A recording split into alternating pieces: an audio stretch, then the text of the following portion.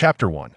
The World of the Pirate King. On a fateful day in June of the year 1489 of the Sea Circle calendar, an unexpected turmoil erupted at the clandestine experimental base of the world government, located in the new world of Punk Hazard. Multiple test subjects suddenly experienced a chaotic awakening, their genetic factors mutating or emerging, resulting in a surge of power. The consequences were disastrous. As the experimental zone descended into chaos, the subjects breached the fortified glass barriers, igniting fires and damaging equipment, while both conscious and unconscious subjects seized the opportunity to flee, spreading the chaos into residential, energy, and control areas. At that moment, the distant sky darkened ominously as clouds swirled in reverse. The heavens appeared as an inverted funnel, from which a beam of golden light shot forth, slicing through the sky, only to explode midway into two shooting stars. Just as the armed forces of the secret experimental base were organizing an effective counteroffensive on the brink of regaining control over the uprising, one of the falling stars hurtled toward the base, crashing down with a resounding impact. This calamity severely weakened the base's defenses, reversing the tide of the situation and plunging it into further disarray. In a laboratory untouched by the chaos, a massive figure lay unconscious upon a 10-meter-long experimental table. The man, adorned with horns and cascading black curls, bore a scaled tattoo on his left chest, clad in leather attire, with his hands and feet shackled. A flicker of golden light then pierced his brow, rousing him from his slumber. Nearby, another figure lay on the table, a silver-haired boy with black feathered wings sprouting from his back. The horned giant, awakening groggily and feeling irked, forcefully broke free from his shackles seemingly summoned from thin air. A spiked club rested on his shoulder as he approached the silver-haired boy, shattering his chains and awakening him. Together, they strode boldly out of the military's secret experimental base. Meanwhile, the other shooting star soared toward the vessel of the celestial dragon, Emperor Saint, who was cruising in the West Sea while collecting the heavenly gold. Aboard the luxurious ship, the Holy Ghost, a slender boy of 11 or 12 years, donned a transparent headpiece and sported a tuft of chestnut hair, styled akin to a crown. This was Emperor Saint, the master of the ship, who was at that moment resting in his opulent quarters as the meteor blazed through the sky. It struck with a thunderous boom, causing the Holy Ghost to tilt sharply. The meteor fortuitously crashed through the side of the ship, piercing the floor beside the grand bed. The sleeping Emperor Saint was caught completely off guard by the explosion, which hurled him against the corner of a massive bookshelf in the room, causing him to spew forth blood from injuries sustained to his abdomen, chest, and head. The guards aboard the ship shouted, "Intruder alert! Intruder alert! Protect the young master! Protect the young master!" Simultaneously, the golden light that pierced through the floor of the master bedroom surged into the slave confinement chamber located at the bottom of the ship, triggering an explosion that affected numerous captives. Amidst the swirling smoke and dust, a flash of golden light darted into the forehead of a boy, who appeared to be around 10 years old and stood approximately 1.30 meters tall. Notably, a prominent cross-shaped scar adorned the left side of his forehead. In the year 1500 of the Sea-Round calendar, on a day in March, within the depths of the impel-down submarine prison on level 5, at the end of a dimly lit corridor, stood a solitary cell, towering at 4 meters high. In the shadows of the cell, a towering figure, a man with golden hair and a beard exceeding 7 meters in height, leaned against the wall, his head bowed, revealing a prominent nose, neither thick nor thin lips, and eyes obscured by long hair, rendering them invisible. His robust physique, with a bare upper body displaying well-defined muscles, belied the fact that this inmate had been imprisoned here for over a year, having just turned 20. The sudden sound of footsteps shattered the previous silence as a guard approached, carrying a food box measuring 1 meter long, half a meter wide, and half a meter high. Reaching the cell door, he opened a small access panel to place the food box inside, calling out to the inmate, "Prisoner Taylor, it's time to eat." After securing the small door, he turned and departed, the echo of his footsteps resuming in the corridor. With a gentle movement of his hand, the inmate named Taylor shifted slightly, the sound of the sea-stone handcuffs rattling after a prolonged period of inactivity.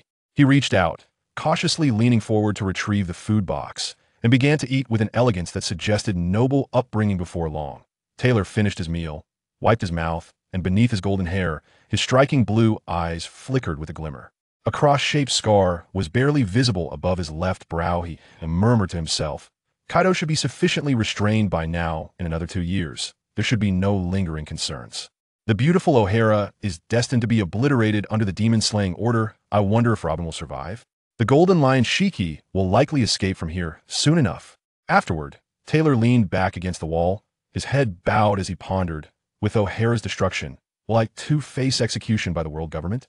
After all, the charges against me stem from my studies of ancient texts and the interpretation of the blank centuries history in O'Hara, with the intent to undermine the world government. In the next moment, Taylor raised his head slightly, his azure eyes shifting between light and dark as he fell into deep thought, reflecting on his journey since arriving in this world over a decade ago, rewinding to nearly 11 years prior. It was a day in June of the year 1489 in the sea-round calendar when a meteor streaked toward the ship of the celestial dragon, Saint Ephemeron, as it cruised the West Sea aboard the vessel Hoary Ghost in a realm suffused with golden hues. A soul awakened, and a voice echoed in the air. Was I not electrocuted too? Death? How peculiar. Where's this place? Could it be the so-called paradise of the West? In the next moment, the backdrop of the space darkened, and above, a somewhat ethereal golden orb emitted a gentle and comforting glow. In the distance, there stood a conjoined figure, their lower halves united, yet their upper bodies divided into two, resembling a child. This spectacle left Zhao Xinglong, who had unexpectedly perished from an electroshock on Blue Star, rather bewildered. After a prolonged moment of contemplation, Zhao pieced together fragments of narratives from previous novels, surmising that he was now in a realm of souls, existing as a spirit. Much like the conjoined entity he beheld, however, this conjoined soul had lost all semblance of consciousness. Zhao focused his awareness on the somewhat elusive spirit, and suddenly felt the gaze of 6 eyes observing everything within the space. Subsequently, Zhao Xinglong, who had traversed realms and taken possession of this body, gleaned some valuable information. The child was named Tyler, his full name being Thomas Tyler, a mere 7 years of age, originally a scion of the Thomas family, a noble lineage from the kingdom of Libunia in the North Sea. At 4, he had been captured by human traffickers, subsequently sold to the world government. For a year, Tyler had been subjected to a myriad of bizarre experiments in a clandestine facility in the New World, treated like a lab rat, a test subject of the world government. This segment of memory was exceedingly hazy for Tyler, leaving Zhao uncertain of the nature of the experiments conducted upon him. This ambiguity likely contributed to the government's decision to handle his case without execution. 6 months prior, Tyler had been classified as a failed specimen and was secretly disposed of, only to be resold as a slave to the celestial dragon, Ephemeron. At that moment, Zhao finally comprehended that he had entered the world of One Piece. As Zhao Xinglong gradually awakened in Tyler's body, he endeavored to acclimate to his new form. He turned his head to survey his surroundings, which appeared to be the lower deck of a ship, transformed into a slave-holding chamber and a storage area for various items. Zhao maneuvered Tyler's body slightly, shaking his somewhat numb arms, and made a determined effort to sit up. Initially, it proved to be a challenge. He soon realized he was confined within a solitary cell, which was cold and damp, saturated with a musty odor mingling with the salty tang of the sea, and intensely pungent combination. Nevertheless, these discomforts did not divert Zhao's attention. Significantly, he observed that a lavish wooden box, which should have been opulent, lay just 2 meters away from the warped and deformed iron bars of his cage.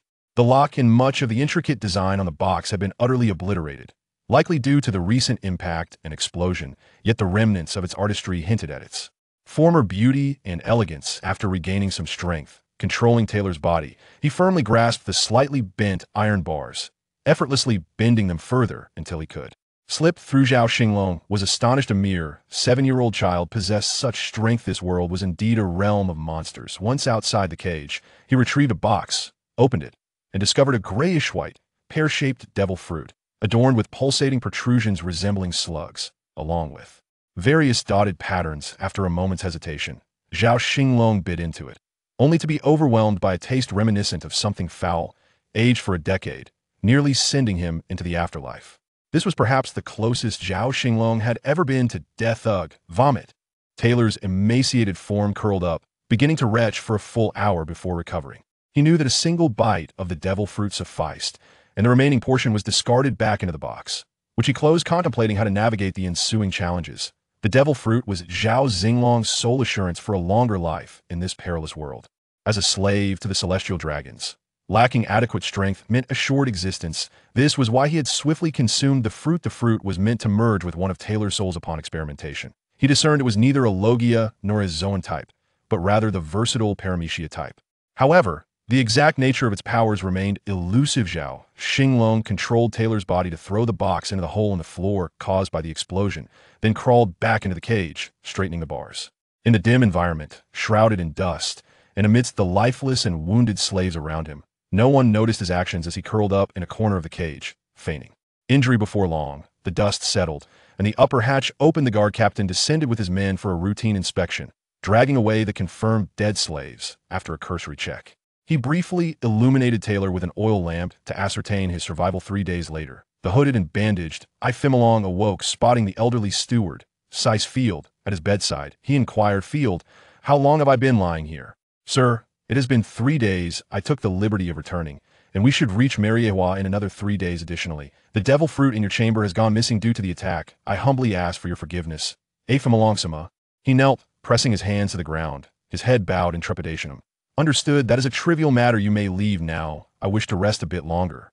"Of course, my lord."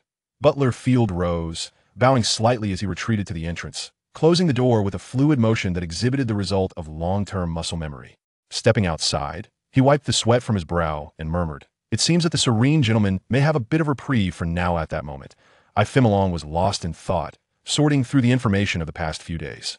The man lying in bed, Xinglong, was no longer entirely himself. Rather, he was a fusion of the unexpected crossover with Zhao Xinglong, who had inhabited the persona of Tyler. Zhao Xinglong was originally an employee of a large security company named Tianyu Security in the nation of Huaxia on the Blue Star. Born in 1978, he was now over 40. His ancestral roots traced back to Changshan, where he was a direct descendant of Zhao Tuo, the sovereign of the Southern Yu Kingdom in Huaxia's history, and the 108th descendant of the famed General Zhao Yun, known as Zhao Xinglong from the Three Kingdoms era. According to the arcane rules of the family genealogy, the number 108 corresponds with the principles of celestial and terrestrial cycles, signifying a significant reincarnation. Thus, Zhao Xinglong's given name was intended to resonate with that of his forebear, Zhao Yun, leading him to be named Zhao Xinglong in the family records. However, to adapt to contemporary societal norms, he was registered simply as Zhao Xinglong. Having practiced martial arts since childhood, Zhao Xinglong possessed remarkable physical strength, particularly excelling in the Zhao family spear techniques. His mastery of the serpent's 7 probes, a technique created by his ancestor Zhao Xinglong, had reached a level of expertise, and he had also delved deeply into both the 8 extremes and Tai Chi martial arts. At the age of 21, he enlisted in the military, serving in a special forces unit for a decade. After his discharge, he joined Tianyu Security, where his exceptional skills and calm demeanor earned him a high-paying assignment in Africa for 12 years, executing special tasks. Just a month ago, he returned home to take a position as the chief instructor within the organization, granted a 2-month paid leave as a token of appreciation for his years of service. As an avid fan of novels and comics, particularly enamored with the epic One Piece, Zhao Xinglong devoted himself to this long-running masterpiece during his leave. However, after a month of intense binge reading, he found himself fatigued and somewhat disoriented. Tragically, he met an untimely end due to an unexpected accident. His enjoyment of life abruptly cut short, a grave misfortune indeed. What was meant to be a final resolution for Zhao Xinglong turned into an unforeseen twist as he was drawn here by a golden orb, fortuitously finding himself inhabiting the body of a slave boy named Tyler. This boy had also perished due to the orb's descent, yet, upon learning of Tyler's past, Zhao Xinglong realized that this was, in fact, a liberation for Tyler as well. At merely 7 years of age, Tyler had endured a year of experimentation and had been tormented for half a year by Xinglong for amusement, and having recently been swept up in an explosion, Tyler had long since resigned himself to death, devoid of any will to live. 3 days prior, Zhao Xinglong, having inherited Taylor's physique, consumed a rare paramecia-type devil fruit of the soul category, which he has since been diligently studying. To his astonishment, he discovered that this fruit is indeed one of the rarer soul-type devil fruits. Among the known soul-type fruits are Brooke's Yomi Yomi no Mi, Princess Perona's Huru Hora no Mi, and Charlotte Linlin's Su no Mi. The possessor of this fruit has the extraordinary ability to inhabit and control the souls of others, akin to having a doppelganger. Consequently, Zhao Xinglong dubbed it the soul-hosting fruit. However, this does not imply that one can freely inhabit any soul. Currently, he can only host a single soul at a time, with numerous restrictions in place. For instance, the host must temporarily lose consciousness, and the soul must possess sufficient strength and willpower, among other conditions, for successful soul hosting. Zhao Xinglong conducted several experiments among the slaves of the same tier and discovered that only 2 frail and timid slaves could be successfully inhabited. Additionally, living beings that had recently succumbed to death approximately half an hour prior could be easily hosted. Two slaves who had perished alongside Taylor due to an explosion were nearby, while a little further away lay another severely injured slave. Just 2 days ago, shortly after Zhao Xinglong confirmed the fruit's capabilities, this latter slave passed away, and Zhao Xinglong effortlessly took control of the recently deceased individual. However, this did not prevent the gravely injured slave from ultimately succumbing to their injuries. Consequently, Zhao Xinglong set his sights on the celestial dragon, Ephemelong, whose fate is intricately tied to his own. The previous day, he had overheard a commotion among the guards and servants, a cacophony of shouts and chaos, leading him to deduce that Ephemelong was likely facing some significant troubles. Zhao Xinglong speculated that Ephemelong might have sustained severe injuries, possibly life-threatening, due to the shockwave, much like the other slaves. Currently, he should still be in a state of unconsciousness. Seizing the opportunity during the night when everyone was resting and the butler and guards were still in a state of disarray, Zhao Xinglong took control of Taylor's body to pry open the iron bars once more. Guided by the half-golden orb in the realm of his soul, he stealthily infiltrated the ship's interstitial space, proceeding to the lower level of Ephemelong's recovery chamber. Within the limits of his current abilities, he activated his fruit power, fortuitously finding Ephemelong within the range. Without hesitation, Zhao Xinglong invaded Ephemelong's soul consciousness space, only to discover that Ephemelong was, in fact, a dual soul entity. This revelation posed a significant dilemma for Zhao Xinglong, as he could only host one soul while Ephemelong possessed two.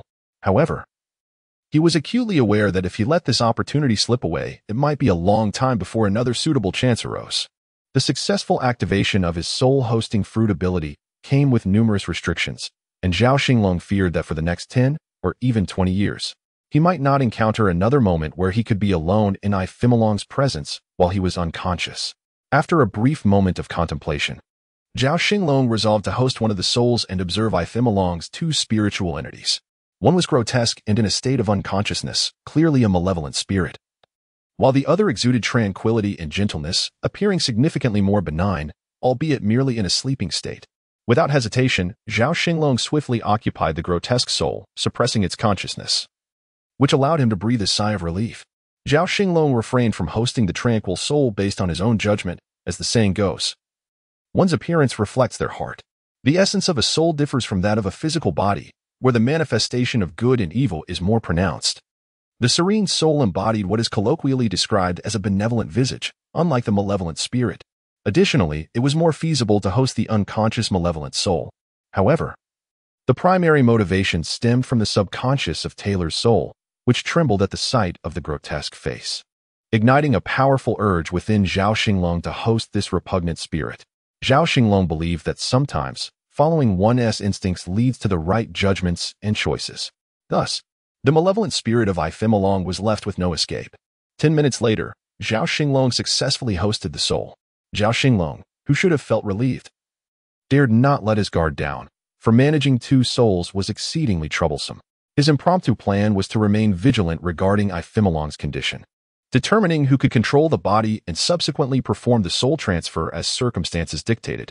However, this method was fraught with uncertainty, as the requirements for such a transfer were numerous, compelling him to proceed with caution.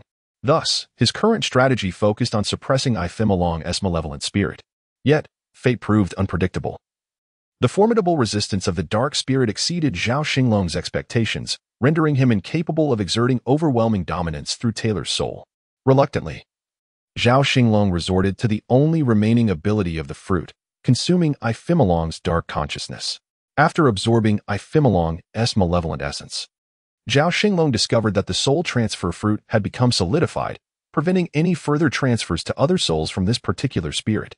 This meant that Ephemelong's other soul was temporarily unable to be transferred or suppressed, unless the original Ephemelong's spirit were to perish. Only with future advancements in the development of his fruit could more soul transfer opportunities arise. At present, Taylor was akin to a powerless fledgling. Upon returning to the cage, Zhao Xinglong noted that both the steward and the guards had been attentively monitoring Ephemelong's physical condition over the past few days. Their inspections of the slaves were cursory, each bearing an air of concern and urgency. After all, should Ephemelong perish aboard the ship, all aboard would be compelled to accompany him in death, a matter of great consequence for the celestial dragons and the world government. Once back in the cage, Zhao Xinglong controlled Taylor, who remained curled in a shadowy corner. He then directed his focus to untimely. Although the tranquil soul within untimely was considerably stronger than the destructive dark spirit, the essence of a celestial dragon was indelible, marked by an inherent arrogance. The serene soul, while not a harbinger of indiscriminate violence, was not saintly either. It exhibited a lack of reverence for life, neither proactively committing evil nor intervening to prevent it. This duality was the reason untimely's two souls coexisted without conflict, yet it merely postponed a significant threat. Zhao Xinglong's greatest apprehension had been returning to the holy land of Mariehua. After recuperating, the unpredictable untimely might, under some provocation, commit an act as trivial yet catastrophic as wantonly killing Taylor. The capricious nature of that wretch could lead to any misdeed. As Taylor vividly recalled the torment inflicted by the malevolent untimely over the past 6 months, which had morphed into a haunting nightmare, untimely embodied Taylor's inner demons. Eliminating him would aid Zhao Xinglong in asserting control over Taylor's soul. Moreover, the Taylor currently inhabited by Zhao Xinglong lacked any capacity for resistance, especially within the sanctum of the celestial dragons. However, upon delving into the memories of the malevolent soul he had consumed, Zhao Xinglong came to comprehend the sordid past of the wretched boy named untimely. He felt a sense of righteous vindication, devoid of any need for further justification or a hint of remorse, even though the boy was merely 11 years of age. The transgressions of the devoured consciousness were indeed egregious and beyond reproach. This was particularly so given untimely's youth and his dual-soul existence, where a portion of the time was governed by a relatively benevolent spirit. Nevertheless, the malevolence exhibited by the wicked soul in times past warranted severe retribution. Zhao Xinglong surmised that the other celestial dragons were even more unfathomable. He understood the principle of survival of the fittest. Having long dwelled on the precipice of life and death, he had grown accustomed to the cycle of existence and demise. Yet, he found it perplexing that those who lacked any real power could still exhibit such brazen arrogance without restraint. In a previous life, such individuals would have typically found themselves nearing their demise. Zhao Xinglong inherited the body of Tyler, along with a dual-soul entity. This experimental failure was still shrouded in uncertainty. Yet it seemed to possess commendable physical aptitude. The potential hazards remained unknown.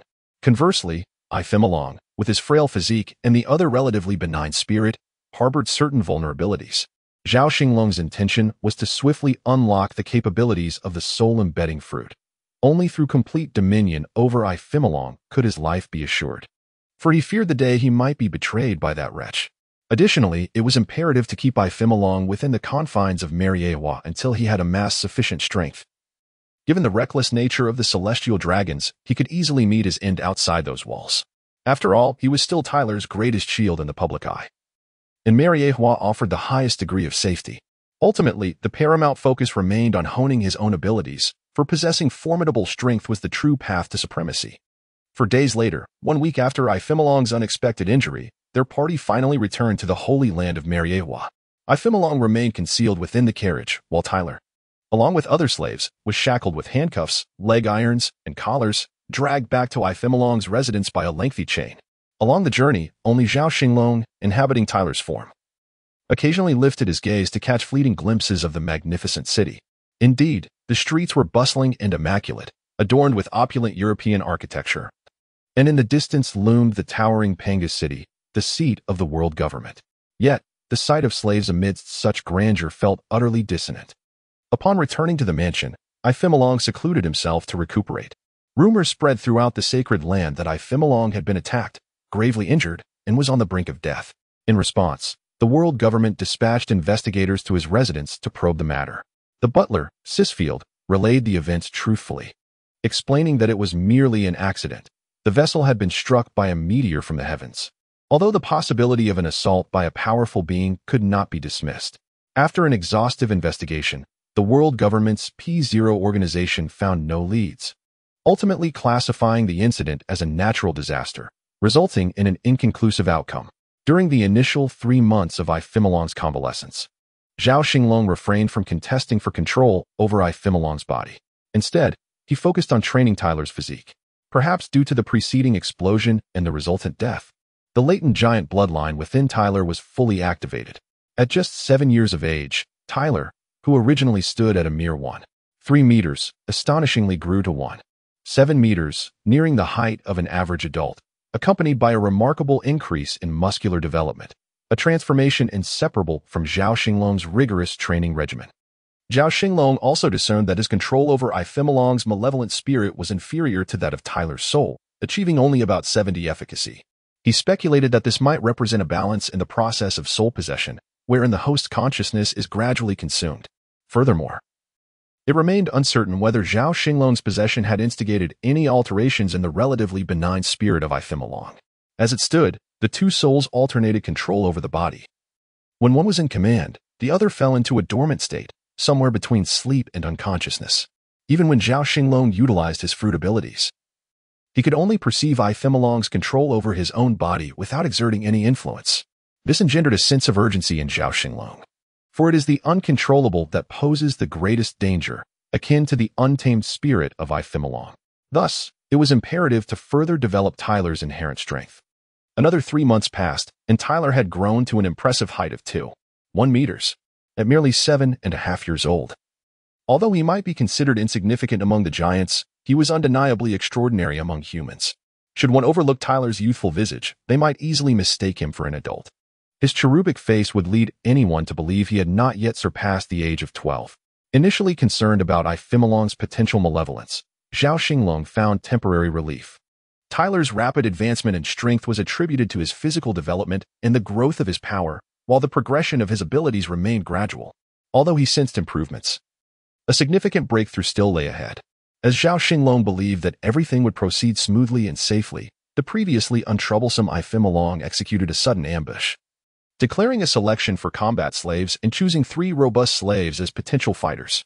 Unexpectedly, among the selected was Tyler, who had grown over 80 centimeters in the past 6 months, leaving Zhao Xinglong somewhat speechless. The butler, Sisfield, exhibited remarkable efficiency within half a day. This usually subservient steward stood upright before the cages that held the slaves, gesturing 3 times and instructing the guards behind him. It is these 3. Bring them out of their cages and take them to the training arena. With that, he led 1 guard away, while the other 3 approached the cages, including Tyler's. Unlocking the doors and grasping their shackles, commanding, "Step out, move," he led the 3 away. While the other slaves in the cage gazed at them with varied emotions, some eyes sparkled with hope, others were blank, some were lifeless, and a few did not even cast a glance at the departing figures. Along the way, Zhao Xinglong observed Adams and Tobal out of the corner of his eye. Adams, with his tousled golden hair, stood tall at nearly 3 meters, his large, expressive eyes shining brightly. He possessed a prominent nose and a wide mouth, with a noticeable scar etched across the right side of his face. A 1-inch-long stubble adorned his jawline, and he was bare-chested, showcasing a robust physique and well-defined muscles, complemented by a dense patch of chest hair. Numerous scars marked his abdomen and arms, while a distinct imprint of the heavenly dragon's hoof decorated his back. He wore tattered green pants that exposed his calves, and his bare feet gave off an aura reminiscent of a ferocious bear. In contrast, Tobal was a lean man with black hair, appearing less muscular than Adams. Yet, Zhao Xinglong understood that such an opponent must not be underestimated. The strength concealed within that lithe form was formidable. His narrow, slanted eyes glinted with a menacing light, and he stood around 2 meters 70 tall. Slightly shorter than Adams, but still taller than the just over 2-meter tall Tyler. Dressed in a sleeveless top and shorts, with simple cloth shoes, Tobal struck Zhao Xinglong as akin to a savage wolf. As the 3 entered the training arena of the Ifimelong estate, they found themselves in a space reminiscent of a miniature Roman Colosseum, a circular arena approximately 2 meters in diameter, surrounded by tiered seating. In the prominent area of the audience seat sat the estate's master, Ifimelong, a boy of less than 12 years, calmly sipping tea and perusing a newspaper, with a book resting beside him. His face, framed by a hood, was reasonably handsome, topped with a towering crown-like hairstyle. Unlike those of the mature men who were typically portly and balding, Zhao Xinglong found Ifimelong quite appealing, particularly when compared to Tyler, who bore a more rugged appearance. Although not as coarse as Zhang Fei, Zhao Xinglong mused that he might one day resemble a larger version of him. At that moment, the elderly steward, Sisfield, stooped and addressed Ifimelong. "Your Excellency Ifimelong, the individuals you summoned, Adams, Tobal, and Tyler, have arrived. Please give your instructions." "Yes, please explain the rules to them, Field," Ifimelong replied, his voice devoid of warmth, tinged with a hint of detachment and indifference. The old steward, Sisfield, bowed before Xinglong. Moving from the main seating area to the first row by the railing, he addressed Zhao Xinglong and the others. The gladiatorial tournament is set to commence in 2 months. It is a privilege granted by His Excellency Xinglong himself to have you three named personally. From this day forth, you shall serve as His Excellency's gladiators, shedding all other identities. Should you achieve commendable results, immense rewards await you.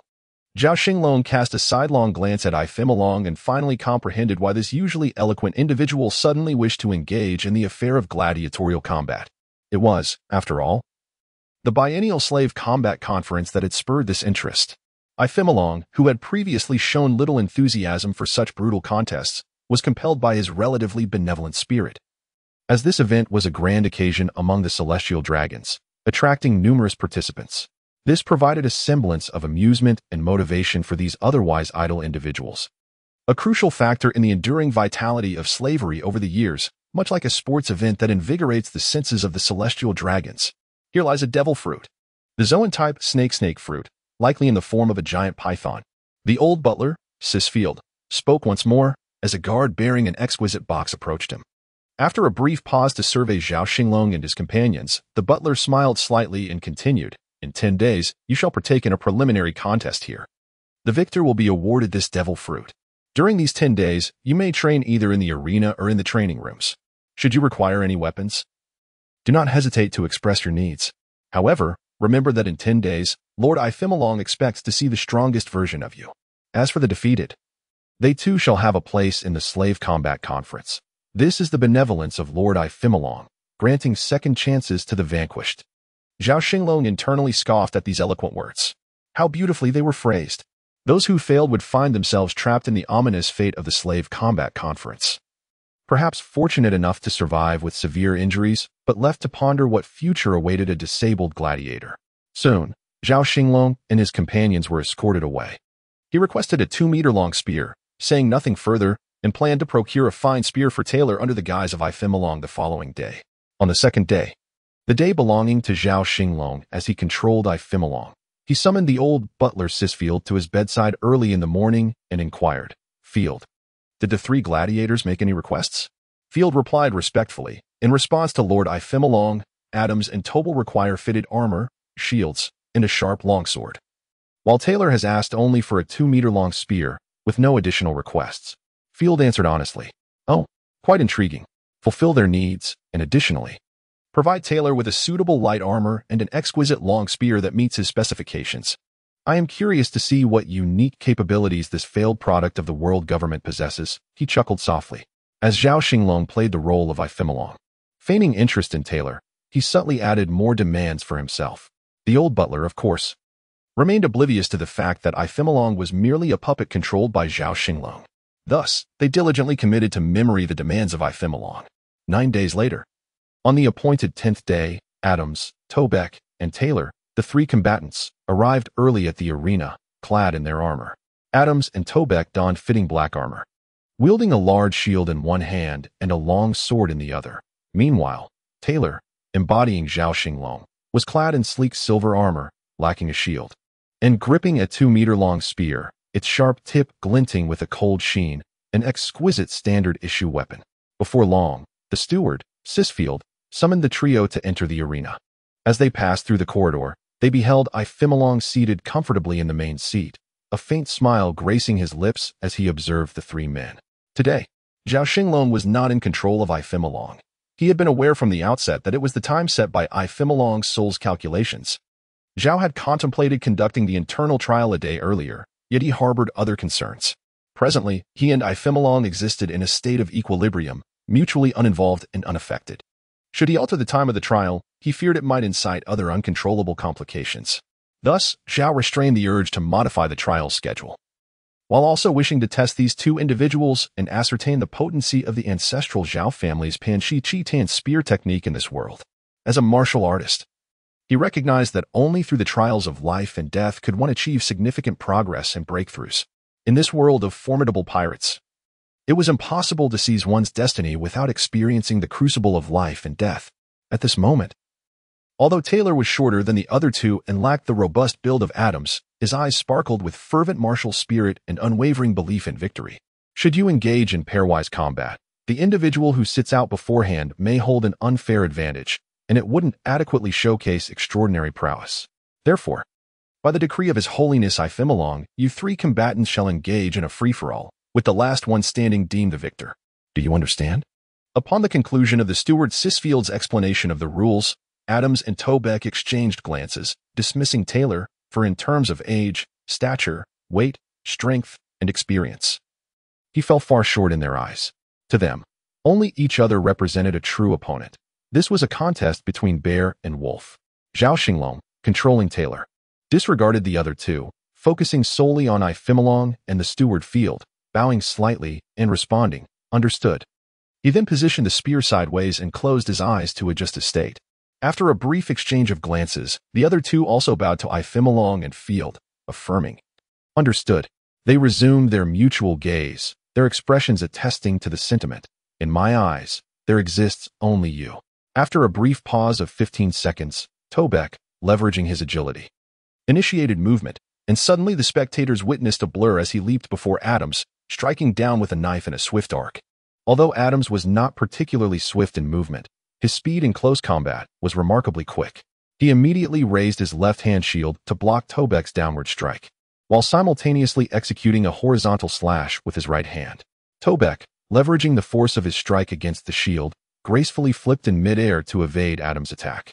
The 2 engaged in a spirited exchange, trading blows for over 10 rounds, neither gaining the upper hand. Utilizing the momentum from a counterattack, Tobeck performed 3 agile flips to widen the distance between them, bringing their skirmish to a temporary halt. Meanwhile, Tyler, standing aside, remained in a meditative state, seemingly indifferent to the fierce battle unfolding before him. In the audience, the dignitary Ephemeron watched the scene with keen interest, while even the butler, Seth Field, observed the trio with a hint of surprise as the unfolding scenario diverged from his expectations. He had envisioned a chaotic melee, not this peculiar tableau. At this moment, Adams and Tobeck exchanged glances, silently communicating before they both charged, not at each other, but towards the oblivious Tyler, weapons raised for either a downward strike or a horizontal slash. Just as they reached Tyler, he suddenly opened his eyes wide, brandishing his rifle horizontally, executing a move known as the coiling serpent's protection. The rifle's barrel arched overhead, deftly intercepting Adams' horizontal slash. In one fluid motion, he transitioned into the coiling serpent's circle, raising the butt of the rifle to deflect Tobeck's downward strike. With 2 fluid maneuvers, he thwarted both attacks. The rifle spun above his head like a serpent coiling, ready to strike. This was the creation of Zhao Yun. The Zhao family's coiling serpent 7 probes, characterized by its fluidity rather than rigid forms, encompassing the 4 coiling techniques in the 7 probing strikes. One probe aimed straight for Adams' chest. Adams raised his shield to block, but Tyler, with a sudden change in direction, executed a 7 probes thrust, piercing through Adams' left thigh. With a thunderous thud, Adams collapsed to the ground. Seizing the opportunity, Zhao Xinglong, controlling Tyler's movements, initiated another 7 probe sweep, a sweeping strike reminiscent of 1,000 troops charging. Seeing Tyler injure Adams with a thrust, Tobeck's vigilance heightened. As the sweeping strike approached, he leaped into the air to evade, but Zhao Xinglong advanced, the rifle spinning overhead, continuing the coiling serpent sequence. Following this, the 7 probe stab erupted like a torrential downpour, enveloping the airborne Tobeck in a flurry of strikes. Caught off guard by Tyler's swift advance and thrust, Tobeck hurriedly attempted to dodge, but realizing there was no escape, he curled his body and raised his shield and sword to protect his vital areas. Tyler's thrust struck true, piercing Tobeck's right ankle and severing his tendons. "Ah!" Tobeck cried out in agony as he crashed heavily to the ground.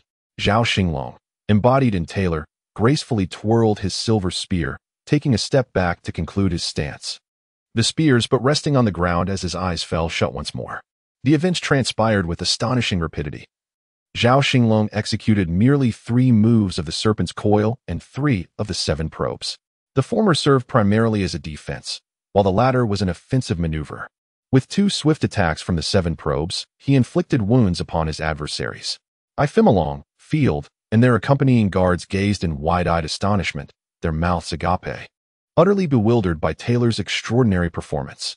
In the realm of pirates, sword masters and great sword masters are not uncommon. However, formidable wielders of polearms are a rarity.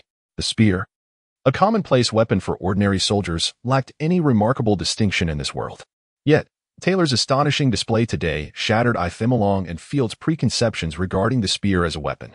On the ground lay Adams and Tobeck, their expressions grim, fear filling their eyes. They had anticipated that one of them would emerge victorious. Dismissing the still youthful Taylor as inconsequential, little did they realize their grave misjudgment. Initially, they intended to eliminate Taylor together, but even in their combined state, he effortlessly parried their attacks in just 2 moves before dispatching them to the ground in merely 3 more. The scene fell into an eerie silence, punctuated only by the heavy breaths of the defeated. Butler Field and Lord Xinglong remained ensnared in astonishment, unable to regain their composure until 30 seconds had elapsed. Gradually, Xinglong returned to reality, casting a knowing glance at the closed-eyed Taylor, a faint smile gracing his lips. Turning to the still-dazed butler, he cleared his throat gently. The butler, as if awakening from a dream, turned to Xinglong and bowed in apology. My lord Xinglong, I beg your pardon. Taylor's extraordinary performance took me by surprise, and I momentarily lost my focus. This is my oversight, and I humbly ask for your leniency.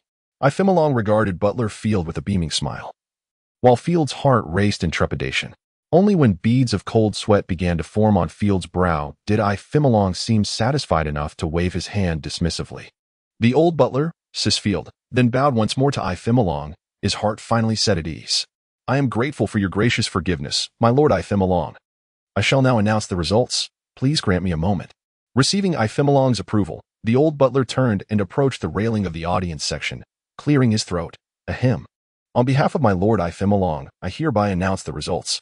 The victor of this internal selection test is Taylor, in accordance with my lord Xinglong's wishes. The previously displayed devil fruit shall be bestowed upon you for your use. At that moment, the elderly butler fixed his piercing gaze upon Zhao Xinglong, who was currently residing in Taylor's body. Zhao Xinglong, taking control of Taylor, opened his eyes, casting a glance at the butler Field, before turning his attention to Xinglong. Grasping the large gun in his right hand, he spoke. Thus, Taylor expresses his gratitude for the rewards bestowed by Lord Xinglong and Lord Field. With that, he offered a slight bow. Xinglong, with a bemused smile, softly urged, then consumed the fruit. Upon hearing Xinglong's words, the old butler chuckled and nodded respectfully towards him, before instructing the guard behind him, who was holding a box containing the devil fruit. Go, deliver the devil fruit to Taylor. Yes, Lord Field. The guard responded promptly. And Field turned once more to Taylor, declaring, Taylor, it is the will of Lord Xinglong that you consume the devil fruit here and now. Zhao Xinglong felt a tightening in his heart, as the formidable spirit within him distinctly sensed the hostility and malice emanating from Xinglong. He couldn't help but ponder that Xinglong had likely begun to suspect the connection between himself and the other spirit that intermittently shared control of the body. Or perhaps the link to Tyler. Despite being unable to introspect into his own spiritual realm, Xinglong's intuition was undeniably sharp. He feared that someone might have utilized the powers of a devil fruit to manipulate another version of himself. Although he had never interacted with this other self, they were both aware of each other's existence. Presently, feedback from those around him indicated that the demeanor and behavior exhibited by the other self starkly contrasted with previous conduct, further complicating matters with an ambiguous relationship with Tyler, thus deepening Xinglong's suspicions. This led to the current scenario, where Xinglong was intent on observing Tyler's reaction upon witnessing the consumption of the devil fruit. If Tyler were to resist and refuse to partake, it would certainly imply something amiss, leaving Xinglong with little choice but to act decisively. The underlying threats within his own body had troubled Xinglong for the past 3 months, as he contemplated various strategies. Although he was not malevolent, he was not averse to taking necessary actions to prevent undue harm to himself. However, Xinglong, being an aristocrat untouched by the realm of scientific inquiry, could not fathom that it was possible for someone to consume more than one devil fruit. It was not yet the time, 2 decades later, when the notorious Marshal D. Teach would emerge, revealing to the world the extraordinary possibility of possessing multiple devil fruit abilities. Zhao Xinglong, contemplating Xinglong's thoughts, surmised the necessity of immediate consumption of the devil fruit. While this action may not wholly dispel Xinglong's suspicions, it could significantly alleviate his doubts and provide Zhao Xinglong with a crucial respite.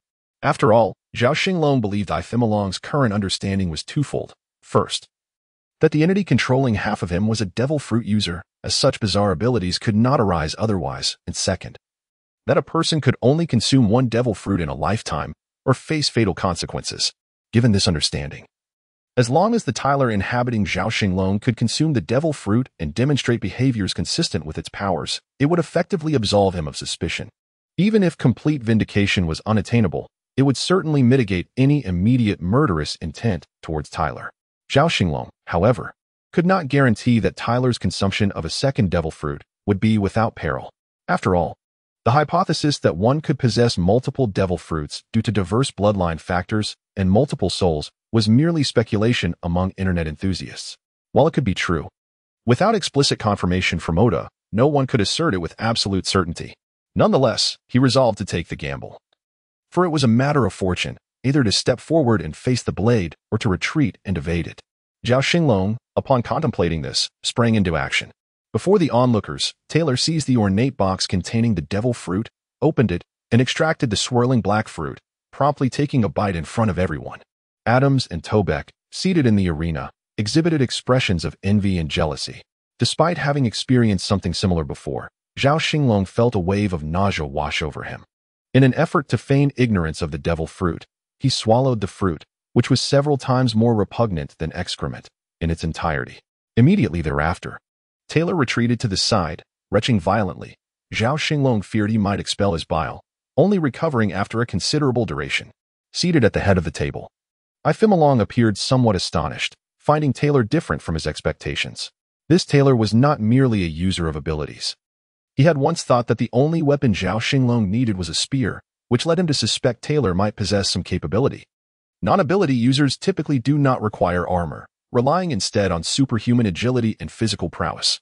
Although Taylor had grown considerably taller and stronger over the past 6 months, he evidently did not fit this category. However, it now seemed that he was not protected by any fruit abilities but rather by his astonishing marksmanship, which was both offensive and defensive, coupled with an unparalleled confidence that rendered armor unnecessary. In that moment, Ifemalong overlooked a critical point. From where could such profound marksmanship originate in a child not yet 8 years old?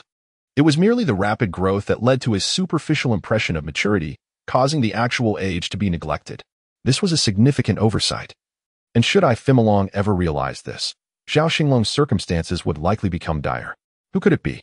Had that despicable individual turned over a new leaf and become less malevolent? Unlikely. While anyone in this world could change, that particular scoundrel was beyond redemption, surely controlled by some external force. But who could it be? The audacity to attempt to manipulate the celestial dragons in Marioa. Could it be that wretched family of Roswald and Charlos? All because I dealt with that obnoxious sniveling fool last year? That imbecile with snot hanging from his nose makes me feel utterly repulsed. It is none other than that scoundrel Ilphus, who persistently antagonizes me. Humph. If I catch wind of his schemes, I shall not spare this wretched bunch. Ifemalong contemplated the hidden adversary in silence, disregarding the others around him. At this moment, Zhao Xinglong was too preoccupied to pay attention to Ifemalong. He was focused on Taylor's condition within his soul space. It felt as though something within him had suddenly dispersed and then coalesced once more. At that moment, Zhao Xinglong beheld a stout black python slithering towards his very soul, prompting him to instinctively hide behind the golden orb. The black python appeared to be intimidated by the orb, reluctant to approach. Ultimately, it had no choice but to entwine itself around a soul body of Taylor that remained free from demonic entanglements, while another soul body was already ensnared by a demonic apparition. As he sensed the surge of power within his body, Zhao Xinglong realized that the animal fruit was indeed the most compatible manifestation for a physical cultivator, yielding substantial enhancements. The increase in strength, speed, and endurance was palpably evident, likely due to Taylor's body having only just begun its wild growth, lacking full development. Otherwise, the recently consumed animal demon fruit would not have produced such an exaggerated augmentation.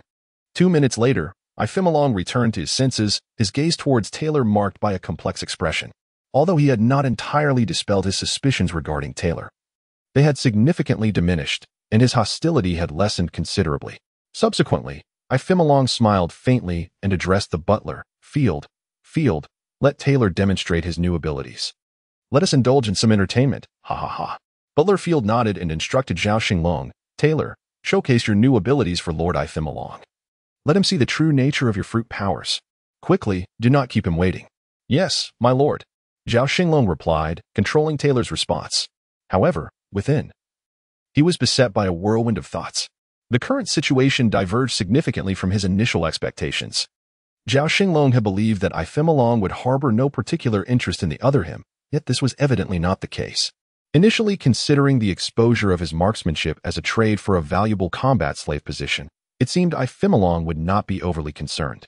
For in the eyes of the celestial dragons, value is paramount, especially concerning combat slaves, who serve as a reflection of each celestial dragon's status. Whether in combat slave tournaments or as bodyguards, they hold immense worth. Should he triumph in the combat slave competition, Ifemalong would garner both prestige and substance, rendering him indifferent to the origins of Zhao Xinglong's marksmanship. Of course, whether Ifemalong would live to see that day, or if Zhao Xinglong could ensure he did, remained uncertain.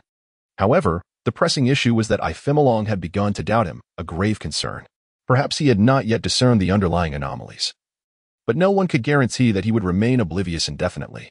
Zhao Xinglong deemed it imperative to expedite the development of his soul fruit abilities. As Zhao Xinglong contemplated his current predicament, he utilized Taylor's soul to control his body and undergo a transformation. A massive black python materialized in the arena, while Adams and Tobek were dragged away by other guards. The diameter of the arena was largely occupied by Taylor's transformed serpent, measuring nearly 30 meters in length and approaching 2 meters in diameter. Its body was adorned with palm-sized black scales, and several prominent scars marred its back. On the left side of the serpent's head lay a grotesque cross-shaped scar, a remnant of the malevolent spirit of the ephemeron that Zhao Xinglong had devoured. The serpent raised its head high, with a pair of horns curving forward, emanating an eerie cold light from its vertical pupils. Its flickering tongue projected an immense pressure. The old butler stuttered with trepidation, and even Ephemeron was taken aback by Taylor's imposing form post-transformation. Regaining his composure, the butler addressed Zhao Xinglong, who was now embodied in Taylor. Taylor, relinquish your powers. To Zhao's ears, it sounded akin to the great sage urging, relinquish your divine abilities. He then turned to Ephemeron, saying, Your Grace, this fruit is extraordinary.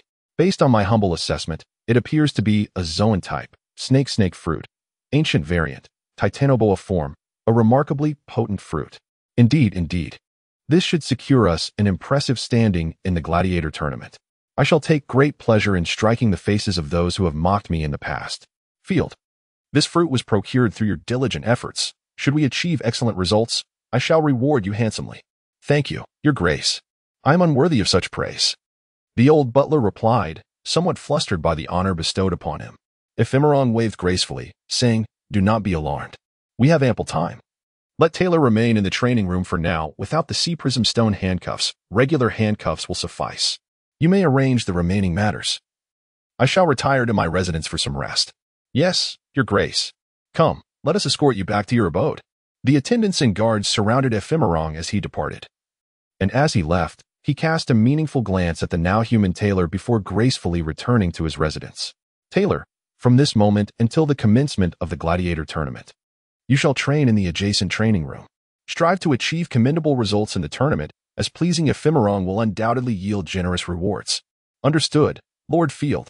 Taylor's emotionless voice echoed as he made his way towards the training room outside the gladiatorial arena. Zhao Xinglong calmly assessed the current situation.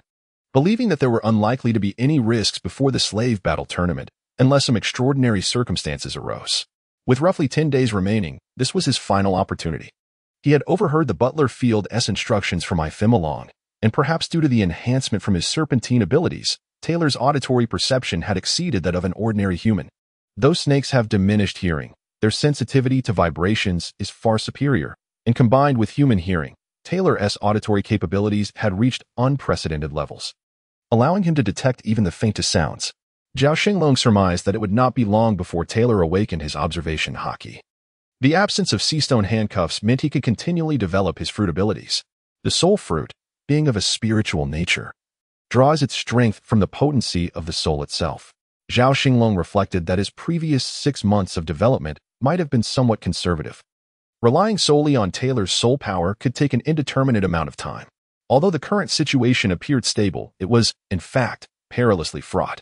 Zhao Xinglong had no other choice but to seize his destiny into his own hands rather than depend on others for survival, which was contrary to his nature. His decision was resolute, to burn bridges and forge ahead. Within this time frame, he needed to concentrate the soul power of the three soul entities in his spiritual space to achieve remarkable results. Time passed quietly for a month and a half, leading to the slave battle tournament. Over the past 40 days, the effectiveness of Zhao Xinglong's development of the soul fruit had been significant, yielding considerable improvement. 30 days prior, he sensed a fundamental enhancement, yet the number of slots had not increased, indicating he was at the second tier of the fruit's usage phase. 3 days ago, he felt that he was on the cusp of a new realm, again a qualitative enhancement, but he sensed he had yet to reach the awakening state of the fruit. He was at the pinnacle of the third tier of mastery. The following day, it was Zhao Xinglong's turn to control Ifimalong's body. Thus, he commanded Ifimalong to instruct Field to summon Taylor. Officially, it was to assess Taylor's condition as the slave battle tournament approached, and Field, without suspicion, brought Taylor, who stood at an impressive 2 meters 3, into the tea room on the right side of Ifimalong's mansion. Zhao Xinglong, in control of Ifimalong, ushered Field out of the tea room, leaving only himself and Taylor within. Their gazes met, conveying determination and gravity. This meeting was somewhat perilous. Yet after a night of contemplation, Zhao Xinglong decided to take the gamble. By utilizing Ifimalong's body, he aimed to absorb the fourth soul entity and combine the powers of all 4 soul entities to break through that thin barrier, thereby eliminating the hidden threat posed by Ifimalong once and for all. In the tea room, Ifimalong sat gracefully upon a solitary armchair, while Tyler adopted a cross-legged position before him. Despite this arrangement, Ifimalong found himself needing to gaze slightly upward at Tyler, a fact that did not escape Zhao Xinglong's playful commentary regarding his diminutive stature. Utilizing the golden orb from the realm of the soul, Zhao Xinglong channeled Ifimalong's spiritual energy, intertwining it with that of the other 3 soul entities. It was as if the very sound of a shattering barrier could be perceived, heralding the advancement of the soul fruit's powers, which suddenly expanded to accommodate 2 additional soul placements. At that moment, Zhao Xinglong exhaled a sigh of relief. Seizing the opportunity, he commanded Tyler to activate the fruit's powers, once again bestowing a soul upon Ifimalong. Within his soul space, the slumbering essence of Ifimalong was enveloped in a grayish-white aura. Although the previous enhancement had not increased the capacity for soul placements, it had granted a new ability, fusion, allowing the soul entities to merge in addition to merely devouring. While devouring permitted a control of only 70% over the soul entity, fusion allowed for a complete 100% mastery. However, the newly formed consciousness would be influenced by the 2 merging souls. Without hesitation, Zhao Xinglong activated the fusion ability upon the sleeping Ifimalong. In the midst of the fusion, Ifimalong's awareness stirred momentarily, catching sight of Tyler's soul form, prompting him to utter his final words. "Indeed, it is you, Tyler." Subsequently, his consciousness melded with Zhao Xinglong's. Had this been an evil spirit, Zhao Xinglong would have opted for devouring rather than fusion, much like he had with Ifimalong's initial malign spirit. However, Ifimalong's soul consciousness maintained a semblance of principles and boundaries, albeit with a hint of coldness. This aspect resonated with Zhao Xinglong, who was accustomed to the cycles of life and death, suggesting that the fusion would not disrupt the harmony of his own awareness. The next phase was to await the completion of the fusion. Zhao Xinglong, controlling Tyler's body, gracefully exited the tea room and addressed the butler, Lord Field. Ifimalong is feeling somewhat fatigued and has dozed off on the sofa. I shall take my leave now. Please keep a watchful eye on him. Oh, is that so? Very well. I shall attend to him shortly.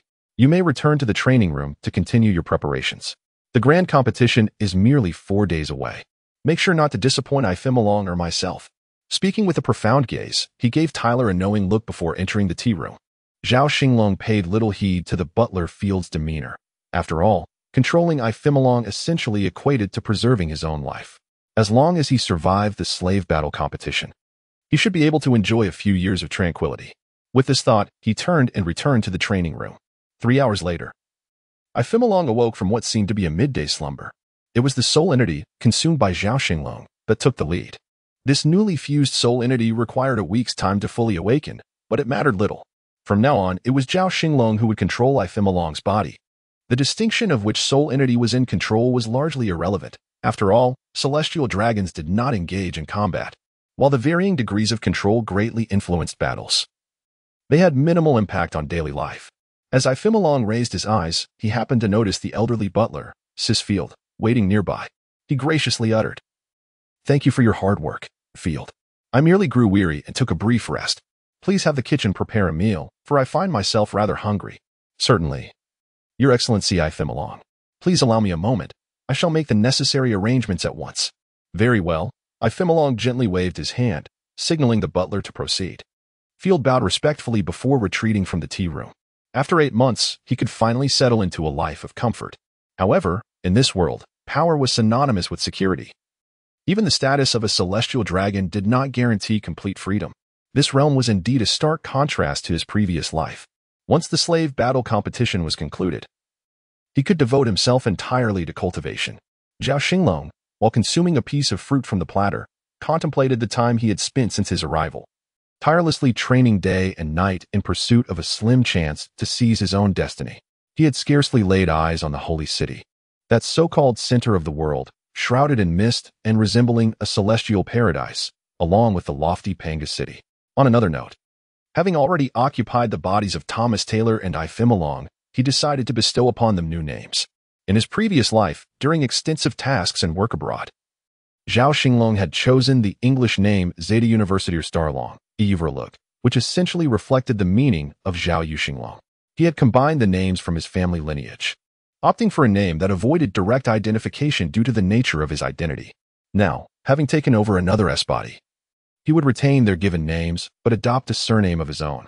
He mused that the character Zhao was rather peculiar in this pirate world and not particularly suitable, thus opting to continue using his previous life as Zeta. Henceforth, Thomas Taylor would be called Zeta Taylor, and I Xinglong would be referred to as Zeta I Xinglong. 4 days later, the Grand Indoor Coliseum of St. Mary Joya hosted the biennial Saintly Battle Slave Tournament. Zhao Xinglong did not execute the previous plan devised by the esteemed I Xinglong. Instead, he sent only Taylor into battle, refraining from dispatching Adams and Tobeck, allowing them to recuperate. This decision was not born from a sudden surge of compassion, but rather from the recognition of their continued value. They could serve as Zeta I Xinglong's bodyguards in the future. After all, Zeta Taylor would need to dedicate more time to cultivation. This conclusion was reached following Zhao Xinglong's contemplations. In this world, strength is the true guarantor of freedom. However, Zhao Xinglong did not anticipate that his actions, taken in the guise of I Xinglong, would astonish and move Adams and Tobeck profoundly. This left him somewhat bewildered, as it seemed that after engaging in numerous misdeeds, even a single act of kindness could elicit such admiration. Being a good person truly comes with its own challenges. A total of 30 celestial dragons participated in this tournament, with the number of competitors precisely at 64, slightly fewer than in previous years, primarily due to the absence of particularly formidable slaves emerging in recent times. The tournament was structured according to the total number of participants, dividing the competition into upper and lower brackets under a knockout format, spanning 6 days. On the first day, 64 would be reduced to 32. On the second day, 32 would be whittled down to 16. The third day would see 16 reduced to 8. The fourth, 8 to 4, then 4 to 2, culminating in the decision of the top 8. The sixth day would host the matches for third and fourth place, along with the championship final. During the initial 2 days, Zeta Taylor encountered no formidable opponents, advancing to the top 16 with ease. Without resorting to his fruit abilities or employing the Serpent S7 Exploration's marksmanship, this unexpected performance left many celestial dragons, who had prepared to mock I Xinglong, utterly astonished. Particularly Charles and Ilphus, who had long held animosity toward I Xinglong. In the upcoming match, Zeta Taylor was set to face Charles' battle slave, Stuart. The old steward, Field, introduced this combatant to Zeta I Xinglong. Esteemed I Xinglong, this individual known as Stuart is a newcomer who has been notably active in the battle slave arena over the past year. It is said he possesses a fruit ability, though its nature remains unknown, as he has yet to showcase it. He is an exceedingly formidable opponent. Armed with this valuable information from Stewart Field, Zhao Xinglong pondered the forthcoming battle and the implications of tomorrow's match. By the original aspirations of I Xinglong, the intended goals had indeed been achieved. 30 celestial dragons. Zeta Taylor has already entered the top 16, situated in the middle ranks, which can be considered as fulfilling the mission. This achievement signifies a considerable advancement for a celestial dragon who has long lingered at the bottom of major competitions, and they will no longer be subject to ridicule from their peers. However, one cannot be certain about Charlos and Ilphus, especially if this match results in a loss. Charlos would undoubtedly seize the opportunity to mock I Xinglong. Presently, Charlos is merely a snot-nosed little brat, not yet having reached the stage in Zhao Xinglong's memory where he becomes infatuated with marriage. In this match, Zhao Xinglong is not overly concerned. Yet the enduring spirit of his ancestor Zhao Xilong must not be tarnished. This is non-negotiable. Zhao Xinglong reminisces about his ancestor Zhao Xilong from the Three Kingdoms era, who, even in retreat, exhibited an air of composure and grace. He truly resembled an ethereal figure in silver armor, a youthful warrior with a white horse and a long spear. Zhao Xinglong is filled with admiration. On the third day of the competition, under Zhao Xinglong's guidance, the resurrected body of Taylor and the soul-possessed body of Ifemilong arrive at the arena slightly ahead of schedule. Taylor, exuding a restrained aura, sits in the resting area, eyes closed in meditation, while Ifemilong, accompanied by Field and a retinue of attendants and guards, takes his place in the spectators' area, appearing unfazed. In the resting area, a tall man with golden hair, a muscular physique, and scars adorning his body gazes intently at Taylor, his eyes filled with a fierce glint, murmuring softly, "Ha ha ha, such a tender little fellow is truly tempting. But once I kill him, that scoundrel Charlos will surely provide me with 10 more delicate youths. Ah, that feeling. How nostalgic." He licks his lips, his gaze betraying a thirst for blood and anticipation for slaughter. 10 minutes later, it is time for Zeta Taylor's duel. Uncertain whether to employ his fruit abilities, Taylor does not don armor today. Instead, he confidently carries a long spear onto the arena, planting it firmly into the ground before closing his eyes once more to gather his focus. At the opposite end of the arena, the golden-haired brute strides in, wielding a standard blade with a swagger that suggests a disregard for kinship. Observing from the sidelines, Zeta Ifemilong appears somewhat taken aback. Were it not for the differences in appearance and attire, Zhao Xinglong might mistake him for the infamous warlord of the sea, the underworld's joker, Don Quixote da Flamingo. There is an uncanny resemblance in the man's flamboyant demeanor. In a fleeting moment, Zhao Xinglong chuckles to himself, while Zeta Ifemilong regains his composure. "Hey, little one.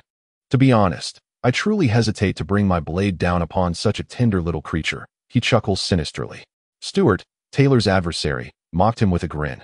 Yet Taylor remained unfazed.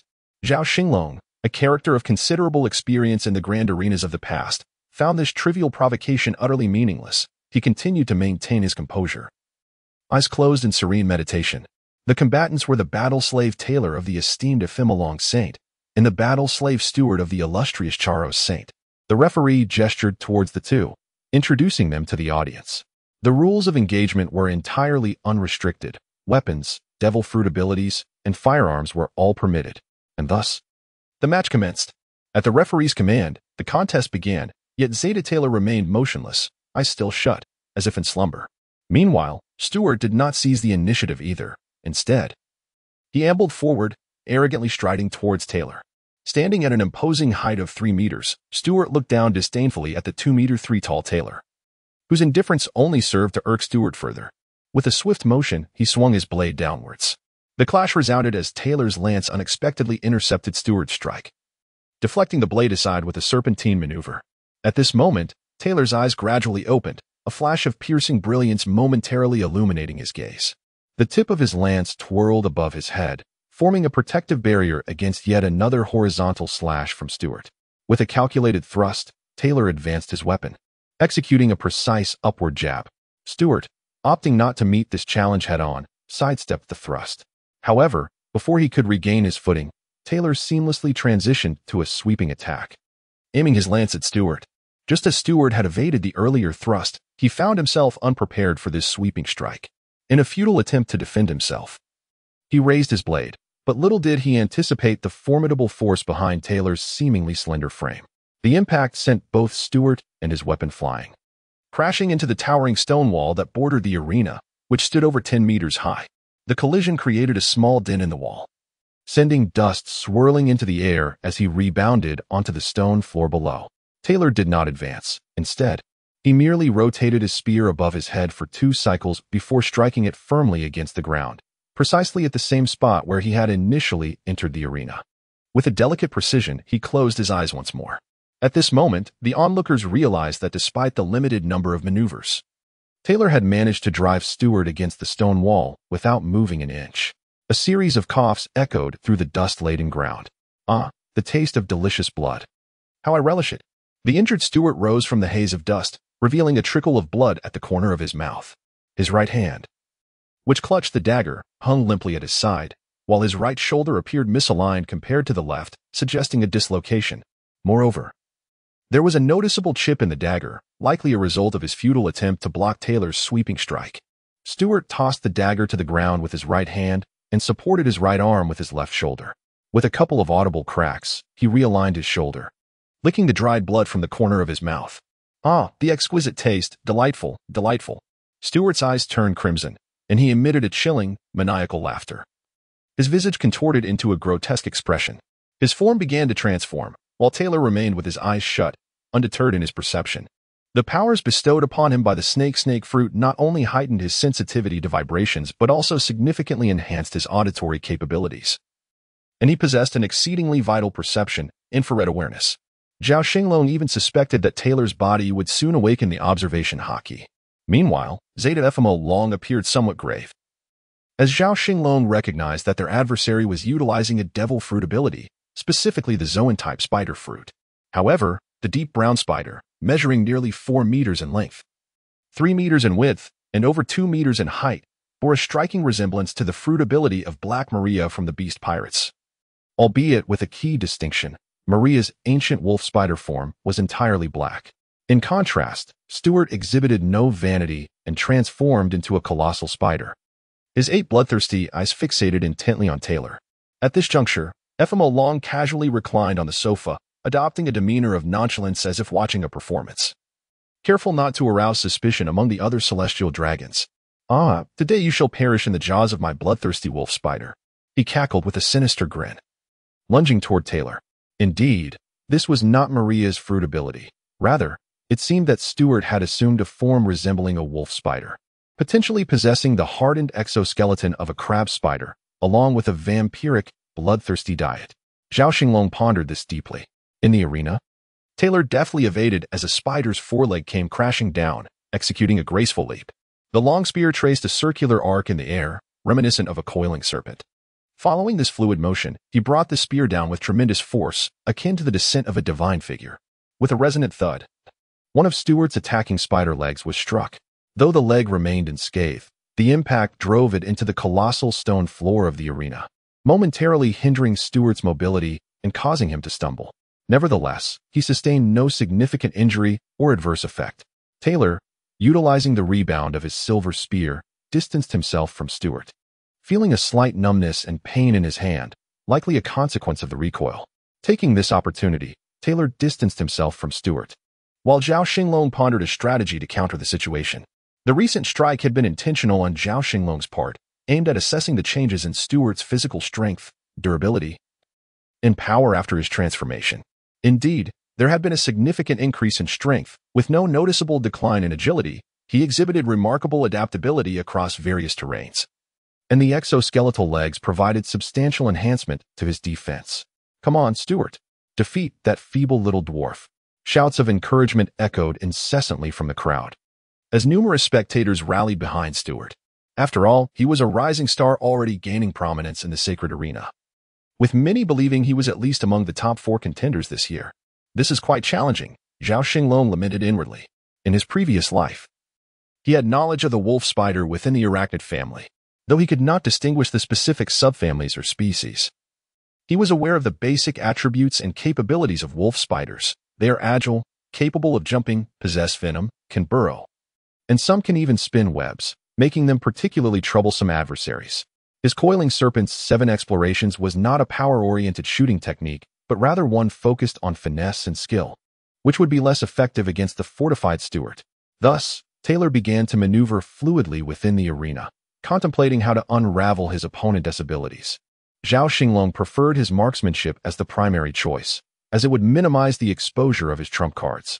He preferred to reserve the capabilities of the soul fruit, as it might be discernible to some, while Titan Bull Python and Giant's Might would serve as his ultimate trump cards, to be employed only when absolutely necessary and certainly not before reaching the top 4. On one side of the stands, Charles was unusually exuberant, exclaiming, "Yes, yes, keep going. Eliminate that lowly peasant." As they spoke, Zhao Xinglong glanced at Ifemalong in the opposite stand, who appeared to be watching the arena leisurely, muttering to himself, "Umph." Let us see how long you can remain so carefree. Once your combat slave is finished, I shall take great pleasure in humiliating you." However, Zhao Xinglong's thoughts were entirely consumed by Taylor, leaving him unable to manage Ifemilong, who continued to project an air of nonchalance and confidence. Zhao Xinglong intended to have Taylor secure the championship in this competition, which would facilitate his future endeavors. After all, having a legitimate reason often leads others to accept circumstances as given, thereby reducing their scrutiny of him. At that moment, Stuart suddenly sprang up, causing Taylor to furrow his brow. Stuart had already showcased the characteristics of the wolf spider's tough armor and its adeptness at running. Now, he revealed a third trait: leaping. Just as Taylor prepared to counter with stillness, Stuart unexpectedly exhibited his silk-spinning ability. Taylor swiftly maneuvered to evade the expansive web that had been unleashed. Yet, before he could catch his breath, a massive shadow enveloped him. Taylor instinctively rolled away, narrowly avoiding a 2-meter-wide pit that had formed nearby. He sensed the tremors beneath him. Realizing that Stuart had utilized his tunneling ability to navigate underground and was poised to strike. With a sudden increase in the vibrations, Taylor understood that Stuart was closing in. He executed a high jump to evade Stuart's emergence from the ground, who wore a sinister grin as he launched a web toward Taylor, who was suspended in the air without a foothold. Faced with no viable option, Taylor propelled himself off his spear, separating from it as it soared toward the sidelines, its tip embedding itself deeply into the earth. Taylor retreated over 40 meters in the opposite direction, establishing a distance of more than 30 meters between himself and Stuart. Zhao Xinglong contemplated the aftermath of the competition, realizing he might soon require a spear infused with sea tower stone powder. It would prove invaluable at least until he acquired the ability to wield armed color domination. Well, it seemed that this was the only course of action available. Thankfully, he had made the necessary preparations. Zhao Xinglong, having resolutely made up his mind, focused entirely on Taylor.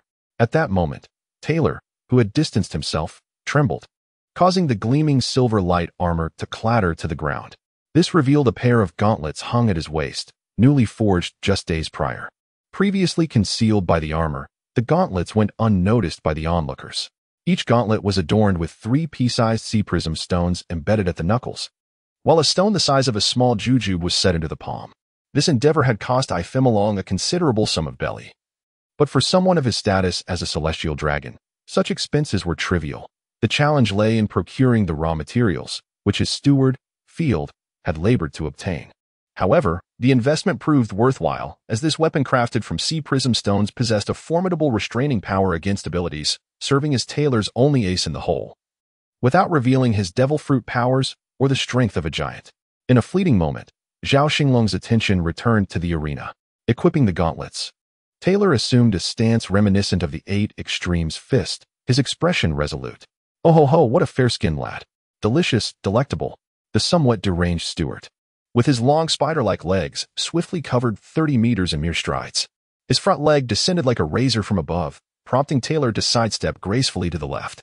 The sharp leg plunged into the ground beside him, embedding itself 2 feet deep and sending fragments of stone flying.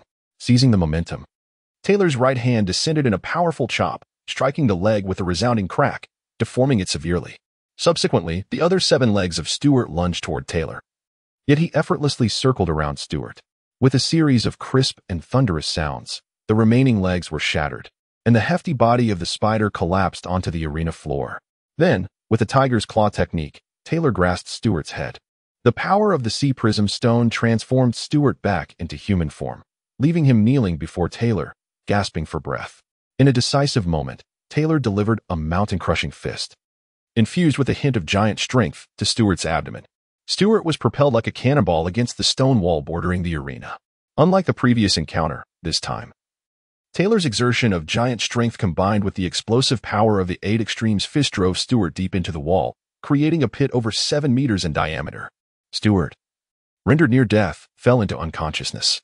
The arena fell into a profound silence. The audience, who had fervently cheered for Stuart, stared wide-eyed and agape. The referee soon appeared at Stuart's side, assessing his condition before turning to announce, "Stuart has fainted and is unable to continue. The victor is Taylor," to emphasize the announcement. The referee elongated Taylor's name, while on the other side of the spectators, Charos wore a grim expression, shouting in frustration, "Waste. Useless. How he boasts before the Holy One." Assuring a place in the top 4. Such a lowly individual is truly unreliable. Utterly unreliable. The Holy One has no desire to behold this worthless creature any longer. Yes, esteemed Lord Charos, I shall issue the necessary commands at once. Charos's steward, perceptive as ever, promptly descended to summon the guards and issued the order for Stewart's immediate removal. Only then did Ephemeron appear to awaken from a slumber, his face alight with joy, cheerfully applauding. Fortunately, the audience's attention was captivated by the events on stage, rather than the spectators' seats. Otherwise, Ephemeron's nonchalant demeanor would surely have drawn the gaze of many. At that moment, a team of medical personnel entered the arena. Commencing their efforts to rescue Stewart, who was still embedded within the wall, now in a nearly unrecognizable state, Taylor let out a long breath, lifted his foot, and walked towards a corner of the arena, extracting his lance from the ground and gripping it firmly in his hand, its tip angled downward at 30 degrees. He then proceeded step by step towards the passage where he would make his entrance, disregarding the now boisterous crowd. Zhao Xinglong felt a weight in his heart. He had previously overestimated his abilities, believing that with his agile spear techniques, winning the gladiator championship would pose little challenge. However, the arduous battles just to reach the top 8 had proven to be quite the ordeal, requiring the utilization of some giant power, as well as the sea prism stone gauntlets and Baji Quan. It was evident that the hidden adversaries were preparing to counter him, and Taylor could not unveil new trump cards in every match, primarily because he simply did not possess that many. After the match, Ephemeron took Taylor straight back to the mansion, opting not to watch the remaining contests.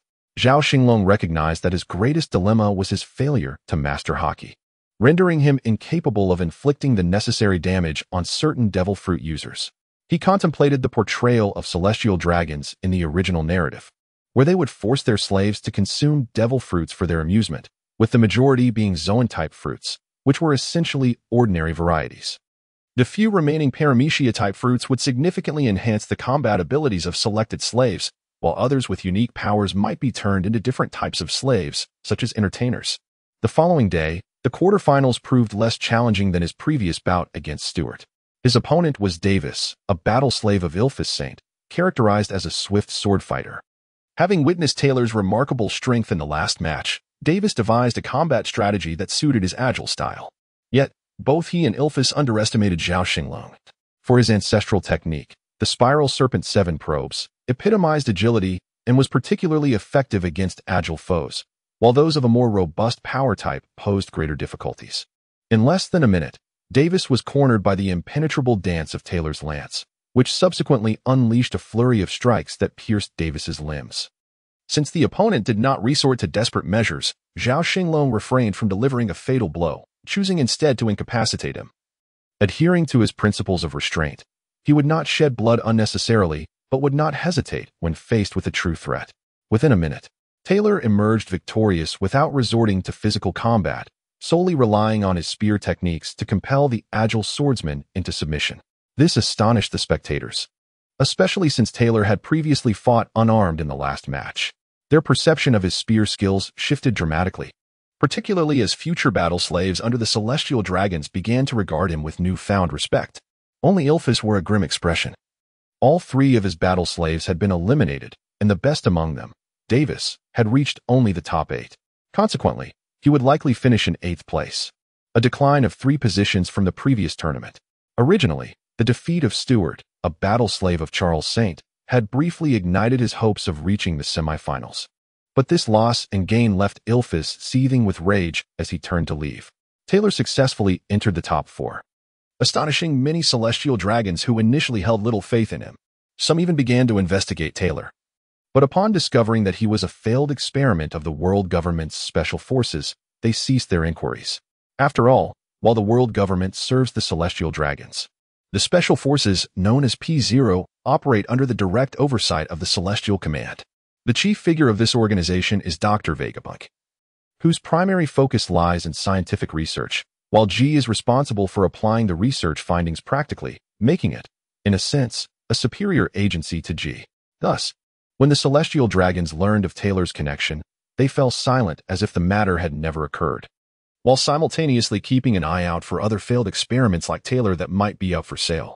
The day of the semi-finals arrived swiftly, and Zhao Xinglong had already contemplated the concerns for this match, which were limited to 2 points. First, he would not utilize the abilities of the soul fruit. Second, he could only harness the power of the giant without causing any physical transformation.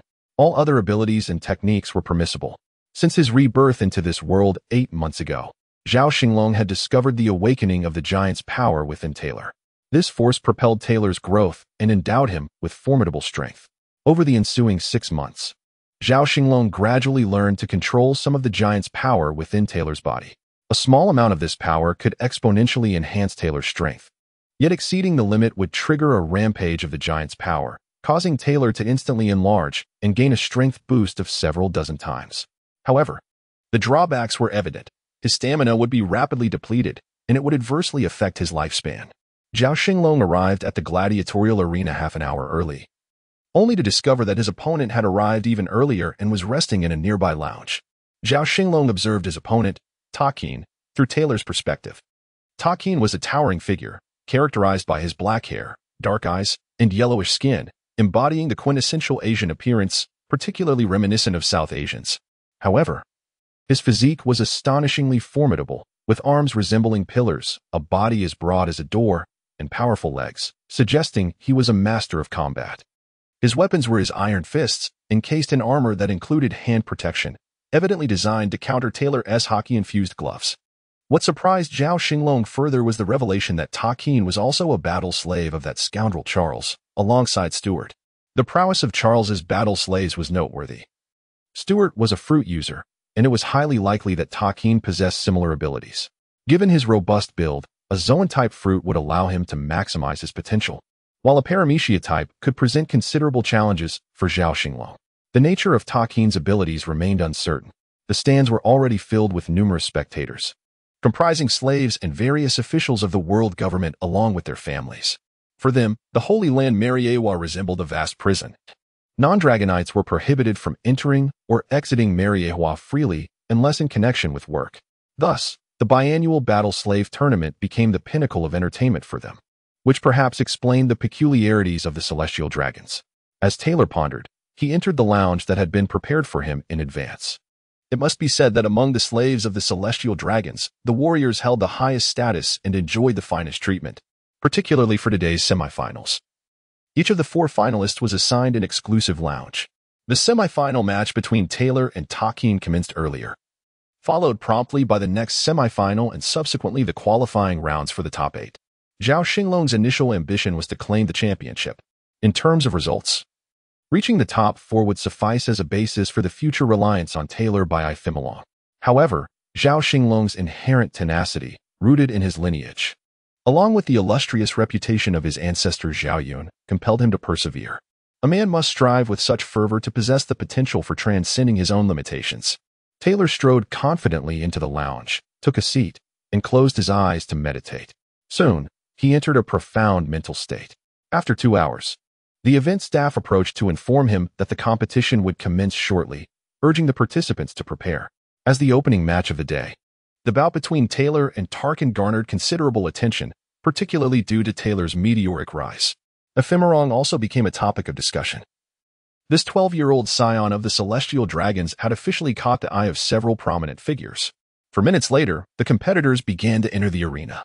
Taylor stepped in with measured strides, while Tarkin approached with seemingly heavy steps, each footfall resonating with a thud that caused slight tremors in the venue. Zeta Taylor furrowed his brow slightly. Tarkin's robust physique, coupled with his well-developed muscles, belied an unexpectedly significant weight, prompting Taylor to reassess Tarkin's strength. The information gleaned from Butler Field regarding Tarkin was scant. Prior to the gladiatorial tournament, his reputation was nearly non-existent, and few were aware of him. It was evident that he was a well-prepared dark horse from the Capet family, specifically arranged for the tournament, while Stuart served as a more ostentatious contender. This duality of light and shadow was familiar to Zhao Xinglong from his past life, and he was not particularly surprised. However, this level of strategy was clearly beyond the capabilities of the bumbling, snot-nosed individual. If it were not the idea of that old rogue, Rosward, it must have been the counsel of a more astute mind. Although somewhat immature, for a celestial dragon known for their reckless behavior, this old rogue certainly warranted caution.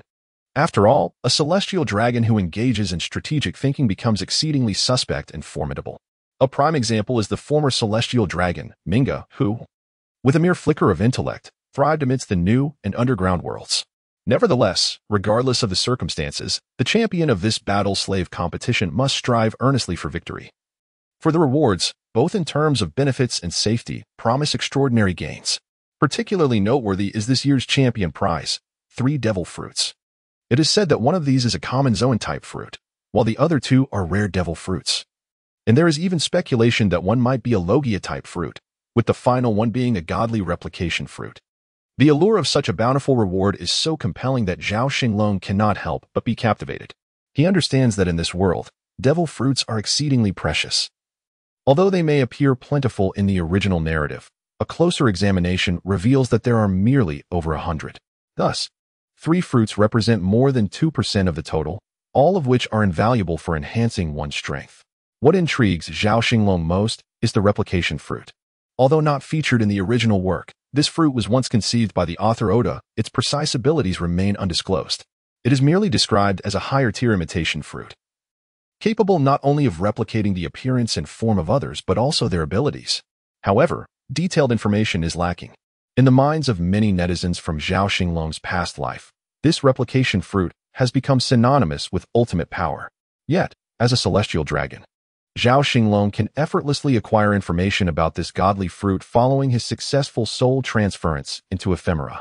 It is indeed a formidable devil fruit, though it cannot be definitively deemed superior to the tremor or thunder fruits.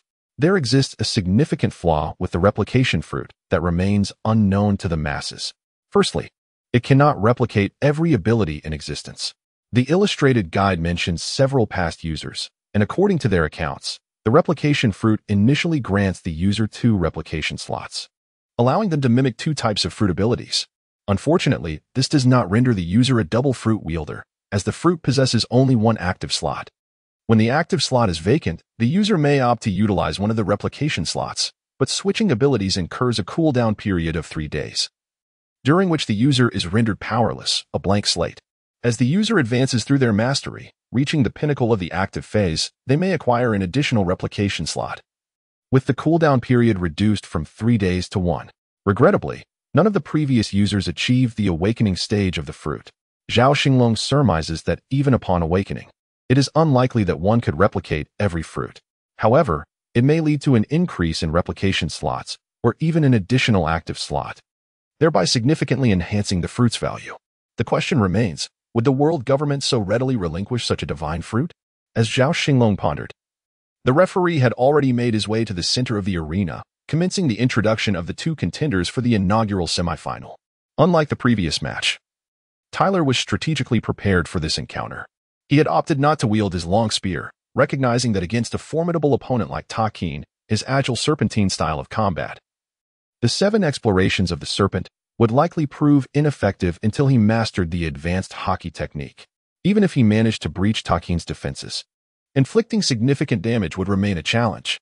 Today, Tyler donned light blue denim trousers, a black tank top, and a brown jacket, topped off with a tan cowboy hat, an ensemble that epitomized the quintessential Western cowboy.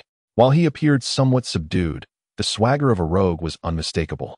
His sea-stone gauntlets were not merely at his side but rather adorned his hands, signaling his intent to engage Takin in close-quarters combat from the outset.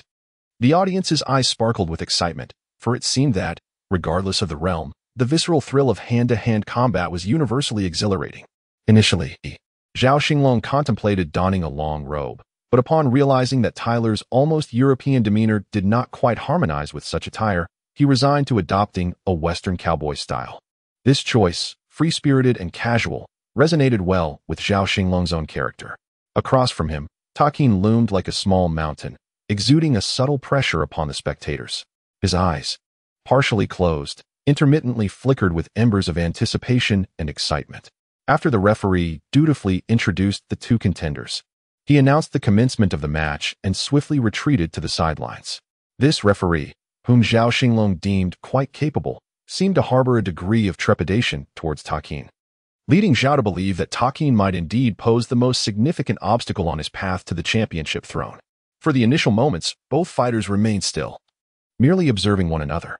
10 seconds later, Takin extended his left hand to grasp his right fist, applying pressure. The audible cracking of knuckles resonated in the air as Takin stepped forward, closing the distance to Tyler. Taylor remained indifferent, adopting a Tai Chi stance, patiently awaiting the arrival of Takin. His choice of Tai Chi was deliberate, allowing him to assess Takin's strength before making appropriate adjustments. Takin approached Taylor, standing less than 2 meters apart, resembling the disparity between an adult and a child. Without a word, Takin slightly bent his body, stepping forward with his left foot. The floor cracked beneath him as his powerful right fist descended towards Taylor's face. Taylor deftly sidestepped to the right, evading the blow.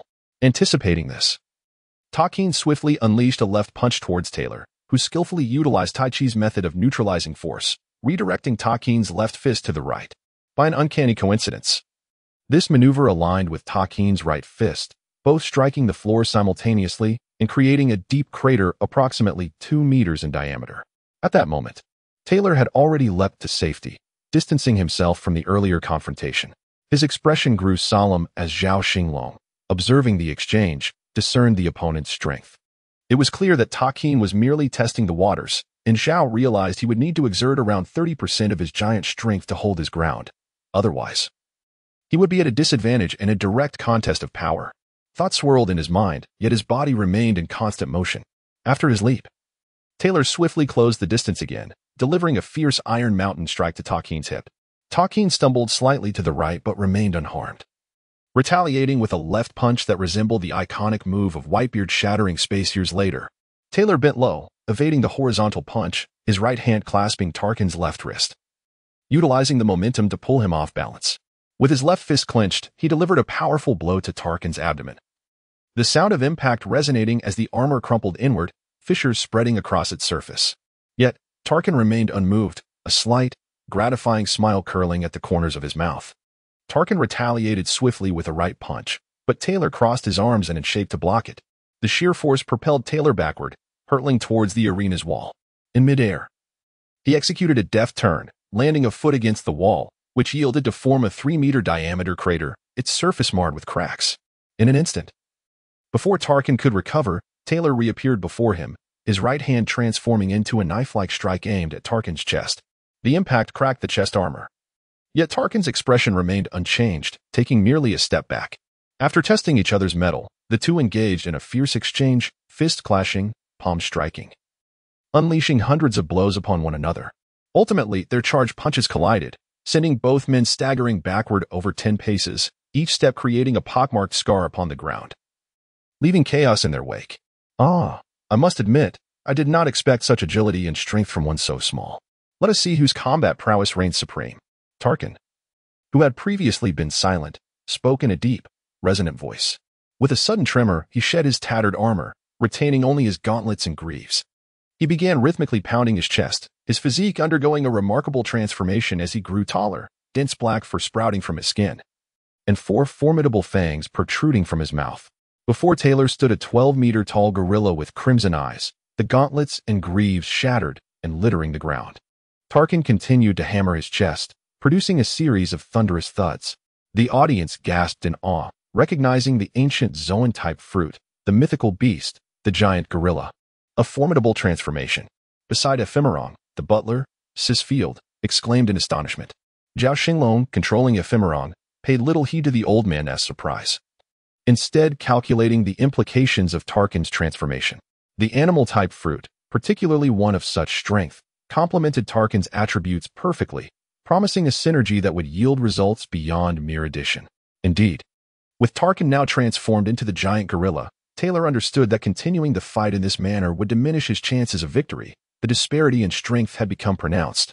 The earlier semblance of parity was merely a result of utilizing a fraction of his giant's power.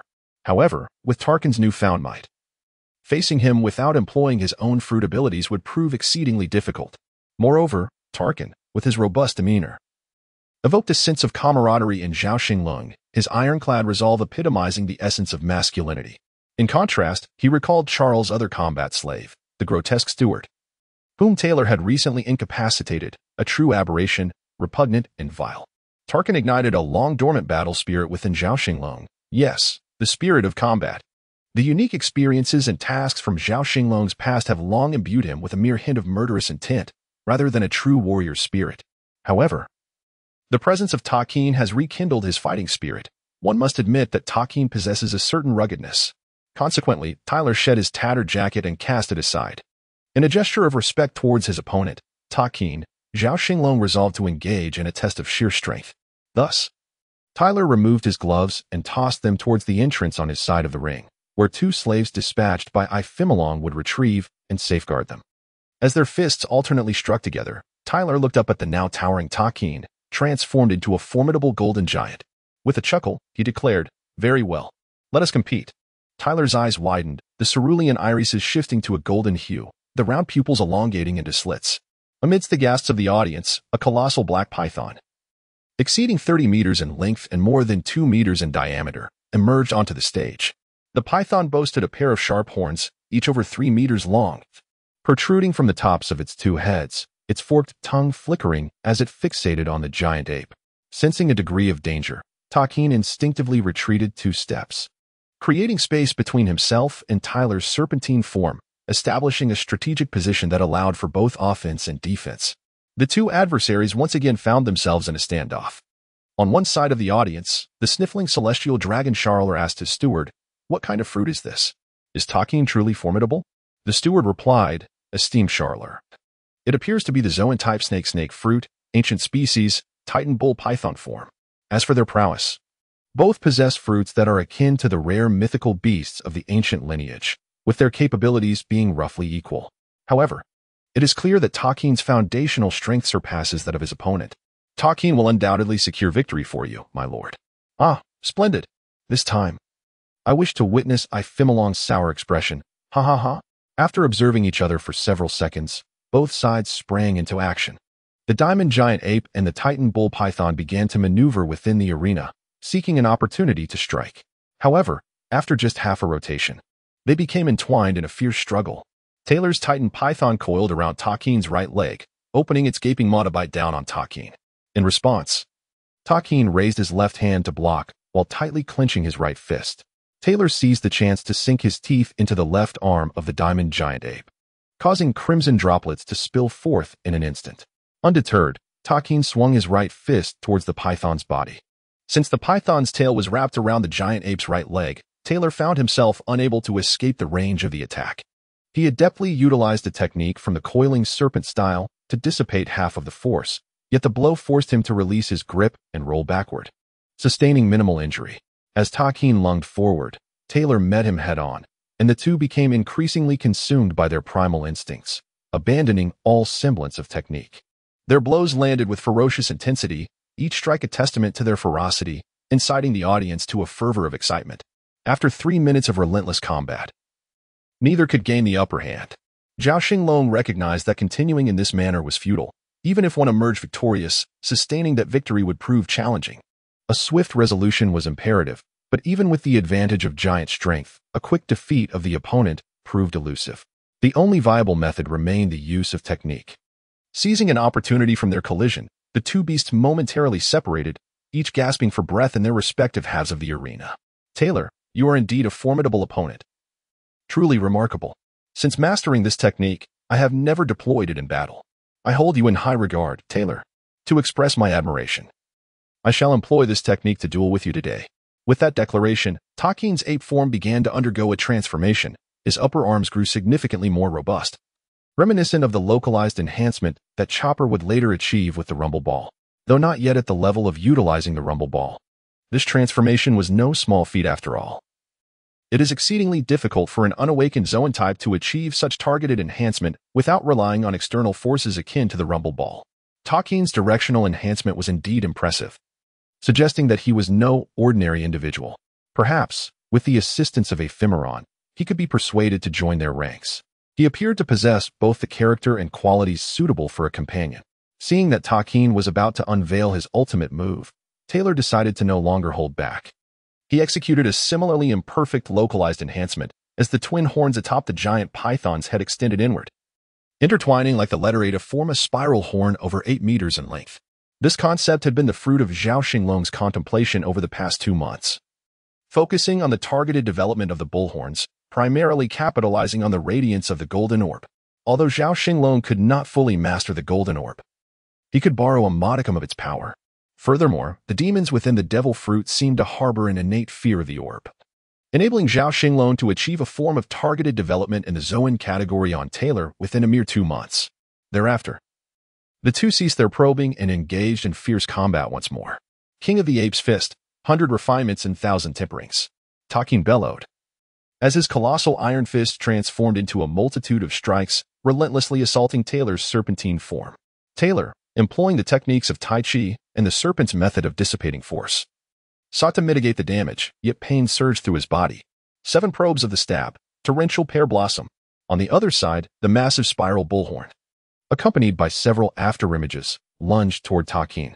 The simplified adaptation of the serpent's 7 probes technique allowed Taylor to gradually reverse his disadvantage, transitioning to dominate Takin in their battle. The 8-meter-long bullhorn acted like a formidable lance, thrusting, stabbing, sweeping. In less than half a minute, Takin found himself covered in injuries.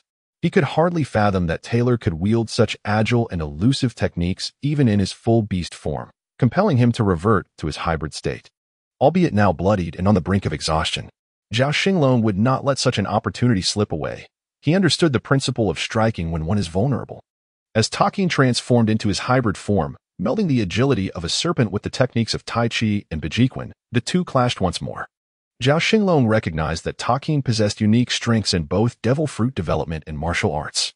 However, due to his background as a slave, he lacked the guidance of a proficient teacher. Otherwise, Takin's prowess would far exceed what he displayed. Yet, if Takin were too powerful, it would spell trouble for Taylor. On the battlefield, there is no room for compassion, only the stark realities of life and death, victory and defeat, and unchanging truth. Whether in Blue Star or the world of pirates. 2 minutes later, with a punch enhanced by 50 times the strength of a giant, Taylor sent Takin flying out of the ring and into the audience, causing a panic as spectators dodged, though several were still injured in the chaos. At long last, victory was claimed. The referee, momentarily bewildered, took nearly 10 seconds to gather himself before stepping onto the stage to announce the result. Contestant Takin has fallen out of the ring. The victor is contestant Taylor. In this match, Taylor fought with remarkable difficulty, his trump cards nearly exhausted. Aside from refraining from fully utilizing the power of the giants, only the ability of the soul fruit remained unexploited. His body was moderately injured, and his stamina was severely depleted. Upon the referee announcing the outcome of the match, Taylor collapsed in exhaustion onto the arena floor. The 2 attendants accompanying him swiftly came forward to carry him to the resting room. Zhao Xinglong was acutely aware of Taylor's physical condition. Thus, Ifimilong did not take action but merely instructed Field to escort Taylor safely back to his residence. He retained 1 guard to continue observing the ongoing match while he, along with a few remaining guards and slaves, departed for home. It was not that Zhao Xinglong was indifferent to the subsequent matches or the opponents in the crucial battles to come. Rather, Taylor's state required him to manage Ifimilong's return home to procure some restorative medicines for Taylor's recovery. Without this, the championship bout would prove exceedingly challenging. Ifimilong's collection of medicines was astonishingly effective. By the following day, Taylor had recuperated significantly. It is worth noting that even individuals possessing the ability of life restoration and exceptional physical talents could not recover from exhaustion and injuries in such a short time. No wonder even the steward, C.C. Field, was unaware of this particular medicine, as Ifimilong kept it under his own care. Fortunately, in another semi-final match yesterday, Tamamode Saint's combat slave, Soros, fought valiantly for an hour before ultimately defeating his opponent, albeit at the cost of his own energy and incurring severe injuries, far more critical than Taylor's condition. Thus, the highlight of today's championship battle fell short of expectations. Taylor, without fully exerting himself, witnessed his opponent's inexplicable loss. The reasons were somewhat justifiable. Firstly, Soros was indeed less formidable than Taylor. Secondly, Soros had sustained far worse injuries in the semi-final and appeared to have neglected the use of effective restorative potions. In the end, Soros merely ascended the stage to exchange a few inconsequential words with Taylor before sparring briefly, and then leaping out of the arena to concede defeat. This turn of events left Zhao Xinglong bewildered, realizing that his efforts from the previous day, returning home early to seek medicine and treating Taylor, had been largely in vain. Ifimilong surveyed the audience, who were equally astounded. Even the organizers seated in their designated area appeared as though they had consumed a cursed fruit, their expressions revealing their shock. Clearly, He was not the only one caught off guard. It seemed there was no underlying conspiracy. Only Soros's master, Tamamod Saint, maintained a composed demeanor, seemingly having anticipated this outcome. However, his actions were somewhat a slap in the face to the organizers, yet as a celestial dragon, he was accustomed to acting without regard for their sentiments. Ultimately, 2 minutes later, under the organizers' directives, the referee approached the center of the arena and proclaimed loudly, in the year 1490 of the Sea Circle calendar, the champion of the 195th Holy Land Combat Slave Tournament is the combat slave Taylor of Lord Ifimilong. The audience present comprised many who had previously witnessed Taylor's matches, particularly the brutal confrontation against Takin yesterday. Their recognition of Taylor's championship was palpable as they rose to their feet, applauding in celebration. Meanwhile, Ifimilong wore a smile, standing to acknowledge the crowd, though his adversaries, Charles and Ilphus, clearly averted their gaze, unable to bear Ifimilong's triumph. Subsequently, a venerable elder among the organizers approached the center of the arena to present the championship trophy to Taylor. As Taylor lifted the trophy high above his head, Zhao Xinglong, who had been momentarily bewildered, regained his composure, pondering, "Ancestral Zilong, I, Zhao Xinglong, shall carry forth the legacy of invincibility in the world of pirates." Afterward, Taylor returned to the lounge, awaiting his return home with Ifimilong. Just as Zhao Xinglong believed the event had concluded, a young and vigorous figure approached from the event organization. Towering at nearly 2 meters, with a mane of thick, light blue hair, a straight nose, and a broad mouth, he possessed an air of fortune about him. He introduced himself. "I am Yuri Foreman, one of the organizers of the Battle Slave Tournament. With the conclusion of this year's event, I extend my gratitude for your continued support, especially to all esteemed dragon lords and their battle slaves who participated." He further elaborated, acknowledging the championship match's lack of excitement and intensity, announcing that the organizing committee would amend certain rules for the next tournament to extend the competition's duration, thus ensuring that participating battle slaves could showcase superior skill and prowess. The audience erupted in applause and cheers. Yuri raised his hand to calm the crowd and continued, "The champion's reward will be delivered to the residents of Lord Ifimilong tomorrow, so rest assured." He bowed slightly to Ifimilong, who nodded in acknowledgement without uttering a word. "Additionally, I wish to declare 2 decisions regarding the Sacred Land Battle Slave Tournament. Firstly, the victorious battle slave will automatically become a member of the judging panel, tasked with providing expert opinions and suggestions on matches that are challenging to adjudicate. Secondly, due to the lackluster performance of the champion slave, Soros, his eligibility for future tournaments will be revoked, and he shall be mandated to fight 100 matches in the battle slave arena as punishment." Upon the utterance of those words, Soros, who was still in the adjoining lounge, was seized by a wave of dizziness, trembling uncontrollably. This towering figure, over 3 meters tall, found tears streaming down his face. Whether from regret or indignation, it was unclear. In that moment, he could only place his hopes in his master, Tamamod Saint, to intercede on his behalf, as the matter also pertained to the dignity of the celestial dragons. Yet, such hopes were exceedingly tenuous. Having been disqualified from the gladiatorial competition, his worth diminished significantly, especially since he lacked the powers of a devil fruit user, rendering him incapable of even pleasing the celestial dragons. This was indeed the lamentable plight of a slave to the celestial dragons. On the stands, Tamamod wore a grim expression, rising to voice his fury, only to be hushed by his steward whispering a few words in his ear. A tempest of emotions crossed Tamamod's face before he ultimately composed himself and retook his seat, as if nothing had transpired. Through the perspective of Ephemeron, Zhao Xinglong observed Tamamod's reaction with clarity, thinking to himself, "Another astute individual. It appears not all in the Holy Land are as dim-witted as Charlos. Henceforth, one must exercise greater caution and ensure that no hints of suspicion arise." With Taylor having triumphed over Soros to claim the championship of the gladiatorial competition, it was prudent to maintain a low profile for some time. Humility and discretion are virtues. Even for a celestial dragon, survival is the foundation upon which one must build their existence. Observing the behavior of certain celestial dragons, Zhao Xinglong contemplated his strategy following the competition.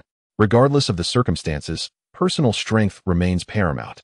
In due time, once the fervor surrounding the gladiatorial event subsides, it may be wise to discreetly release Taylor, evading the watchful eyes of those nefarious individuals. After all, while they may struggle against Ephemeron, they could very well target his corporeal form, Taylor, necessitating vigilance. The farce of the final day of the gladiatorial competition ultimately drew to a close. Ephemeron returned safely to his estate with Taylor, and Zhao Xinglong breathed a sigh of relief. In the following days, he focused on training at the estate, with Ephemeron joining Taylor in this endeavor. After 8 centuries, the protection of his ancestors felt increasingly illusory. The status and identity derived from it were precarious, easily leading to a misalignment of virtue and position, inviting disdain from the world. To be sustained by the world government like a mere pig held little appeal. Furthermore, it is only through personal strength that one finds true protection. On the following day, the awards for this iteration of the gladiatorial competition were to be distributed. Having overcome the formidable Soros, Tamamont's slave, Taylor was to receive the championship trophy, while the 3 devil fruits would be awarded that day. The organizers of the gladiatorial competition, accompanied by 2 personnel clad in white suits, arrived at Ephemeron's estate bearing the 3 devil fruits. However, upon inspection by Ephemeron's steward, Sisfield, he whispered quietly to Ephemeron, "My lord, the rewards do not align with what was promised. There are neither paramecia nor logia fruits among them." Upon hearing this, Ephemerong's expression darkened. He turned his head, quietly gazing at the organizer's staff without uttering a word, as if demanding an explanation or questioning whether the fruits had been hoarded for personal gain. The staff member of the organizer, clearly distressed, broke into a cold sweat and glanced helplessly at the 2 accompanying personnel. One of the shorter masked men spoke up, "Your Excellency Ephemerong, please do not take offense. The intention of the esteemed one is that he acknowledges the irregularity of this situation. Therefore, he specially dispatched me to clarify that the replicated fruit and another natural type fruit are of use to the government, and thus have been retained there. In exchange, we shall provide you with 2 fruits, and this matter leaves us indebted to you. Furthermore, should the opportunity arise in the future, we shall return a natural type fruit to you. I understand the esteemed one's intention. I have no objections to the fruits they have retained. However, what is the situation with this dissipation fruit?" Zhao Xinglong, a figure of significant power, ruling over thousands beneath him, understood that regardless of any displeasure, he could not oppose the celestial dragon elders. Even though Ephemerong represented his family, he remained merely a junior in their presence. Thus, Zhao Xinglong wisely refrained from displaying any dissatisfaction regarding this decision. Dissipation fruit? How could it be the one notoriously regarded as a mere trifle? The personnel turned to the organizer, who stammered, "Your Excellency Ephemerong, this matter is beyond my purview. It was orchestrated by the steward of St. Charles, who bribed a staff member to substitute the original cold fruit with the dissipation fruit. I assure you, this was not my intention." Ephemerong cast a glance at the spokesperson, who immediately understood, producing a din mushy and exiting the room, presumably to explain the situation. Ephemerong chose to ignore the organizer's staff member, sitting expressionless in his seat, lost in thought. Before long, the masked man returned and addressed Ephemerong, "Your Excellency Ephemerong, the cold fruit has already been consumed by a warrior slave under St. Charles. Since they have interfered and the fruit has been eaten, there is little that can be done. However, you may present a request for compensation for the loss of the replaced fruit." Loss. I can afford to overlook it, considering they are my elders.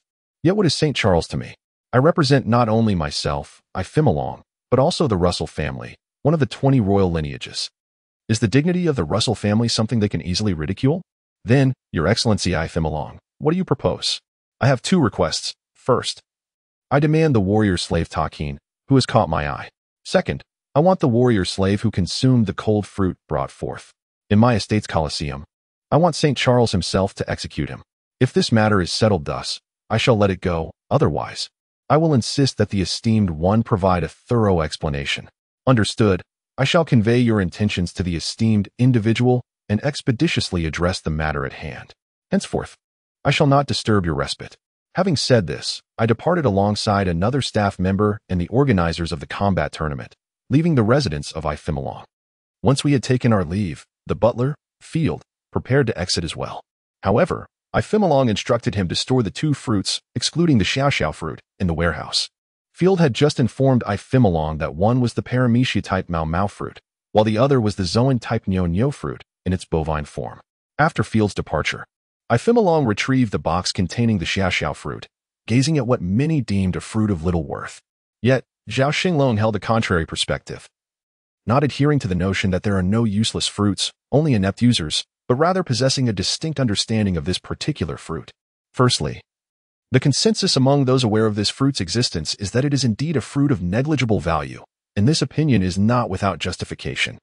The xiao fruit is recognized as a fruit that nullifies powers. Its effect renders all abilities ineffective once they approach within half a meter of the user, thus providing an overwhelming countermeasure against other ability users.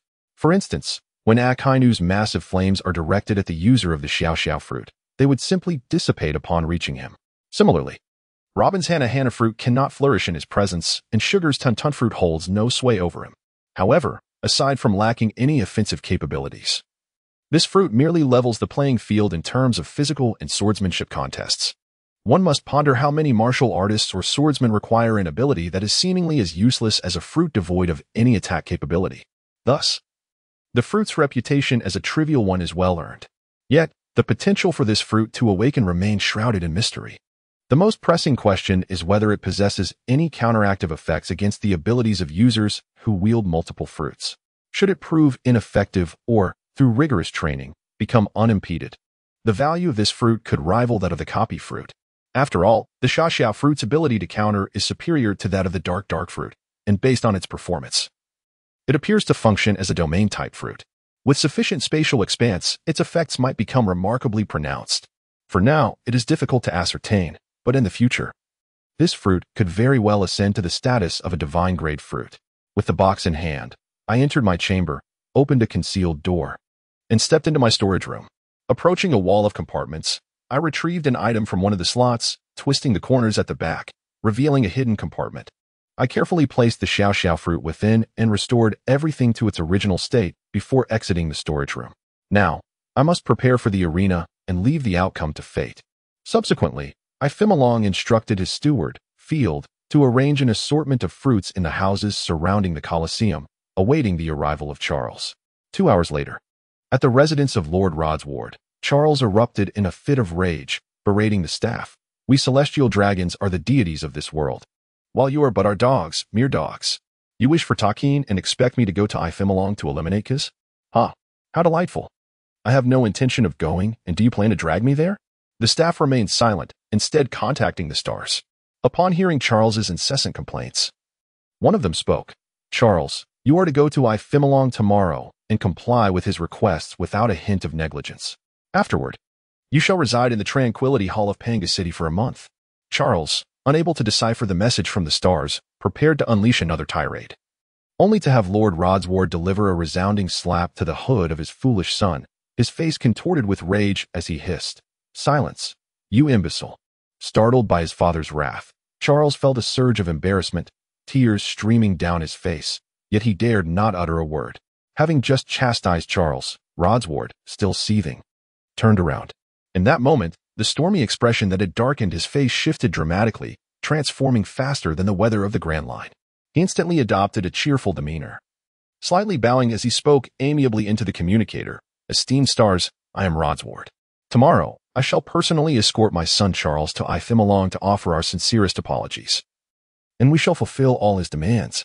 Following that, I will ensure my son is sent to the Tranquility Hall in Panga City. Rest assured." After a brief response from one of the stars, the call ended, and the staff took their leave. Rodsward then returned to his previous stern expression, turning to his bewildered son, who still dared not speak, and said, "Though we are the supreme celestial dragons, the esteemed nobility of the world, it is essential to recognize the context. If you intend to continue your reckless bravado, do you wish to suffer in Panga City?" Upon hearing this, Charles trembled, cold sweat trickling down his back. Despite his unattractiveness and foolishness, he vividly recalled the torturous places within Panga City, and the Tranquility Hall was the lightest of penalties. "Tomorrow, take Takin and Kiz to Xinglong. Do not incite any trouble, or even if I do not intervene, others will. You shall spend the latter half of your life in the infernal depths of Panga City. I am not merely trying to frighten you." "Why, yes, father. I understand," stammered Charles, trembling in fear as he nodded vigorously. As the day turned, St. Rodsward arrived at the residence of Xinglong, accompanied by his foolish son, St. Charles, and the battle slave. Kiz. It could be said that Xinglong, a manifestation of Zhao Xinglong, personally came forth to welcome them. After all, St. Rodsward held the status of an uncle, and it would be rather impolite to neglect such decorum, potentially leaving an unfavorable impression on others, a situation best avoided. "Esteemed Lord Xinglong, I humbly apologize. My son, in his youthful ignorance, has inadvertently offended the dignity of the Russell family. Today, I bring him before you to express our sincerest apologies. I kindly ask you to forgive his foolishness and disrespect, considering we are both descendants of the 20 royal lineages. St. Rodsward, with a benevolent demeanor befitting an elder, addressed Ifemalong, while Zhao Xinglong thought to himself, this old fellow is quite adaptable, a person of substance. However, he quickly responded, Uncle Rodsward, you flatter me excessively. I am unworthy of such esteemed titles. To stand idly at the entrance is rather unbecoming. Please, do come inside. But Rodsward grasped Ifemalong's arm, exclaiming, Patience, patience. He then turned to Charles, admonishing, You ungrateful wretch, what are you dawdling for? Hurry and apologize to Lord Ifemalong, seeking his forgiveness. Ifemalong understood that Rodsward wished to resolve the matter swiftly, averting any further complications, and he couldn't help but regard this old fellow with newfound respect. Lord Ifemalong, I was in the wrong. I am truly sorry. St. Charles stepped forward, bowing slightly as he addressed Ifemalong. Zhao Xinglong mused that this must be what Rodsward had taught him, succinct and to the point, devoid of unnecessary chatter, unlike the foolishness typical of Charles. Thus, Zhao Xinglong, embodying Ifemalong, donned a congenial smile and spoke.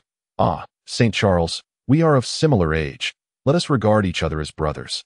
And there is no need for such formalities. Upon finishing his words, he extended a hand to assist Charlos, and the group vividly enacted the familial bonds of the celestial dragons. Zhao Xinglong observed that there were indeed many talented actors in the pirate world, not solely the one referred to mockingly by the fans as acting ape or monkey D. Kazara. The group entered the residence of Ephemeron, surrounded by a throng of bodyguards. Tarkin and Quees followed closely behind, their expressions markedly different. The tall Tarkin revealed a fervent eagerness and a faintly concealed sense of relief in his eyes. This individual was a martial enthusiast with a contemplative mind. Meanwhile, the ever-watchful Tyler, hidden in the shadows, discerned the nuances of Tarkin's demeanor. Zhao Xinglong couldn't help but smile. Tarkin appeared to be quite an intriguing character. Beside Tarkin stood a man of approximately 3 meters in height, resembling a child, who was undoubtedly Quees. He had brown hair, thick eyebrows, a bulbous nose, a wide mouth with cracked, thick lips, and a long scar traversing his face from his right temple, through his nose, to his left cheek. His round eyes, devoid of any spark, reflected a lifelessness. He was bare-chested, clad in tattered canvas trousers, barefoot, adorned with a collar, handcuffs, and leg irons, a user of the high nomi. Though this fruit was not present in the original narrative, it could be surmised that it was the opposite of the Mara nomi, a superhuman fruit with significant potential for development. Yet, this towering figure bore an expression of utter desolation, and Zhao Xinglong understood the sentiment. An innocent slave had unwittingly consumed a devil fruit acquired by his master, facing only the threat of execution. Nevertheless, Quees exhibited no signs of sorrow or joy. Perhaps he had long grown weary of such a wretched existence. Zhao Xinglong reflected on his earlier demand for Charlos to execute the slave named Quees, initially intended to restore the dignity of the Rosso family. However, he recognized the inherent risk of indiscriminate slaughter. Although Zhao Xinglong's hands bore no aversion to bloodshed, he had always disdained senseless killing, believing that even the act of killing a mere puppet would leave him unsettled.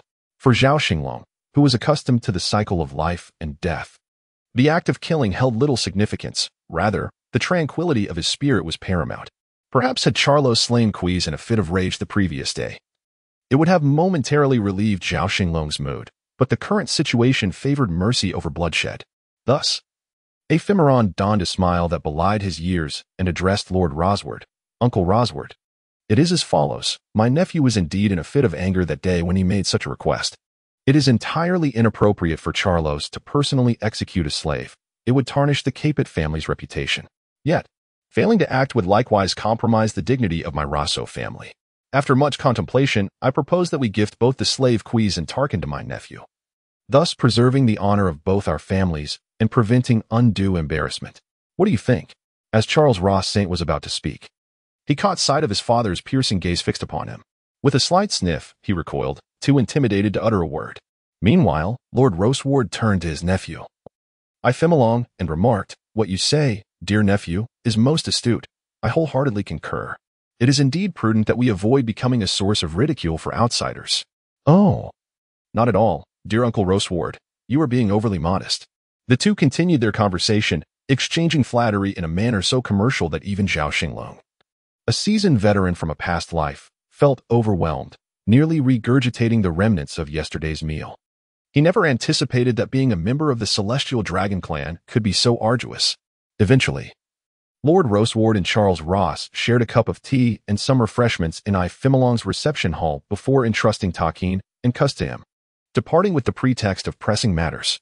Zhao Xinglong, having heard the previous day's events, understood that the two were en route to Panga City, suggesting that Charles Ross should contemplate in peace for a month. After bidding farewell to the two, Ifimolong exhaled in relief. The turmoil of the war slave tournament had reached a conclusion. Henceforth, he resolved to retreat from the world and focus on his cultivation, which was of utmost importance. With the addition of Takin and Cuz, Ifimolong's defensive capabilities had significantly improved, a fortunate development for Zhao Xinglong. Moreover, due to the unique influence of Zhao Xinglong's soul within him, Ifimolong's approach differed markedly from that of other celestial dragons. Takin thrived in this environment, often sparring with Tyler to enhance his strength, while Cuz, no longer despondent as he had been upon his arrival, now exhibited a spark of vitality in his eyes. Ephemeron retained Taylor by his side, serving as his guard, training partner, and personal bodyguard, a prudent measure for self-protection. Although the elderly butler, Sisfield, had previously voiced his concerns, his objections bore no fruit. Ephemeron was resolute in his decision. Over the subsequent 2 years, no unforeseen incidents occurred, leading Sisfield to acquiesce to the arrangement. Time swiftly elapsed, and by February of the year 1492 in the C-round calendar, Sisfield observed that Ephemeron had not exhibited any troubling behavior during this period.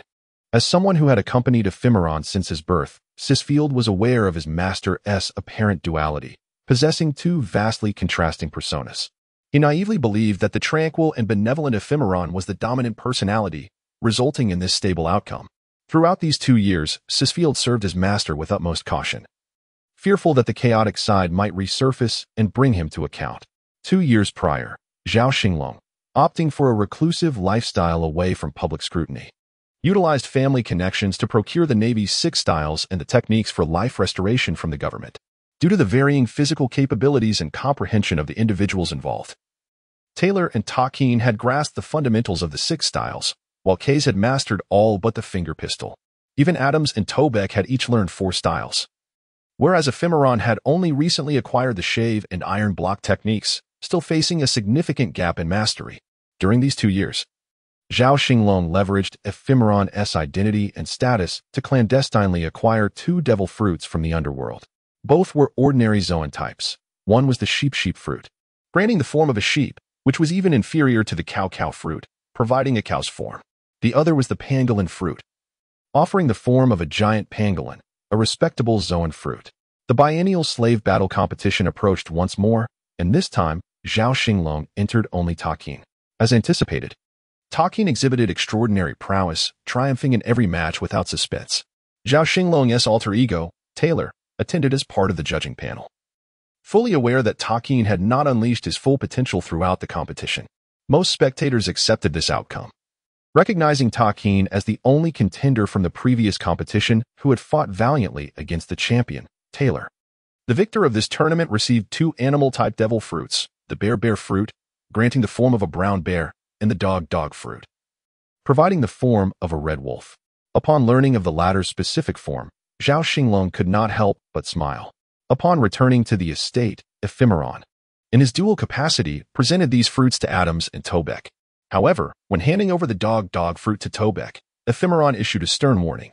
Tobeck, this red wolf form of the dog fruit is entrusted to you, but remember this, no matter what nickname you may acquire in the future, whether self-bestowed or given by others, heed my words, never allow yourself to be called a Kaino, for if you do, it may very well lead to your demise. Ifimolong gazed at Tobeck, yearning to inquire, dear child, do you possess an abundance of questions? Tobeck replied, esteemed adult, I shall forever etch your words in my memory. Yet I am at a loss to comprehend their meaning. Ifimolong responded, in 20 years, you shall understand, if fate allows you to see that day. However, with such a moniker, I fear your lifespan may be curtailed to just that day. In May 1492, Ifimolong embarked on an expedition across the West Sea, simultaneously collecting the heavenly gold from the various nations therein, escorted by 3 vice admirals from the naval headquarters who had recently completed their mission in the West Sea. Among the heavenly gold were two devil fruits, one, a paramecia type known as the momo momo fruit, and the other, a paramecia type referred to as the nimi nimi fruit. The nimi nimi fruit is an exceedingly rare devil fruit, capable of rivaling the existence of the copy fruit, as the compendium suggests, albeit with missing entries. And this particular fruit had vanished for many years.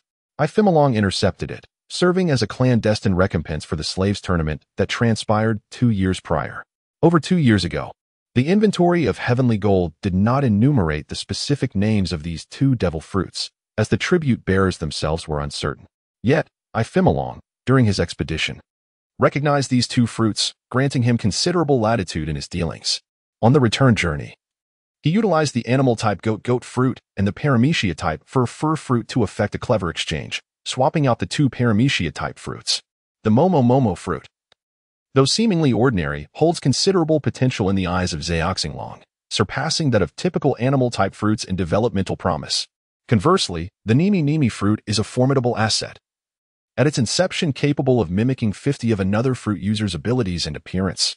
It far surpasses the imitation powers of the true man, Phone Kiliai's copy fruit.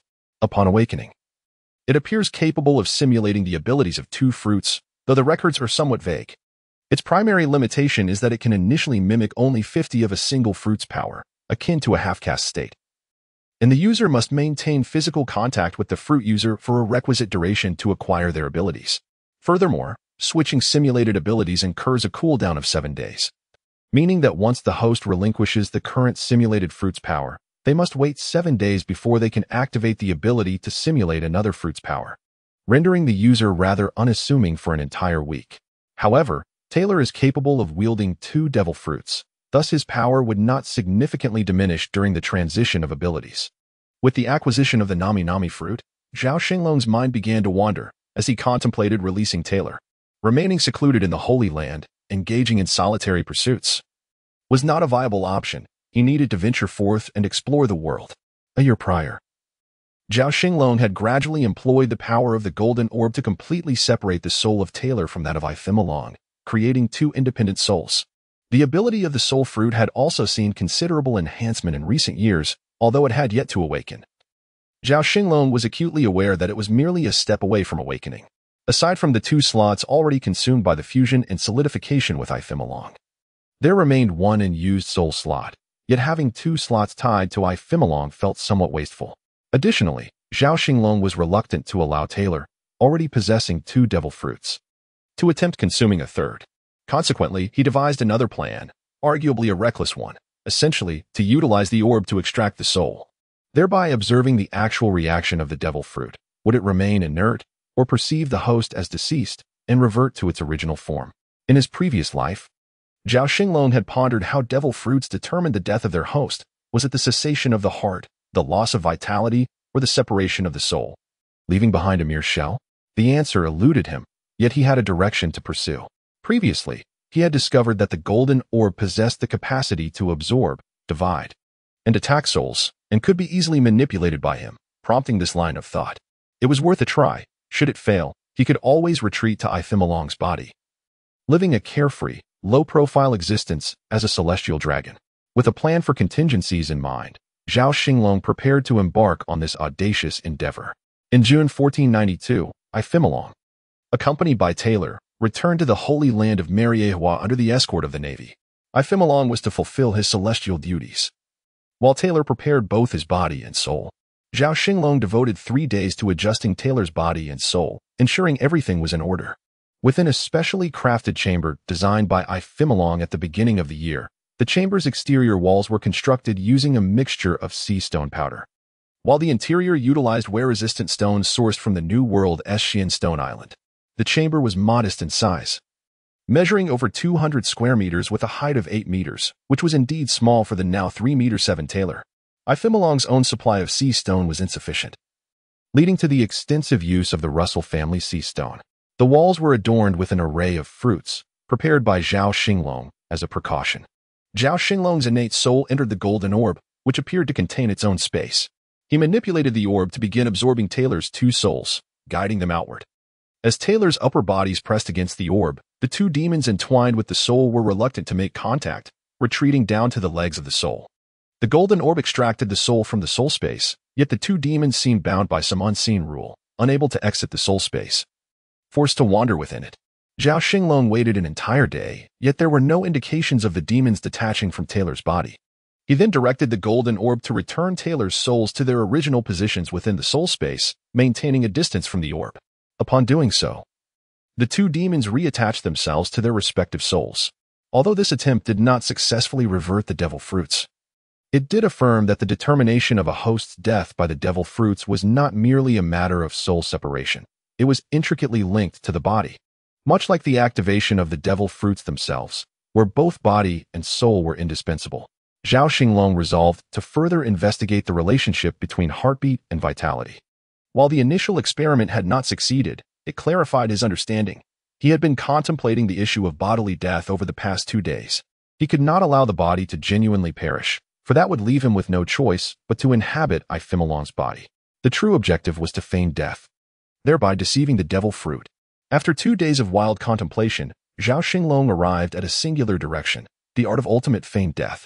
In a previous life, Zhao Xinglong had the privilege of studying the art of turtle breathing under the guidance of a seasoned master. Although he did not succeed at that time, it was primarily due to his lack of profound control over his body, preventing him from effectively governing certain autonomic and vagus nerves. However, in this current life, the circumstances have changed.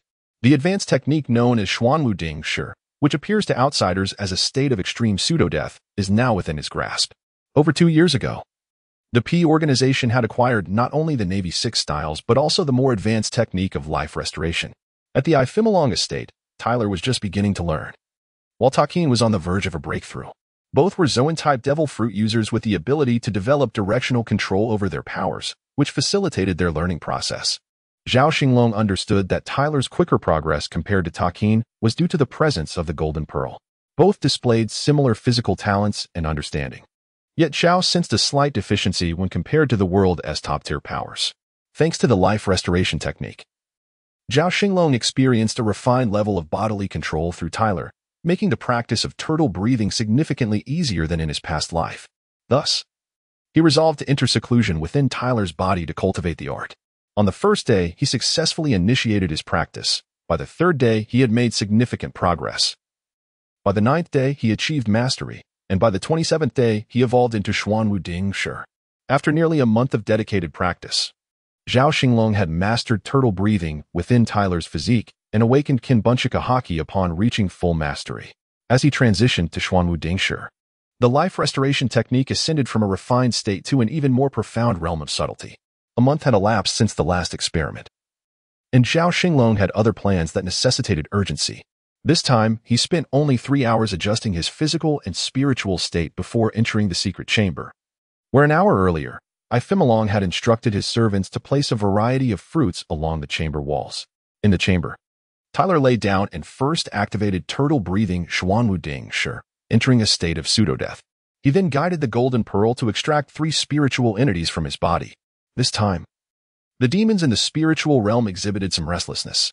After half an hour, the 2 demons rearranged Tyler's 2 bloodline factors, previously altered by the devil fruit, restoring them to their original state before consuming the devil fruit.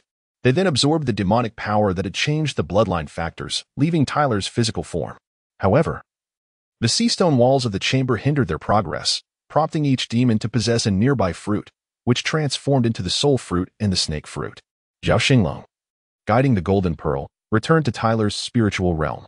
Half an hour later, Tyler emerged from the extreme turtle-breathing and pseudo-death state, albeit still feeling icy cold. Zhao Xinglong was pleased as Tyler sat on the floor, grinning foolishly. An hour later, Zhao Xinglong, controlling his avatar Ifimolong, entered the chamber, holding 2 boxes containing the devil fruits, the imitation fruit and the membrane fruit. This had been Zhao Xinglong's plan all along. Should he successfully restore the devil fruits, Tyler would reconsume the snake fruit and the imitation fruit, while Ifimolong would sacrifice himself to consume the membrane fruit. This strategy would obscure the dual devil fruit abilities of Tyler, allowing Ifimolong to transform as desired without needing a customized mask, with many other developmental avenues to explore later. Furthermore, Ifimolong never knew how to swim. Suddenly acquiring the ability would raise suspicions. Upon the restoration of the soul fruit, It did not alter the fact that untimely was Zhao Xinglong's avatar, which provided him with peace of mind. After the soul fruit was restored, Zhao Xinglong discovered that his control over the previously devoured consciousness of the malevolent spirit was no longer limited to 70%. This unexpected revelation enabled him to fully command the spirit's essence, marking an unforeseen gain in his journey. The doppelganger, untimely, swiftly secured the potentially divine fruit within a box, setting it aside momentarily. Initially, the doppelganger untimely consumed the superhuman Momo fruit. Although merely a projection and not the original self, coupled with prior experiences of consuming devil fruits, Zhao Xinglong still found it arduous to withstand the soul-stirring flavor of the fruit. The doppelganger, who typically presented an air of tranquility and elegance, was now reduced to an undignified state of retching. Fortunately, having only sipped some afternoon tea, otherwise, the consequences would have been far more severe. Subsequently, Tyler consumed both the snake fruit and the imitation fruit, yet he did not experience the same incessant vomiting as untimely. This may be attributed to the fact that this body had now ingested devil fruits for the third time, thus developing a certain resilience to the taste of these infernal delicacies. Taylor extended his right hand and grasped the arm of Moron, activating the powers of the copy fruit. 10 seconds later, Taylor released his grip, then brought his hands together before spreading them apart, revealing a thin membrane between them. Zhao Xinglong understood that this was the copy fruit replicating the abilities of the film fruit, although it could only harness 50% of its potential. The membrane featured several holes, indicative of its incomplete state, likely a result of the inherent limitations. Nevertheless, this was a form of power, and there was little to lament. Furthermore, it was only through such endeavors that the capabilities of the copy fruit could be further developed, with the hope of awakening its full potential. Zhao Xinglong was also curious to discover whether awakening would endow him with the abilities of dual fruits. After a thorough inspection of the secret chamber, ensuring nothing was amiss, the doppelganger Moron and the original Taylor emerged. The doppelganger cradled a box containing the soul fruit, while Taylor carried an empty container. The chamber still reeked of a pungent odor. The remnants of the uneaten devil fruit had begun to rot. Compounded by the unpleasant smells from the vomit produced by both Taylor and his doppelganger during their time inside, the secret chamber had become rather inhospitable. Once outside, the two separated their paths. Moron went to secure the soul fruit, placing it alongside the dispersed fruit, while Taylor proceeded to another training room to swiftly familiarize himself with the powers of both the copy and film fruits. Time passed swiftly, and as the month of August in the year 1492 of the Sea Circle calendar approached, Zhao Xinglong decided it was time for the original Taylor to embark on a journey. To ensure Taylor's travels remained discreet, Moron once again initiated a voyage to the West Sea. This time, it was conveniently framed as a visit to the Kingdom of Elusia for inspection. During the first half of the year, Moron had refrained from visiting Elusia when collecting the heavenly gold due to time and safety concerns, which had caused some anxiety for King Shundaluka of Elusia. Subsequently, the king reached out to Moron through the world government, humbly and sincerely inviting him for a visit.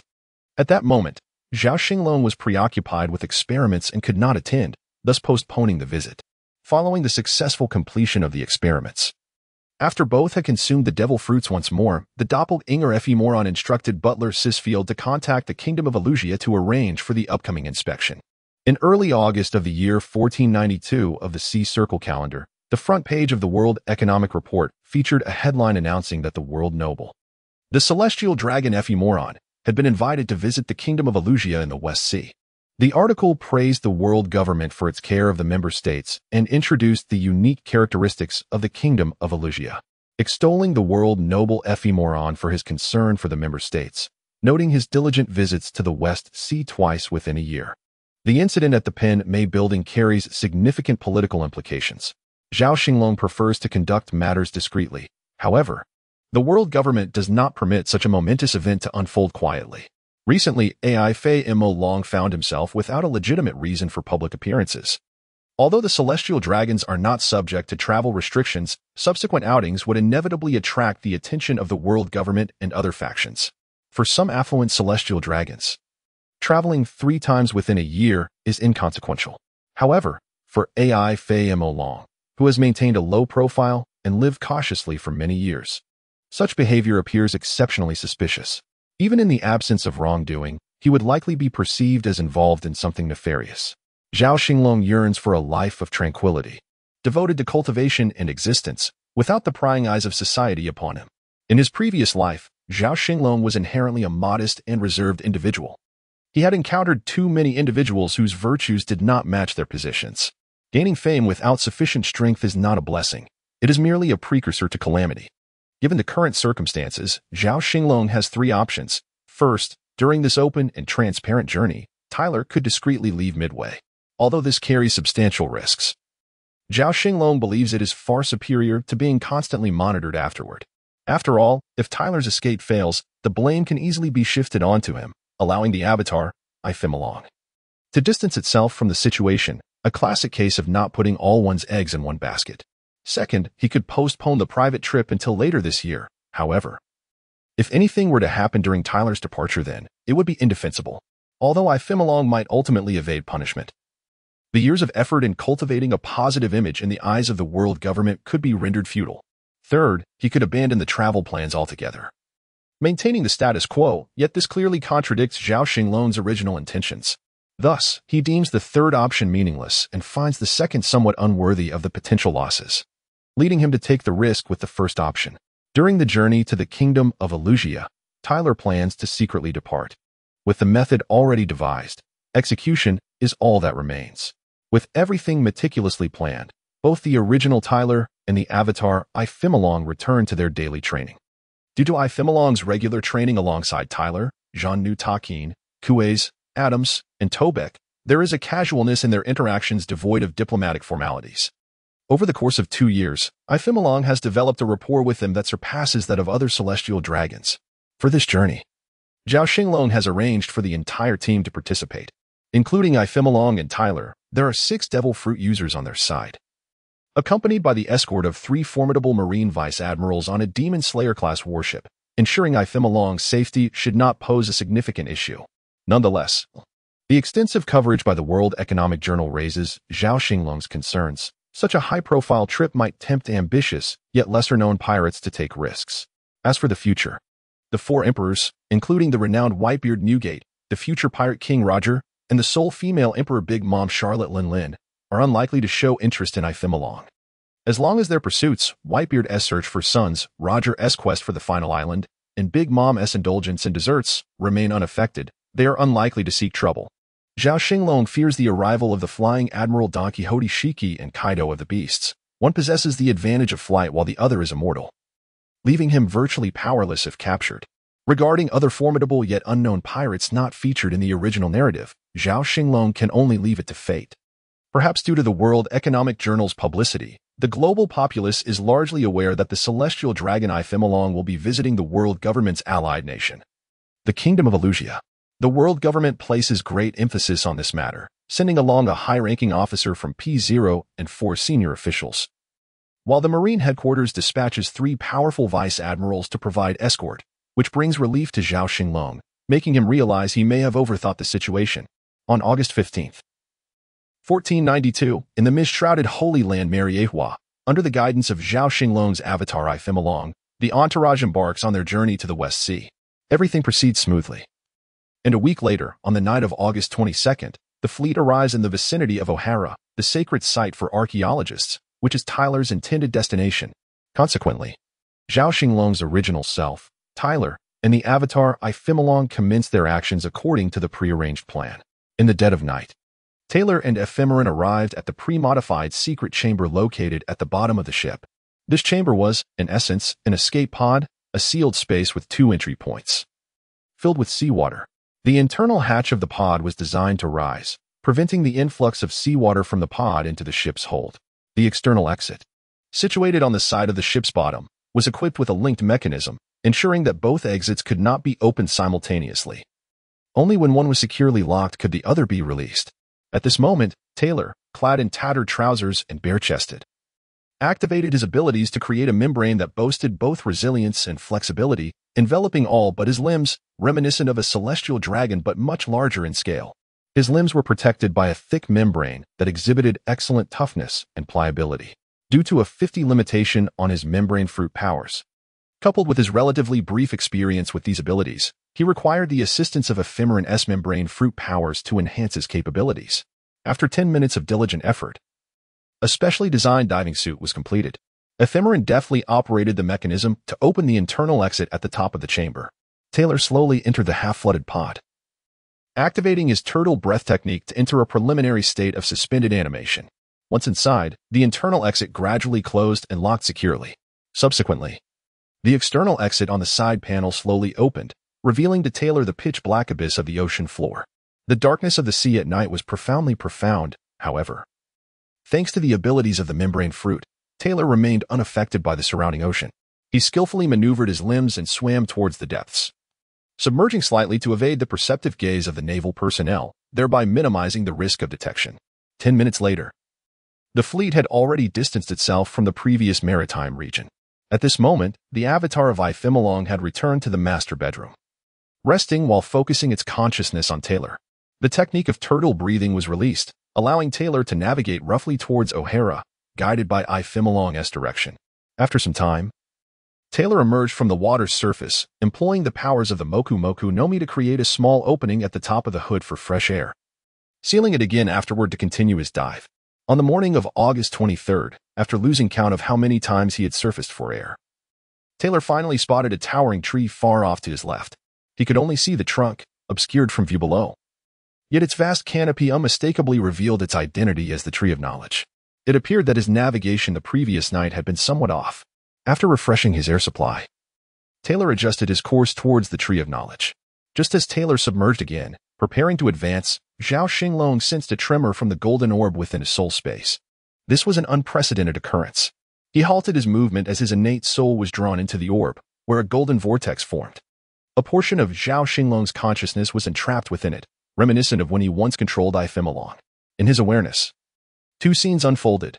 One was the familiar golden orb space where he could perceive Taylor's soul, and the other resembled the orb space, a golden realm that allowed him to sense the outer soul space, albeit faintly. Concentrating his awareness there, the image gradually clarified. He discerned a connected soul entity from the waist down, unusually solid, with a powerful upper body, long black hair reminiscent of a mane, and two short black whiskers on his lips, crowned with a pair of curving horns. A blue dragon coiled around the lower half of the soul entity and one of the independent upper bodies. My heavens! What a surprise! Kaido. Zhao Xinglong was momentarily bewildered. What was happening? Who was this Kaido? Stay calm, stay calm. This scene was far too astonishing for Zhao Xinglong. He could not comprehend why he was witnessing such a vision. At that moment, the trembling orb conveyed a message to Zhao Xinglong, indicating that this was the other half of the orb, within which also resided a soul entity of Zhao Xinglong. He himself was a dual soul being, and the orb's proximity today triggered this resonance. The orb sought to reunite, to draw near, to merge.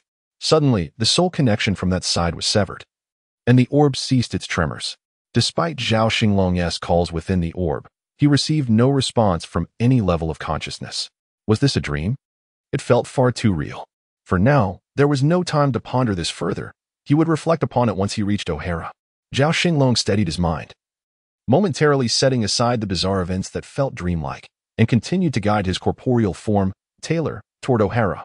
Simultaneously, high above, at an altitude of 10,000 meters, a cerulean dragon descended through the clouds, transforming into a humanoid beast form as it glided down to the treetop of the all-knowing tree.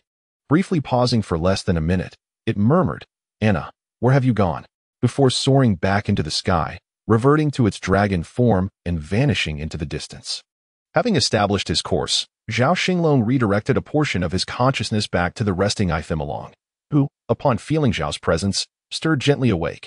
After a brief stretch, Xinglong proceeded to the bathroom to freshen up, styling his hair into a crest that Zhao found utterly unappealing. Yet, he mused, such was the plight of the celestial dragons. An unappealing appearance was a calamity, while an artificially crafted one was a human misfortune. In Zhao's eyes, most celestial dragons epitomize this duality of disaster and folly. Dressed in the distinctive attire of the celestial dragons, Xinglong activated the capabilities of the Momo Momo fruit to manifest a hood, facilitating the wearing of this headpiece. Emerging from his chamber, it was already past 8 in the morning, and it was customary to head to the dining hall for breakfast. The others noticed Taylor's absence but refrained from inquiring, with only Tobek murmuring, "Taylor is missing. I wonder where he is gone?" "Do not ask what should not be asked. The adults will make their own decisions," replied Takin, casting a glance at Tobek. With Taylor absent, Takin, the strongest among them, assumed the role of leader. Tobek, having been addressed, fell silent and returned to his sentry duties. Takin, who had accompanied Ifemalong for over 2.5 years, felt an indescribable connection to him. This current master was unlike any celestial dragon he had encountered before. Outwardly, he seemed similar to others of his kind, yet privately, he was entirely different. There was no pervasive arrogance emanating from him. Instead, there was a facade of haughty disdain underpinned by a genuine amiability and approachability. This realization had dawned upon Takin through his interactions with Ifemalong, and he believed only he and Taylor could perceive this unique quality, while even the steward, Zeisfield, struggled to discern it. At that moment, a masked high-ranking official from the enigmatic P0 organization entered the dining hall. Known for serving the celestial dragons while maintaining their anonymity, they remained concealed even in the presence of someone as prominent as Ifemalong. This official approached Ifemalong, bowing slightly, and stated, "Saint Ifemalong, a formidable presence is approaching. I implore you to proceed to the safety chamber for your protection and re-emerge only once the danger has passed." As he spoke, he made a gesture of invitation.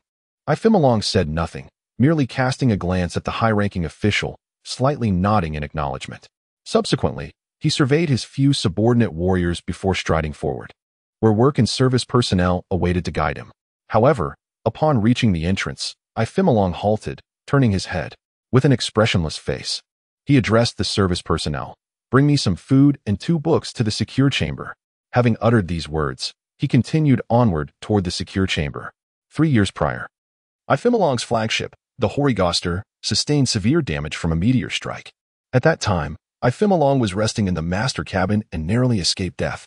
Upon returning to the sacred Mariewa, the Horigaster underwent extensive repairs, a process that spanned 2 years.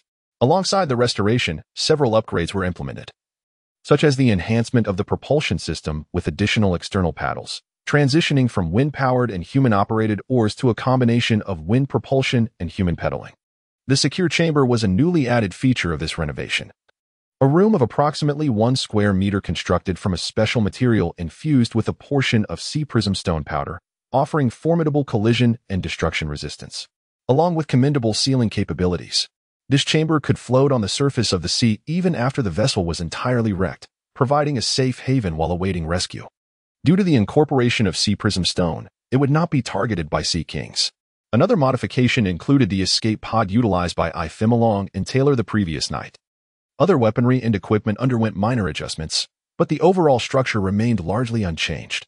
Although Zhao Xinglong possessed a profound understanding of the Horigaster's design, Ifemalong, as a celestial dragon, could not exhibit excessive familiarity with the ship's structure, as it would contradict the exalted image of the celestial dragons.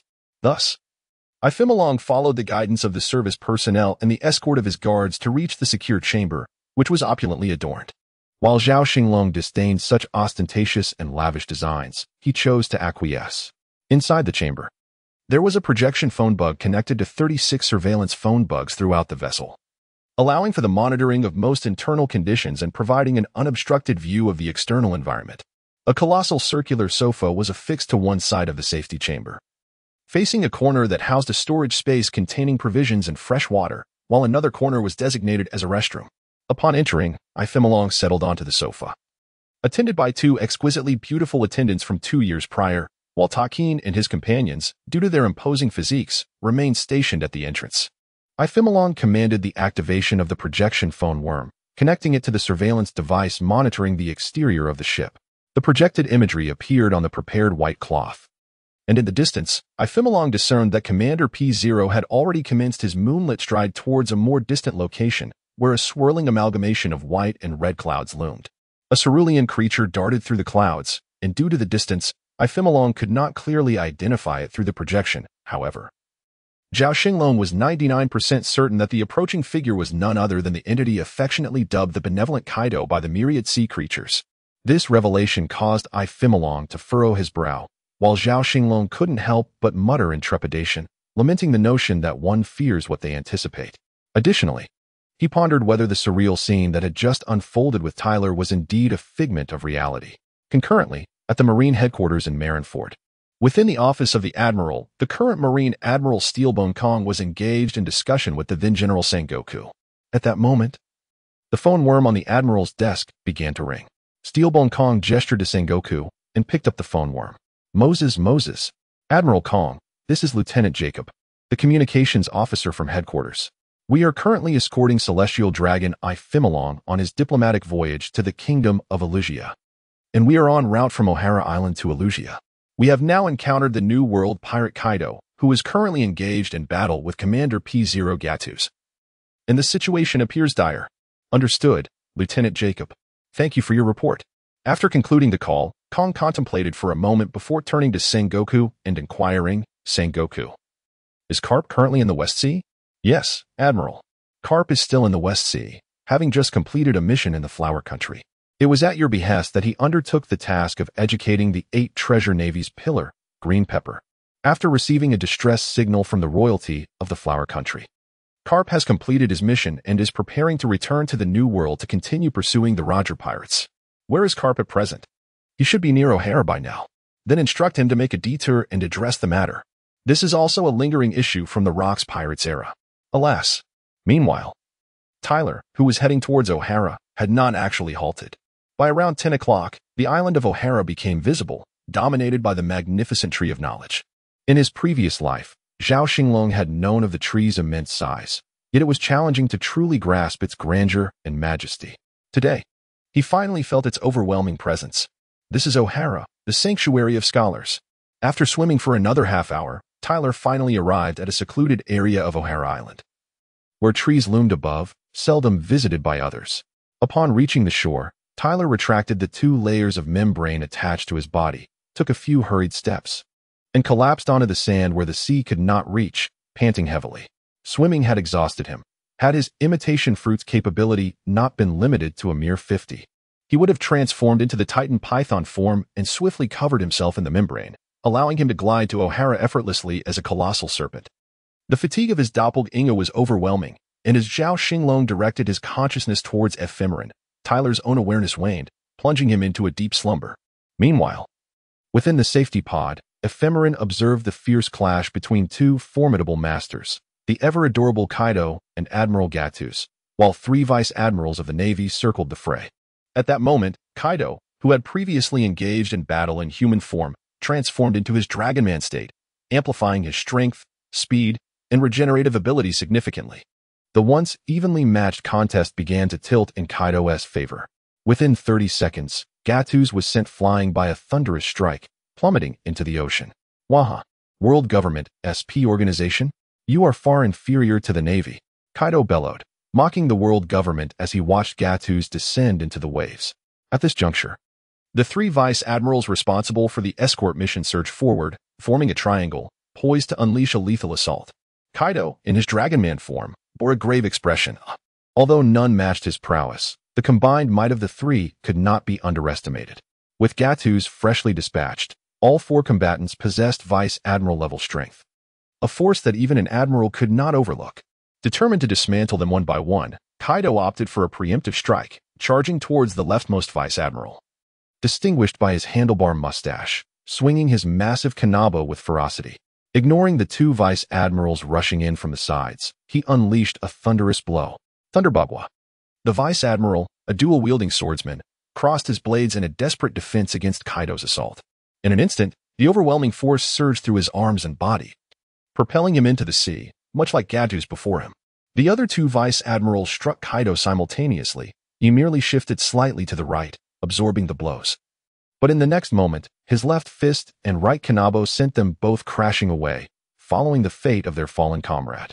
Afterward, Kaido turned his gaze towards the Horagast, causing the onlookers to tense as the situation grew precarious. Waha, celestial dragons, are they? At this moment, Gatus had returned from the depths of the ocean to the foredeck of the ghost ship, his white suit thoroughly soaked. Just as he braced himself for an impending confrontation, Kaido prepared to land on the ghost ship. However, Kaido suddenly turned his gaze towards the distance, where a naval vessel emerged, a grand 3-masted sailing warship, distinguished by a peculiar figurehead resembling a dog's head, clutching a bone.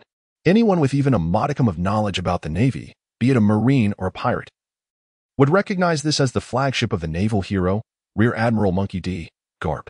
Undoubtedly, the arrival heralded the presence of Garp himself. Kaido, who had initially felt a mix of pride and disinterest, now bore a more serious expression, infused with anticipation. On the deck of the warship, a man donning a dog-headed hat stepped forward, launching himself into the air with remarkable force, soaring towards Kaido, who floated ominously above. With a booming voice, he declared, "Kaido, taste the iron fist of my justice, fist of 1,000 pounds." A forceful upward strike whistled through the wind. The naval hero Garp shouted, "Very well. Then let me bring you down, Thunder Bagua." A downward swing of a heavy mace, as if a mountain were crashing down. Garp's fist and arms darkened with the intensity of his haki, while Kaido remained undaunted. The two forces, wrapped in the armor of their respective haki, clashed fiercely, locked in a stalemate. After 10 seconds, the formidable Garp not only matched Kaido's haki but began to overpower it. The confrontation suppressed Kaido's moves, and he could hardly have anticipated the outcome of the initial exchange. Cap was able to counter his first attack effortlessly, sending Kaido and his Kanabo flying with a resounding crash. Cap swiftly pursued in mid-air, prompting Kaido to retract his weapon as the two engaged in a fierce hand-to-hand combat, relentlessly striking one another. Gradually, Cap began to dominate the encounter, transitioning into a one-sided lesson for Kaido. His punches, imbued with the righteous fury of love, were both overwhelming and terrifying, forcing Kaido to tense his skin and transform into his dragon form, bringing the battle back to an even footing. However, it seemed Cap had not exerted his full strength initially. Now, he was serious. He first landed on the flagship of the Iphimelon and then ascended once more, re-engaging Kaido, who had been floating in the clouds. Before long, Kaido found himself at a disadvantage once again. This was unavoidable as Cap stood at the pinnacle of human capability, a legendary figure relying solely on his physical prowess without any fruit abilities. Kaido's encounter with Cap today was both accidental and intentional. He sought to gauge the disparity between his own abilities and the apex of the world. From this encounter, Kaido recognized the stark difference. Realizing Cap's level surpassed that of a mere admiral, while he himself remained some distance away from that rank. Cap's presence and the gap in their abilities reminded Kaido of Whitebeard, solid and stable at the zenith of the world. While Kaido could have retreated calmly, he chose instead to approach the Goster. The Gatris and 3 naval admirals grew tense, while Cap remained unfazed, continuing his battle with Kaido. Observing the fight, Iphimelon was struck by a hazy vision of a canvas depicting a gorge on an island adorned with beautiful structures reminiscent of Mariewa. Within that image, Cap was seen collaborating from a distance with another figure to assault a third, though the memory was indistinct. Zhao Xinglong sensed its connection to the mysteries of the celestial dragons in the Valley of God. However, his youth had rendered him unable to grasp any crucial information about the valley, such as coordinates, locations, arrangements, or treasures. The external battle concluded swiftly, within half an hour, culminating in Kaido's capture.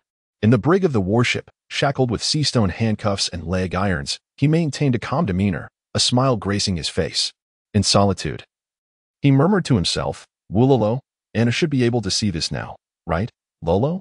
After witnessing the clash between the heroic Cap and Kaido, Zhao Xinglong began to return a fragment of his consciousness to his physical form, Taylor. However, due to fatigue, Taylor remained asleep, and Zhao Xinglong did not rush to awaken him, allowing his body ample time to rest. Yet, before long, as if in a dream, Zhao Xinglong's consciousness re-entered the golden orb space. Within the enigmatic realm of Kaido's soul, Zhao Xinglong found himself in a slightly improved situation compared to his previous experience. This time, he could perceive fragments of the external world through Kaido's consciousness, specifically, the interior of a ship's holding cell, bound by shackles and handcuffs. It was likely the confinement quarters of Vice Admiral Garp. Zhao Xinglong's ethereal form could only linger within this golden expanse, unable to transcend its confines. He speculated that Kaido's own soul was intact and healthy, which prevented this intruder from escaping the confines of this pearl-like space and entering the true realm of the soul.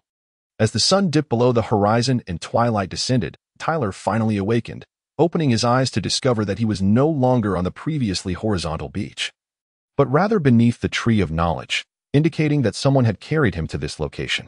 Taylor shifted his somewhat stiff body, suddenly sitting upright with his legs crossed. Before him stood a group of individuals, and at a distance of 3 meters, the leader, an elderly man of less than 6 feet tall, captured his attention. His hair, a pale green hue, was styled in 3 distinct directions. Some strands at the back formed cylindrical bunches reminiscent of leaf stems, while the hair on either side fanned out in flat, leaf-like shapes. Even his light green beard was meticulously groomed to resemble foliage, presenting an unmistakable image of an inverted clover leaf. Before Taylor stood none other than Dr. Clover, the esteemed director of the O'Hara Library and a preeminent figure in the realm of archaeology within the world of pirates. He is more commonly referred to by a more fitting title, Dr. Clover, the scholar closest to uncovering the enigmatic century of blank history, an elder of considerable wisdom. His poignant final words, "Humanity is truly superficial," were laden with profound significance. While Taylor did not wholly endorse the lengths to which such scholars would go for the sake of history, Dr. Clover remained one of the few individuals he deeply revered in this pirate-infested world, embodying unwavering conviction, fearless courage, scholarly dedication, and a readiness for sacrifice. It was indeed a rarity, although O'Hara ultimately preserved its flickering light under the protection of Saul and the leniency of Kazan. The destruction of the 5,000-year-old tree of knowledge was undeniably tragic. In the presence of Dr. Clover, Taylor found himself momentarily entranced. However, he quickly recognized that lingering in a daze before such a venerable figure would be quite impolite.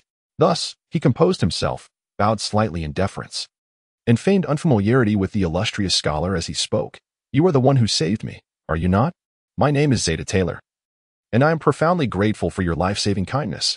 As he spoke, he transitioned from a seated position to kneeling, offering a respectful gesture of gratitude towards Dr. Clover. The idealistic and somewhat naive Dr. Clover rushed forward to assist Taylor, exclaiming, "Ha ha ha. I am Dr. Clover, or you may call me Dr. Threeleaf, young one.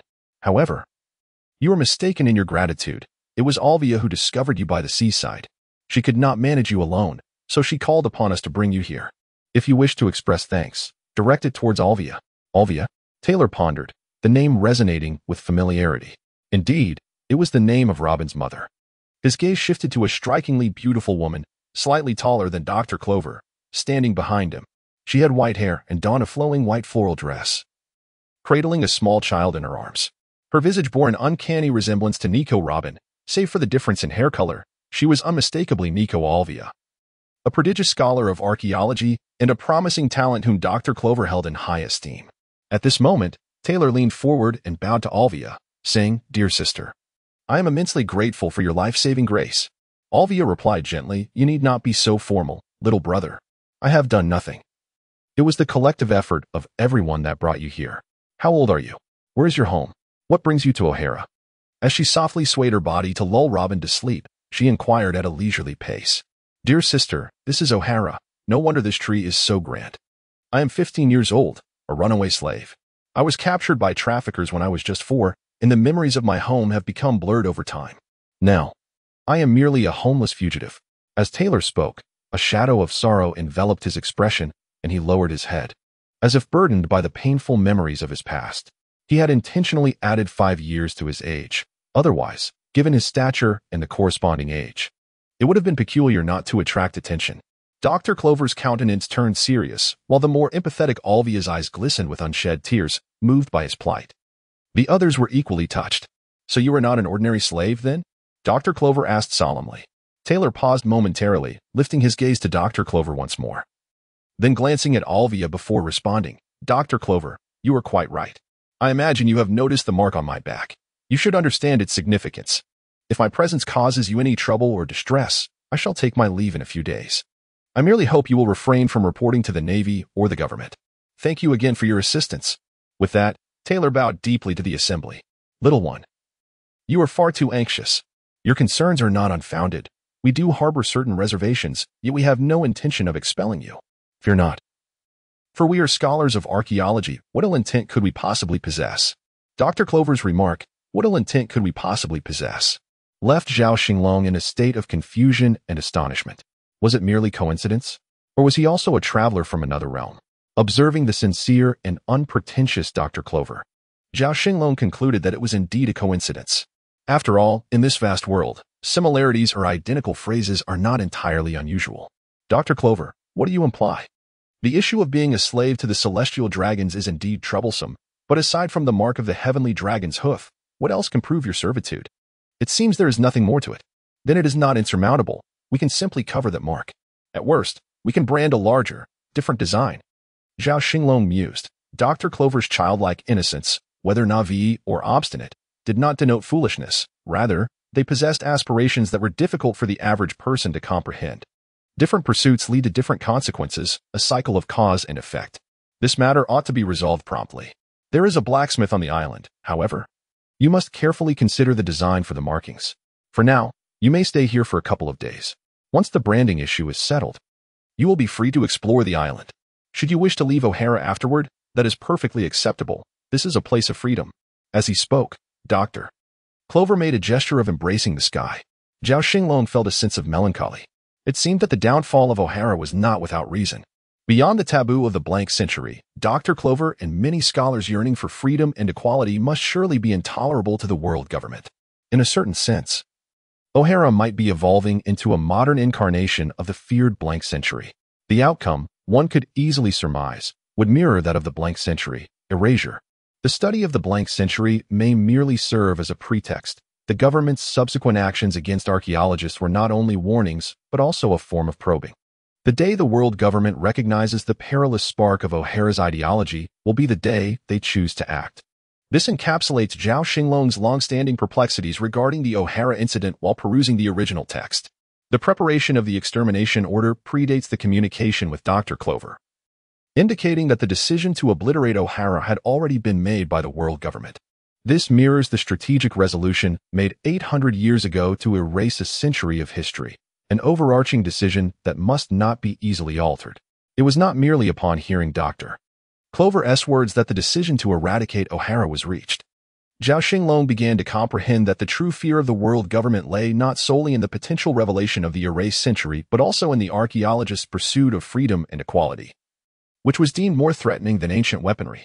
The apprehension of archaeologists, the search for evidence, the enactment of the extermination order, and the bombardment of refugee ships were but tactical maneuvers serving the strategic objective of extinguishing the light of O'Hara. As for Nico Robin, the lone survivor of O'Hara, her lack of a fervent desire for freedom and equality rendered her inconsequential to the world government. This was a pivotal factor in her survival at the tender age of 8. Without the protection of formidable allies, her prospects would have been dire. Thus, everything began to coalesce. What the world government truly sought to eradicate were the ideals of freedom and equality propagated by the archaeologists of O'Hara, rather than the archaeologists themselves. Of course, these realizations dawned upon Zhao Xinglong in an instant, leading him to briefly entertain the notion that the truth might indeed be as such. Returning to the present, Tyler expressed his gratitude to Dr. Clover. "Thank you ever so much, Dr. Clover. I have one more request. If I succeed in eliminating the threat of the mark, would you be willing to teach me archaeology and ancient scripts? I am genuinely fascinated by the unknown past and antiquity. Well, if the threat is indeed eradicated, it is certainly not out of the question. Sincere Ernest, once you have resolved the matter of the mark, come to me for your studies," Dr. Clover replied, always fond of eager learners. Thus, Tyler settled in O'Hara. However, due to his height, visiting the homes of the scholars posed a challenge. Now over 10 years old, Tyler's resurrection over 3 years ago had fully activated his giant lineage, resulting in a remarkable growth spurt from an initial height of 1.3 meters to a staggering 4 meters, averaging nearly 90 centimeters per year.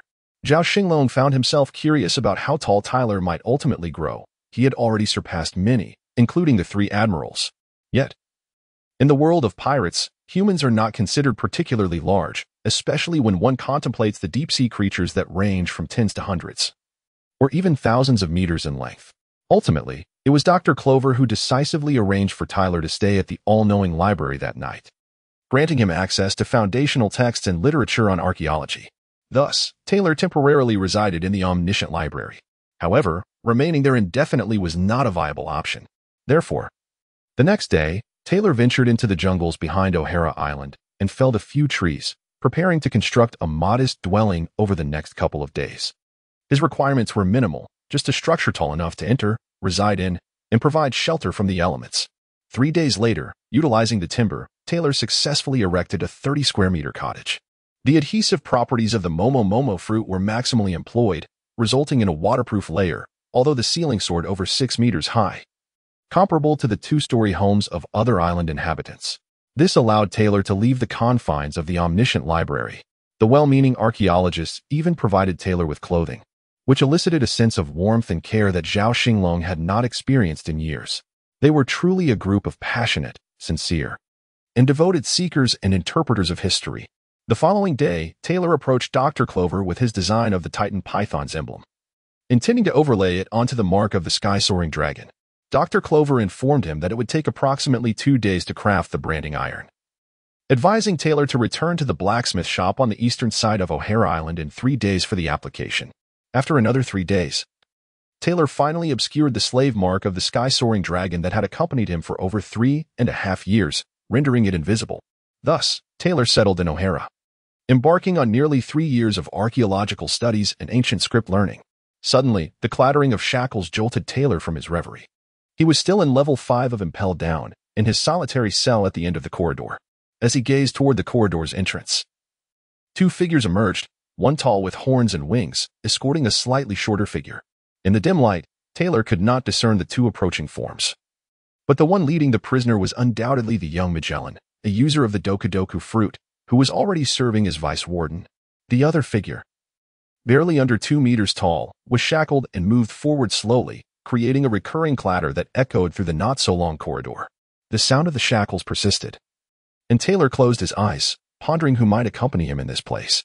As the clattering ceased, it seemed they had arrived at the new prisoner's cell. Taylor opened his eyes to find himself directly across from his own cell. In the dim light, a haggard and melancholic face was revealed, causing Taylor's heart to skip a beat. He murmured softly to himself, "Is it really her?" In the holy land of Mariehua, in the opulent master bedroom of the house of Effie Moron lay on the bed, conversing with the telephone buck. "Gatus, you have known me for nearly 8 or 9 years. You should be well aware of what kind of person I am. I am merely seeking a scholar well-versed in ancient scripts to serve as my mentor. I heard that Nico Alvia has recently been captured by you, Saint Ifimilong. Your information is quite astute. How swiftly have tidings reached you? However, this is but a minor character. Why do you seem so invested?" "A minor character?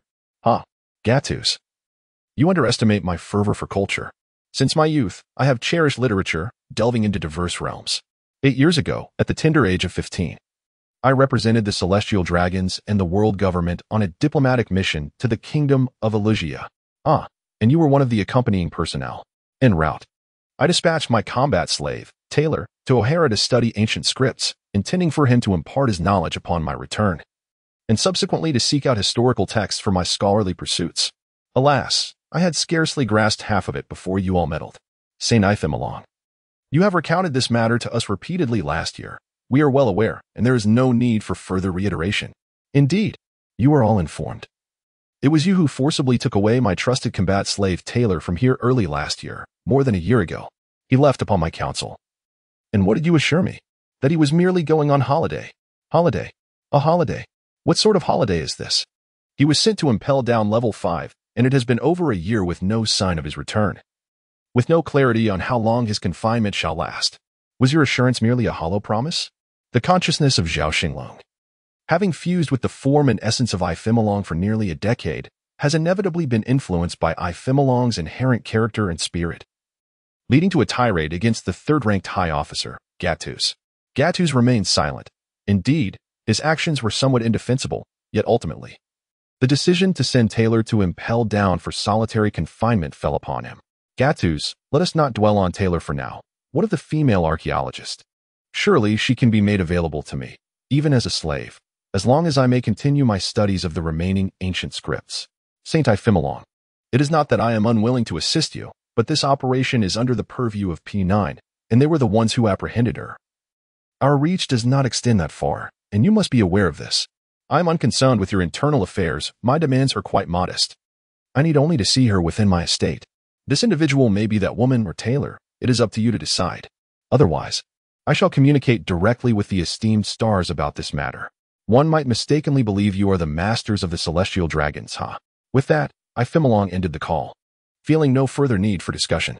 When Zhao Xinglong first glimpsed the woman through Taylor, he realized that this call was imperative. He needed to clarify his own position before extricating Ifimilong from the situation.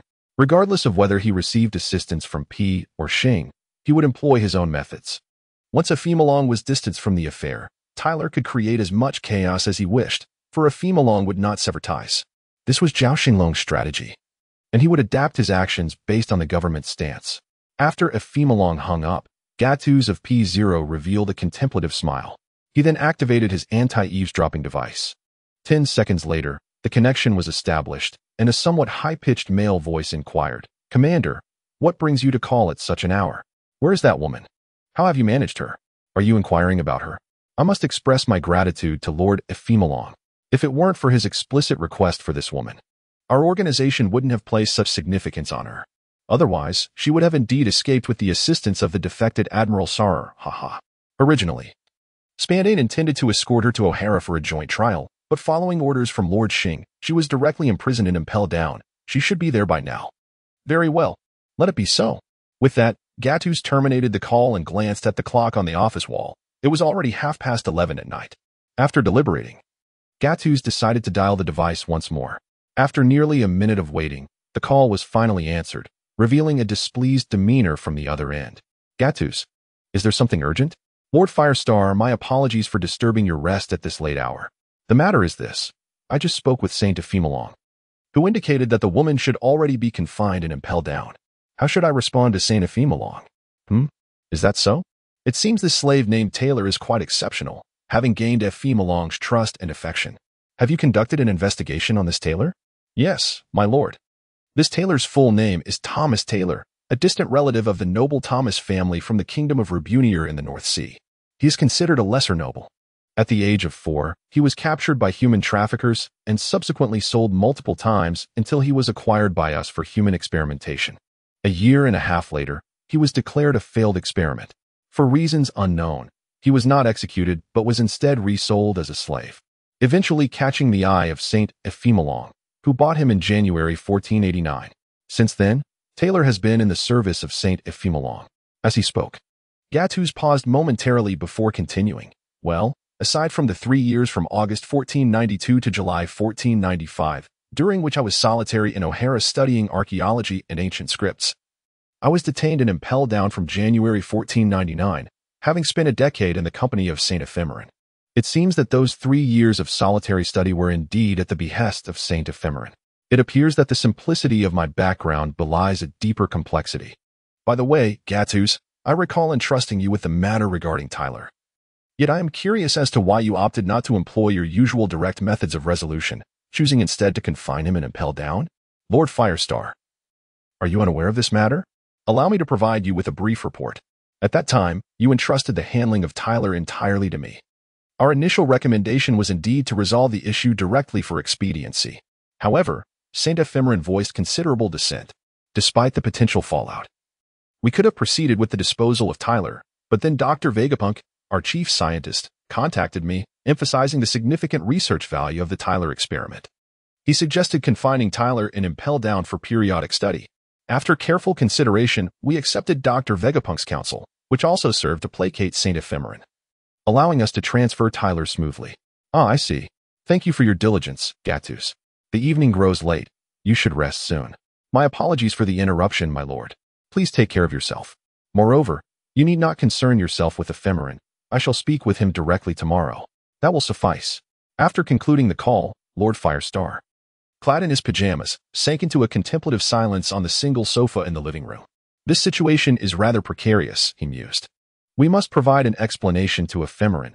Otherwise, it may lead to complications that could reflect poorly upon me. Furthermore, why was there no report regarding Tyler? Was this information deliberately withheld? He resolved to reassess the situation and, if necessary, have Gattuso investigate discreetly, for this matter should not be made public. Well, it does not amount to a grave issue. With that thought, Lord Firestar stroked his golden goatee, preparing to retire to his bedroom.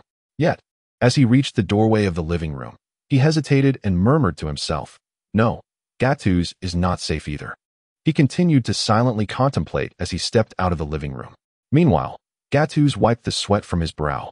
Deep in thought, the fact that the matter concerning Tyler did not reach Lord Firestar suggests that my superior might have concealed it. He likely lacks the audacity for such a maneuver. It appears that information was intercepted in transit, but who possesses such influence?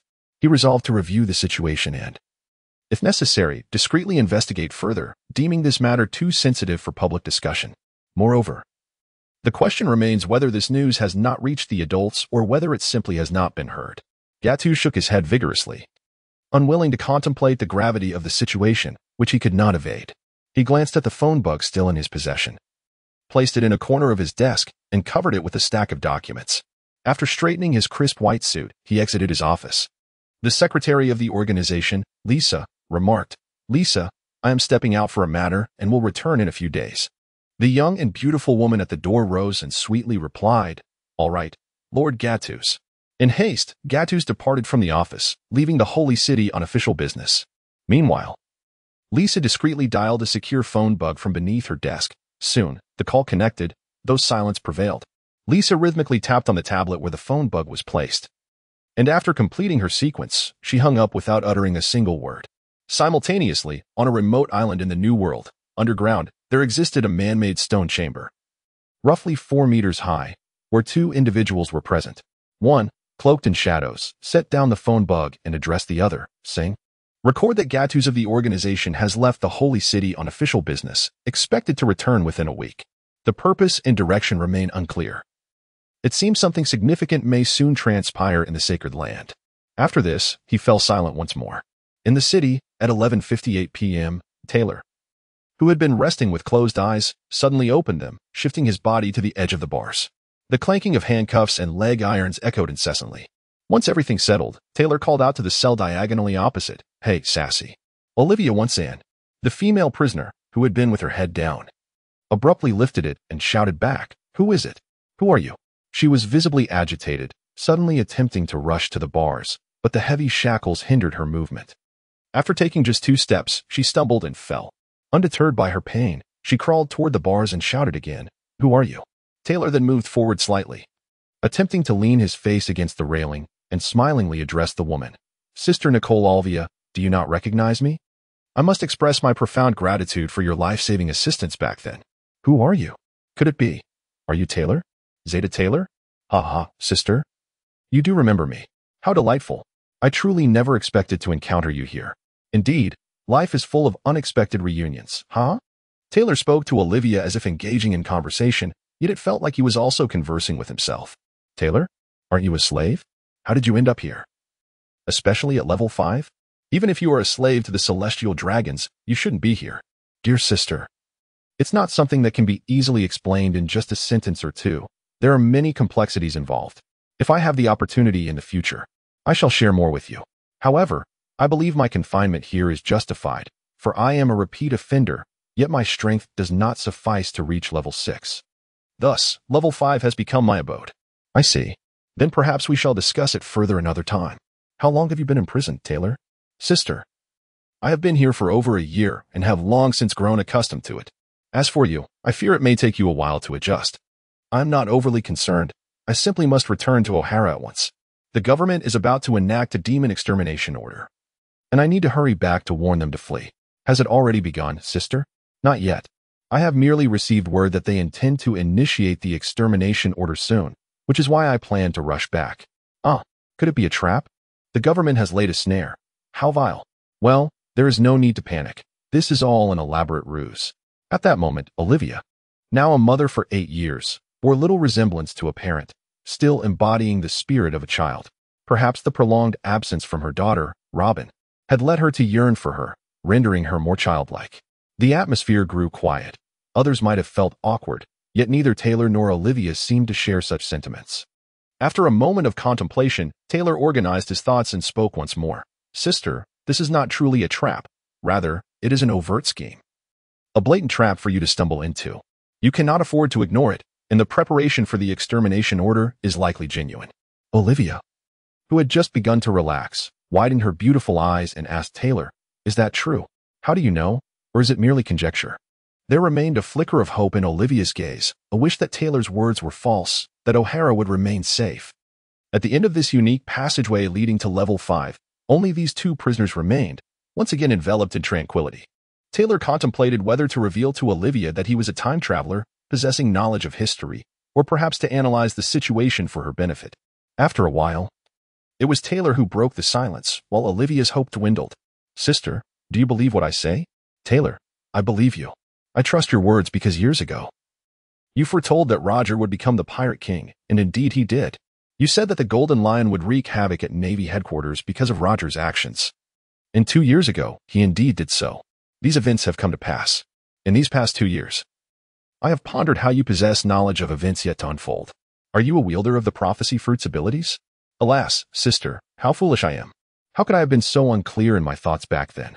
Otherwise, I would not have dismissed your advice, leading to the regrettable situation I find myself in today. My demise is of little consequence. Alas for O'Hara, and for young Robin who has just turned 8, I have not been a good mother. I am unworthy of the title. Woe is me. As Olivia spoke, her voice broke, and tears streamed down her face, engulfed in despair. Sister, from Robin's perspective, you indeed fall short as a mother, yet I am aware that she has always held a deep affection for you. Though I foresee a future where Robin is the sole survivor of O'Hara, if only you could escape this calamity, it would bring her immense solace. However, it appears that returning to O'Hara is no longer within your reach. Taylor, is there any way to escape?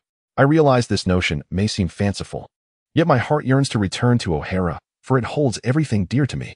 Sister, I too find myself powerless in this situation. Ding.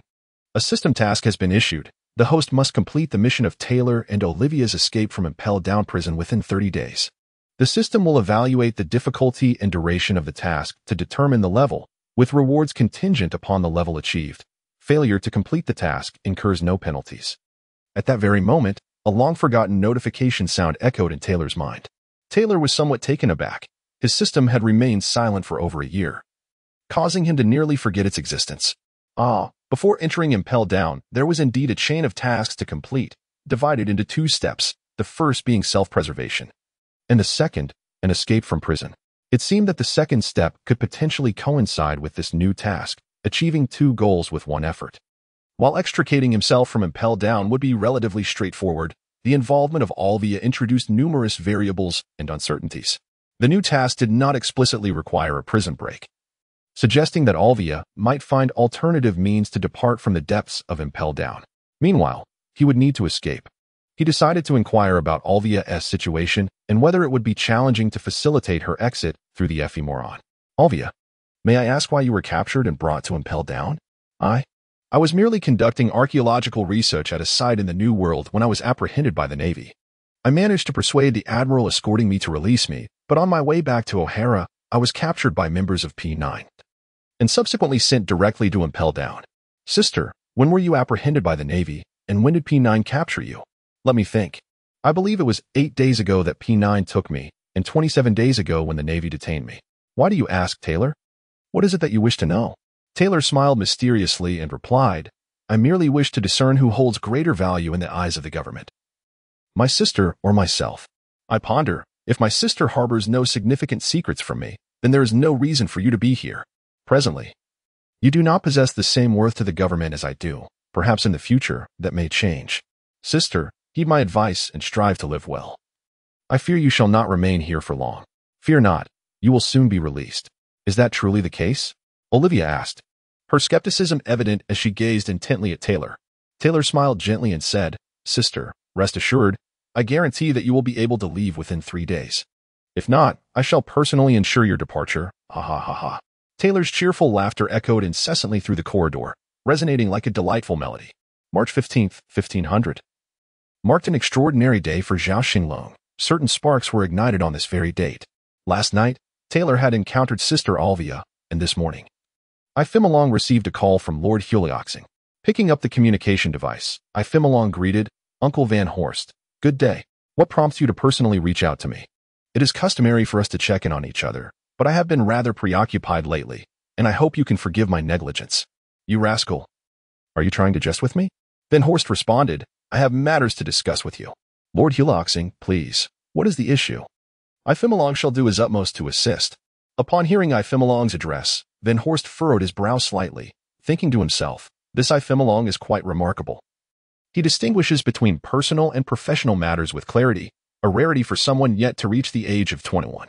However, this is the first time in many years that he has exhibited such restraint, likely due to lingering feelings from the incident involving Taylor. It is no wonder, for anyone subjected to such treatment would be vexed. Yet, this lad seems to possess a keen intellect, understanding the importance of discretion. Thus, Van Horst chose to feign ignorance regarding Ifemalong's implications and continued, Nephew Ifemalong, Gatus contacted me last night. Is there not a way to resolve issues privately without escalating them to an irreconcilable state?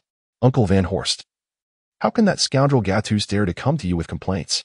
What audacity he possesses. This shameless individual has truly lost all sense of dignity. Enough, I Xinglong. Let us focus on the matter at hand. Resorting to insults will not resolve anything. I Xinglong's consciousness, intertwined with Zhao Xinglong's spirit, smirked inwardly. Reflecting, if this is considered an insult, then perhaps he has not encountered true adversity. The pirate world has a dearth of sharp retorts, which may lead to such a misunderstanding. Perhaps it is also connected to the culture here, where physical confrontation is preferred over verbal sparring. In any case, the skills of verbal rebuke pale in comparison to those of physical prowess. Uncle, do you not think he is bullying us, the celestial dragons? The slave, Taylor, whom I sent in my stead for learning, yes, that shameless Gattuso continually claims he is merely taking Taylor on an extended holiday. It has now been 3 months, when it should have been just a month. Even if I misheard initially, it is now time. And where is he? My calling him shameless is merely a mild description. He has been avoiding me. Otherwise, regardless of whether I can best him in combat, I would have confronted him and given him a couple of slaps to relieve my frustration. On the other end of the communication device, Lord Zhao felt overwhelmed. Pondering, how did I encounter such a character? I have heard that this individual, due to the shock experienced in the Valley of Gods during his youth, exhibits signs of a split personality, oscillating between two extremes. Since 1490, he has not displayed such behavior. Could it be that this incident might trigger a recurrence? That would be quite troublesome. The nephew of Ephemeron, your feelings are understood by Uncle. You must also comprehend that oftentimes they are left with no choice. Left with no choice? Uncle, I have attended school infrequently, so please do not deceive me. I am at a loss as to their situation. Even I, a celestial dragon, am unable to command them. Alas, it feels as though they are deliberately challenging my sincerity. Fire Old Star. Uncle, let me be candid with you. I have known that slave, Taylor, for quite some time now, and I have regarded him as a brother. This is why I was able to persuade him to refrain from resisting when taken away. Now, I am uncertain how Taylor is faring in Impelled Down. He must loathe me for this. I truly regret advising him to surrender. Otherwise, he could now soar freely in the vast sea and the boundless sky. That said, it is not merely my personal rivalry with him. My identity transcends my own. I am the patriarch of the Russell family and a member of the Celestial Dragon. I cannot allow him to manipulate my reputation at will. I may disregard my own dignity, but I cannot allow the Russell family's honor to be tarnished. The dignity of the Celestial Dragons must also be preserved. Especially the final statements were delivered with resounding conviction, stirring the soul. At this moment, Fire Old Star Van Horst finally understood Ephemeron's relentless pursuit was not for an individual, but for the reputation of his family and the Celestial Dragons. Such dedication is rare. Even when treated poorly, he still ardently defends the collective interests of the Celestial Dragons. This is a remarkable quality that must be meticulously reported to the elders. This young man has great potential. Uncle, it is not that I am adamant about retrieving Taylor. Previously, I mentioned to Gattuso that he should provide me with the brilliant archaeologist, Nico Alvia, from O'Hara. This would serve as a means to settle the matter concerning Taylor. Yet, he still refuses to grant me this courtesy, which infuriates me. Uncle, I recognize that Taylor's value far exceeds what one might envision. I am well aware of his background, and I suspect it is improbable that I will reclaim him. However, he entered the fray to study ancient scripts on my behalf. If he does not emerge nor offer me an explanation, it signifies a blatant disregard for me, Ephemeron, for the Russell family, and for the Celestial Dragons. Zhao Xinglong, through Ephemeron, once again raises the banner of the Celestial Dragons and continues. Alvia is an archaeologist. Acquiring her would also serve as an acknowledgement of the circumstances surrounding Taylor's abduction, allowing us to maintain our dignity. If Taylor harbors any resentment, let it be directed solely at me, and I shall accept that. However, it seems the organization believes they can toy with us as if we were fools. Just as I requested Alvia, they have sent her to Impel Down, striking me in the face. Do they truly believe the Russell family can be trifled with? Fire Old Star Van Horst, feeling a surge of anger, thinks that scoundrel Gattuso has failed to provide me with clarity throughout this ordeal. How am I to pacify Ephemeron? I shall deal with that rogue later. The nephew of Ephemeron, it is indeed the first time I have heard of this matter. You present some valid points. Taylor is indeed deeply involved and cannot return to your side. As for the situation regarding Alvia, I shall confer with several other merchants and provide you with a response by tomorrow. How does that sound? Uncle, I truly appreciate your assistance. If this were merely a personal matter for me, I could endure it, but given that it concerns the reputation of the Russell family and the celestial dragons, I find myself in a predicament. I humbly ask for your understanding, along with that of the other esteemed gentlemen. Very well, young man. Await my news then. That is all for now. Afterward, the fiery elder star Van Horst disconnected the phone bug, while Ifimilong let out a sigh of relief, revealing a peculiar knowing smile. To an outsider, one might easily assume Ifimilong was gravely ill. On the other end of the line, Elder Star attempted to reach Gattu's, yet there was no response. Meanwhile, Taylor remained leaning against the wall of his cell. Following the conversation between Ifimilong and Elder Star, Zhao Xinglong surmised that Alvia could likely find another means of escape, thus fulfilling his mission. However, it remained uncertain whether Alvia would manage to reach Ifimilong after her eventual departure from Impel Down. On the night of March 15th, 1500 in the Sea Circle calendar, Taylor began to resist the effects of the sea stone shackles and unleash his devil fruit abilities.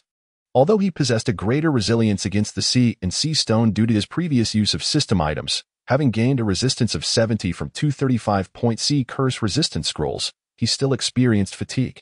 Fortunately, over the past year of wearing the sea stone shackles, he had undergone a unique form of training. While his physical capabilities continued to be affected, he had regained near-complete control over his body.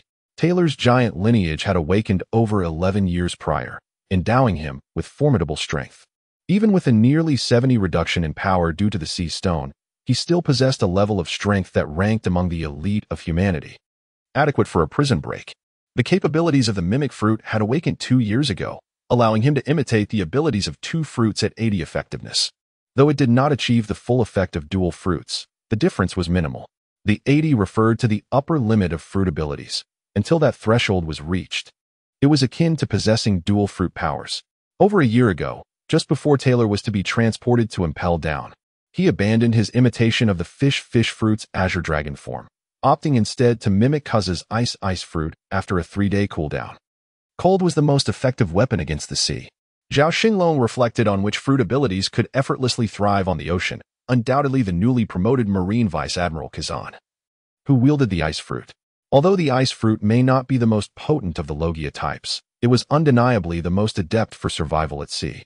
Kaz had developed his ice fruit quite well. It could be considered a non-elemental freezing fruit, significantly aiding in an escape from the depths of Impel Down. In addition to the Titan Bull Python and the Mimic fruit, Taylor had consumed a 3rd devil fruit in 1498, a Logia-type cloud fruit. This was promised to Ifimilong as compensation after the government exchanged 2 devil fruits for him. Ifimilong received it in 1496, and upon Taylor's return from Wano in 1498, he utilized the cloud fruit. This was not a reckless experiment by Zhao Xinglong. Rather, in February 1495, while still studying in O'Hara, Taylor had awakened the lineage factor of the fur tribe, transforming into a moon lion form. At this point, Zhao Xinglong realized that Taylor possessed at least 3 lineage factors, coupled with 3 souls, allowing him to harbor 3 devil fruits. With the uniqueness of the mimic fruit, Taylor could be regarded as the only individual in the pirate world capable of wielding 4 devil fruits. Zhao Xinglong was also aware that within Impel Down, a figure of grand ambition was scheming to escape. In level 6 of Impel Down, within an isolated cell, lay a man shackled by both hands and feet, unable to sit up, his golden locks cascading down. Adorned with a half-ship swill atop his head and a tuft of golden beard resembling an octopus starfish at his chin, this man was in a meditative state. Shiki, the legendary pirate and captain of the flying pirate crew, who had been captured over 2 years ago by the combined efforts of Garp and Sengoku.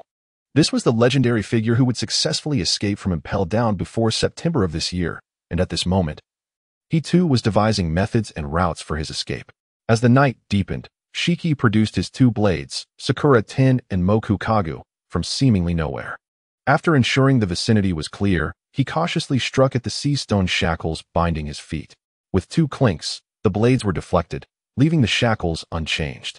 Fortunately, the force was not excessive, and the sound was not overly loud, sparing the blades from any chips.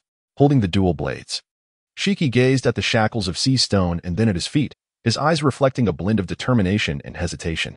Several times he lifted his hand only to let it fall again, ultimately sighing and shaking his head. Indeed, severing one's own feet was an agonizing decision, especially when not facing a life or death moment. Thus, committing to such an act proved even more challenging, a testament to human nature, which is entirely normal.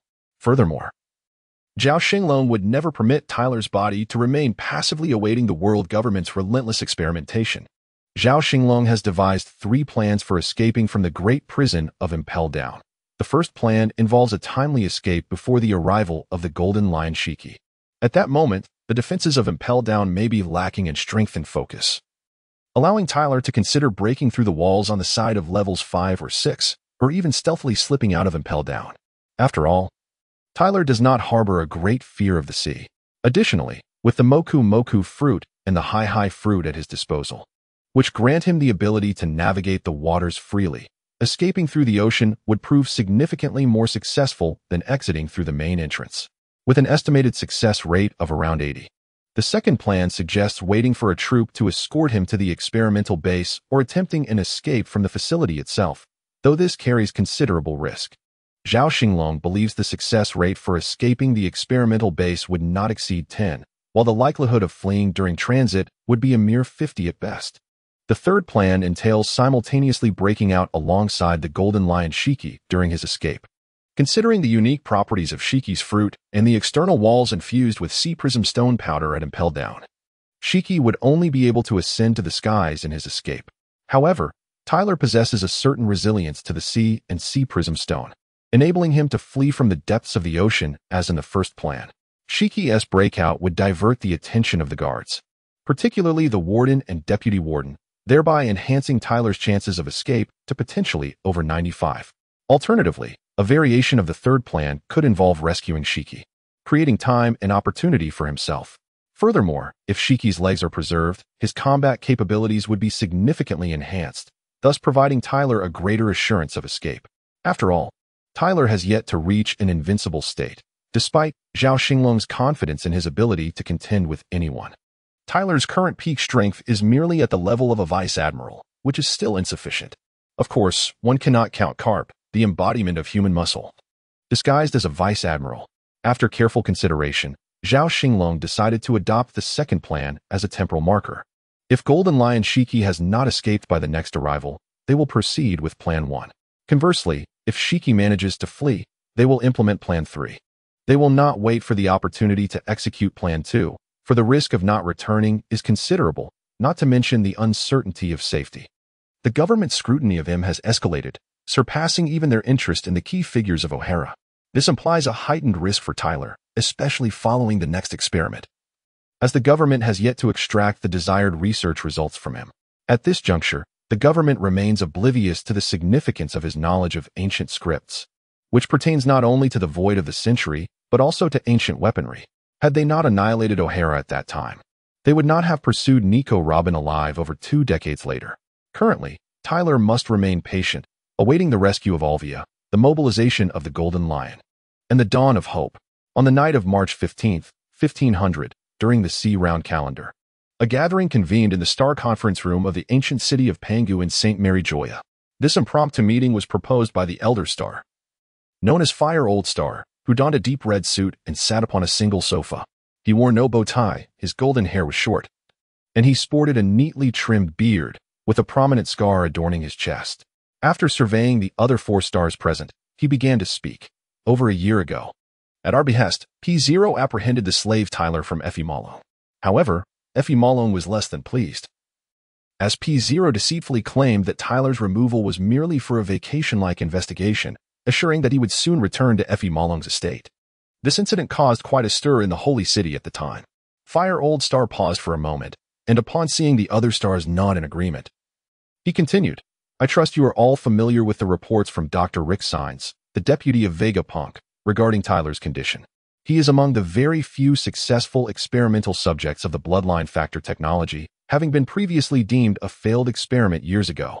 Tyler has since been imprisoned in the Forward City and subjected to further experimentation at a secret facility every 6 months before being escorted back to Forward City. He holds immense research value for the world government.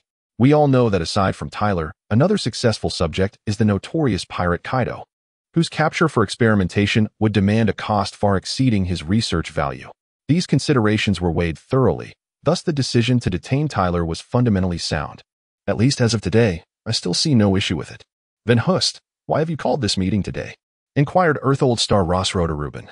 Dressed in a black suit, his white curls cascading over a fluffy white beard, a flat hat resting atop his head, and a notable scar marking his left cheek. The other members turned their attention to Fire Old Star Van Hust. Meeting their gazes, Fire Old Star gathered his thoughts before continuing. This morning, I spoke with that little fellow from Effie Malong.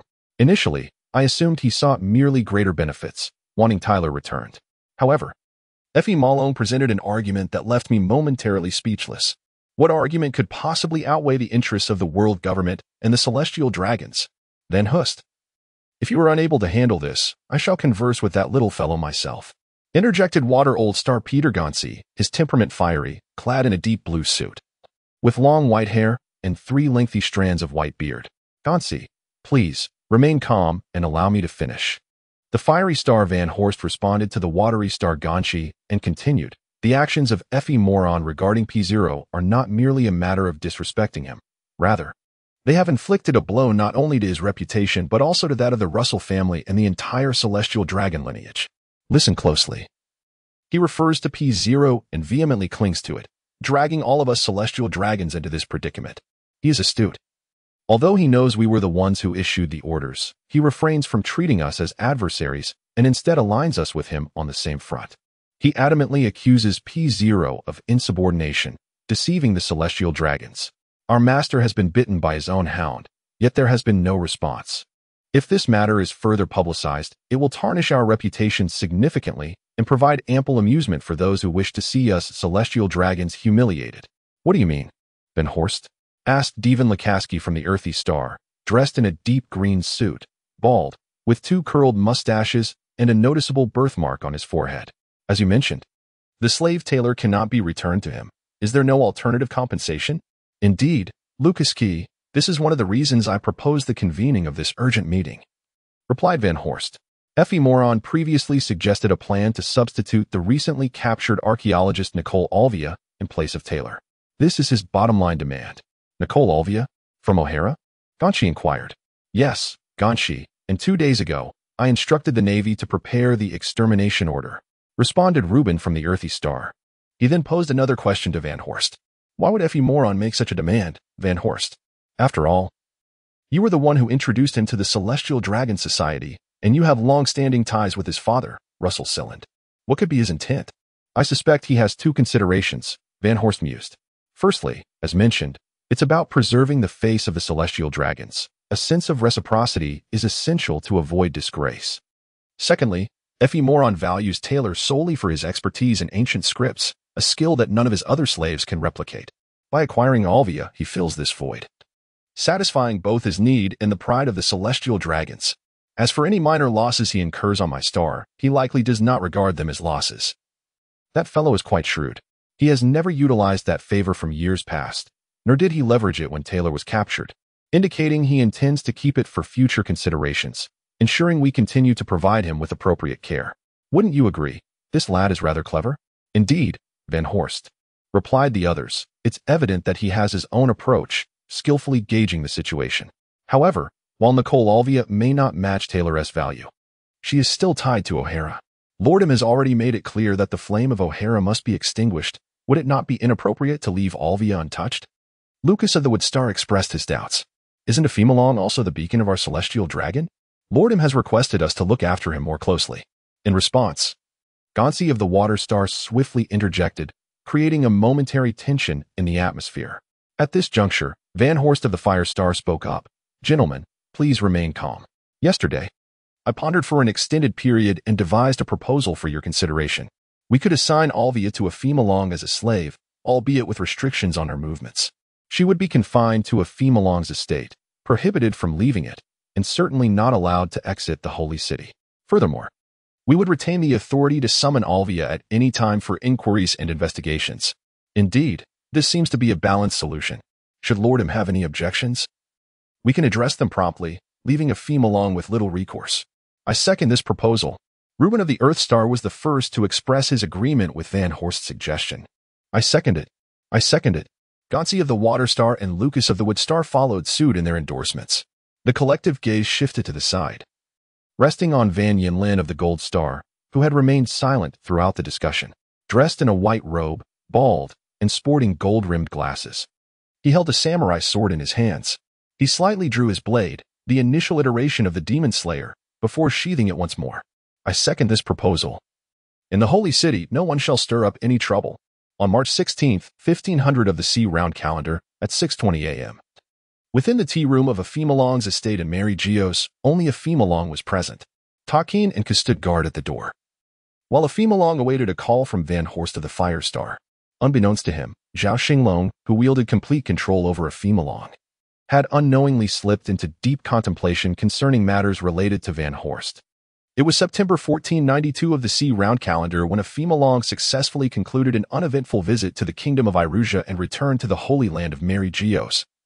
Though he was without tailor, the battle slaves of Afimalong remained tight-lipped about this absence, and the P0 organization noted the incident without any official statement, merely recording it as a minor concern not warranting alarm.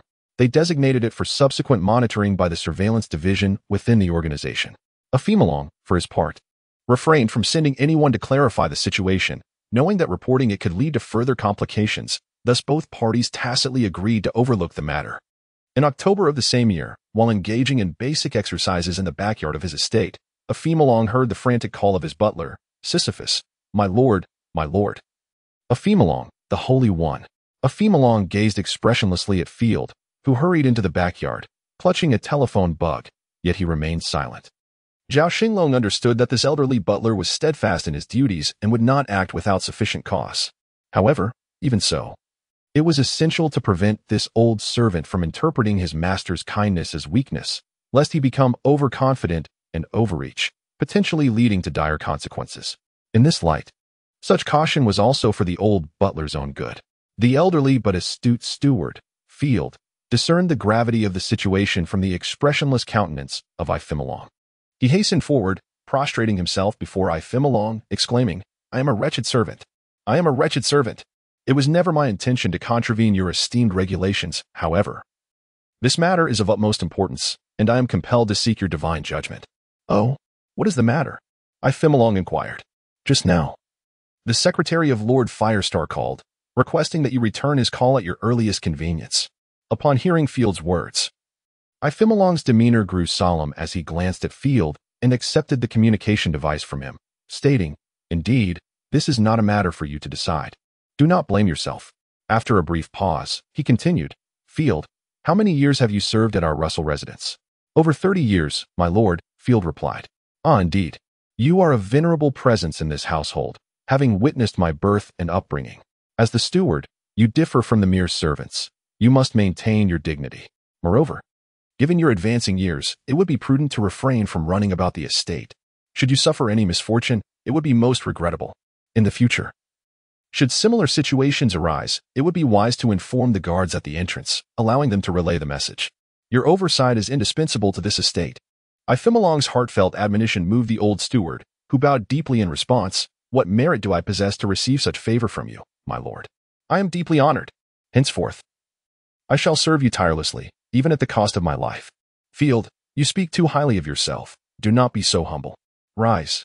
After uttering these words, Afimalong lifted Field from the ground, observing his astonishment. Now, go and rest for a while over there. I shall return Lord Firestar's call. Thank you, my lord. Thank you. Field complied and moved towards a chair in the courtyard to rest. Afimalong then dialed the communication device to connect with Lord Firestar, patiently awaiting a response. Moments later, the call was answered by Firestar's secretary, Saint Afimalong. Please hold for a moment while I transfer the call to Lord Firestar. Thank you for your assistance.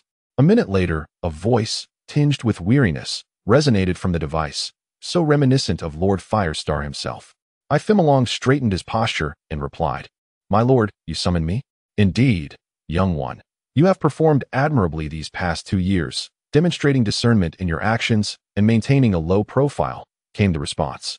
Upon hearing this, Zhao Xinglong felt not joy but a sense of caution, pondering, even in my humility, these old-timers are keeping an eye on me, which may not bode well. Nevertheless, the fact that Lord Firestar personally commends me suggests that something advantageous may be forthcoming. I shall observe further before taking action. Thus, Afimalong responded with a more modest tone, My lord, you flatter me excessively. I am but a child of not yet 15 years, in need of your guidance and care. Ha ha ha, you rascal, attempting to play coy with me. All right, let us discuss serious matters. Are you familiar with the Dragon Council? The Dragon Council? I have a vague recollection of hearing my father mention it in my youth. Is it not the highest roundtable assembly of the Dragon Lords? Within the dusty recesses of Ifemalong's memory, Zhao Xinglong unearthed a fragment of information regarding the Dragon Council. Indeed, Ifemalong, you are correct. It is the highest roundtable of the Dragon Lords. You may not recall it well, but your father and I were old friends. Before my ascension, he too was a member of the Dragon Council. Alas, your parents suffered grievous injuries during the Divine Valley incident, leaving them with lasting ailments, which ultimately led to their untimely demise. At that moment, Zhao Xinglong glimpsed a hazy figure in Ifemalong's recollection, golden short hair, a golden beard, and a diagonal scar across his chest. This was a man with whom Ifemalong's father would occasionally share drinks and conversation. Are you Uncle Howard Van Hoest? Ha. Young one, it is indeed remarkable that you still remember your uncle. Uncle Van Hoest, please do not jest at my expense.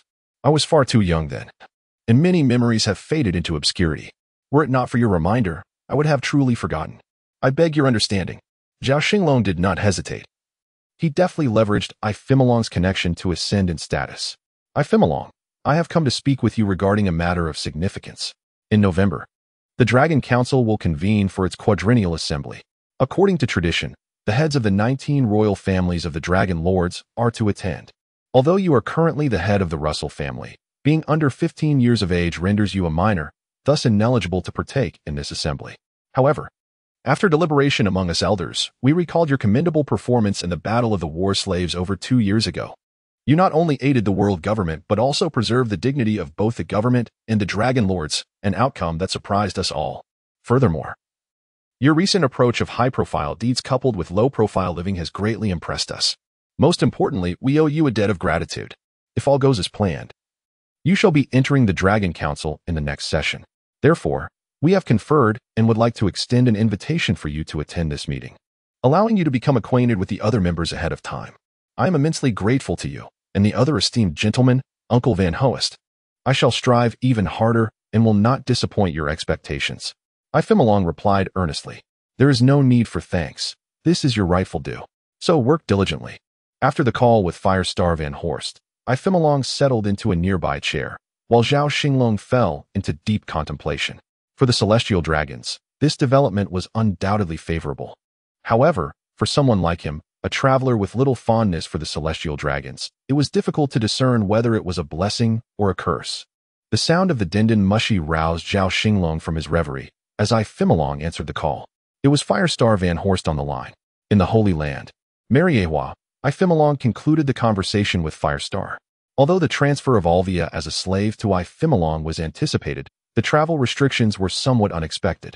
Nonetheless, the mission was halfway complete. The remaining tasks awaited Alvia's arrival, where they could enjoy reading the news, sipping tea, and witnessing Taylor's performance. In the latter half of the Grand Line, above the flower capital in Wano, amidst the clouds at an altitude of 10,000 meters, there lay a modestly sized floating island, less than 1 square kilometer in area. At the center of this island, a deep pit shrouded in wispy mist cradled a towering figure in slumber. With stubborn black hair cascading in wild disarray, a pair of massive bull horns jutted skyward, and 2 long whiskers alongside a steel-like jaw lent an aura of formidable strength to the slumbering form. The figure bore dragon scale-like patterns on the left side of its chest. This was none other than Kaido, the captain of the beast pirates. Within Kaido's spiritual realm, a resplendent golden orb emanated a soothing golden light, albeit with a fissure running through its center. Within this luminous sphere, for soul entities lay in slumber, Taylor's soul, 2 interconnected soul entities of Kaido and Zhao Xinglong's soul, all deeply immersed in repose, though Zhao Xinglong's soul stirred slightly. On the night of March 16th, 1500 of the Sea Circle calendar, in level 5 of Impel Down, Taylor, who had been meditating and honing his resistance to Sea Prism Stone, abruptly lifted his head. He turned to face the wall of his cell, his azure eyes radiating a profound gaze, as if piercing through countless barriers and gazing far into the distance. In a whisper, Taylor mused, "Are we finally on the verge of awakening? It has been 4.5 years. It seems the initial suppression is nearing success." Meanwhile, the thoughts of Zhao Xinglong returned to the summer of July in the year 1495 of the Haiyuan calendar. At that time, Taylor, still a student in O'Hara, came across a front-page headline in the World Economic News regarding the legendary pirates Joel D. Roger and Shiki the Golden Lion, as well as the Battle of Itwal. The newspaper failed to document the intricacies of the naval conflict but extolled the valor of the Navy, which had thwarted the two formidable pirates. Roger vanished amidst the storm, while Shiki's fleet suffered devastating losses. However, Zhao Xinglong understood that the clash between Gold Roger and Shiki the Golden Lion at Itwal had garnered significant attention from the world government and the Navy. After all, it was a confrontation between two legendary pirates. Regrettably, the Navy played merely the role of a spectator in this battle, as an unforeseen storm disrupted the naval engagement, ultimately rescuing the besieged Roger pirates and shattering Shiki's grand ambitions. In the tempest, Shiki's fleet endured catastrophic losses, and he himself was tragically impaled by the ship's helm, marking his defeat not by an adversary but by the overwhelming force of nature. By the end of August 1495, Taylor finally completed 3 years of study in O'Hara and prepared to return to the Holy Land. 3 years prior, Ephemeron had attended the Celestial Dragon meeting and had become a preparatory member. Upon turning 18, he would automatically transition to a full member. The following year, Ephemeron would reach his 18th birthday and participate as a formal member in the Celestial Dragon Assembly at the end of the year. This year was exceptionally pivotal, and Ephemeron's status held significant implications for Zhao Xinglong's journey towards ultimate power and strength, leaving no room for error. Thus, having achieved his academic goals, Taylor bid farewell to his mentor, Dr. Clover, and the scholars who had imparted their wisdom upon him: Basil, Hark, Graham, Rosie, Rit, Hosa, and Zadi. He also took leave of little Robin, who, at merely 3.5 years old, would occasionally sob. As he departed, Robin clung to the ankle of the now towering Taylor, who stood at 6 feet 4 inches, weeping inconsolably. Zhao Xinglong recognized that this pitiable little girl was only at the beginning of her suffering. A myriad of wounds and pains awaited her in the future. Taylor knelt down, gently stroking Robin's head with a finger, and made a pinky promise to return occasionally to visit, which finally quelled her tears. Taylor boarded a small vessel that could only accommodate himself, bidding farewell to the crowd as he set sail. A week later, on September 1st, 1495, in the realm of the sea, Taylor, propelled by the explosive power of elastic membrane bubbles, heroically navigated through the doldrums, entering the latter half of the great maritime route to a new world. Within the waters of this new realm, he steered towards the Holy Land, guided by its eternal compass. The following day, while traversing the seas, the golden orb of Taylor's soul space suddenly trembled, and then the surface of the ocean fell eerily still, enveloped in an unusual calm. As he gazed around, the small boat gradually revealed a looming tsunami approaching from afar. My goodness, a tsunami! Taylor, undeterred by anything else, activated the abilities of the Momo fruit, enveloping the entire small vessel in a protective membrane while crafting 2 sturdy wings. A series of elastic membrane bubbles emerged from the vessel's bottom, rapidly expanding until the rear burst open, generating tremendous thrust. The entire craft surged forward swiftly, using the lift produced by the wings to ascend and evade the tsunami. At that moment, Zhao Xinglong began to take notice of the vibrating golden orb in his soul space. It had trembled 3 years prior, coinciding with Taylor's clandestine departure from the diplomatic fleet of Ephemeron to navigate towards O'Hara. At that time, Zhao Xinglong glimpsed Kaido's soul space. 2 years later, the orb vibrated once more when Kaido returned to O'Hara, although only Zhao Xinglong, possessing Taylor's body, was aware of it. Now, the golden orb trembled for the 3rd time. Zhao Xinglong, divided in focus, allowed Taylor's soul to pilot the vessel while his own innate soul entered the orb.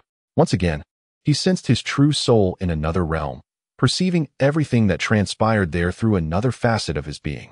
It was still Kaido's soul space. Through the golden orb, Zhao Xinglong felt that Kaido was currently engaged in battle with another. This perception could only provide a limited view of the external situation within Kaido's soul space, not extending too far. The formidable opponent was none other than Edward Newgate, known as Whitebeard, the foremost of the 4 emperors and the strongest man in the world. At this moment, the legendary figure was at his zenith, and Kaido, in his dragon-human form, found himself at a distinct disadvantage. Despite possessing monstrous strength and an almost immortal body, he struggled against the peak prowess of Whitebeard, who, out of respect for their shared past as comrades, showed some restraint in his assault. The sheer force of Whitebeard's body, coupled with the might of the Gura no Mi, and his powerful conqueror's haki, resulted in a relentless clash with Kaido, whose Kanabo and Naginata tore through the landscape, leaving the island utterly devastated. Minutes later, Zhao Xinglong could no longer perceive the external world through the golden orb, feeling a twinge of regret. Witnessing the battle of titans in the pirate world was a rare opportunity indeed. Although he yearned to observe closely, he understood that the fierce confrontation between those two behemoths was beyond his current capabilities. Thus, Taylor maneuvered the ship swiftly away from the scene, heading towards the Holy Land. 10 minutes later, the golden orb ceased its tremors, and Zhao Xinglong lost contact with his innate soul in Kaido's realm. As he pondered aboard the flying vessel, he resolved that one day, when his strength was sufficient, he would seek out Kaido to unravel the mystery of the other soul. Unbeknownst to Zhao Xinglong at that time, the battle between Kaido and Whitebeard would continue unabated for 4 more days. On September 5th, on that ravaged island in the New World, Kaido lay gasping for breath after enduring a grueling 7-day and 7-night confrontation, having faced Whitebeard once again and suffered defeat, muttering incessantly, "That old monster. Regrettably, you were unable to slay me, ha ha ha. Indeed, I seem to be the more monstrous one, cough cough." Following that, a violent fit of coughing ensued. In the distance, the small figure of the Moby Dick was departing from the island. The formidable Whitebeard, in the prime of his life, sat upon his grand throne. Panting as he exclaimed, "Ha ha ha. That rascal Kaido is truly tough to defeat. No wonder he remains unscathed. Ha ha ha. My sons, let us commence the feast." Having just quelled his coughing fit and feeling utterly drained, Kaido continued to boast, "Indeed, no one can kill me, neither Newgate, nor Roger, nor Garp, nor Sengoku. Not even Captain Rocks. Ha ha ha." However, at that moment, Kaido's eyes were a fiery red, hinting at something unnatural.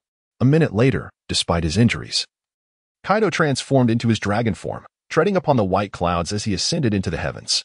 Drops of crimson blood sporadically fell as he approached the holy land of Mariewa. A day later, when he was approximately 300 kilometers from the Holy Land, Kaido finally discovered a small sky island at an altitude of 10,000 meters. Resuming his original form, his eyes still ablaze with red, he stood at the precipice of the island, panting heavily while proclaiming, "I am the strongest creature. No one can slay me, not even myself." On September 6th, at the Holy Land of Mariewa, within the residence of the Ephemelan family, Tyler had just returned 2 days prior. At that moment, he was exercising in the backyard with Ephemelan and others. Unlike the typical plump celestial dragons, the now 17-year-old Ephemelan stood nearly 1 meters tall, with a robust physique that exuded strength and balance. His chestnut hair was tied back casually into a ponytail rather than styled in the traditional topknot. Sweat glistened on his body as he sat down to wipe his brow with a towel. Meanwhile, Tyler, who had grown to a height of 6 meters, paused his training to rest alongside Ephemelan. Tarkin and the other 3 continued their exercises. After 3 years away, Tyler had returned with greater progress than the diligently training Tarkin, instilling a sense of urgency in them, particularly Tarkin. Once, he and Tyler had been nearly equal in strength and talent, which now left Tarkin feeling somewhat discontented, yet deeply admiring. However, in the next moment, the golden orb within Taylor's mind trembled once again, just as it had 5 days prior, and then began to vibrate with a certain rhythm. Meanwhile, the exuberant Kaido leaped down from the small sky island. Coincidentally, directly beneath the sky island lay a small island. And with a resounding crash, Kaido plunged into it, creating a deep pit of over 10 meters and rendering himself unconscious. At this moment, Kaido was oblivious to the fact that within his soul space, a golden orb, nearly identical to the one in Taylor's soul space, was also quivering. This scene happened to be witnessed by patrolling Navy officers, who promptly reported it to Admiral Steelbone Kong at the Navy headquarters. In response, Admiral Steelbone Kong dispatched Rear Admiral Borsellino, who was currently on duty at the G-1 branch, to hasten to the scene. At this time, Borsellino had not yet assumed the moniker of the Yellow Monkey, nor had he developed the acting prowess he would possess 2 decades later. At that moment, within Taylor's soul space, Zhao Xinglong, his original soul, finally sensed something amiss. As his perception shifted, he noticed an unusual occurrence. 2 distinct soul spaces appeared simultaneously before him, both crowned by a golden orb radiating a golden light. The distinction lay in the fact that one orb's left half was solid while its right half was somewhat ethereal, whereas the other orb's right half was solid and its left half was ethereal, resembling 2 golden orbs that were each only half complete. Additionally, The patterns on the orbs were slightly different. One space was the familiar soul space of Taylor, while the other was both strange and familiar to him. Within this unfamiliar space, there existed a dual soul entity, and upon closer inspection, Zhao Xinglong immediately recognized it. It bore a pair of curved horns, bristles of steel beneath its jaw, 2 long whiskers below its nose, and a mane of unruly black hair. This robust figure was none other than Kaido, one of the future 4 emperors and the captain of the Beast's pirates, whom Zhao Xinglong had glimpsed after the previous tremors of the Golden Orb. The 2 interconnected soul entities differed in expression and gaze. One pair of eyes appeared normal, exhibiting a tranquil demeanor, while the other glowed a fierce crimson, radiating a savage intensity, with a blue dragon coiled around the dual soul entity. Ding. Body scan complete, qualification confirmed. Soul scan complete, qualification confirmed. Initiating binding of the Fate Twin system. Ding. Binding complete. Please activate the system promptly, host. Meanwhile, within Kaido's soul space, Zhao Xinglong contemplated the unfolding events. Although somewhat absurd, a plausible explanation emerged. The golden orbs within the 2 soul spaces were not whole. Each contained only a solid half, while the other half manifested as a phantom, resulting in the sensation of unreality. Within these halves of the golden orbs resided one of Zhao Xinglong's original soul entities. It was conceivable that when the orbs were whole, he, like Taylor, Xinglong, and Kaido, existed in a dual soul state. However, upon the orb's fragmentation, they transformed into 2 separate soul entities, yet the main consciousness remained singular. The souls were not hierarchically distinct, which elucidated why both Taylor and Kaido, as hosts of the golden orbs, also exhibited a dual soul state. It appeared to be intentional rather than coincidental. At the same time, the soul of Zhao Xinglong within Taylor's soul space silently inquired, how can the system be activated? However, the so-called Fate Gemini system remained utterly silent, despite Zhao Xinglong's relentless efforts to summon it. It would have been reasonable to expect at least some form of guidance for activation, yet nothing materialized, leaving Zhao Xinglong in a state of deep frustration. Consequently, he resolved to disregard the system altogether, focusing instead on contemplating his future development. At that moment, however, the half-sphere within Kaido and Taylor's spiritual realm pulsated with unusual energy, and the golden hemisphere within Taylor's body seemed irresistibly drawn toward its other half. This peculiar situation prompted Zhao Xinglong to consider whether the 2 corporeal forms should meet, as it was imperative to address the quivering of the spheres.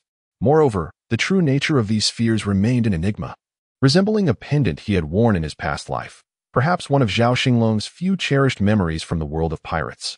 10 minutes later, Kaido's spirit began to tremble, and Zhao Xinglong's perspective within this spiritual realm shifted back to a golden world, presumably inside the golden sphere. Sensing Kaido's spiritual consciousness awakening, the sphere drew Zhao Xinglong's spirit back within its confines. Through the sphere, Zhao Xinglong soon perceived that Kaido had indeed regained consciousness. Moments later, a massive hand emerged from the pit, and the formidable creature Kaido climbed out, bloodied and with his eyes blazing red. He erupted into a raucous laugh, exclaiming, "Wururoro! Indeed, indeed, no one can kill me, not even myself, Wururaro." At that instant, a beam of golden light descended from a distant isle, settling before the gaping chasm created by Kaido's emergence. Gradually coalescing, a figure donned in a black and white striped suit, crowned with a wide-brimmed black hat and draped in a long coat, came into view. With a somewhat disheveled appearance, stubble adorning his face, and a cigarette dangling from his lips, Zhao Xinglong, from within the golden sphere of Kaido's spiritual realm, discerned the unfolding scene outside. To his astonishment, he beheld none other than Admiral Borsalino, later infamous among netizens for his nonchalant demeanor in the face of peril. It was no surprise, considering the proximity to the naval base. Aside from Borsalino's extraordinary speed granted by the Pika Pika no Mi, who else could possibly arrive within a mere 10 minutes? At this juncture, Borsalino had only recently been promoted to the rank of Rear Admiral, lacking the moniker that would be conferred upon him at the level of Admiral. Kawaii, so it is the beast Kaido, he mused. But what brings him here this time? Another suicide attempt? It is rather too close to the Holy Land. Indeed a nuisance. Subsequently, Borsalino retrieved a Den Den Mushi and dialed Fleet Admiral Sangoku. Moshi Moshi, Admiral Kong, this is Borsalino. I have arrived at the scene of the incident. The perpetrator is the notorious pirate King Kaido, and his motives remain unclear. Awaiting your orders, Admiral. Kaido, you say? Capture him at once. His proximity to the Holy Land of Mariehua poses a significant threat. Understood, Admiral Kong. As the call ended abruptly, Kaido emerged from the pit created by his own fall. Despite his formidable resilience, he sustained some injuries, particularly internal ones. Subsequently, Vice Admiral Borsalino, utilizing his abundant stamina and formidable devil fruit abilities, began to overpower Kaido. Kaido found himself struggling, largely due to his previous injuries and significant exhaustion. He was unable to keep pace with the agile Borsalino. Yet, Kaido is Kaido, only peak powers like Whitebeard and Roger could dominate him decisively. Although Kaido's internal wounds, once minor, were worsening, his extraordinary physical strength and recuperative capabilities left Borsalino at a loss. 2 days later, Vice Admiral Sakazuki arrived to provide support, igniting another bout of 2 against 1. Even Kaido found himself somewhat fatigued. At this moment, Zhao Xinglong discovered within Kaido's soul space that the once crimson-eyed, frenzied soul was now on the brink of demise, while the normal black-eyed soul awakened to assume control of the body and continue the battle. Within this ethereal realm, Zhao Xinglong uncovered a secret concerning Kaido, likely pertaining to his formidable biological essence and the enigma of his immortality. Beyond the extraordinary resilience of his physical form, Kaido's duality of souls differed from the singular soul duality that Zhao Xinglong had encountered in others. When the normal black-eyed soul took command, the barely alive crimson-eyed soul's consciousness began to dissipate, seemingly giving rise to a nascent awareness. 3 days later, the rebirth of the crimson-eyed, ferocious soul was complete. Reclaiming control from the black-eyed soul, Zhao Xinglong remained vigilant, observing the unfolding events. 2 days subsequently, Kaido faced 2 future admirals of the Navy and ultimately succumbed, losing consciousness. Yet, in the fleeting moment before his collapse, Zhao Xinglong perceived a sound akin to shattering, while a mysterious smile graced Kaido's lips. Kaido was ultimately captured by the combined efforts of Borsalino and Sakazuki, with soldiers securing him with 3 pairs of sea prism stone handcuffs and 4 pairs of ankle shackles, binding him firmly with chains of the same material before being hoisted aboard the warship. At this juncture, the feral crimson-eyed soul, beleaguered by internal injuries and exhaustion, fell into a state of unconsciousness. Zhao Xinglong recognized this as an opportune moment to partition a significant portion of his consciousness, seizing the chance to occupy Kaido's normal black-eyed soul before its complete emergence amidst the slumber of the crimson-eyed soul. This infusion disrupted the nascent consciousness, which gradually merged with Zhao Xinglong's own awareness, enriching the soul's essence. Having grown accustomed to meticulous planning, Zhao Xinglong resolved to remain discreet within Kaido's soul, relinquishing control to the original feral essence. In light of the earlier tremors from the bifurcated golden orb, Zhao Xinglong began to contemplate the complexities surrounding a potential meeting between Kaido and Tyler, a seemingly simple encounter fraught with considerable difficulty. As one was a notorious pirate known as the Beast, captain of the Beast Pirates, while the other was a mere slave, a captive of the Celestial Dragons, rendering such a meeting exceedingly challenging. They could not meet as 2 ordinary individuals would. As for a rendezvous through the enigmatic Ifimilong, that was an even more distant dream. The Celestial Dragons, holders of the highest noble title in the world, would never allow themselves to be seen in the company of a notorious pirate. One could easily deduce the catastrophic consequences of such a blatant encounter, especially considering Ifimilong was a prospective member of the Celestial Dragons, on the brink of official membership in just 1 year, a pivotal year that must not be jeopardized. Should such a meeting occur, the Navy's scrutiny would intensify, leading to the potential arrest, imprisonment, or even extermination of both parties involved. This was not the new life Zhao Xinglong envisioned for himself, given the uniqueness of their identities. The likelihood of being discovered during a clandestine meeting was exceedingly high, further complicating their rendezvous. As Zhao Xinglong ruminated on these challenges, a familiar mechanical voice resonated in the minds of both Zhao and Kaido. Ding, system activation task initiated. The host must complete the activation within a limited time frame of 30 days. Task completion reward: 10 lottery draws. Failure penalty: annihilation. Goodness, must it be so extreme? A hint for activation would be welcome. Zhao Xinglong's thoughts spiraled, akin to the nauseating effects of consuming a devil fruit. Ding. Friendly reminder: the Fate Twin system requires both hosts to remain within sensory range for 1 minute to complete activation. Countdown begins. 29, 23, 59, 59. Please exercise caution. Wishing the host a triumphant outcome. Despite Zhao Xinglong's fervent calls for assistance, the system remained unresponsive. It appeared that the meeting between the two was not only inevitable but also must occur within a month. As Zhao Xinglong continued to contemplate various strategies, fatigue overtook him. Never before had he experienced such weariness, a stark contrast to his previously boundless energy. Pondering the reason behind this fatigue was futile, he decided it best to rest thoroughly. Kaido's consciousness faded into slumber, and soon after, both Tyler and Xinglong returned to their respective chambers, collapsing into bed and succumbing to sleep. The following day, Tyler awoke, stretching and yawning, greeted by the glaring countdown: 29, 13, 27, 34, having slept for nearly 10 hours. How to achieve system activation remained a mystery to Zhao Xinglong, leaving him with no choice but to devise a plan. However, adjustments must be made regarding the configuration of the devil fruit and the three body souls. Through the perception of the usurped soul within Kaido, it was revealed that he had been transported to the Navy's G1 branch.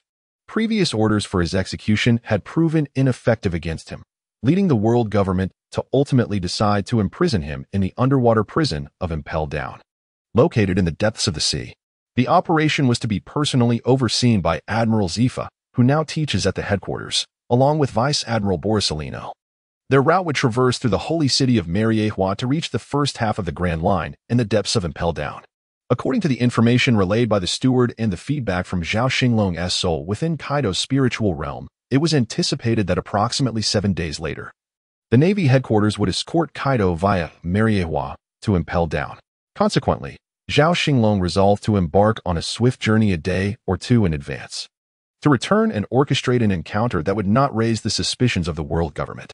Furthermore, he planned to conceal the soul fruit and the dissipation fruit on a small island, believing that Kaido could utilize them effectively upon his escape, as he surmised that the dissipation fruit would only reach its full potential within Kaido's formidable physique, while the soul fruit could likely aid him in seizing Kaido's body and soul.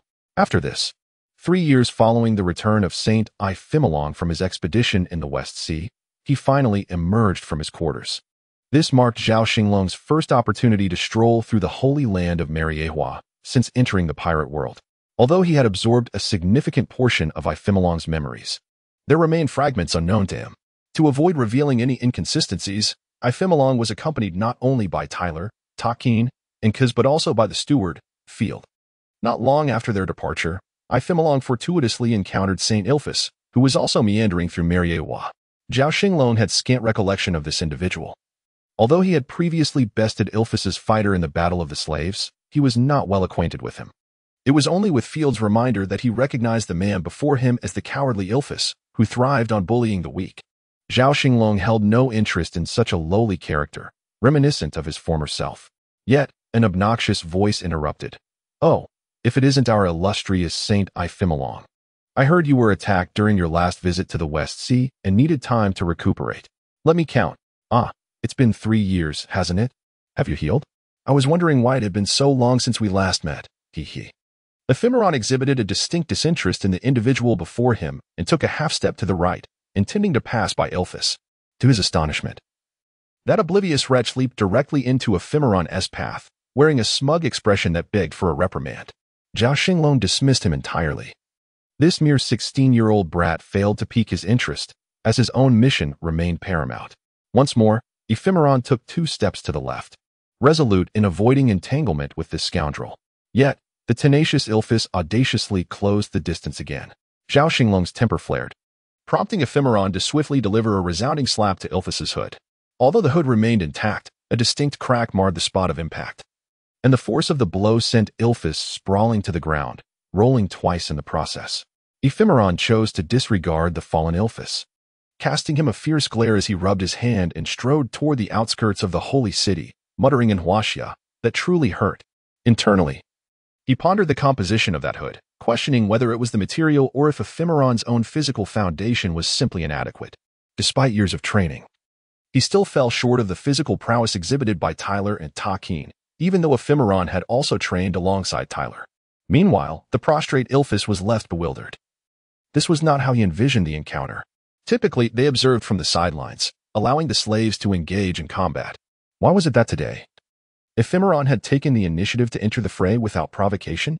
Ultimately, he had freed himself from Ilphus's petty troubles, and any subsequent issues would pose no challenge for Ephemeron, now a prospective member of the Tianlong Society. Indeed, there exists a grave predicament. Zhao Xinglong, disregarding all else, skillfully guided Xinglong and Tyler out of the city. embarking on a journey towards the Red Earth continent, the gateway to the New World. After drifting at sea for an entire day, they arrived at a diminutive island. Less than 10,000 square meters in size, situated a mere 150 kilometers from the sacred land of Mary Geos. Zhao Xinglong directed Tyler to swim ashore with the soul fruit and the dispersal fruit, whereupon he buried the fruits, awaiting the day when Kaido's corporeal form would retrieve them. After all, Kaido's body is amongst the most formidable in the pirate realm, rivaled only by the likes of Big Mom Charlotte Lin Lin and the Peak Whitebeard, who stands toe-to-toe with Roger. Subsequently, they commenced their return journey, for Zephyr had already arrived at the Navy G1 branch. And they were not far from their departure point. A day later, they found themselves a mere 5 kilometers from the Red Earth continent, while the Navy was still over 10 kilometers away from the lift position. 20 minutes later, Zhao Xinglong, controlling Ifemalong and Tyler's forms, ambled towards the elevator at a leisurely pace. At that moment, within Tyler's soul space, only a singular soul fragment of Tyler remained within the half-golden pearl. This was Zhao Xinglong's intention to transfer into Kaido's soul realm, as the golden pearl signified. Ultimately, subduing Kaido's other soul fragment would necessitate formidable soul power, and possessing an additional soul fragment would augment their strength. In contrast, Ifemalong's soul fragment was somewhat weaker, thus it was deemed unnecessary to transfer it to Kaido. Furthermore, the soul fragment of Ifemalong that was not bound to the devil fruit was also relocated into Tyler's being. Although Zhao Xinglong deemed it somewhat wasteful to leave it with Ifemalong, the golden pearl, without consultation, unilaterally withdrew that soul. Zhao Xinglong's intrinsic soul had already returned to Tyler's soul space along with the golden pearl. The twin system required 2 soul fragments residing in 2 distinct bodies, binding Zhao Xinglong's 2 intrinsic souls alongside Kaido's and Tyler's forms. Moreover, Tyler's body possessed at least 3 sets of bloodline factors, implying the potential for 3 fruit abilities.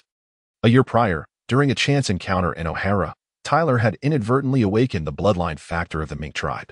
Upon reaching the lift, they fortuitously coincided with its descent, necessitating a wait of 6 to 7 minutes. 5 minutes later, Kaido, escorted by Zephyr and Palusalino, arrived at the edge of the lift. Zhao Xinglong, feigning surprise while controlling Ifemalong, approached and remarked, "Who is this? They appear to be quite an impressive slave." Simultaneously, he heard the system's voice. Ding. Detection indicates the host has entered the sensing zone. Please maintain for over 1 minute. Countdown, 59, 58, 50. General Zifa and Vice Admiral Borisolino were not entirely aware of the identity of Moron, mistaking him merely for an arrogant celestial dragon. They cast a glance at Moron but remained silent. At this moment, Butlerfield stepped forward and said, "Lord Moron, it would be prudent to step back a bit. Those are General Zifa and Vice Admiral Borisolino from the Navy headquarters, and they are escorting the notorious pirate, Kaido, known as the Beast. The slave collar would serve no purpose against Kaido." As the butler spoke, Zhao Xinglong manipulated Moron to deliberately take a few steps forward. Upon hearing Kaido's name, he feigned terror and took 2 steps back, yet maintained his position within the designated area. 32, 31, 23. The countdown continued relentlessly, as Moron waved his hand dismissively and proclaimed, "No need to worry. Zeisfield, just stand here. I am a celestial dragon, a god in this world." Zhao Xinglong, suppressing the nausea rising within him, spoke those shameless words with an air of arrogance. For someone like Zhao Xinglong, who possessed a modicum of shame, such words were akin to a foreign tongue, impossible to utter. Yet for the celestial dragons, who were utterly oblivious to the concept of shame, such proclamations were commonplace. Despite Field's internal turmoil, his expression remained as serene as a spring breeze. This peril held no sway over him, as he had long since become indifferent to life and death. 10, 9, 8, 3, 2, 1. Ding. The designated time within the effective area had been exceeded. The task was complete, and rewards would be distributed once the system was activated, which would take approximately 24 hours. What sort of system is this? The activation time is significantly longer than the binding time. I suspect you are only now downloading the installation package. Zhao Xinglong inwardly grumbled about the system. At that moment, the halves of the golden orb within Kaido and Moron began to tremble incessantly. Zhao Xinglong suddenly provoked the raging soul that was controlling Kaido's body within his spiritual realm. This act thoroughly enraged Kaido, who had been on the brink of an explosion. Kaido, who had been accumulating energy, abruptly entered a frenzied state, plunging into the ground. The half-golden orb within Tyler burrowed underground towards Kaido as if performing a form of Earth escape. Meanwhile, the lift descended, and Zhao Xinglong hastened Moron and Tyler onto the lift, refraining from lingering in place to avoid risks. Subsequently, Zhao Xinglong felt as if he had entered a peculiar space where the two halves of the orb had just merged into one, though the fusion site still bore several cracks. From the newly united orb, 9 drops of azure golden blood emerged, one of which was absorbed and fused by the orb. At this moment, Zhao Xinglong finally comprehended the nature of the orb. It was known as the Tianyu Dragon Orb, a dragon spirit orb of an ancient celestial dragon, imbued with intelligence. After the dragon's demise, the spirit orb underwent tribulation, transforming into a celestial artifact, and henceforth, it named itself the Tianyu Dragon Orb. After enduring 2 battles and sustaining damage, it has transformed into an ordinary spherical shape, now a mere remnant. The fissure that split it in two was merely a consequence of entering the world of pirates, serving to mitigate the extent of the damage. Restoration would require specific materials and the nurturing of celestial spiritual energy. The presence of true dragon essence would enhance the efficacy of the repair. Zhao Xinglong finally comprehended why this entity refrained from attacking anyone else, choosing instead to confront Kaido. At this juncture in the pirate world, only Kaido possesses the capability to assume the form of an azure dragon, which is a manifestation of the true dragon. The materials required for the restoration include rare gold, secret silver, uncommon copper, a drop of holy dragon blood, 3 strands of dragon aura, and a piece of heavenly jade. The dragon blood can be substituted by merging 3 drops of Zhao Xinglong's essence with a drop of holy dragon blood that contains remnants of the original divine dragon's essence. The heavenly jade refers to heavenly crystal, of which a piece can also be found within the dragon pearl space. There are ample supplies of secret silver and uncommon copper, sufficient for the task at hand. The dragon aura is divided, with each of Taylor and Ifemalong possessing half a strand, previously absorbed by the half-dragon pearl within them. The only missing component is the rare gold, known as pure gold in the pirate world. At this moment, Zhao Xinglong realized that the 3 fated individuals he encountered through the Tianyu Dragon Pearl were not mere coincidences. Each held a specific purpose. Indeed, pure gold is an exceedingly rare item unique to the pirate world, which elucidates why the Tianyu Dragon Pearl accompanied Zhao Xinglong on his journey. Subsequently, the Dragon Pearl merged, imparting a message to Zhao Xinglong, akin to the earlier communication received from the Half-Dragon Pearl. It was to remain within Kaido's corporeal and spiritual realm. Without the assistance of that fragment of dragon aura, Ifemalong's spiritual space would struggle to sustain 2 or more souls. This elucidates why the transfer of Ifemalong's soul to Taylor's spiritual space was imminent. Devoid of dragon aura, Taylor's spiritual space could accommodate at most 3 soul entities, which explains why one of Taylor's soul entities was absorbed into the Dragon Pearl. After all, the identity of a celestial dragon indeed facilitates numerous undertakings in the world. Thus, Kaido, Taylor, and Ifemalong formed a distribution of souls in the configuration of 4, 3, and 1. The Dragon Spirit Pearl indicated that Kaido's body was unique, with an extraordinarily robust spiritual space capable of hosting an additional soul entity. Zhao Xinglong took control, urging Taylor and Ifemalong to vacate the battlefield while simultaneously striving to prevent Kaido from wreaking havoc on the lift. Zifa, too, was consciously safeguarding the lift area, ensuring it did not impact Ifemalong and his entourage. As a former admiral, he had dealt with celestial dragons before and understood the complications that could arise from involving them. Such a situation would be far more troublesome than allowing Kaido to escape, as he had done so on multiple occasions. Once again, the 2 parties engaged in a tumultuous battle at the foot of the Red Earth continent. A day later, back in his chambers, Taylor heard a voice resonating within the spiritual bodies of Zhao Xinglong and Kaido. Ding. Congratulations, host, for activating the Fate Twin system. The activation task has been completed, and the host is rewarded with 10 draws. Would the host like to commence the drawing? After a moment of contemplation, Zhao Xinglong silently affirmed within his soul. Commence the drawing. Ding. Congratulations to the host for winning a television. Ding. Congratulations to the host for winning a swimming ring. Ding. Congratulations to the host for winning a complete diving suit. Ding. Congratulations to the host for winning a scroll of ocean curse resistance, effectively resists 35 curses. A one-time use item, with a maximum of 2 per person. Ding. Congratulations to the host for acquiring the swordsmanship training method of the one-sword style, Iajutsu. Ding. Congratulations to the host for winning a set of comic books. Ding. Congratulations to the host for winning another scroll of Ocean Curse Resistance, effectively resists 35 curses. A one-time use item with a maximum of 2 per person. Ding. Congratulations to the host for winning 3 drops of the blood of the Red Eye clan from Naruto. Ding. Congratulations to the host for winning a bottle of mineral water. Ding. Congratulations to the host for winning a superhuman-type devil fruit restoration fruit. It is half quite useful and the other half less so. Overall, Zhao Xinglong feels quite satisfied with his first lottery draw from the Fate Twin system. For the effective draw rate is already commendably high. 2 days later, Kaido had broken free from the iron chains and the sea prism stone handcuffs and shackles. Although he had spent a week recuperating and was in much better condition than during his battle with Borsalino, he was still partially restrained by the sea prism stone. Faced with 2 formidable admirals, Kaido found himself at a disadvantage. Instead of charging forward recklessly, he opted to fight while retreating, gradually distancing himself from the Red Continent. The more he retreated, the less concern Zifa and Borsalino exhibited. As Kaido retreated through the clouds, Zifa followed closely with his moonwalk technique. In a moment of desperation, after exchanging a fierce blow with Zifa, Kaido propelled himself into the sea. Zifa intended to pursue him into the depths of the ocean, while Borsalino, quicker on the draw, unleashed the 8-forked jewel hook. Struck multiple times, Kaido sustained significant injuries, but used the force from the blows to plunge swiftly into the ocean. However, this indirectly hindered Zifa's attempt to capture him, as without diving equipment, he was unable to pursue Kaido into the deep sea. How resilient he is. Truly a formidable physique. Zifa disregarded Borsalino's presence and summoned a warship urgently, demanding divers to be on standby. Yet, when the warship arrived and the divers repeatedly submerged without success, an infuriated Zifa shouted at Borsalino, "Borsalino, you will have to explain to Admiral Kong why Kaido escaped. Moreover, your physical skills require further enhancement. You rely too heavily on the power of your devil fruit."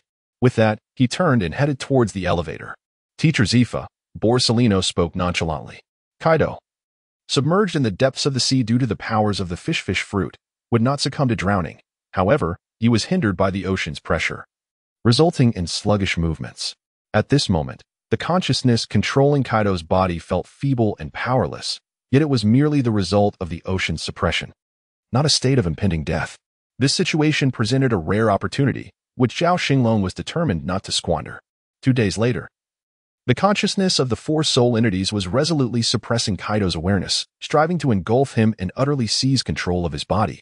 They had not anticipated the formidable strength of Kaido's soul. With the aid of the Dragon Spirit Pearl, Zhao Xinglong gradually exerted pressure on Kaido's soul, leading both sides into a stalemate. Meanwhile, Zhao Xinglong commanded Ifemalong and Taylor to venture out once again, following his soul's guidance toward the location where Kaido had sunk to the ocean floor. Taylor donned a diving suit produced by the system and descended to rescue Kaido. The previous soul relocation had caused Taylor's 2 devil fruits to detach from their rebirth, and they remained temporarily uneaten. After waiting for a full 6 hours, Taylor finally located Kaido in the pitch-black depths of the sea, far from the Red Land. Otherwise, they would have been searching at a depth of 10,000 meters near Fishman Island, where colossal sea kings abounded. Zhao Xinglong feared that descending there would likely prevent him from resurfacing. Additionally, fortune favored Zhao Xinglong, as the weather in this region of the New World had been pleasant for the past 2 days, devoid of extreme conditions, which facilitated the task of retrieving Kaido.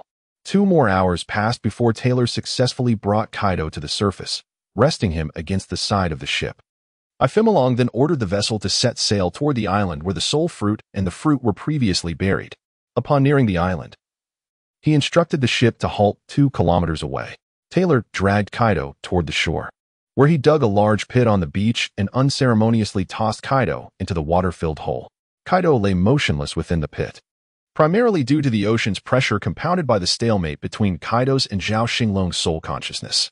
At that moment, 6 drops of azure gold blood from Zhao Xinglong's previous life emerged from the Dragon Pearl, merging into Kaido's body. As this blood integrated with Kaido, a notification from the system chimed. Ding. 6 drops of special human blood detected. However, a complete bloodline factor cannot be formed.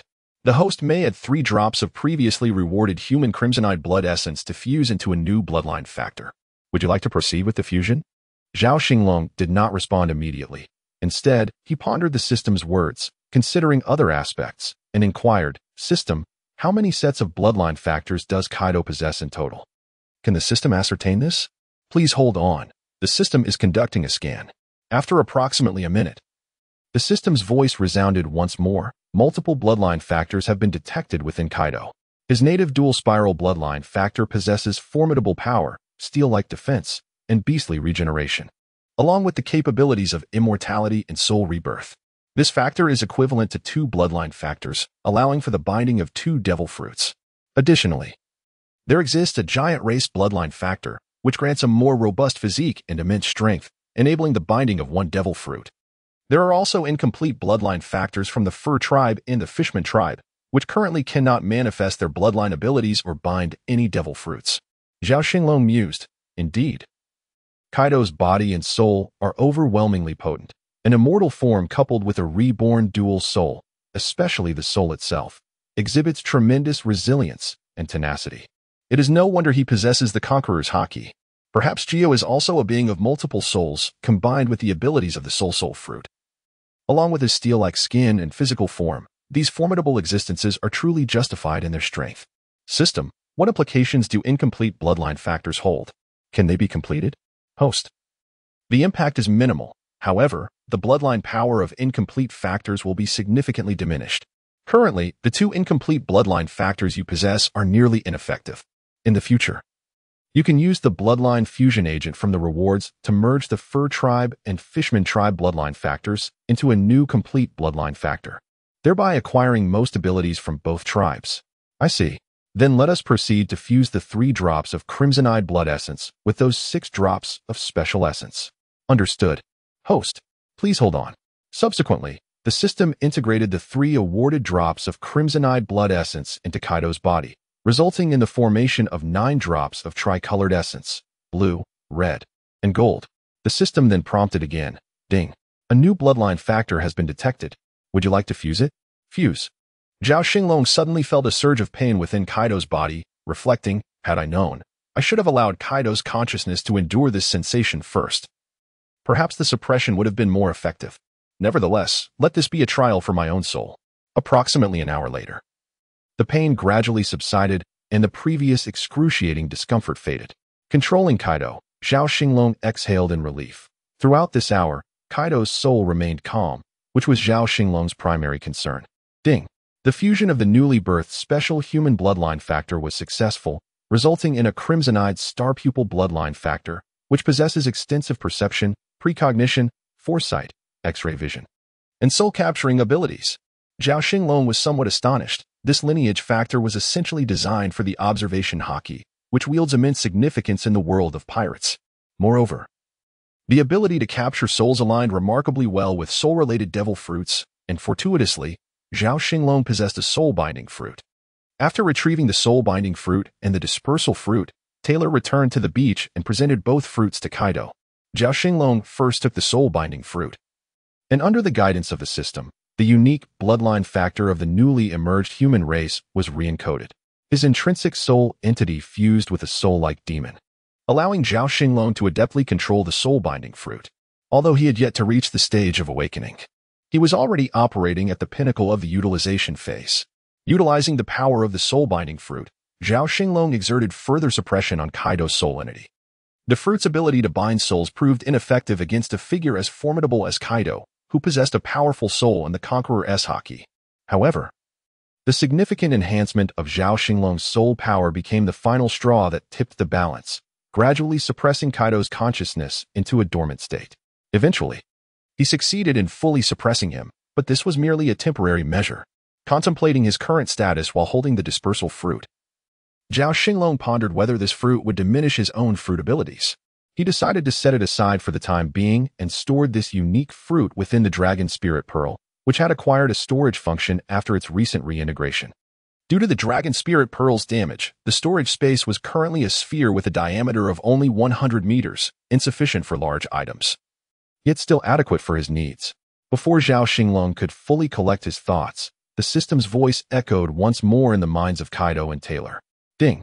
The system has issued a task to completely control Kaido's soul, entity, and physical body, with no time limit. The system will distribute rewards based on completion levels and will also provide a final evaluation based on the ultimate state achieved. Please strive for perfect control.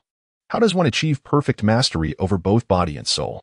The physical body serves as the vessel for the soul, thus, mastering the soul perfectly is a prerequisite. Moreover, the art of life restoration is essential for mastering the body. I possess knowledge of the methods for life restoration and can practice gradually. I could even use Taylor's body for preliminary exercises.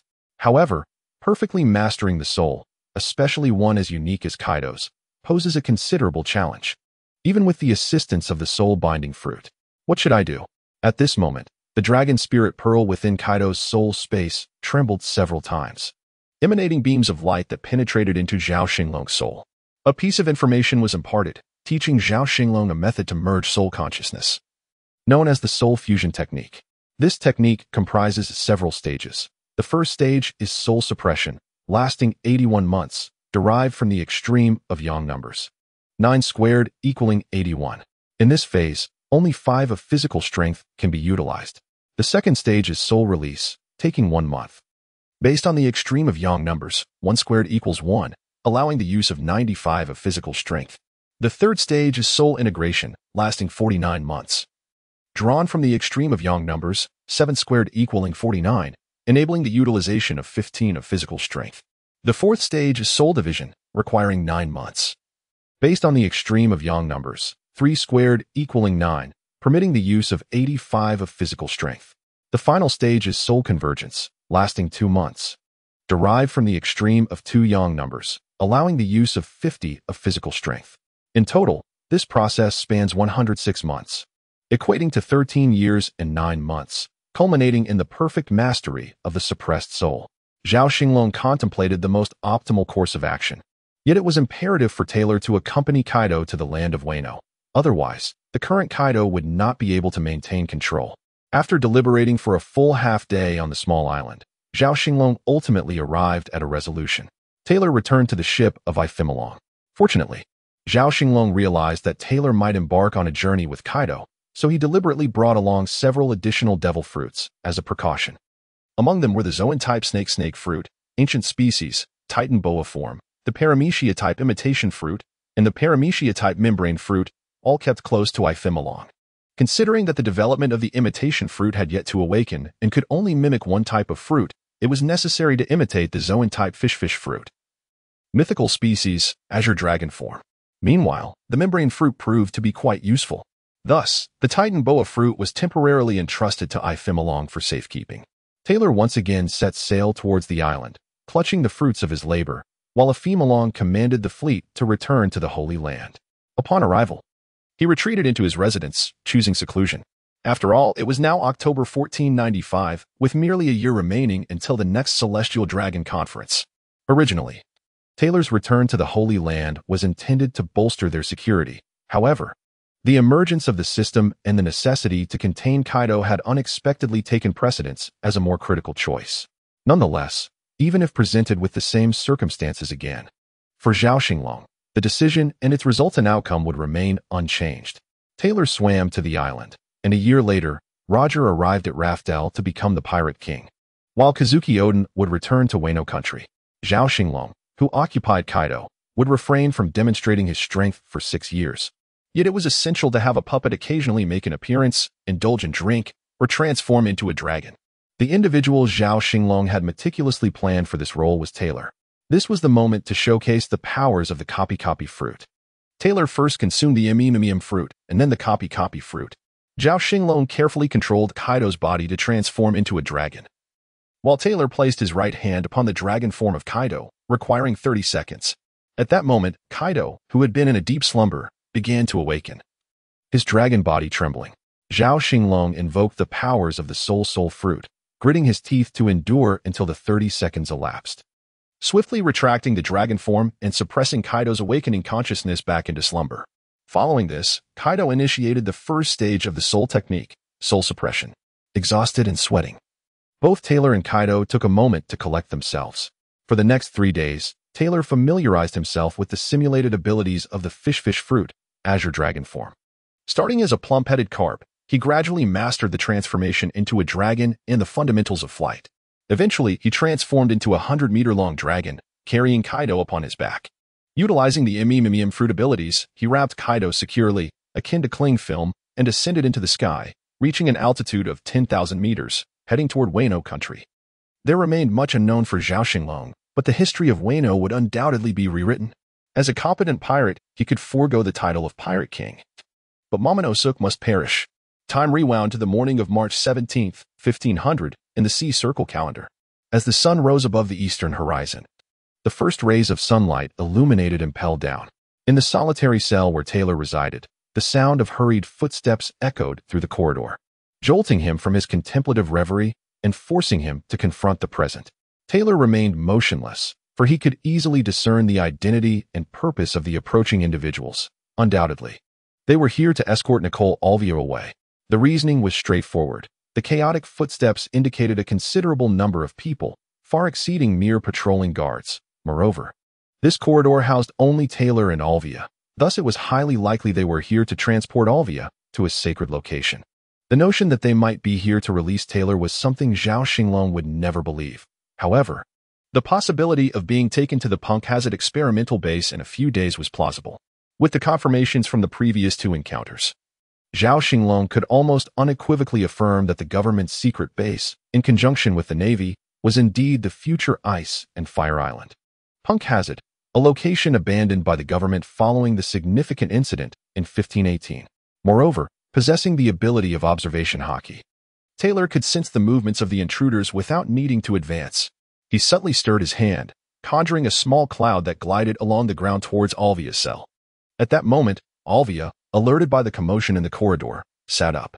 The cloud transformed into an ear and a mouth, hovering beside her. The mouth-shaped cloud whispered into her ear, while the ear-shaped cloud positioned itself near her lips. "Sister Alvia, do not be afraid, and keep your voice down." Taylor's soft murmur reached her ears. After a brief moment of alarm, she regained her composure, having traversed many places and encountered various experiences. She replied quietly to the cloud ear, "Your ability is quite remarkable. Sister, this is not the time for such discussions. Listen to me," Taylor urged. "All right, go ahead. You must have heard it too. They are almost here, approximately 30 seconds away. I have only 15 seconds to speak, so do not ask questions. Just remember what I say." Alvia remained silent, awaiting Taylor's words. "They are supposed to take you away. If you are delivered to the holy city and treated as a slave by Xinglong, do not resist. He was my previous master and is a decent man. He will look after you, having learned about you from me. Remember this name, Xinglong. If it is not him, then you may act as you wish." With that, the cloud vanished, and the intruders were now less than 30 meters away.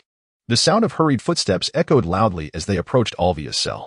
Taylor had sensed their arrival, 7 individuals in total, including Deputy Director Magellan, Guard Captain Yuji Shilio, 3 prison guards, and 2 men in suits, 1 black and 1 white. The man in the white suit wore a mask and draped a white trench coat over his frame. Zhao Xinglong immediately recognized him as a member of the P organization. The masked figure in white was likely a P0 member, while the man in black, clad in a dark striped trench coat, with long black hair, a rectangular face, 7 character brows, and a prominent nose and mouth, turned out to be Spandane, the highest-ranking official of P9. A faint smile crept across Zhao Xinglong's mind. What purpose could the government have in sending Spandane? Advancing to level 5 of the Impel Down, in the corridor of Taylor's cell, 3 guards opened the door to Alvia's confinement and escorted her out. Magellan then spoke. "All right, you can take her away. Once we exit Impel Down, our handover will be complete." The P0 personnel nodded and addressed Spandam. "I will take her out first and wait on the ship for you. Be swift." "Very well. You may proceed. I shall join you shortly." Magellan frowned but did not oppose. Instead, he directed one of the guards, "You stay here and guide Lord Spandam when he arrives." After that, the P0 member, alongside Rain and 2 guards, escorted Alvia out. Alvia cast a glance at Taylor's cell, mentally repeating his words several times. Although she had memorized them instantly, she still solemnly and earnestly recited them again. Meanwhile, Rain stole a deep look at Taylor's cell, exuberantly exclaiming, "I never imagined there would be such a presence in level 5. My hands are itching." His rasping laughter revealed a hint of menace. Taylor, still confined within his cell, sensed Rain's violent, murderous intent and immense threat. This individual, later known as the strongest man in the prison, shared the same rank as the lethal Magellan. yet was incarcerated in level 6 due to his bloodthirsty nature, a rather troublesome character. It is known that within the confines of Impel Down, Magellan possesses combat prowess comparable to, if not exceeding, that of a general, were it not for the side effects of the poison fruit, which curtailed his daily working hours. He could single-handedly fortify Impel Down to an impregnable state. Being targeted by rain was certainly not a favorable situation, although I have crossed paths with that bloodthirsty individual. The timing is evidently not right. However, rain is unlikely to have any opportunity. In a couple of days, I shall prepare for my departure from this place. Humph. Zhao Xinglong contemplated, setting a countdown for the escape at 3 days. As Magellan and his entourage led Alvia away, their footsteps gradually faded. At that moment, Spandam approached Taylor's cell door, glancing at Taylor. "So, you are Taylor, the slave of Lord Ethicmolian? I never anticipated your worth to surpass that of Alvia, who was just taken away. Quite remarkable indeed. Haha. No ulterior motives, merely curiosity to see what this pitiful slave, abandoned by his master, is like. Haha. Your master, Lord Ethicmolian, has no use for you anymore. Now you are merely trash of some value to the world government. Nothing more. Haha." Zhao Xinglong paid little heed to the contemptible figure before him, instead pondering the purpose behind Spandam's theatrical performance in front of Taylor. After all, this garbage possesses far more intellect than his utterly useless son. Spandam's words were born from his genuine anger, a mere outburst regarding the unwarranted transfer of Alvia he had captured, or perhaps it was a deliberate maneuver by the world government, aimed at sowing discord between Tyler and Athaman. Alternatively, it could serve as a probing of the actual relationship between Tyler and Athaman. Zhao Xinglong himself is more inclined to believe the latter, suggesting that the former is merely Spandam's emotional release, lacking substantial significance. Regardless of Tyler's response, it would matter little. However, if it were indeed the latter, then Tyler's current demeanor would directly impact Athaman's predicament. Thus, they are not here to test Tyler, but rather to assess Athaman. "Oh, who the hell are you? How dare you attempt to sow discord between me and Lord Athaman? Surely, my lord will come to my rescue, you scoundrel." Taylor exhibited neither calmness nor fury, but rather a state that oscillated between the two, imbued with a hint of exasperation. It was as if she could not fully accept Spandam's words, yet an undercurrent of doubt lingered within her. Spandam, sensing the impact of his recent remarks, erupted into a fit of maniacal laughter. "Ha ha, ha ha ha. Do you truly believe yourself to be of significance? You are merely a pawn, a mere plaything of the world's aristocratic celestial dragons. Ha ha ha." In Taylor's eyes flickered a glimmer of ire, the veins on his forehead faintly protruding. How astonishing it is to find oneself here, under the delusion that you hold any significance. Were it not for the slightest value you still possess in the eyes of the government, you would not be confined in this place. Ha! You must have noticed the woman across from you, the brilliant archaeologist Nicole Alvia of O'Hara. Yet, due to O'Hara's repeated transgressions against the edicts of the world government, she has been rendered devoid of any worth, and your current value amounts to nothing more than a mere exchange for such a once-esteemed archaeologist, you wretched creature. You insignificant insect.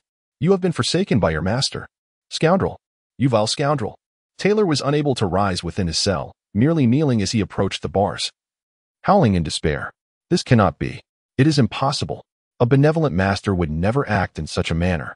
Tears streamed down Taylor's face as she wept uncontrollably. Seizing the moment, Spandam maliciously added fuel to the fire, saying, "Now, in the eyes of your dragon master, Ephemeron, your only worth lies in your ability to recognize ancient script. Ironically, the woman who was just taken possesses that very same value, rendering you utterly useless. Ha ha, utterly useless. Useless. Useless. Useless." Taylor murmured softly, tears streaming down his face, his eyes reddening, veins protruding as he began to frantically strike the ground and the fence, shouting, "Ephemeron! The world government, and you scoundrel! May you all perish. Perish." Upon witnessing Taylor's current demeanor and state, Spandam was taken aback, instinctively retreating a few steps. Realizing that Taylor remained in the cell, he absently wiped the sweat from his forehead with his right hand, inadvertently revealing a surveillance snail hidden on his shoulder. Taylor had recently detected this surveillance device through his observation hockey, which explained the fervent display that followed. Zhao Xinglong pondered, perhaps Ephemeron will not encounter too much trouble now. Although Ephemeron was indeed a fragment of Zhao Xinglong, it did not possess his soul, rendering it less significant than Taylor. Nevertheless, in times of necessity, Ephemeron still held considerable importance, for in this world, Despite the notorious reputation of the celestial dragons, their status wielded influence that ordinary people could scarcely imagine or attain. Even a discarded former celestial dragon like the flamingo or the night demon could navigate the world with relative ease, illustrating the formidable deterrent power of the celestial dragon identity. Taylor fixed his gaze intently upon Spandang, who appeared to have completed his task. Without lingering, he swiftly departed under the guidance of the remaining guard. Zhao Xinglong felt a cold smirk emerge within him. The world government, nay, the intentions of a select few, had orchestrated this peculiar turn of events. It seemed that had there been any slip earlier, Alvia would likely not have been escorted to the holy city. Fortunately, he had sensed the danger in time and managed to evade detection. In the holy city, within the Pangastar conference room, the projection phone insect displayed the recent scenes of entry into the city without reservation. Van Horst, the elder of the Firestar, was the first to speak. It appears our suspicions diverge somewhat. My suggestion is that next year at the Dragon Summit, Ifemalong should participate as normal, thereby reducing the level of suspicion regarding Ifemalong. Otherwise, it may not bode well for us with the higher-ups. I second that. I second that. I second that. Echoed Reuben of the Earth Star, Gonsi of the Water Star, and Lucas of the Wood Star in unanimous agreement. In the cold confines of Impel Down Level 5. On the night of March 17th, 1500 in the Haiyuan calendar, Taylor leaned against the back wall of his cell, resting his chin on one hand while the other lay flat on the floor, his index finger gently tapping the surface. With 2.5 days remaining until the escape plan was set to unfold, Zhao Xinglong began contemplating the aftermath of their breakout. A reckless escape without a comprehensive follow-up strategy would inevitably lead to their capture. Zhao reflected on Taylor, his primary persona, acknowledging that he had yet to reach the pinnacle of combat strength. Even when disregarding the formidable Vice Admiral Karp, Taylor would likely struggle against top-tier Vice Admirals like the Weasel. His physical condition, the foundation of all power, had deteriorated over the course of more than a year of imprisonment and experimentation by the world government. However, he believed this could be rectified with a period of indulgence and feasting. The matter of hockey was more troubling. Taylor had awakened his observation hockey at the age of 8, following the 1490 Battle Slaves tournament, influenced by the powers of the ancient Zoan-type Titan python fruit. His Conqueror's hockey emerged in 1495, nearly simultaneously with the awakening of his fur tribe lineage, likely catalyzed by the icy demeanor of the moon lion form, which transformed his anger into a different manifestation. Zhao had suspected it to be Conqueror's hockey, but lacked certainty until 1496, when he needed to impersonate Kaido and Wano. Aware of Kaido's Conqueror's hockey, Zhao seized the opportunity to consult the system, receiving confirmation that facilitated Taylor's masquerade. Taylor's Conqueror's hockey had only fully manifested in Wano in 1496. Yet its potency fell short of that wielded by the world's elites, merely achieving advanced hardening, lacking the applications akin to flowing cherry. In terms of martial arts, Zhao combined his prior knowledge of Bejiquan and Tai Chi with the Navy's 6 styles introduced by Ifemalong. His proficiency in weaponry lay in marksmanship and standard swordplay. Yet finding a quality spear remained a challenge. He might have to forge one himself or earn one through the system's rewards. Impel Down Level 5. Known as the Frozen Hell, house cells with temperatures lower than those of a cold storage facility, serving as a storage area for provisions. Taylor's cell occupied a unique position in Level 5, connected to the scorching hell of Level 4 by several narrow ventilation ducts, rendering it slightly less frigid than the rest of Level 5. Although Taylor possessed the abilities of the High No Mi, he remained aware that no rational human relished the idea of enduring such extreme cold, despite Zhao having devised 3 distinct escape plans. The essence of Plan 3 was fundamentally rooted in Plan 1. Thus, Taylor's abilities would be pivotal in their execution, although numerous unforeseen challenges were likely to arise. Often, a gamble-based approach proved unnecessary. As night fell and the guards grew more lax, Zhao resolved to scout the area around midnight. However, around 10 o'clock p.m., the sound of footsteps echoed down the corridor, prompting Taylor to frown. His observation hockey had detected an unwelcome visitor, Chief Warden Shirey of Impel Down. A minute later, the sound of footsteps ceased, and the towering figure of Shilyo, standing at a height of 3 meters and 4 centimeters, appeared before Taylor's cell. Clad in a deep blue warden's uniform and adorned with a warden's cap, he draped a long white overcoat that billowed unfastened. In his right hand, he wielded his renowned blade, Thunderstorm. Zhao Xinglong remained oblivious to the intentions of this cruel and bloodthirsty individual, adopting a stance of indifference in the face of uncertainty. and thus paid no heed to Shiryu. Thomas Taylor, a special prisoner of the world government, has his uses. However, I still yearn to sever your head. He chuckled sinisterly. Taylor merely lifted his head, which often hung low in his cell, his expression calm as he cast a glance at Shiryu of the Rain and remarked, "You seem to know quite a bit, Shiryu. However, I doubt you have the courage to strike me down. My worth to the world government surpasses your imagination. Should you choose to end my life, what fate awaits you? Will you accompany me to hell? Or do you believe you can evade the retribution of the world government? Are you contemplating treachery against them? Do you wish to become a pirate? Ha. Oh, do you think I lack the resolve to eliminate you? What a presumptuous confidence you possess." At that moment, a cacophony of hurried footsteps echoed from the corridor. Tap, tap, tap, tap, tap. Ha. It's not my unfounded confidence, rather. Someone will intervene, Shiryu. He has arrived, has he not? Shiryu, what are you doing? In the dim light of the corridor, a shadow with horns and devilish wings approached Taylor's cell, flanked by 3 guards, and inquired of Shiryu. "Oh, Vice Warden Magellan, it's nothing. I merely found this fellow intriguing and came to have a look. No need for concern, hehehe." Shiryu replied in a somewhat sarcastic tone. "Is that so?" Shiryu. Taylor is a special prisoner of the world government, not merely an inmate of Impelled Down. He is temporarily detained here, and we have no authority over him. In about 10 days, the world government will come to take him away.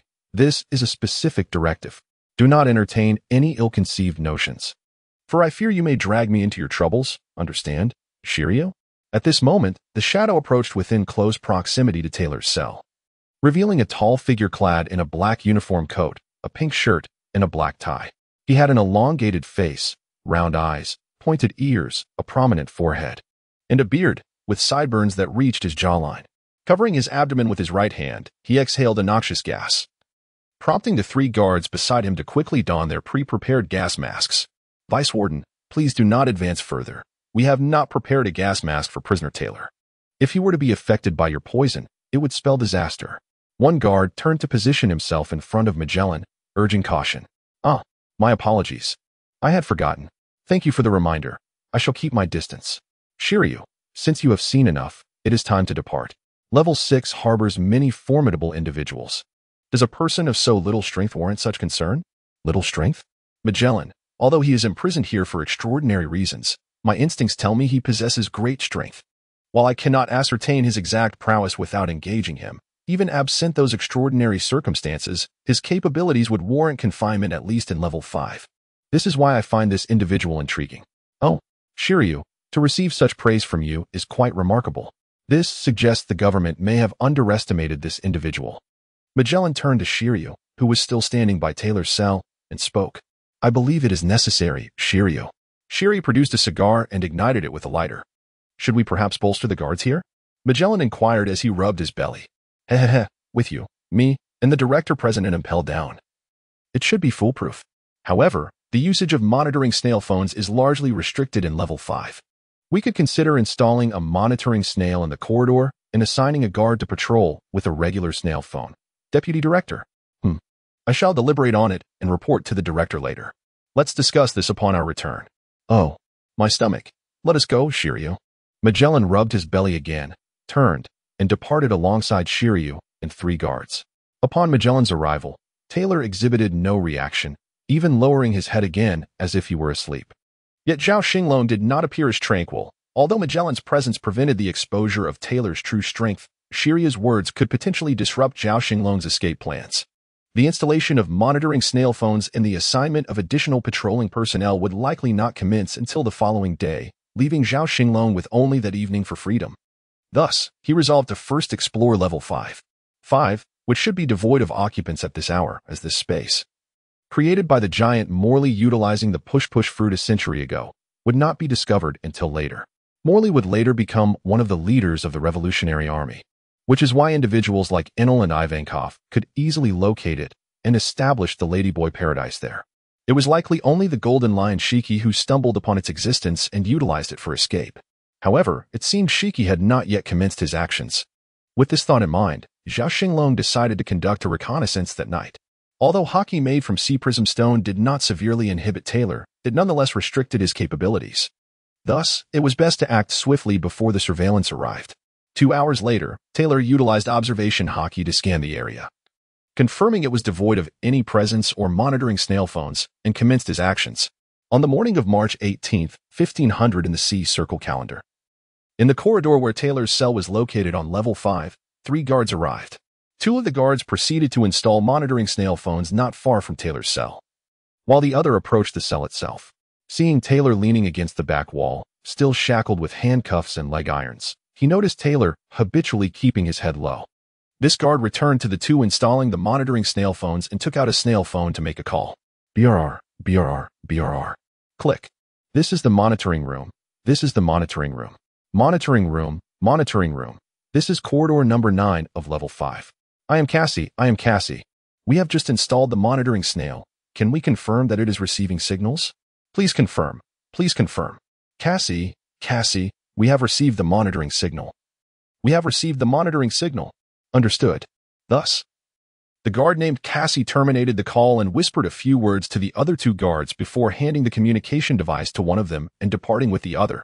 The remaining guard paced back and forth in the corridor, murmuring to himself, the superior is being overly cautious. This special corridor only houses a prisoner of mediocre strength, who, according to the records, is at most at level 2. Such a fuss over this is unwarranted. Nevertheless, it is significantly warmer here than in other level 5 sections. This assignment isn't too shabby, haha. At that moment, Taylor in his cell seemed to awaken from a trance, slightly lifting his head as he heard the incessant sound of footsteps echoing in the corridor. Zhao Xinglong felt a sense of relief. It was indeed as he had anticipated. The operation was progressing swiftly, with arrangements completed early in the morning. However, this setup did not significantly affect him, and he lowered his head once more, appearing as if he had fallen asleep. Subsequently, in level 5 of the prison, the towering Taylor lay on an enormous inflatable membrane bed, his eyes fixed on the ceiling. It had been a long time since he had last rested on a bed, and he found himself yearning for it. Most importantly, after a night of utilizing various fruit abilities, his physical stamina was dangerously low. Hunger and fatigue compelled Taylor to rest, awaiting the day's meal to replenish his strength. He then rolled out of bed and ascended the stairs to the upper level of 5. After turning left and right, he arrived at a room where a small circular hole, less than a meter in diameter, was embedded in the wall, revealing a thick tempered steel tube. These were the fruits of Taylor's labor from the previous night. Rewinding time to 8 hours prior, in Taylor's cell at level 5, Shirley and Magellan had been gone for approximately 2 hours. With Taylor's right hand raised, the power of the cloud fruit activated. A small cloud emerged from his palm, continuously morphing until it took the shape of a key. Having meticulously observed the key's design when he was locked up, Zhao Xinglong recognized it instantly. With a low command of Iron Cloud, the cloud key solidified. Taylor then inserted the formed cloud iron key into the handcuff's keyhole and, with a slight twist, heard a satisfying click as the cuffs released. He employed the same method to free his feet from the shackles. In a spirit of resourcefulness, Zhao Xinglong collected the handcuffs and shackles into the system space, subsequently using cloud iron to craft a replica of the restraints to create a diversion. With his left hand pressing against the ground, Taylor activated the capabilities of the film fruit, causing a tubular, hardened membrane to penetrate the earth. It swiftly plunged downward until he felt a sudden ease in resistance, prompting him to halt the power's activation. The cloud fruit's ability extended seamlessly to the base of the tube, where an eye formed, revealing a broad thoroughfare with numerous corridors flanking it, all within a towering space. Zhao Xinglong instinctively felt this was not level 5, but rather an infinite hell of level 6.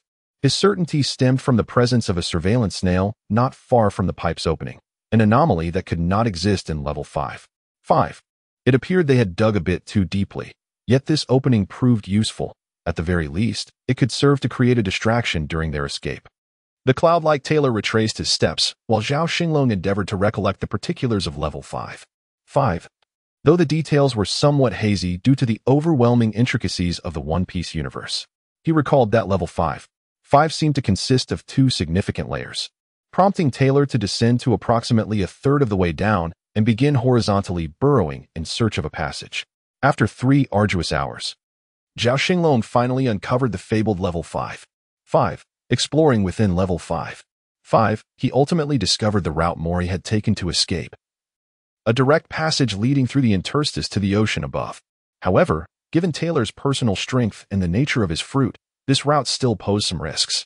For someone with the abilities of the Golden Lion and his inherent power, Traversing this path would not present a significant challenge, having exhausted much of his stamina. Taylor checked the system and noted that dawn was merely 3 hours away.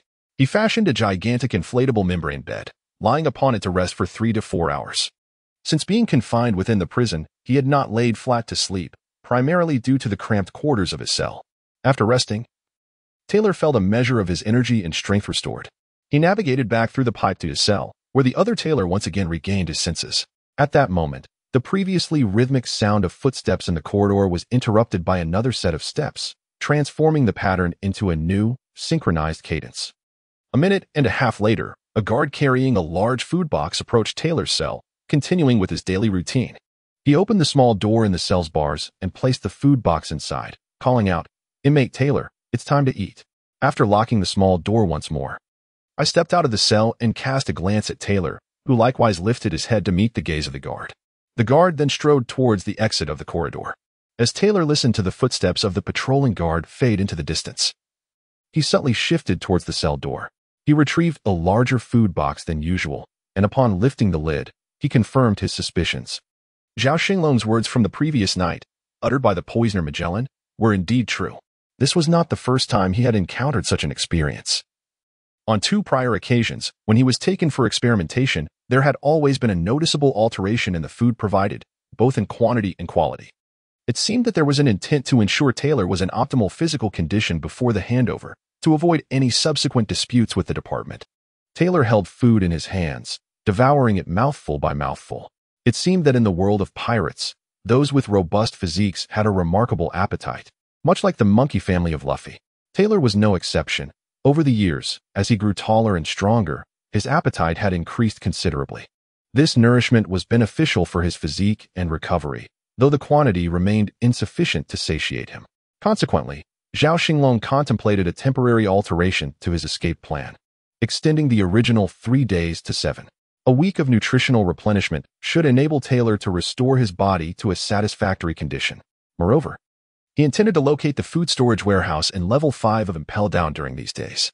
Although Taylor's recovery from sustenance was not as extraordinary as Luffy's, the bloodline factors of the giant and fur tribe suggested that 2 or 3 hearty meals should suffice to bring Taylor's body close to its peak condition.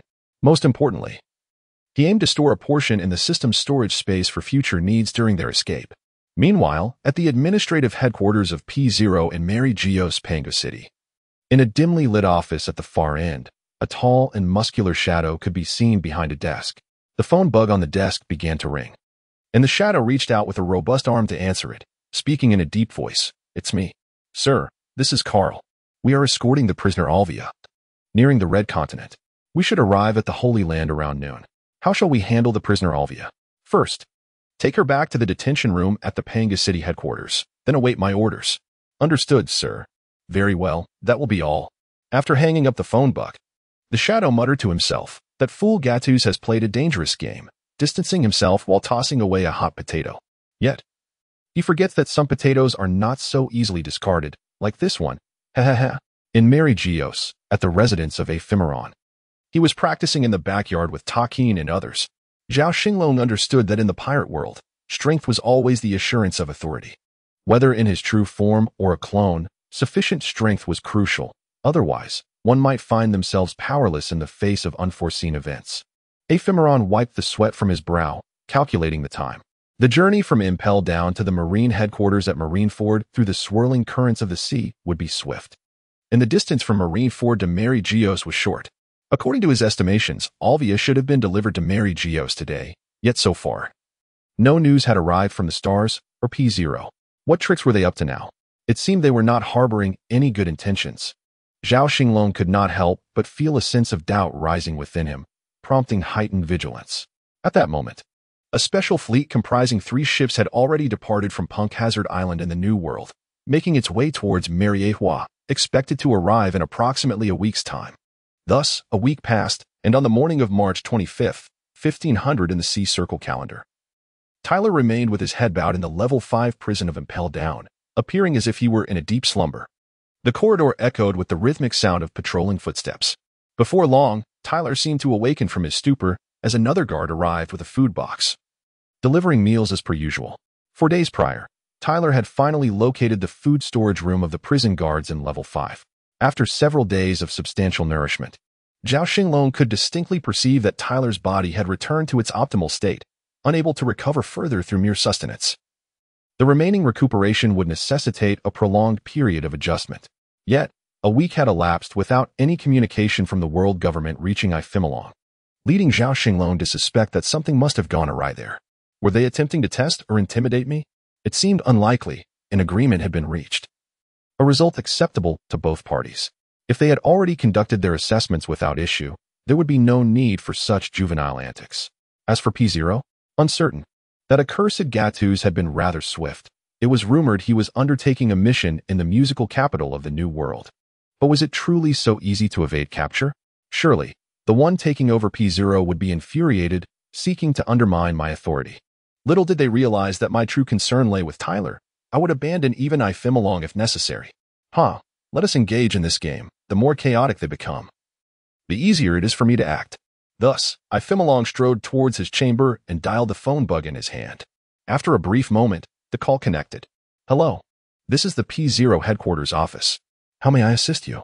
A sweet, youthful voice resonated from the phone bug, sounding both young and pleasant. However, Zhao Xinglong lacked the inclination for pleasantries, as Ifemalong directly stated, I am Saint Ifemalong of the Celestial Dragons.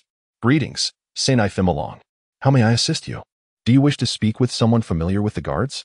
The young girl on the other end presumed Ifemalong was personally calling to consult with a P0 agent regarding protective duties. That is unnecessary. I'm aware that Gattuso is absent, and you need not seek him out.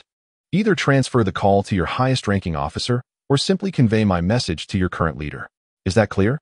Thus, Ifemalong did not afford the girl an opportunity to interject.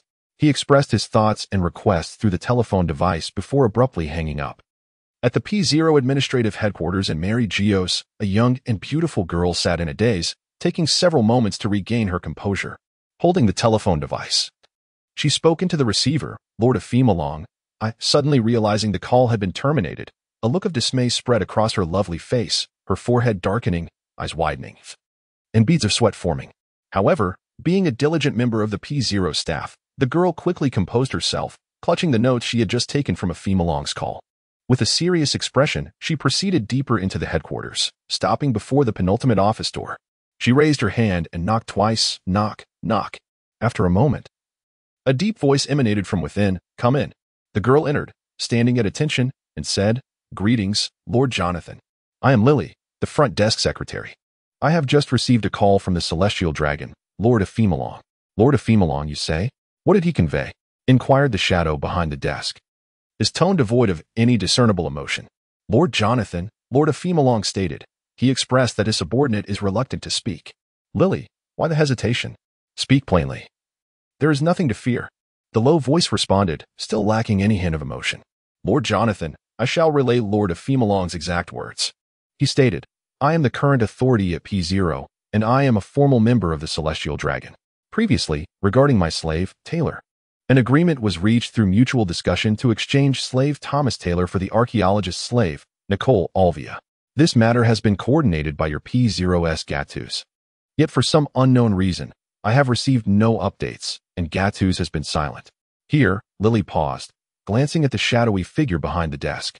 I have contemplated that perhaps the government deems Nicole Alvia more significant, thus the delay in communication. On one hand, I empathize with the challenges faced by the world government. On the other, I feel a sense of injustice towards my slave, Taylor. Consequently, I agree to rescind the agreement and request that P0 immediately return my slave, Taylor. If Taylor is returned promptly, I shall overlook the past. Of course, the preceding statements were jest, and I have recorded them. However, the following is no jest. I am aware that Alvia is in your possession. If she is not delivered to my residence today, do not bother sending her at all. If P0 is so intent on humiliating us Celestial Dragons, then let it be so. After all, we Celestial Dragons are no match for you. Tomorrow morning, I shall communicate directly to cancel the prior agreement, as there has been no sincerity on their part.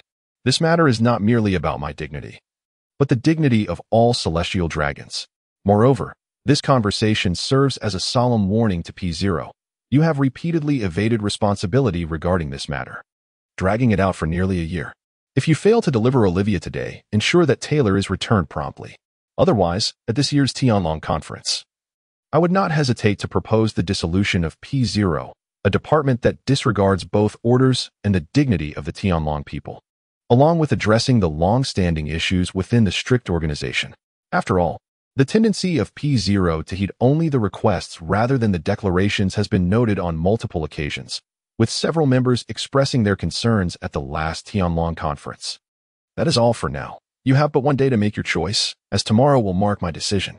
Remember, the existence of P0 is predicated on the needs of the Tianlong people. Do not confuse necessity with mere desire. Young Lily echoed the words of Xinglong verbatim, much like a parrot imitating speech. Did he truly say that? Inquired the individual behind the desk, his deep voice tinged with surprise. Indeed, Lord Jonathan. Every word was accurately recorded. The shadow behind the desk fell silent for a moment before gesturing for Secretary Lily to leave, indicating he needed time to contemplate the situation. Clearly, procrastination was no longer an option. Xinglong had already highlighted the issue of heeding only requests, with a palpable threat implied. However, he was not wrong in stating that one should not confuse necessity with mere desire. This time, they had indeed overstepped, encountering a rather formidable opponent. Jonathan quietly calculated and strategized how to address the aftermath. On the other hand, after terminating the call with P0, Xinglong did not follow through with the plan to observe tonight's outcome and communicate again tomorrow. Instead, he contemplated for a moment before dialing the communicator to Uncle Van Horst. Xinglong, what is it? Has Olivia arrived at your location? Uncle Van Horst, I reach out to you precisely regarding this matter. It has been over a week, and Olivia remains detained by P0. I am at a loss regarding their intentions. I cannot reach Gattu's, and I just received a call from P0's headquarters. Xinglong relayed the words of Secretary Lily to Van Horst. They are indeed crossing the line, Xinglong. It seems you were correct in your earlier assessment. They are showing a blatant disregard for the dignity of the Tianlong people, failing to recognize who truly holds dominion in this world. At the last Tianlong conference, several colleagues expressed private grievances regarding P0. Their upper management's approach has been quite unsatisfactory. This is why I mentioned the proposal to dissolve P0 in my warning to them. I allowed them half a day to reflect on the matter, but you, my esteemed lords, should certainly admonish them. Otherwise, we cannot anticipate what further complications may arise. I wish to inform you in advance, as you are my close confidant and our standard bearer. I feared you might be unaware of the situation and unprepared. Efron, I understand. You should await news from P0 and observe their reactions. You know, despite their myriad issues, the P organization remains a formidable counterbalance to the Navy. Thus, a complete withdrawal is quite challenging. However, localized adjustments should still be feasible. I comprehend, Uncle Van Horst. Thank you for your guidance. Indeed, Efron, you are quite astute. We all have great expectations for you, so strive diligently. That is settled. With that, the venerable Van Horst terminated the call, and Efron also set down the device. While Zhao Xinglong, deep within his soul, realized that P0's recent statements were not entirely effective. The 800-year-old P organization and the Navy have reached a point of inertia, akin to the Eastern Depot of the Ming Dynasty in the annals of Huagua history, necessitating a mutual check on one another. This predicament is also a reflection of the world government's helplessness, which fundamentally underscores the long-standing strategy of maintaining balance. In the City of Advancement, Level 5. Taylor was preparing for the final stages of his escape. In recent days, he had utilized the powers of the Momo fruit to evade multiple surveillance devices at Level 6, creating several escape routes. Here, Zhao Xinglong sensed the presence of several characters from the original narrative: the Golden Lion Shiki, Saint One Wolf, Douglas Bullet, and the tyrannical King Abelo Pizarro. However, he did not encounter other figures. Although the history of the original One Piece series only records 2 successful individual escapes by Mori and the Golden Lion, 20 years later, the protagonist Luffy's escape resembled more of a collective uprising. Taylor was in anticipation, waiting for the night to descend, waiting for the stroke of midnight. To his surprise, around 8:00 p.m., personnel from P0 escorted Olivia to the residence of Ephemeron, handing her over to him. Ephemeron, upon hearing this, did not personally greet her but instructed the elderly butler, Seth Field, to welcome her inside. He also summoned several maidens to groom and adorn Olivia. Before long, a tall, Silver-haired beauty appeared before Ephemeron. Zhao Xinglong, gazing at her exquisite visage, found himself momentarily entranced. She bore an uncanny resemblance to Robin. At this moment, the 30-year-old Olivia embodied the same commanding elegance, allure, and charisma as Robin would 2 decades hence. Gathering his emotions, Ephemeron addressed her. "I am your master, Ephemeron Saint." "Olivia, is it? Indeed, you are a true beauty." Olivia glanced at Ephemeron without uttering a word. "You shall reside here within the estate, without government permission. You must not step outside, otherwise, even divine intervention cannot save you, and it would implicate me. Within these walls, you shall be free. But I have but one request. During your leisure, teach me the ancient script. As for the situation in O'Hara, it is beyond anyone's power. For you have trespassed upon the forbidden. Please, Lord Ephemeron, my daughter remains in O'Hara. I implore you to save her. She is still so young. I beseech you." "I will do anything you ask." "Well, I shall do my utmost. And remember, you must teach me the ancient script. That is settled. Then it shall be so." Afterwards, several female attendants led the tear-streaked Olivia away. In Mariewa, at the estate of Ephemeron, the lights in the parlor had been extinguished, and moonlight cascaded through the window. Ephemeron stood by the window, gazing at the moon hanging in the sky. Suddenly, the parlor clock chimed. And Ephemeron glanced back at the clock with a faint smile before stepping out of the parlor and heading towards the bedroom to sleep. Yet, this night was destined to be sleepless for some. At 00:00 on March 26, 1500 in the C-round calendar, Tyler's jailbreak operation commenced. At 0:32, in the infinite hell of Level 6, in the area previously scouted by Tyler, 3 figures began their actions in the eastern, southern, and western sectors. To the east, a robust silhouette absorbed metals and stones from its surroundings, growing ever larger while relentlessly demolishing the prison cells of Level 6. This was Douglas Barrett, a former member of the Roger Pirates, known to the world as the Devil's Heir. To the south, a figure clad in prison garb with a helm resembling a ship's wheel and flowing golden hair that reached to the ground wielded dual swords. Moving erratically towards the center in search of an ascent, this was Shiki, the Golden Lion, one of the 3 legendary pirates. From the west came thunderous stomps, as a giant towering over 150 meters strode towards the passage leading to Level 5. This was the colossal warship, the Saint One Wolf. To the north lay the place where Tyler first ventured, the ice-encased cell of the world destroyer, Bondi Waldo. As the power of the High Hinomi activated, Tyler absorbed the icy coffin surrounding Waldo, reviving the seemingly lifeless figure, though it would take time for his vitality to fully return.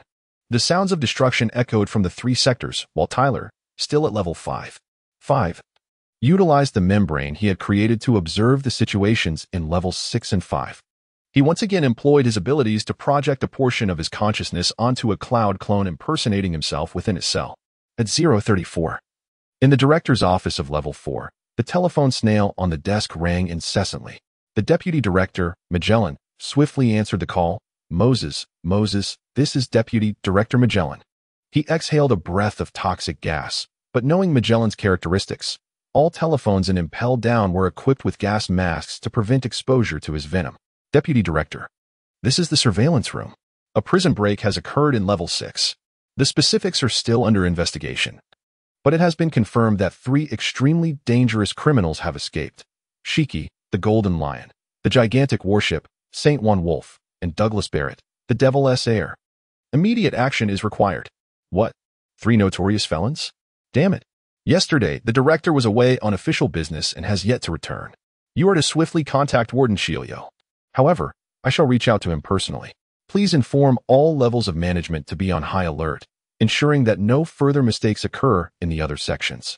Particularly, pay close attention to the number 9 corridor on Level 5, keeping a vigilant eye on the inmate Tyler, who is to be transferred to the department in a few days. No errors must transpire. Furthermore, should any developments arise, do not hesitate to call my communicator to report." With that, Magellan concluded the conversation without hesitation, clutching his abdomen as he briskly made his way to the entrance of Levels 5 and 6. Along the way, he retrieved his multi-layered protective communicator, donned his gas mask, and encased in a transparent, elastic bubble, he dialed Warden Shilio's number. Soon enough, Shilio's voice resonated. "Deputy Director Magellan, what brings you to contact me at such a late hour? Is it concerning Tyler? Rest assured, I shall not trouble him." "No, it is not about that matter. A significant incident has occurred on level 6, and I require you to proceed to the corridor between levels 5 and 6. I'm already en route. Those specifics elude me at this moment. It has been confirmed that 3 notorious criminals have escaped: the Golden Lion Shiki, the massive warship St. Wanwolf, and the demon heir Douglas Barrett. 3 notorious criminals, all infamous pirates.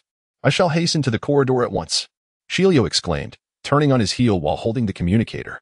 Moreover, Shilio, you are aware of my current condition. I cannot sustain prolonged combat, especially at this juncture. As I pass my quarters, I will need 3 minutes to address a matter before proceeding. Those are exceptionally dangerous criminals. Subsequently, I shall contact the director to request support from the Navy headquarters. For your safety, you are permitted to exert yourself fully, regardless of the consequences. How splendid. I shall head over now, Deputy Director Magellan. Very well, Shilio. I shall arrive shortly. With that, the two ended the conversation. Shilio continued onward, tucking the communicator into his breast pocket while his free hand grasped the hilt of the sword Thunderstorm, drawing it forth slightly, the eerie crimson hue glimmering along the blade. Shilio laughed maniacally to himself. Exterminate without exception. With that proclamation, he sheathed Thunderstorm, retrieved a cigar, lit it, and sauntered toward the corridor between levels 5 and 6. Meanwhile, Magellan, having returned to his chamber, hurriedly resolved his personal matter and dialed the director's communicator. Moses, it's me. A deep, resonant male voice emanated from the communicator, though the masked device could not showcase its actor's prowess. Director, this is Magellan. A significant incident has transpired in Impel Down, and I must report it to you. Before the director could fully respond, Magellan interjected, Magellan, what has occurred that warrants such urgency? Director, currently a prisoner escape incident has occurred at level 6. 3 confirmed offenders are the notorious Golden Lion Shiki, the colossal battleship St. Juan, the Evil Wolf, and the devilish heir Douglas Barrett. I am making arrangements to prepare for the impending confrontation, while Shirita has proceeded to the only passage from level 5 to level 6, ready to utilize the terrain to fend off the trio. However, I am concerned. What is it? The specific situation within level 6 remains unclear, and the exact identities of the escapees are unknown. It seems that even with the existing forces in Impel Down, dealing with these 3 will be quite challenging. Please, Director, request assistance from the Navy headquarters to prevent the complete escape of the prisoners. I see. I cannot return immediately, but I will communicate with Admiral Kong to ensure that the Navy headquarters coordinates with you. For now, swiftly assist Shiryu. I fear he may struggle against all 3 alone. Understood, Director. Simultaneously, at the icy depths of level 5, the guards ceased their patrols in the corridor and approached Taylor's cell, fixating their gaze upon him. The chief guard had just personally instructed them over the phone to keep a close watch on Taylor without any oversight. The cloud clone of Taylor lifted his gaze to meet the guards, chuckling. Why have you stopped patrolling? Has something happened? Your anxious demeanor is truly amusing. At this moment, Zhao Xinglong felt a surge of pride, as the escape of 3 individuals from level 6 Infinite Hell, with 1 more preparing to flee, was an event he had orchestrated. To claim that being confined and impelled down had not stirred any resentment within him would be unrealistic. This incident had caused some disruption, alleviating much of his pent-up frustration, and soon the opportune moment to escape would arise. Taylor, regardless of what occurs, it has nothing to do with you. Your life will consist solely of being confined obediently. The guard shouted, his bravado masking his inner trepidation. Is that so? Taylor burst into laughter once more. At 12:39 a.m., in the Marine headquarters at Marine Ford, within the chamber of Admiral Steelbone, the serene night was shattered by the shrill ring of a transponder snail. By 12:41 a.m., a relaxed Magellan emerged from his quarters, hastening towards the corridor connecting levels 4 and 5. On the way, he received a call from the director, informing him that the headquarters would dispatch 2 warships and 2 vice admirals, including Vice Admiral Paulicelino, for support. At 12:43 a.m., in the infinite hell of level 6 of Impel Down, the trio led by the formidable Golden Lion Shiki, utilizing his exceptional mobility granted by the float fruit, reached the elevator connecting levels 6 and 5 ahead of the others. With a swift slash, a massive cutting strike surged forth, instantly sending the guarding jailer flying, inflicting severe casualties. The gate of the passage was cleaved apart by this strike, and although the elevator remained at level 5, it posed no challenge for Shiki. His title of Flying Admiral was well earned. He swiftly dashed into the passage, soaring towards level 5. Simultaneously, Shiryu had descended from the scorching hell of level 4 to the frigid hell of level 5, leisurely strolling towards the passage connecting levels 5 and 6. The design of Impel Down had anticipated the possibility of powerful inmates attempting to escape, thus only direct access routes existed between levels 1 to 4. The passages from level 4 to 5 and from 5 to 6 were isolated and distanced, creating significant obstacles for inmates unfamiliar with the layout, which is a key reason for the rarity of successful escapes from this deep-sea prison over the past 800 years. At 12:47 a.m., Magellan reached the passage from level 4 to 5, taking the elevator down to level 5, and used the transponder snail to alert all personnel to vacate the corridor. He unleashed his fruit ability within the passage. Poison Dragon. A massive three-headed purple liquid dragon surged forth from Magellan's hand, saturating the passage with a malevolent purple toxin. Following this, Magellan commanded, Poison Cloud. The entire corridor was enveloped in a thick, purple haze that lingered persistently. This was a precautionary measure instituted by Magellan. Any intruder who ventured into this domain would inevitably find themselves halted, for without extraordinary fruit abilities, it was impossible to navigate his dual defenses. However, Magellan hoped that such measures would remain unutilized, for their activation would signify a significant increase in the likelihood of a convict's escape. The formidable Golden Lion Shiki. Having breached the frigid depths of level 5, pressed the button to lower the elevator before departing the corridor. He was aware that others had also escaped from level 6. But regardless of who they were, their ascent to level 5 would serve to create a diversion, ultimately benefiting him. Perhaps it was fate that guided their paths. Shiki, while lowering the elevator, took a different route from the approaching Shiryu, their trajectories barely crossing. The extreme exhaustion of the icy prison compelled Shiki to cease his flight, fortuitously discovering a food storage room. Without concern for taste or temperature, he quickly consumed provisions to replenish his stamina. At 0:50 a.m., the Devil's Heir, Douglas Barrett, arrived at the passageway leading from level 6 to level 5. Upon witnessing the damaged entrance in the lowered elevator, a surge of excitement filled him, and he swiftly boarded the lift, initiating his ascent to level 5.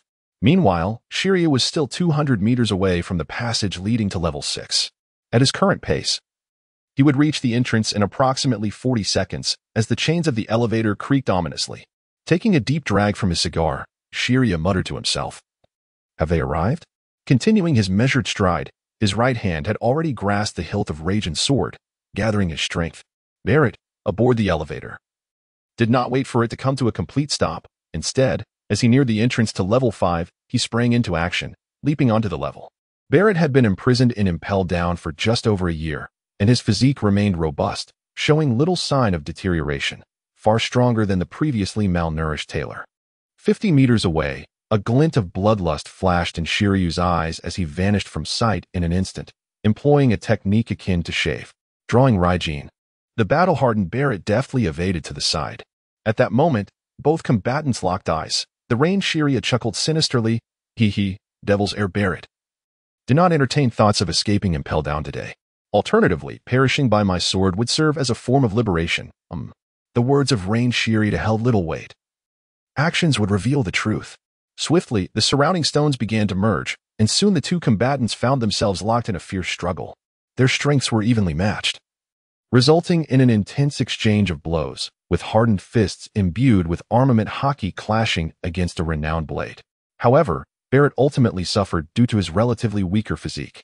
After several dozen rounds, he was struck by Shiryu's sword, sent sprawling into the ground. Though his body was shielded by the protective hockey, sparing him from injury, he certainly endured a minor setback. Meanwhile, on the opposite side, the Golden Lion Shiki, having consumed ample sustenance, lifted his gaze towards the passage. Aware that the commotion was likely caused by the clashes between other level 6 prisoners and the guards attempting to escape. Thus, he emerged from the food storage room, continuing his search for the passage leading from level 5 to level 4.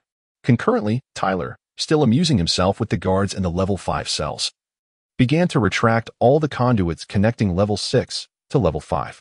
Earlier, he had observed the world destroyer, Bondi Waldo, who had been encased in ice for a decade. Remarkably, his recovery was exceedingly slow. Zhao Xinglong speculated that this time, he had little hope left, and by the time he regained his vitality, he would likely find himself recaptured and frozen once more.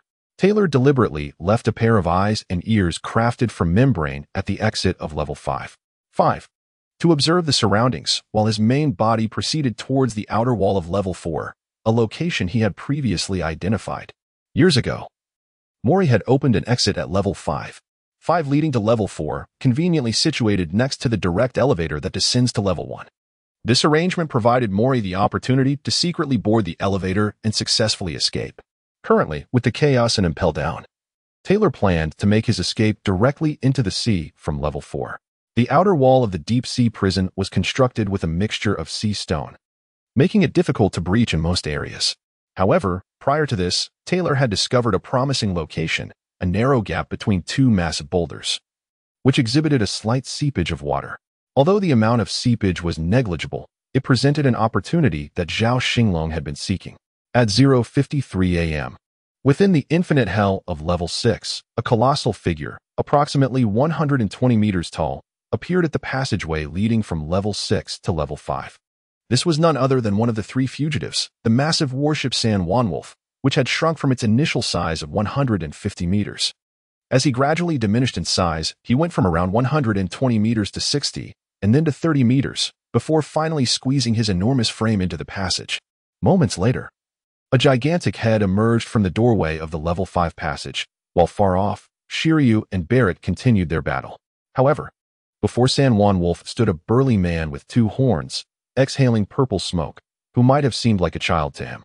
Just as San Juanwolf's eyes widened in surprise, he began to grow again, but before he could fully destroy the passageway, it was too late. Venom Dragon.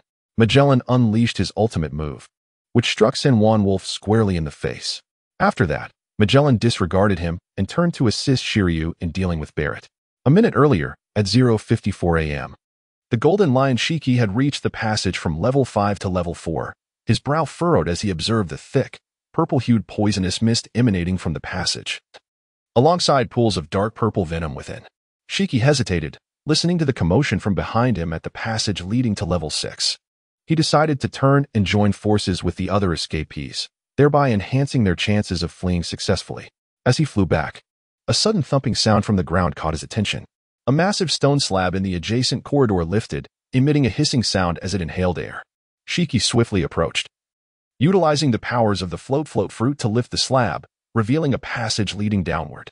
Without hesitation, he dove in, sealing the stone slab tightly behind him with his ability. However, all of this was perceived by the membrane eyes and ears that Taylor had previously set up. In the next moment, the membrane ears and eyes vanished, and Taylor's main body within the level 5 cell smiled at the guard, saying, "It is truly unfortunate. Your task today has become exceedingly difficult, ice cold." As the power of the ice fruit was unleashed, a chilling aura permeated the space, transforming the entire cell and corridor into a frozen realm. The guards and the surveillance insects positioned nearby were immobilized by the frigid air. Subsequently, Taylor opened the cell door, meticulously staged the scene, and then, like a wisp of cloud, slipped away through the membrane pipeline within the cell. The pipeline vanished, and the stones converged once more to conceal the opening. Taylor proceeded along the secret passage from level 5 to level 4, activating the membrane fruit's ability to enlarge the other end of the pipeline previously wedged within the crevices of the colossal stones on level 4. The number of membranes increased until a large, bubble-like membrane sphere formed outside, its diameter impressively vast. His corporeal form transformed into a cloud, flowing through the membrane pipeline into the sphere.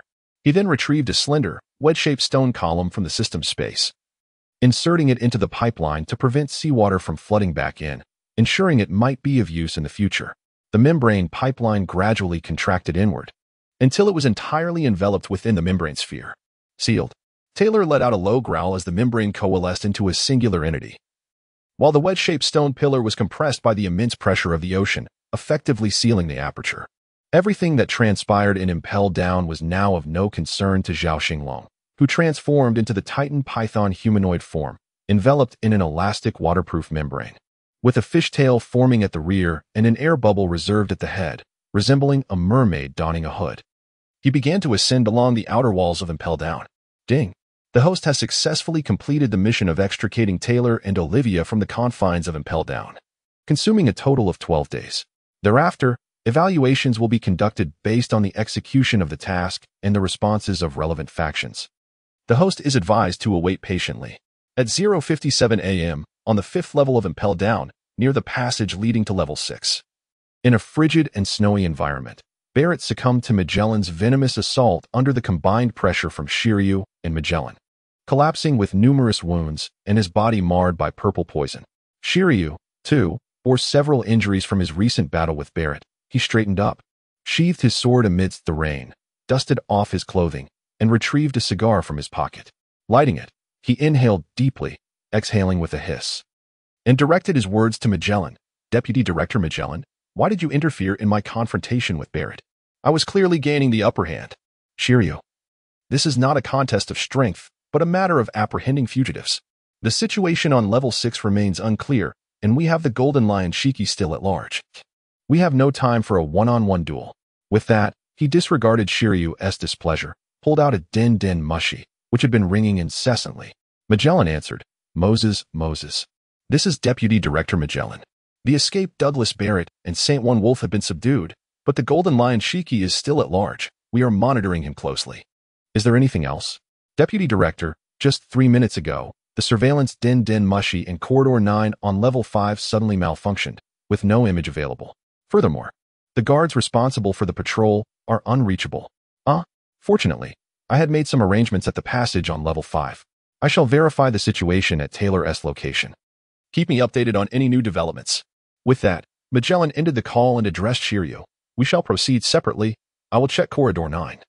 While you continue your patrol on Level 5, the Golden Lion should be in this vicinity, as he is significantly swifter than the other two. Barrett and Saint One can wait. They are not in immediate peril.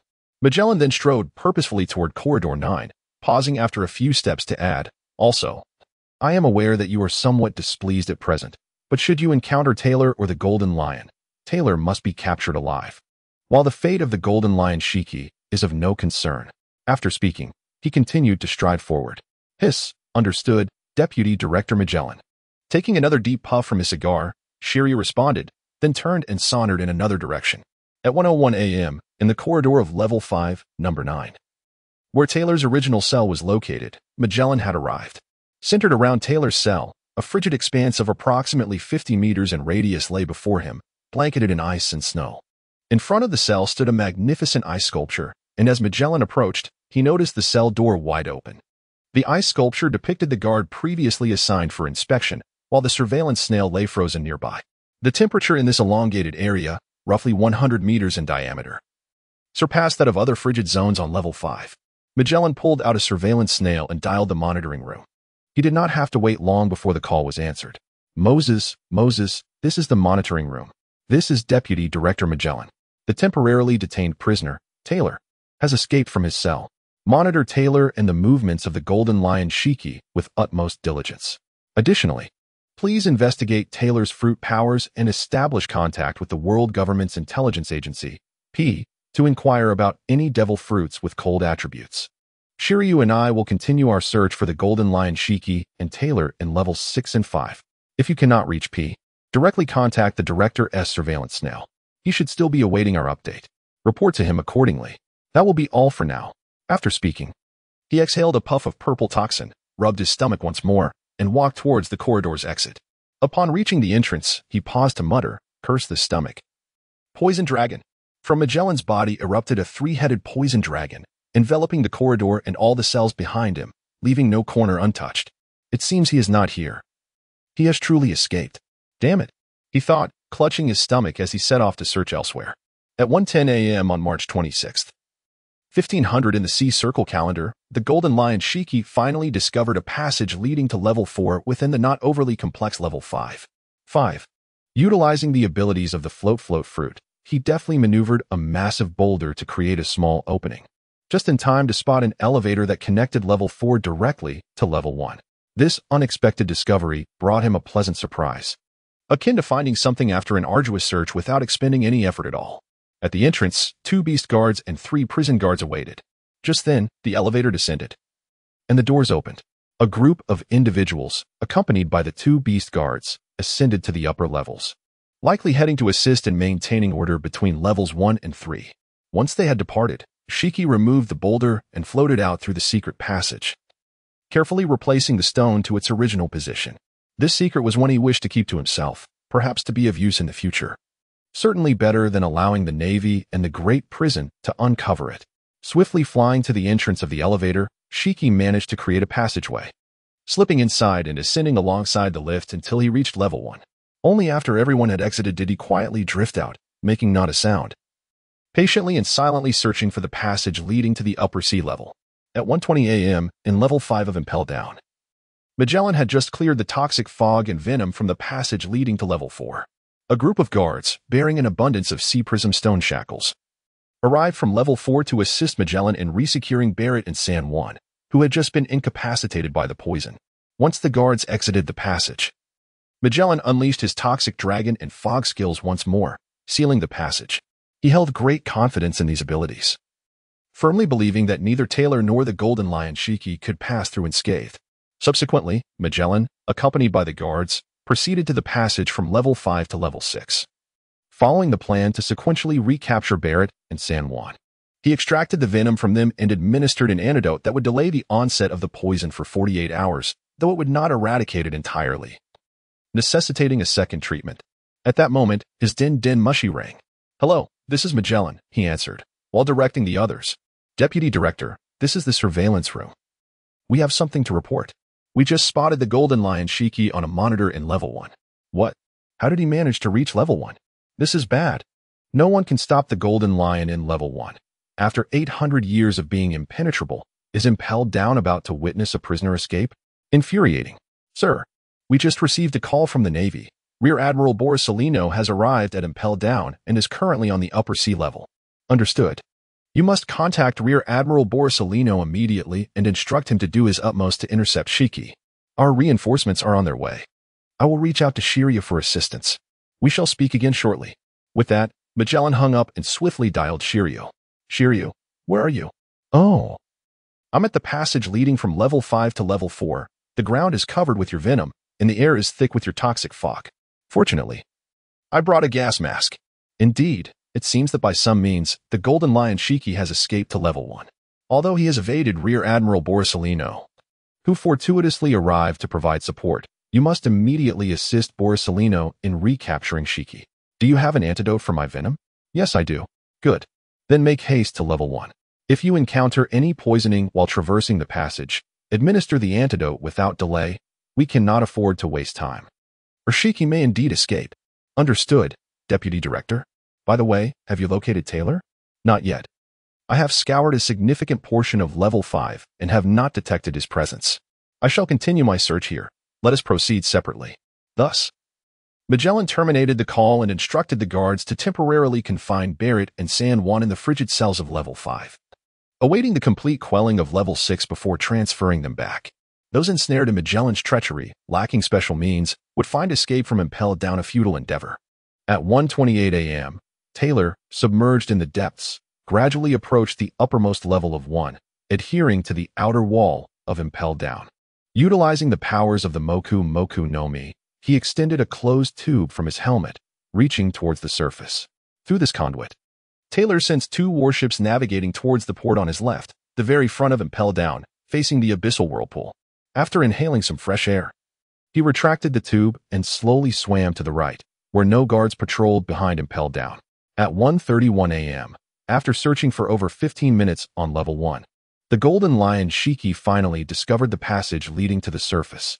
This time, he acted without hesitation or caution, for he understood that traversing this passage to the upper level would unveil an entirely different vista. Once there, he possessed the confidence that no one could hinder his escape. Suddenly, chaos erupted in level 1, with various items flying in every direction. Shiki swiftly entered the elevator, ascending directly to the surface. The gateway to the upper level burst open with a resounding crash, and amidst the swirling dust, a figure soared through the air, none other than the Golden Lion Shiki.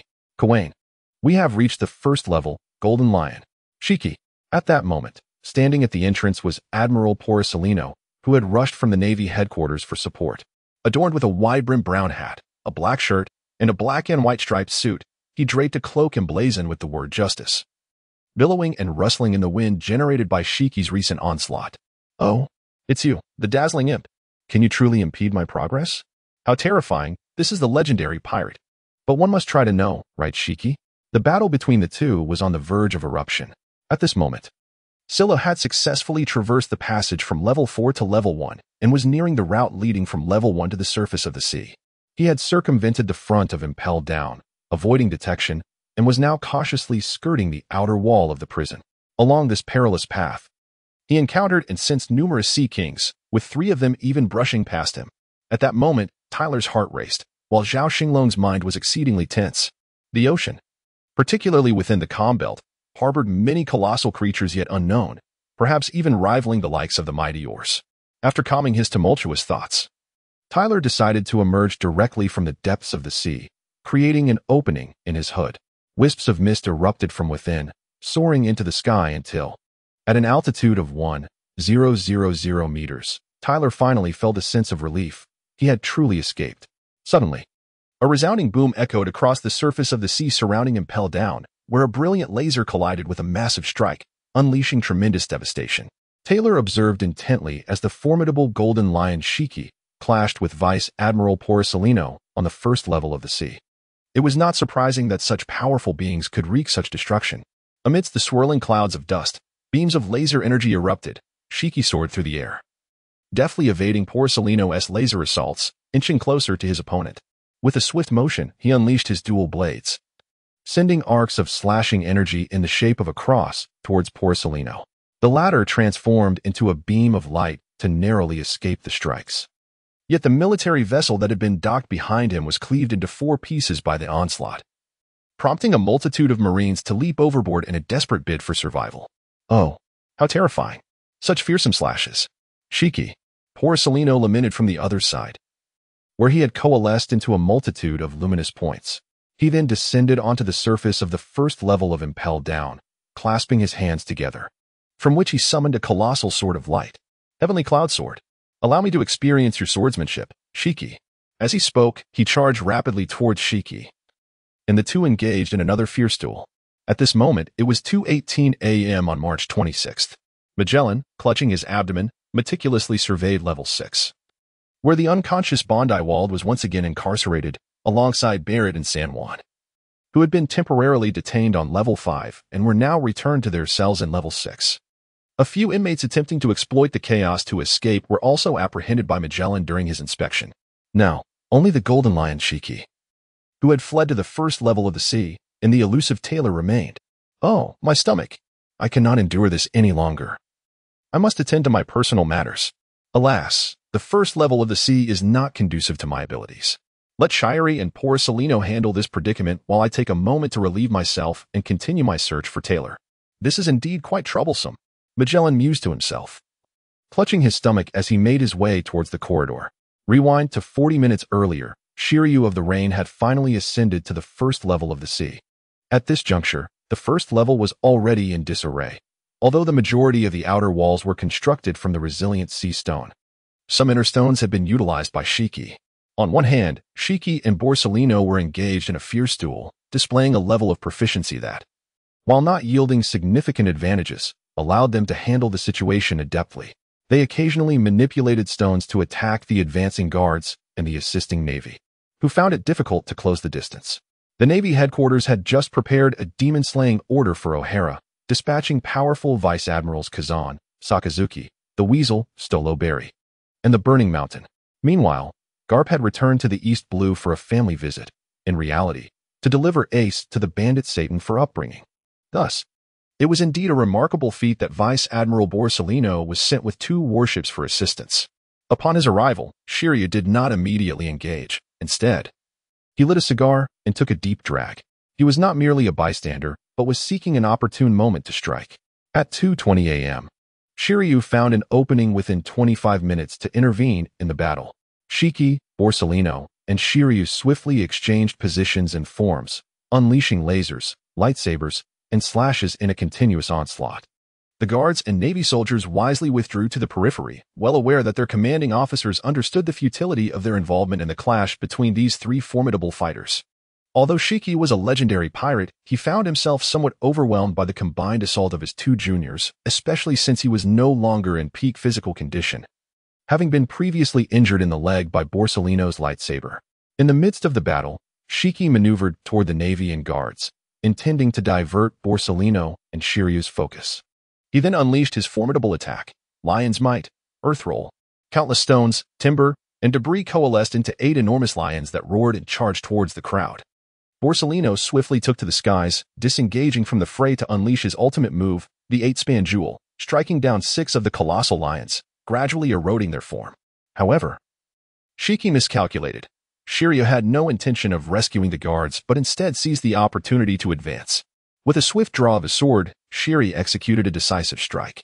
Although Shiki desperately tried to evade, his injured leg betrayed him, and Shiryu's blade cleaved through it, blood spraying through the air.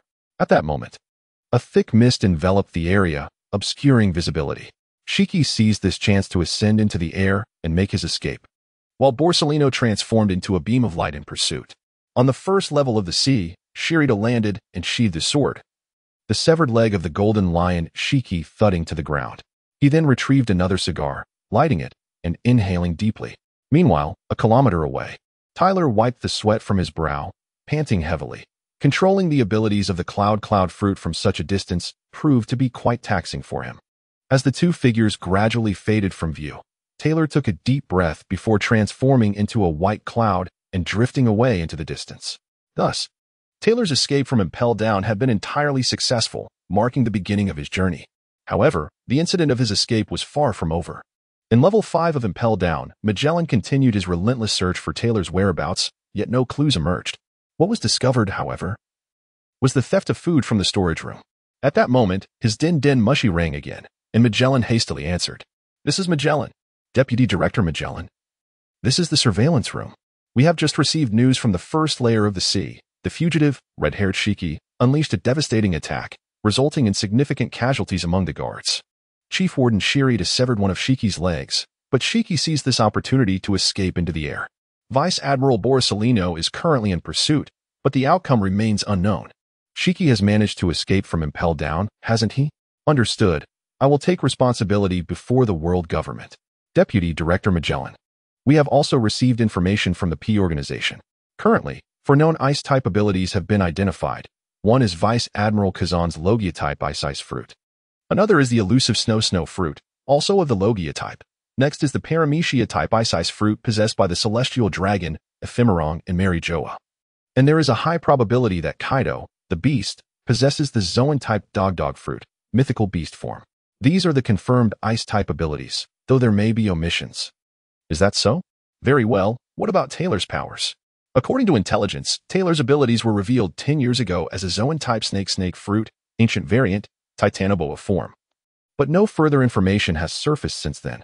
A snake, I see. In any case, we must monitor levels 5 and 4 with utmost diligence, leaving no stone unturned. That will be all. After hanging up, Magellan sighed, clutching his stomach. A cloud of toxic gas wafted through the air, prompting the nearby guards to don their gas masks once more. You all split up and patrol various locations in level 4. As you have heard, Taylor is a Zoan-type snake fruit user. If you discover anything, do not approach. Instead, notify me immediately. I will continue my search in level 5 to see if I can find any trace of that rascal Taylor. March 26th. 1500 in the sea calendar would be a date etched in history. At Marine Headquarters, Marine Ford, after receiving the din mushy call from the director of Impel Down. The elderly Steelbone Kong was wide awake and promptly assigned Vice Admiral Borsellino, who was on duty at the headquarters, to lead 2 warships to assist at Impel Down. In the marshal's office, Steelbone Kong sat at his desk, awaiting further news. At 4:03 a.m., the din mushy on Steelbone Kong's desk rang. Belebelbeel. This is Steelbone Kong. Marshal Kong, I am Borsellino. I apologize for failing to complete the mission and allowing the Golden Lion Shiki to escape, although he has suffered 2 broken legs. At 4:05 a.m., after fruitless searches in levels 5 and 6, Deputy Director Magellan returned to the director's office, listening to the reports from his subordinates. Deputy Director, according to reports from Vice Admiral Borsellino at Naval Headquarters, the Golden Lion Shiki has successfully escaped, but he has sustained a broken calf. Infuriating. We have allowed the Golden Lion to escape. This is a disgrace for Impel Down, an utter humiliation. Magellan exhaled heavily, relieved that the reporting guards had the foresight to don protective gear and gas masks. Additionally, Deputy Director, we have made a new discovery in Level 6. What discovery? There has been an explosion in the central area, not caused by the escaped prisoners, but by those who removed the shackles from them. Oh, there is another hidden figure involved, I see. Have you reported this to the Director? Not yet, Deputy Director. Very well, I shall inform the Director myself. You may all leave. At 5:33 a.m., in the Pangastar conference room of Mary Geos, all members were present, aside from the Golden Old Star. The others were seated on the sofas, while the Golden Old Star gazed out at the night sky from the window seat. The faintest glimmer of dawn beginning to emerge from the east. Everyone must have received the news from the deep-sea prison of Impel Down, said the Earth Old Star, Reuben, devoid of any emotion. Following him, the irritable Water Old Star, Ganzi, spoke up. Those worthless fools have allowed the Golden Lion Shiki to successfully escape. It is outrageous. Indeed, such a tightly secured Impel Down has still suffered this setback. It is said that the upper level of the sea surrounding Impel Down has been severely damaged, and repairs will take a considerable amount of time. Furthermore, the Golden Lion Shiki will undoubtedly stir up a storm at sea. I fear the news of his escape cannot be concealed, echoed the Fire Old Star, then host. For 800 years, prior to this event, the so-called impregnable Impel Down had seen no successful escapes, save for the obscure incident involving the giant Morley 80 years ago. This is indeed a grave humiliation. Though at Old Star, Lucas elaborated on the implications of this incident for the world government's reputation. Seated at the window, the Golden Old Star remained silent, still gazing outside. Ever since the execution of Pirate King Gold Roger a year and a half ago, which marked the dawn of the Great Pirate Era, formidable new pirates have emerged continuously, placing immense pressure on the Navy. This incident will undoubtedly undermine the world government and the Navy's deterrent power against pirates. It is essential for everyone to have clarity on this matter. Additionally, this brings to mind an idea proposed by the newly inducted Ifimilong during the last time Longwy. The seasoned veteran, Reuben, was the first to speak, guiding the conversation in a different direction. Gauntsi, are you referring to the notion put forth by that young lad regarding the balance of pirates against pirates? Reuben, indeed, Gauntsi, that was the concept which, at the time, lacked maturity. Fanhoused. Yet, in hindsight, Ifimilong's idea possesses a certain foresight. For years ago, the Navy was facing a significant manpower shortage, struggling to maintain a balance. And although the situation has improved, we still find ourselves lacking in strength. Lukaski, currently, we are particularly deficient in the capacity to combat several formidable pirates in the New World, especially Edward Newgate, also known as Whitebeard. The last time we exerted our full effort with the Demon Slayer Order, we managed to capture Douglas Bullet, who, I hear, has escaped during this incident, though he was subsequently recaptured by Vice Warden Magellan and Chief Guard Shiryu. Reuben, I just received a call from Shudlame, who stated that he will take full responsibility for this incident. He intends to resign from his position as Warden of Impel Down and has recommended Vice Warden Magellan, who performed admirably during this crisis, as his successor. What are your opinions on this matter? Gauntsi, Vice Warden Magellan? Reuben, yes. He possesses the abilities of a Paramecia-type devil fruit, the Doku no Mi, granting him strength comparable to that of an admiral in the unique environment of Impel Down. Fanhoust, oh? The Doku no Mi is indeed a potent fruit. Ultimately, someone must bear the responsibility for this situation, since Shudlame has made such a declaration. Let us proceed with this course of action. I support Magellan's appointment as warden. Lukaski, I second that. Gauntsi, since everyone finds this suitable, I also lend my support. Following this, all eyes turned to the distant gaze of the elder Jean, Fan Yin Lin, who rarely spoke, finally uttering, I too concur. Thus, the matter regarding the appointment of the warden is settled, yet there remains an important figure to consider. Ifimilong's slave, Tyler, who has also gone missing during this incident. What are your thoughts on this? As he spoke, a flash of white light gleamed from Jin's glasses. Fanhoust, as of now, we lack information regarding Tyler's whereabouts, and it remains uncertain whether he has escaped from Impel Down. According to reports from that location, no trace of Tyler has been found thus far. My suggestion is to postpone further action. After all, very few are acquainted with Tyler, unlike the case of the Lion King. I propose giving Impel Down a fortnight to thoroughly search every nook and cranny. If Tyler is not located within that time frame, we should issue a bounty for him through the Navy, perhaps 70 million berries, with the stipulation that he is to be captured alive. Reuben, I second that. I believe we must summon Ifimilong to inquire about Taylor. Previously, reports regarding Taylor's research have emerged, and we are on the verge of deciphering the reasons behind his successful acquisition of the giant clan's bloodline factor, which would significantly enhance our strength. Therefore, we cannot afford any mistakes concerning Taylor. Gauncey, in that case, I second the motion. Lucas, I second it as well. Furthermore, we must pay particular attention to the individual secretly manipulating matters and impel down. The abilities of Hani are intricately linked to Taylor's escape. Old Star Jean turned back, swiftly unsheathing and sheathing his original ghost cutter, stating, I second the motion. Let us summon Xinglong here this morning for inquiries. The other stars nodded in agreement.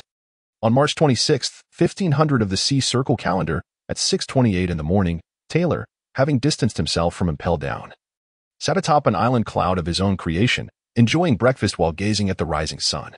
The breathtaking spectacle of the sunrise over the sea of clouds reminded Zhao Xinglong of a similar scene from his past life at Siya. After departing Impel Down around 2 in the morning, Taylor utilized the thrust generated by the explosion of the Momo fruit to successfully traverse the windless zone surrounding the Push City, entering the South Sea. As Taylor savored the beautiful sunrise while eating his breakfast, the system's voice echoed once more. Ding. Congratulations, host, on successfully rescuing Taylor and Alvia from Push City. The task completion is temporarily rated at A-. Rewards are as follows. 1. 1 Moonlight Fruit of the Natural System. 2. 1 Sea Curse 35 Resistance Scroll. 3. Expansion of system space by 300 cubic meters. System, how is this A rating determined? Other systems seem to offer frequent tasks or rewards for timely check-ins. Yet yours provides so few tasks and lacks functions like points or a shop. Why is that? Ding. Elevated blood pressure detected in Taylor. Please manage your emotions, as it may adversely affect Taylor's development. Regarding the host's questions, the system will provide explanation shortly. Please be patient. Although Taylor and Alvia took 12 days to escape from Push City, Taylor is now highly likely to be targeted by the world government for a manhunt, which does not constitute the most optimal escape from Push City. However, considering that the host successfully assisted Jean Sheetsy in his prison break, the evaluation has received an enhancement, resulting in a comprehensive rating of A-. Does the host understand this explanation regarding the task? System, I comprehend this clearly. Please proceed to the next matter. Upon binding with the host, it is important to clarify that this system was not newly established, but rather one that had been operational prior to this point. Regrettably, the previous host encountered a tragic fate, resulting in their untimely demise. According to the original system protocols, the system was poised to revert to its initial state. However, at that moment, it detected the rare and extraordinary dual-split twin soul within the host, thus successfully binding with them. Unfortunately, due to the considerable distance of the host's twin souls, the system could not be activated without them being within a certain proximity. Moreover, the system was undergoing a phase of impending upgrades, which led to the suspension of all other functions. The only exception was the activation process, during which the system utilized private privileges to transfer a portion of the previous host's inventory as a reward for the host's activation tasks. Over the past few years, only a limited number of tasks aimed at assisting the system's upgrade could be issued. The system expresses profound regret for this situation and humbly requests the host's understanding for its seemingly selfish actions. After all, encountering a dual-split twin soul is a rarity far exceeding that of a singular twin soul, and the system was reluctant to squander time in the face of urgency, prompting the decision to bind with the host. Should the host harbor any dissatisfaction, the system is willing to comply with the host's wishes, facilitating an unbinding and returning to the initial state, allowing a fresh start. The system bears no grievances regarding this matter, as the system elucidated the current state of affairs. Articulating its thoughts like an intelligent being, Zhao Xinglong found himself moved, reflecting on the notion that if the system were to project a lifelike hologram, it could evoke profound emotions, eliciting tears from witnesses. Despite its exaggerated nature, the system possessed a sense of humanity, which was far more appealing than a cold, mechanical entity. It could even serve as a source of amusement, which was quite agreeable. System, I have a query that perplexes me. I kindly seek your guidance. Host, there is no need for such elaborate expressions. Conversing normally suffices, for I comprehend. Ah, I had assumed formal language was requisite. Haha. I shall not jest further. I simply wish to know what misfortune befell the previous host leading to their demise. Host, the situation is as follows. 4.5 years ago, the former host journeyed from the first half of the Grand Line to the latter half, aspiring to find and join the Roger Pirates. However, shortly after departing Fishman Island.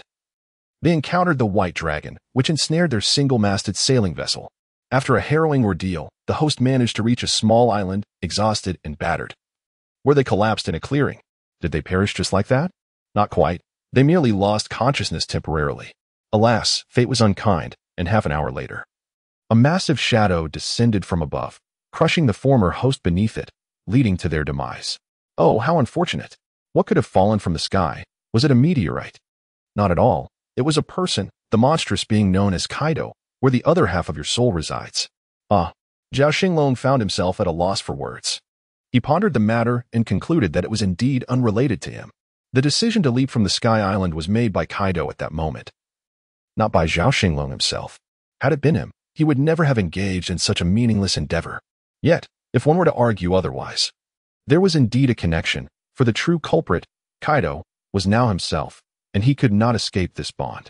In his heart, Zhao Xinglong silently wished for the former host to find peace in the afterlife, free from suffering. Host, there is another significant piece of information. What information? The former host might have had the ability to foresee events far into the future. What? What did he foresee? There are a few minor details, but 4 major events have been confirmed, 2 of which occurred after the former host's demise. Firstly, in 1490, the family of Admiral Zifa was tragically harmed. Secondly, in 1495, the Battle of Eitwall transpired between the Golden Lion Shiki and Joel D. Roger, who at that time was not yet the Pirate King.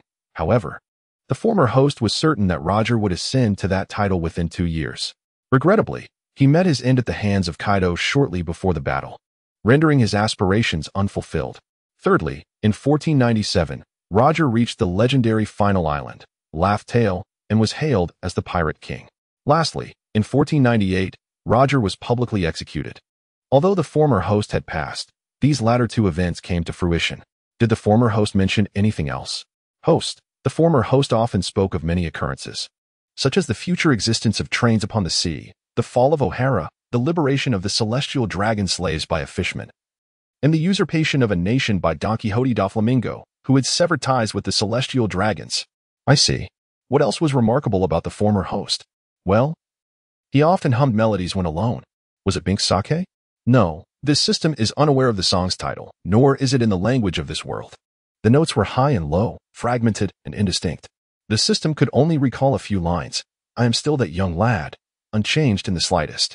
Once, I struggled to extricate myself from the vastness of the world, and I have also succumbed to its dreams. Taylor remained silent, while Zhao Xinglong was enveloped in contemplation, taken aback by the revelation that the former host was also a traveler, and a rather unfortunate one at that. This served as a stark reminder to Zhao Xinglong that not all travelers possess the protagonist halo. In the world of pirates, only a select few, such as Pirate King Luffy, seem to bear such a distinction. On March 26th, year 1500 of the Sea Circle calendar, at 7:47 a.m., Ifemalong was roused from his slumber by the incessant ringing of the snail phone. Having endured a night of tremendous mental exertion, Taylor was lost in dreams amidst the clouds. While Ifemalong, exhausted from the previous night's endeavors, had retired early to ensure Zhao Xinglong's consciousness remained effectively focused. This was, of course, a matter Zhao Xinglong was also contemplating: how to train his mind to multitask, reinforcing the strength of his soul and consciousness, so that in the future, multiple bodies could function independently without interference. Ifemalong answered the snail phone. Moses, this is Ifemalong. Ifemalong, this is Van Horst. Oh, Uncle Van Horst. What urgent matter brings you to call so early? Have you not risen yet? Are you unaware of the events that have transpired? As the instigator, Zhao Xinglong was certainly aware, but Ifemalong was not. Uncle Van Horst, what are you talking about? I am utterly confused. No one has informed me of anything. The playful demeanor of Ifemalong shifted as he realized the gravity of the situation, asking, Uncle, what has happened? Is it serious? Van Horst replied, I may have been too hasty. It is normal for you to be uninformed. Last night, the legendary pirate, Golden Lion Shiki, successfully escaped from Impel Down. What? Someone has actually escaped from the impregnable Impel Down after 800 years? This is a monumental event. Ifemalong exclaimed. This will undoubtedly undermine the Navy, Impel Down, and the world government's credibility. Golden Lion is no ordinary pirate. He will not fade into obscurity. Secrecy will likely prove futile, and you must devise a strategy. We already have a plan in place, so you need not worry. However, I sought you out for another matter that pertains to you, Van Horst continued. Another matter? How does it concern me? Please, uncle, enlighten me. Also last night, your former slave, Taylor, who was temporarily detained and impelled down, has gone missing. Seriously? Are the guards at Impel Down utterly incompetent? This is disastrous. Taylor will undoubtedly come looking for me, and my future outings will be perilous. Uncle, what do you intend to do? Come to Panga City at once. I have matters to discuss with you. Be swift. As the fiery old star Van Horst concluded his call, Ifemalong sat on the bed, contemplating the words of the fiery old star. The realization of the genuine relationship between Ifemalong and Tyler was perhaps too coincidental. It seemed he had grown somewhat impatient, just as he had recently received Orivaya. Issues arose with Tyler, leading anyone to harbor suspicions. However, they could never fathom that both individuals were governed by the same soul consciousness, leaving no apparent connections to investigate. Without evidence, the stars would hardly concern themselves with the affairs of a celestial dragon. This is the advantage of Ifemalong's identity. Moreover, it was possible that they sought to extract more information about Tyler from him. Currently, the world government had no leads on Tyler's escape and required more substantial intelligence. Additionally, Tyler had utilized the power of the cloud fruit the previous night, a fruit that had been compensated to Ifemalong by the 4-year star, serving as a resolution for Ifemalong's participation in the 1490 Battle of Slaves. Never mind that. He resolved to first ascertain the intentions of the stars before making further plans. Just as Zhao Xinglong had anticipated, the one-star harbored doubts regarding Tyler's escape, particularly since the report from Impel Down specifically noted that the surveillance footage from the LV-6 monitor had revealed the use of an ability resembling a gas-type natural fruit during the first explosion. Furthermore, when the Golden Lion made his final escape, mist rose from the sea, prompting the stars to recall the cloud fruit bestowed upon Ifemalong 4 years prior. Understanding the stars' intentions, Zhao Xinglong promptly shifted all suspicion onto Tyler, informing the various stars that the cloud fruit, given to Tyler in 1498 due to his exuberance over the historical text he had retrieved, had since gone missing.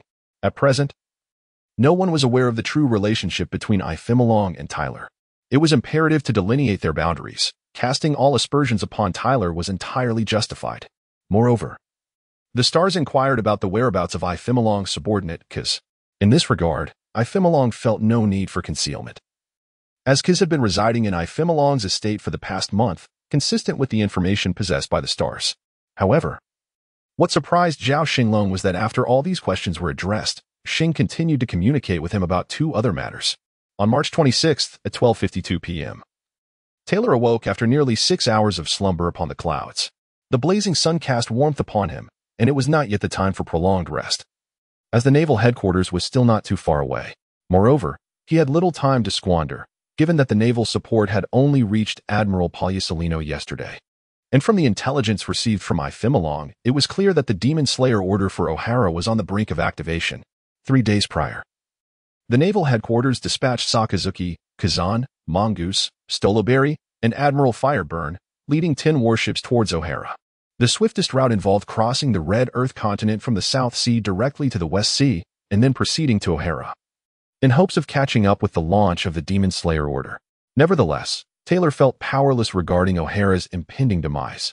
Ultimately, Zhao Xinglong could only hope to preserve Olivia and a portion of the documents salvaged by scholars, based on the survival of Robin alone. Despite Zhao Xinglong's aspirations, he found himself with no means to intervene concerning O'Hara Island and the Tree of All-Knowing. While not entirely passive, his involvement was limited. Considering these factors, Taylor fashioned an aircraft resembling a transport plane from cloud iron. The vast fuselage was hollow, providing ample space within, filled with enormous elastic film bubbles created by the Momo fruit. At the tail end, Taylor skillfully controlled an opening to release a considerable amount of gas, generating tremendous thrust akin to a deflating balloon. The cloud iron aircraft soared at high speed towards the northwest, its destination set firmly on O'Hara. On March 27th, on a solitary island within the calm belt between the East Sea and the Grand Line, the legless Golden Lion sat in repose. Substituting his severed limbs with his twin swords, Sakura 10 and Moku K, inserted into the stumps of his legs. He bound the sword hilts to his calves with strips of cloth and laughed heartily towards the heavens. Keka-keka-ha. At the same moment, Taylor had traversed the vast expanse of the Red Earth continent, making his way toward O'Hara. The front page of today's World Economic News bore the sensational headline of the legendary pirate, Golden Lion Shiki.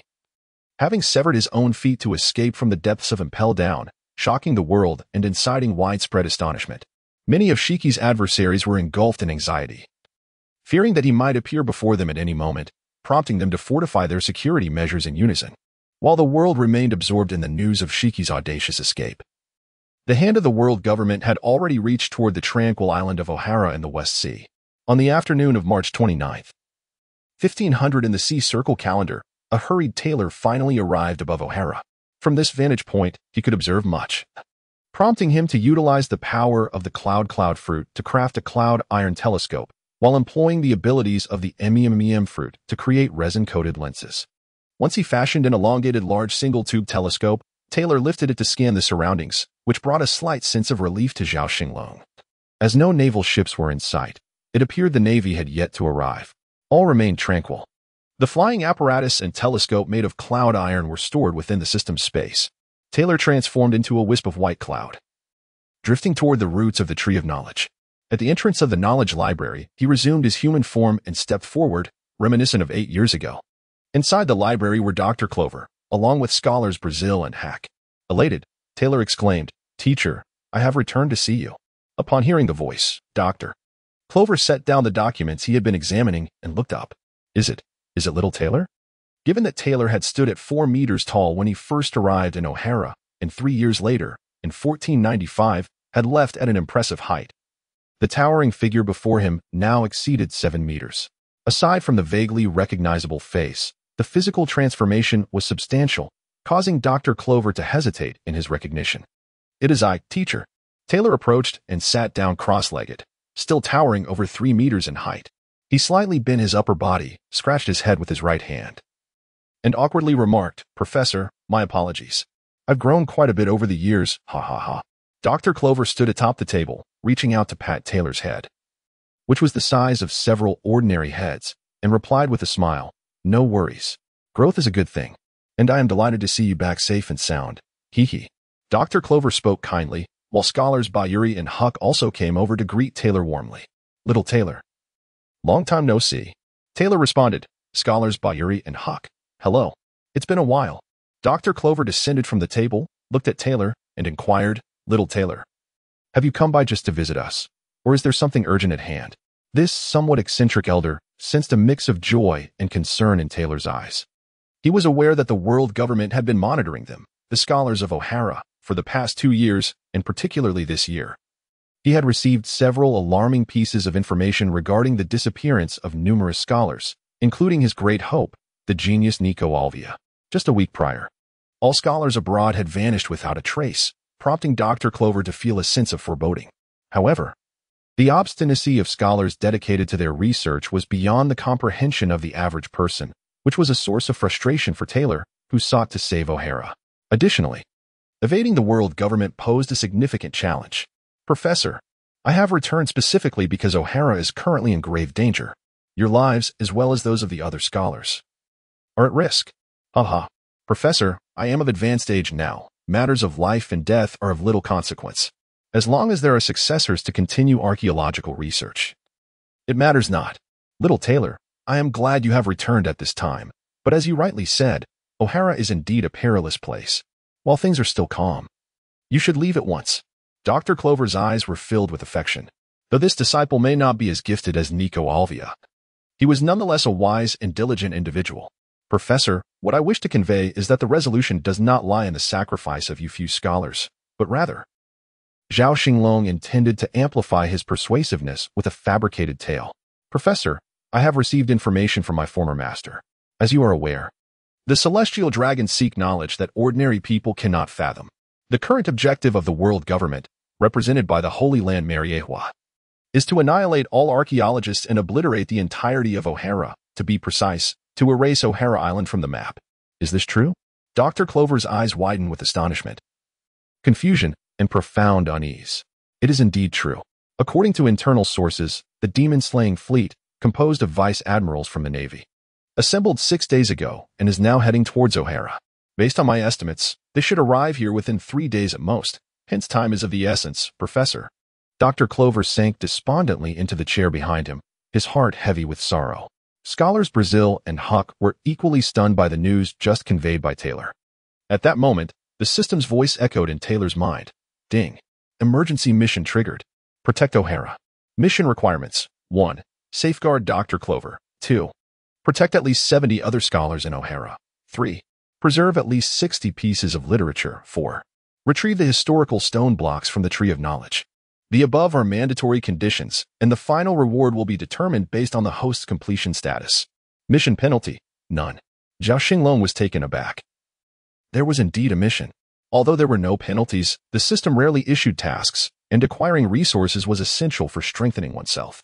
The system represented a valuable source of such resources. In protecting O'Hara, especially Dr. Clover, was Zhao Xinglong's heartfelt wish. The principle of honoring one's teacher was not mere rhetoric. At this moment, Zhao Xinglong felt no hesitation. He began to devise a plan for a true feigned death, to outwit the world government and escape their notice. Just then, the previously despondent Dr. Clover stood up again, taking a couple of steps to stand before the meditating Taylor. He extended his somewhat frail hand to pat Taylor's larger hand. Feeling the gesture, Taylor snapped back to reality and lowered his gaze towards his mentor. He heard Dr. Clover say, "Young Taylor, in truth, we old fellows have little time left. Whether we live or die is of little consequence. 6 years ago, you saved O'Hara once. Had it not been for you, I fear that O'Hara would have been annihilated by those pirates. However, what you just mentioned about erasing O'Hara is something we cannot accept. The flame of O'Hara must not be extinguished by our hands. Since you have returned specifically for this purpose, do you have any plans?" "Professor, I have some preliminary ideas. Though they are not fully fleshed out. The world government is determined to eradicate O'Hara. So aside from escaping, we must also elude the world government's gaze. This time, the Navy is not our only concern. There are also the P agents, including the covertly powerful P9. By the way, Professor, starting tonight, please gather all the scholars on the island to organize the literature in the library. Group together any duplicates or those of lesser value. If the books go missing, the P agents will undoubtedly grow suspicious. Tonight, I will further elaborate on our plan. While we strive for escape, we must leave no trace for the government." Thus, the crowd dispersed to embark on their respective tasks. As Taylor and Dr. Clover engaged in their anxious preparations, time quietly slipped into March 31st, 1500, at 4:08 p.m. Stepping out from the omniscient library, he wiped the sweat from his forehead with his right hand and exhaled deeply, finally completing his preparations. He then transformed into a wispy cloud, ascending to an altitude of 3,000 meters, surpassing the omniscient tree by a considerable margin, activating the fruit of the cloud ability. He conjured an island cloud, assuming a human form and seating himself upon it. From the system, he retrieved the telescope he had crafted a couple of days prior and began to survey the surroundings of O'Hara Island. At 5:23 p.m., through the lens of the telescope, Taylor detected the fleet of the P organization. Astonishingly, their armada had arrived at O'Hara before the demon extermination fleet of the Navy headquarters. By 5:56 p.m., the P fleet had docked at the port of O'Hara, where, apart from the vessels of the P organizations, a massive refugee ship was also moored at the shore.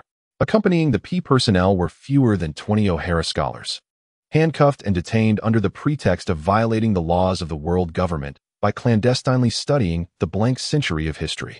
Their aim was to procure evidence of the archaeologists' secret endeavors to decipher the ancient historical texts. Currently, the only scholars in this world who understood the ancient script, apart from Alvia and the missing Taylor, were either executed elsewhere or part of this small group being escorted back to O'Hara. As night fell, the P organization refrained from taking action, likely awaiting the arrival of naval reinforcements. The night was tranquil, yet Taylor sensed that this might be O'Hara's final peaceful night. Tomorrow could herald the last day for O'Hara, and from then on, the world would know no more of its existence. Taylor gazed up at the night sky, where the nearly full moon hung in the heavens. A wave of joy washed over him, for it seemed that tomorrow night would herald the full moon. With newfound confidence, he felt a greater sense of assurance. As long as he could endure until nightfall, the prospect of completing his plans under the veil of darkness appeared promising. At 13:04 on April 1st, 1500, the naval fleet finally made its appearance, with 10 warships strategically positioned within a 30-kilometer radius of O'Hara, subtly encircling the area with an intent to capture all associated individuals. Aboard one of the ships, Vice Admiral Kazan, wearing an eye mask, was roused from slumber by his aide, who urgently informed him, Vice Admiral Kazan. What is it? It is said that Admiral Spandine from the P9 organization has already arrived on O'Hara Island. And so what? Is it necessary to awaken me for such trivial news? My apologies. At 1507, all 10 naval vessels were in place. The personnel from P organization had evidently received advance notice from the Navy and commenced their operations. The members of P9 rushed towards the Library of All Knowledge, forcefully breaking in and announcing their search warrant. How barbaric! Do not act recklessly. The treasures within this place are beyond your imagination, exclaimed Dr. Clover, standing defiantly before the leading P9 personnel. Enough with the pleasantries. Take them away. Understood. However, Dr. Clover was met with an even more brutal response, as the P9 personnel callously dragged him and the other scholars from the Library of All Knowledge. Meanwhile, other members of P were addressing the island's inhabitants, declaring, Attention, all residents. The archaeologists on this island are suspected of being demons intent on destroying the world. How can this be? They are the finest scholars in the world, the pride of this island. Thus, a large-scale search of the island was announced. During this time, all individuals not related to archaeology were instructed to bring identification to the refuge ship waiting at the West Coast port. This tactic of exploiting the ignorance of O'Hara's islanders to identify archaeologists proved effective. Soon, over 30 scholars were singled out and escorted beneath the Tree of All Knowledge, while other islanders were directed to the refuge ship. At this moment, beneath the Tree of All Knowledge, alongside the original 20 scholars present, there were now over 30 newly identified scholars and fewer than 20 being escorted back to O'Hara, totaling 71 archaeologists.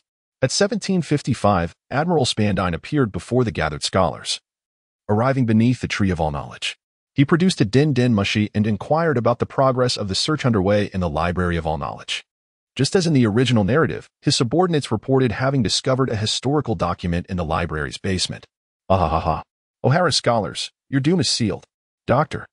Clover shouted at Spandane, Before I die, let me have a word with the leader of the Star World. Outside the omniscient library, Doctor. Clover was conversing with the telephone bug in Spandane's hand, and it was likely that the one on the other end was one of the stars. Possibly the hot-tempered water star Gonsi. Taylor discerned that the moment had arrived, transforming into a wisp of white cloud upon his diminutive island. He drifted towards the pinnacle of the Tree of Omniscience. At that very instant, Dr. Clover was vociferously addressing the entity on the other end of the phone insect. Ancient weaponry indeed poses a threat to this world. However, it is the obscured history and the existence and ideology of that kingdom that truly threaten your world government. What an audacious hypothesis. That kingdom is, at this juncture. Water Old Star promptly commanded through the phone insect, Eliminate him, O'Hara, he knows too much. A gunshot resounded as Spandam pulled the trigger, and with a thud, Dr. Clover collapsed onto the ground. Though he was aware of the preparations, Dr. Clover should be unharmed. Yet, at that moment, Taylor, having just alighted on the treetop, was still consumed by rage, his fangs clenched tightly, his body trembling, on the brink of losing control. He awaited the moment when Spandam would press the golden phone insect, thereby initiating the demon-slaying order, after which he would emerge to redirect some of the world government's attention towards himself. Spandam then retrieved the golden phone insect, pressed it, and declared, The rest is in your hands, demon-slaying order. 10 warships, like clockwork, prepared to bombard. Spandam, there is no escape for you. Taylor leaped from the heights. A swift descent towards Spandane's rear. Spandane turned just in time to behold Taylor's face, his expression one of shock as he exclaimed, Stop, Taylor. In that instant, Spandane propelled forward like a cannonball, hurtling towards the west coast. Brother Taylor? 8-year-old Nico Robin gazed, wide-eyed, at the colossal figure, calling out softly, Boom, boom, boom. The cannon fire erupted, yet Taylor turned back to the crowd with a reassuring smile, saying, Everyone, it's all right. Please return to the library. The outside is no longer safe. The group lifted Dr. Clover into the library while Robin continued to watch Taylor. At that moment, she spotted Vice Admiral Hagwar Salo in the woods and called out to him, Salo, please take Robin away. This is also Sister Alvia's wish. Alvia? Robin's mother? Salo, cradling Robin in his hands, asked with a hint of surprise, Mommy. Brother Taylor, do you know where Mommy is? Robin, hearing Taylor's earlier conversation with Salo, inquired anxiously. Yes, it's Robin's mother. Taylor addressed Sauron, then turned to Robin with a solemn expression, saying, Robin, heed your brother's words. Strive to live, to truly embrace life. You have your own path to tread, and your mother awaits you somewhere in this vast world. There will come a day when you shall reunite. Even if O'Hara has fallen, and the scholars are no more, unable to continue their pursuit of history, we must not relinquish our hope for the future. This is your mother's wish as well as mine. At this juncture, Zhao Xinglong felt a twinge of sorrow. Such burdens should not rest upon the fragile shoulders of this heart-wrenching 8-year-old girl. Though the current outcome mirrored that of the original tale, Robin's escape could potentially lessen the world government's scrutiny on O'Hara, leading them to mistakenly believe that O'Hara had perished and that Alvia was under control. With only Robin surviving and evading capture, coupled with Taylor's efforts to create confusion, it is conceivable that the scholars of O'Hara might indeed manage to slip away unnoticed. Securing their freedom. I do not comprehend. Taylor's eyes were slightly red as he admonished Robin. You will understand sooner or later. Remember, never give up, little Robin. In this vast ocean, you will surely encounter companions who can protect you, care for you, and are worthy of your life as trust. Brother Taylor, I don't want to leave. I want to wait for Mother. Boom, boom, boom. Another round of cannon fire erupted. Taylor turned to glance at the Tree of Knowledge.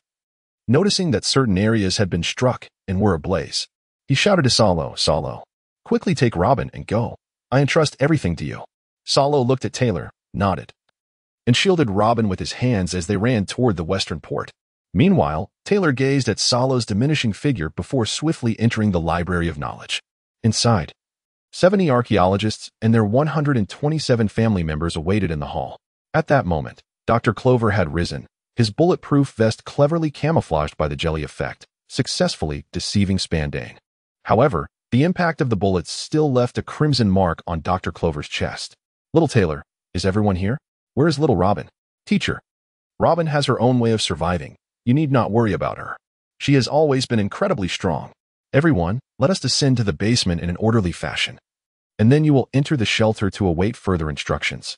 Taylor utilized the powers of the membrane fruit to create a slanted passageway leading to a vast refuge he had constructed 2 days prior with the abilities of both the membrane and cloud fruits. This sanctuary, sprawling over 1,000 square meters and towering beyond 8 meters in height, welcomed the crowd as they descended one by one. At that moment, the flames of the all-knowing tree were perilously close to engulfing the library. Swiftly, Taylor returned to the first floor, retrieving all the books and a celestial globe into his system space before advancing to the edge of the pond outside the library. There, he cast several inconsequential or redundant documents into the water, creating the illusion of salvaging valuable materials. Afterward, Taylor lifted his gaze to the all-knowing tree, which wailed in agony amidst the raging inferno. This ancient tree, having withstood 5,000 years of storms, faced its demise today. A sense of inexplicable sorrow welled up within Zhao Xinglong's soul. Taylor murmured, I still failed to protect you, all-knowing. Having completed his preparations, Taylor re-entered the refuge, where provisions for approximately a week awaited. He retracted the passageway, sealing the entrance, and directed the entire sanctuary deeper underground. Once he felt assured of their safety, he paused and addressed Dr. Clover.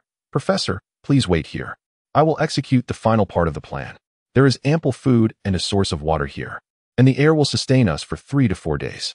When I return, we shall journey to a new land, a paradise I have already selected. Go, young Taylor. But be cautious. Remember, you must survive. Both you and Robin are the flickering flames of O'Hara's hope. Rest assured, Professor, if today is the day, there will be no issues. As he spoke, a resolute glimmer shone in Taylor's eyes. The RP personnel had already boarded the vessel, and Spandam, who had just been sent flying, was regaining consciousness. Taylor had observed him with a fierce gaze, though he had refrained from exerting much force. This man would serve as an excellent messenger, surely capable of relaying the news to the stars. Meanwhile, Saul guided Robin through the dense barrage of cannon fire. Along the way, Robin pleaded with Saul to turn back, but he remained resolute, shielding her with his hands as they reached the harbor. However, one side of the evacuation ship was under bombardment from a warship, and at that moment, a cannonball struck Saul squarely in the face. The naval officers aboard the warship recognized the approaching Saul. It's Vice Admiral Saul. We got him. Oh, I'm so sorry. Why apologize? He's an accomplice of those demons. The sailors shouted among themselves. Saul gently set Robin aside and charged toward the warship, embracing the bow with all his might in an attempt to lift it. Whoa, Vice Admiral, stop. What are you doing? Exclaimed one sailor. Don't do this. Vice Admiral, have you lost your mind? Another cried. I know not what justice is. I only wish to protect my friends. Saul declared. Stop, Saul. Robin shouted. Saul, you are finished. Opposing me will lead to your inevitable downfall. The colossal warship was lifted from the sea by Saul and hurled onto the island, instantly transforming into a derelict vessel. On the opposite warship, Saul's actions were noticed, and the surviving Marines from the damaged ship joined forces to attack him. Saul shouted toward Robin, Robin, now's your chance, hurry to the escape ship. Cannon fire rained down upon Saul, yet he paid it no heed. Continuing to call out, think of your mother's wishes, do not give up, go quickly. With tears in her eyes, Robin turned and sprinted toward the escape vessel, drawing closer to it. However, she was startled by the words of the monstrous girl from the island, just as the Navy was about to lower the ropes. Robin activated the powers of her Hana no Mi, declaring to the Marines, no need, I can board myself. Countless interconnected arms emerged from Robin's small hands, reaching over the ship's railing. At that moment, the ship's transponder snail blared to life, emitting the irksome voice of Spandam. Do not let her aboard. She is an archaeologist, a target of our attack. Hearing this, Robin turned and ran to the side. Saul, witnessing this, gritted his teeth and exclaimed, P9, those scoundrels. He then dashed toward Robin. Spandam, momentarily taken aback, felt a surge of excitement. He had finally located the elusive Saul and ordered, fire, fire, as the warship opened fire. The cannonades had little effect on Saul. Just as he was about to lead Robin to safety, a familiar voice echoed behind him. Ice block. Two-pronged spear. An ice spear struck Saul, and everyone cried out, Kazan. Vice Admiral Kazan from the Navy headquarters remarked, the demon slaughter order. If someone who was once a Marine intervenes, the Navy's reputation will be tarnished. Kazan, do you take pride in this assault? Is it truly justified to annihilate O'Hara merely to warn archaeologists? For the sake of the world's future, such measures seem unavoidable. Besides, these archaeologists have indeed broken the law. What is termed as justice must be contingent upon circumstances, and I do not intend to chastise your sense of justice. However, if you obstruct our actions, I cannot remain passive. As the two faced off, cannon fire thundered, and O'Hara's escape vessel was bombarded by Admiral Akainu's warship, engulfed in flames and on the brink of sinking into the sea. On board, Admiral Akainu proclaimed, no half measures. If there are scholars hidden aboard that ship, all our sacrifices will be in vain. To eradicate evil, one must cut it out at the root. On the island, both Saul and Kazan were shaken. Saul swung his fist at Kazan, exclaiming, is this what you call justice? What further explanations can you provide? Kazan leaped, evading Saul's assault, exclaiming, I have no intention of being like that man. The ground was left with a massive crater from Saul's strike. Seizing the opportunity as Kazan dodged, Saul pivoted and sprinted towards Robin, cradling her once more in his hands. Hurry and flee. He is no ordinary foe. Ice Age. Sealed capsule. The swiftly advancing Saul found his legs encased in ice, collapsing onto the ground, yet he still cradled Robin, striving to shield her from harm. Saul. Robin cried out from his palm. Saul cautiously placed Robin back on the ground, shouting, damn it. Robin, run. Run for your life. Staying on this island means certain death. Use my raft to escape. But what about you? I can't hold on any longer. Just go. No. There is no one in the sea. Robin, listen carefully. At this moment, you truly are alone. However, just as your brother Tyler told you, in the future, you will undoubtedly encounter companions. The ocean is vast, and you are destined to meet those who will protect you. No one in this world is forever alone. Run, Robin. Don't look back. I told you. When in pain, just smile, ha ha ha. At that moment, Kazan appeared behind Saul. Ice Age. Saul, danger. Robin shouted as she witnessed Saul's body gradually freezing. Aha. Go find your companions, Robin. They are waiting for you. Live on with them. Saul became completely encased in ice, while Robin turned and ran, crying.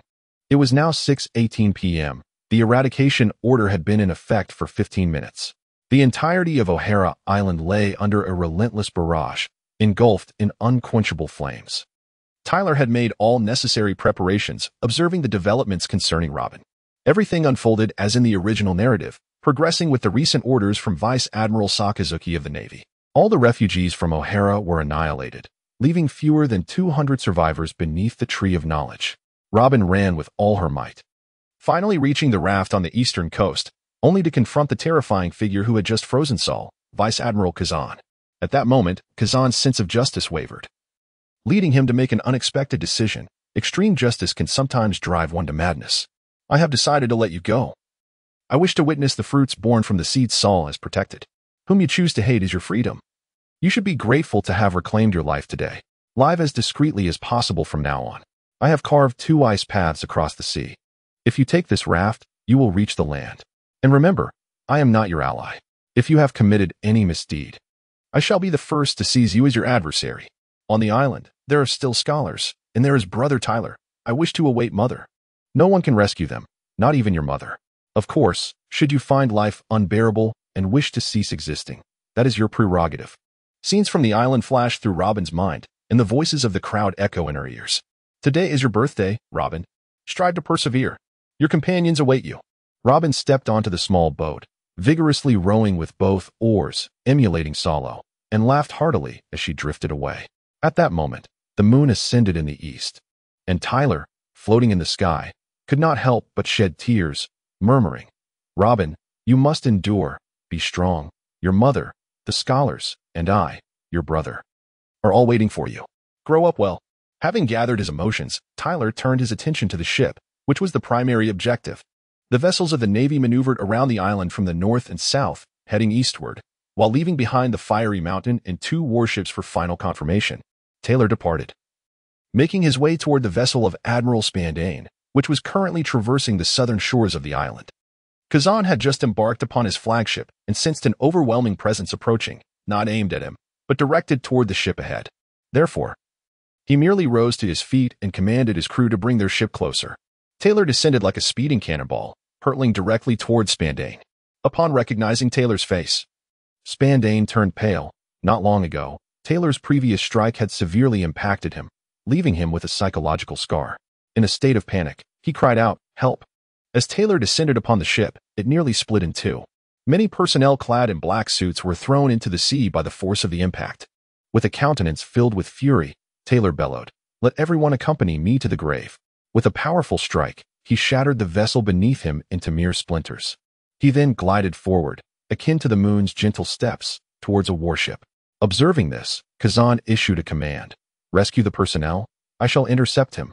Just as Taylor alighted upon the warship, a wave of energy surged forth, gradually taking shape. Kazan arrived just in time to thwart Taylor's destruction. All part of Zhao Xinglong's intricate plan, which Taylor had intentionally orchestrated, concealing the nature of his devil fruit powers. "Oh, who are you?" "Never mind.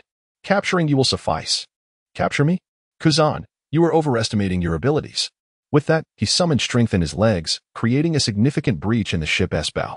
Seizing this opportunity, Taylor leaped up and perched upon the mast of the warship, while Kazan's freezing attack faltered momentarily, encasing the bow and the vast ocean beneath it in ice. Taylor stood atop the mast, gazing at the distant moon.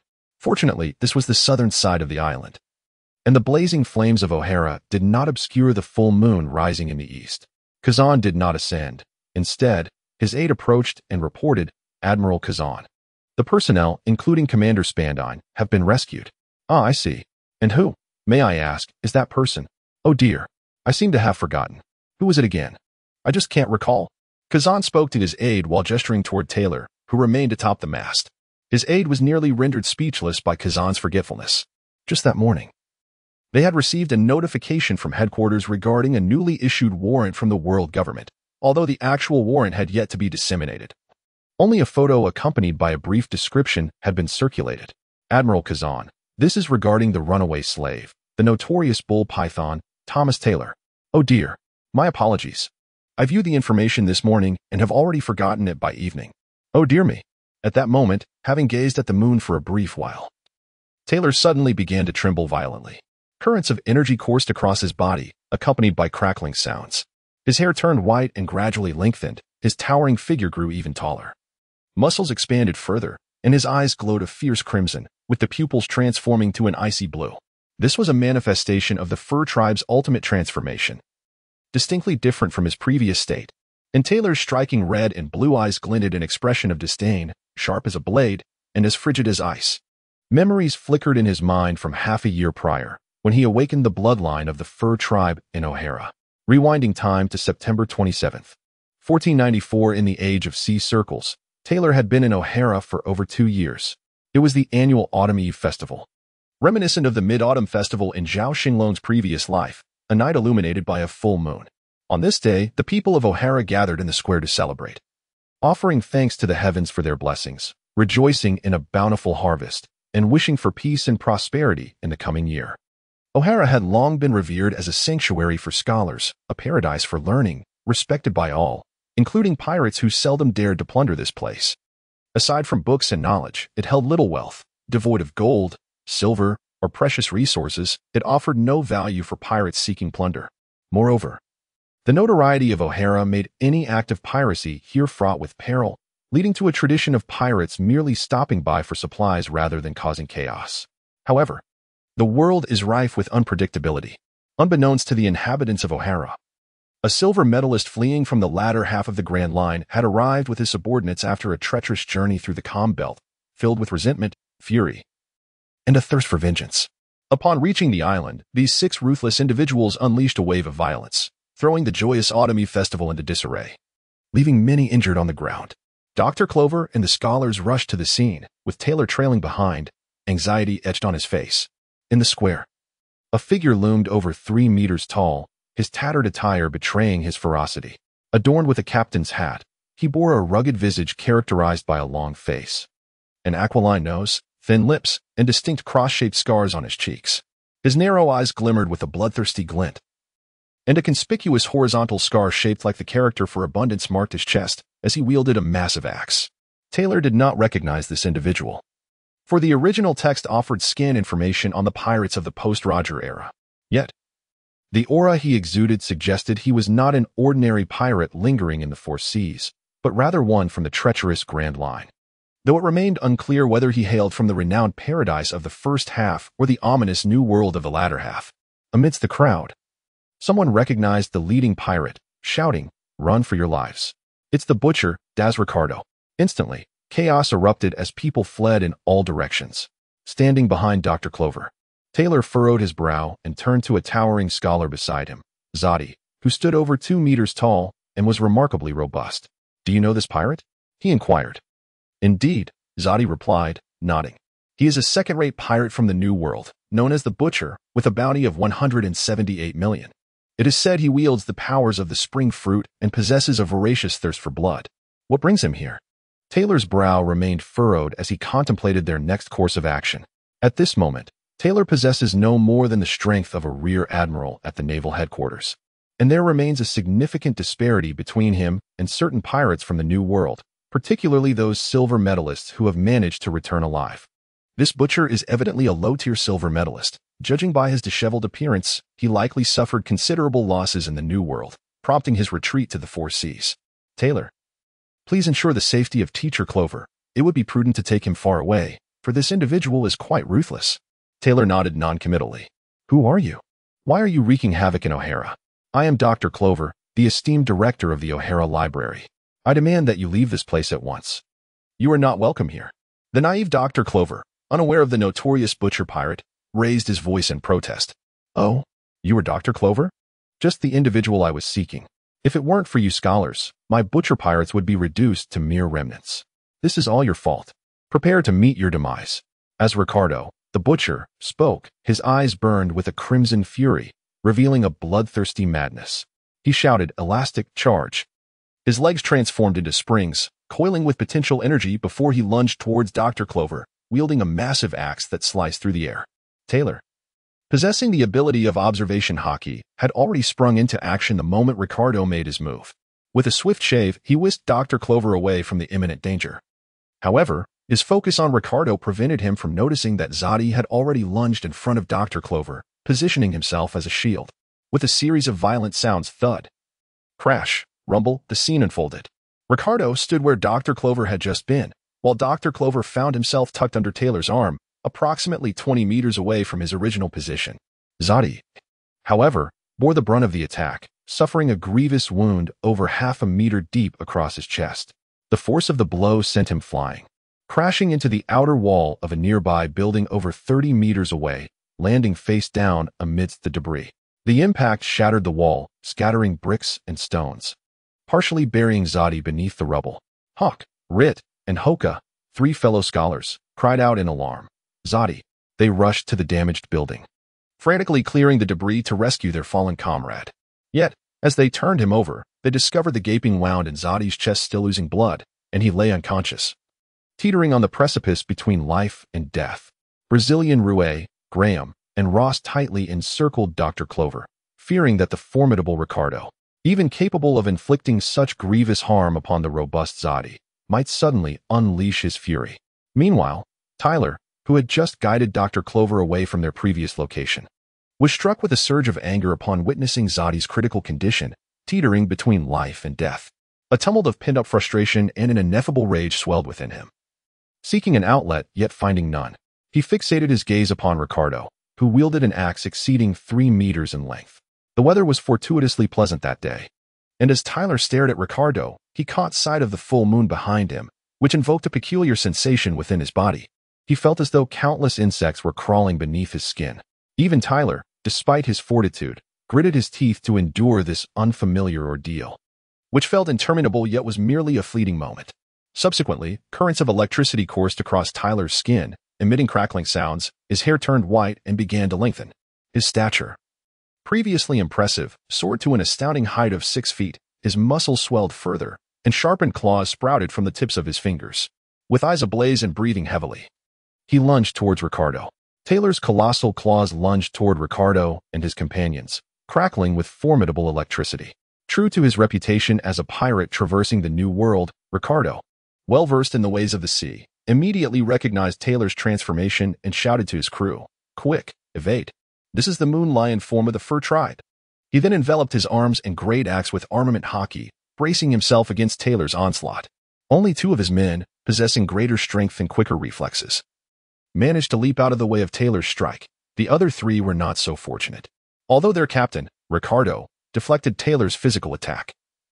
The overwhelming electric shock engulfed the trio. Came their anguished cries as they collapsed to the ground. "Damn it. You too. Keep your distance and deal with the others.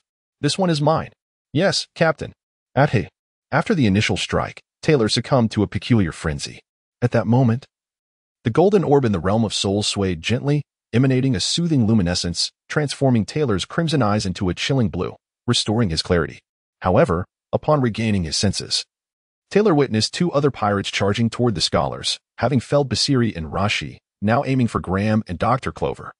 Taylor sprang into action to render aid, but was intercepted by Ricardo. Without a second thought, he struck down once more, only to be met by the great axe once again. As the 2 pirates prepared to strike Graham and Dr. Clover, the fury of Zadi, Basiri, and Rashi, who had just been cut down, was yet to be unleashed. Now, with their mentor, Dr. Clover, and Scholar Graham on the verge of being slain, the stark contrast between anger and the serene moon lion state unleashed an overwhelming aura. Taylor's ice-blue eyes flickered with red pupils, causing the pirates, scholars, and island residents to faint. Only Ricardo and Taylor remained standing, while the doctor, who had rushed from afar, remained conscious due to his distance and resilience. Conqueror's hockey. Who was this little brat? How could he possess the qualities of 1 in a million? Ricardo was clearly taken aback by Taylor's sudden eruption of hockey. Taylor disregarded Ricardo, noticing the redness that had begun to encircle his icy blue eyes. At that moment, 2 thoughts consumed Taylor's mind. One was the rational desire to hastily escort this individual away from the crowded venue, while the other was the visceral urge to obliterate the scoundrel before him. There was no time for hesitation, as Ricardo marveled at Taylor's overwhelming presence. Taylor extended his hand towards Ricardo, activating the powers of the Momo Momo fruit. Momo Momo binding rings. Caught off guard, Ricardo found himself ensnared by 3 binding rings. Taylor advanced with purpose, his left hand open and his right fist poised for a hook. 8 extremes, ascend to the heavens. With a single strike, he propelled Ricardo into the sky. Following Ricardo's ascent, Taylor executed a swift turn in midair, delivering a powerful kick that sent Ricardo crashing into the distant woods, an isolated battleground devoid of witnesses. With a leap, Taylor initiated the moonwalk, soaring towards Ricardo's descent.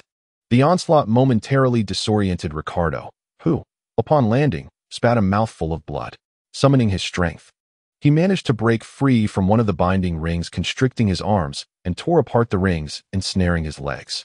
However, he could not afford to address the final binding ring around his waist, as Taylor had already approached him. The two exchanged powerful punches, but Ricardo, caught off guard and unprepared, was sent flying once more, crashing through 4 massive trees before finally coming to a halt. As he struggled to rise from the ground, Taylor landed before him, and Ricardo, with great effort, managed to stand. Why attack O'Hara? In Taylor's ice-blue eyes, a flicker of red occasionally emerged, clearly indicative of an unstable state of wakefulness. Meanwhile, Ricardo's eyes were entirely blood-red, gasping for breath as he uttered, "O'Hara, destruction. Archaeologist, destruction." Upon observing Ricardo's condition, Taylor discerned that he had succumbed to an indescribable frenzy, rendering any inquiries futile. Thus, he refrained from further dialogue, contemplating a brief interrogation of the remaining pirates who still drew breath. Swiftly, he advanced to engage alongside Ricardo, unleashing a series of electrified claw strikes that troubled Ricardo immensely. Overwhelmed, Ricardo began to falter under the relentless assault. Recognizing this moment of vulnerability, Taylor awaited the opportune instant, leaping into the air with precision. His right hand transformed into a palm, channeling the immense strength of a giant, amplifying his right arm, now significantly bulkier. Armed with the formidable haki, he surged forth, positioning himself at a diagonal angle above Ricardo. With a powerful strike, he executed the technique known as 8 extremities mountain collapse. A colossal hand propelled Ricardo into the earth with a resounding crash. The impact created a massive crater exceeding 30 meters in diameter, with a depth of over 5 meters at its center, where Ricardo lay embedded. His eyes glazed, teeth scattered, and bloodied. Taylor, anxious to check on the scholars, opted against descending into the pit. Instead, he retrieved a 3-foot-long metallic tube from his side, opening it to reveal a retractable spear extending to 3.6 meters. This design, conceived by Zhao Xinglong after the gladiatorial tournament of 90, was intended for portability while allowing for continuous modifications to accommodate Taylor's growing stature. The spearhead was crafted from sea prism stone, with the remaining shaft comprised of a metal alloy infused with powdered sea prism stone, rendering it exceedingly effective against those with powers. With a deft flick of his wrist, he sent the spear hurtling toward Ricardo at the bottom of the crater. It pierced through Ricardo's chest and abdomen with a sickening thud, eliciting a spout of blood as his life hung in the balance. Taylor, with no time to spare, hurried back to the square where several scholars had already been attended to by medical personnel. 4 pirates had been securely bound by the islanders who had arrived afterward. 1, already gravely injured, succumbed after being struck by Taylor's electric assault. Regrettably, a few islanders had bled out from their wounds and could not be saved. The remaining islanders clamored for the execution of the pirates. Taylor descended from the air, removing the sunglasses from a rather tall islander, exceeding 3 meters in height, and remarked, "I beg your pardon, but I shall borrow these for the evening." He then donned the glasses, the moonlight obscured, as Taylor gradually reverted to his original appearance. The owner of the sunglasses, startled by the moon lion form he initially beheld, feared another pirate had emerged, but upon witnessing Taylor's transformation, he breathed a sigh of relief and said, "No worries, you may use them." "Very well, I shall return them tomorrow." "And where are the guards?" "Ah, I am one of them." "Oh, what a fortunate coincidence."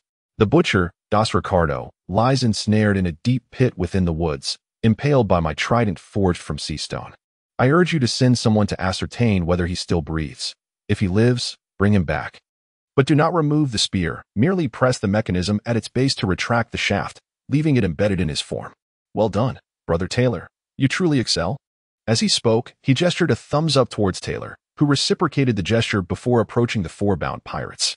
He splashed cold water on one to rouse him, interrogating him before leading him to the center of the square. The process repeated with the next, reviving and questioning each in turn until all 4 had been thoroughly examined. Their accounts remarkably consistent. Taylor finally comprehended the motive behind the butcher pirate crew, consisting of merely 6 members, arriving at O'Hara to commit murder a week prior. They had encountered a vessel belonging to the O'Hara archaeological team in the New World, which happened to be the same ship that Alvia and her crew used for their archaeological endeavors earlier in the year. As marauders navigating the treacherous waters of the New World, the butcher pirates, having suffered from a lack of supplies due to inclement weather, had been without provisions for 3 days. Thus, they resolved to plunder, but given O'Hara's formidable reputation, any leaks regarding their plans could lead to complications. Consequently, the butchers intended to annihilate the entire archaeological team. Just as the butchers were in the midst of their gruesome rampage aboard the archaeological vessel, the Moby Dick of the Whitebeard pirates made its appearance. The legendary figure, Whitebeard, intervened to rescue the surviving members of the archaeological team. While the Butcher Pirates' 2 ships met their demise beneath the waves, only the Butcher, Das Ricardo, managed to escape with approximately 30 of his crew aboard his flagship. Whitebeard refrained from pursuing them excessively. However, Ricardo, in a state of panic, unwittingly entered a calm zone, where he ultimately paid the price of over 20 lives before finally navigating through to the West Sea. The vengeful captain, Das Ricardo, dared not confront the formidable Whitebeard, but instead redirected his thirst for retribution towards the archaeologists. He devised a plan to wreak havoc on the nearby island of O'Hara, determined to bathe it in blood to quell his burning resentment. This set the stage for the events that had just transpired. Zhao Xinglong mused over the loss of life in O'Hara, recognizing that this matter could not simply be overlooked. In his mind, the solution was straightforward: dispose of the bodies into the sea to feed the fish, leaving no survivors. However, it is undoubtedly inappropriate to take matters into one's own hands.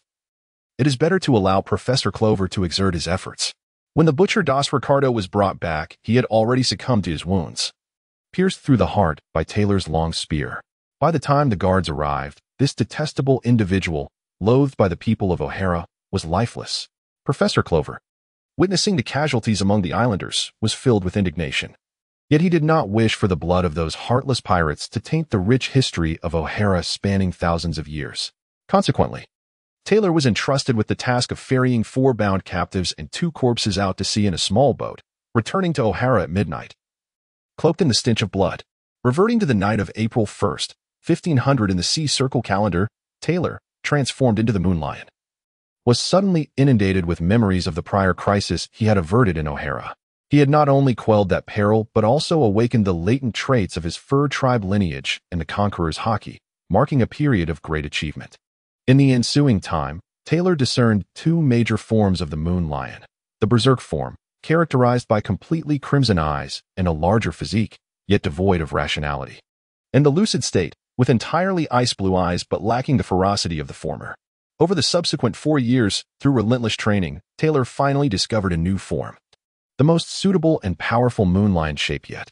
This form lies between the 2 previously identified, featuring eyes of a stable red and blue hue, with ice-blue pupils surrounded by a blood-red sclera, embodying both a lucid mind and the ferocity of the Berserk state.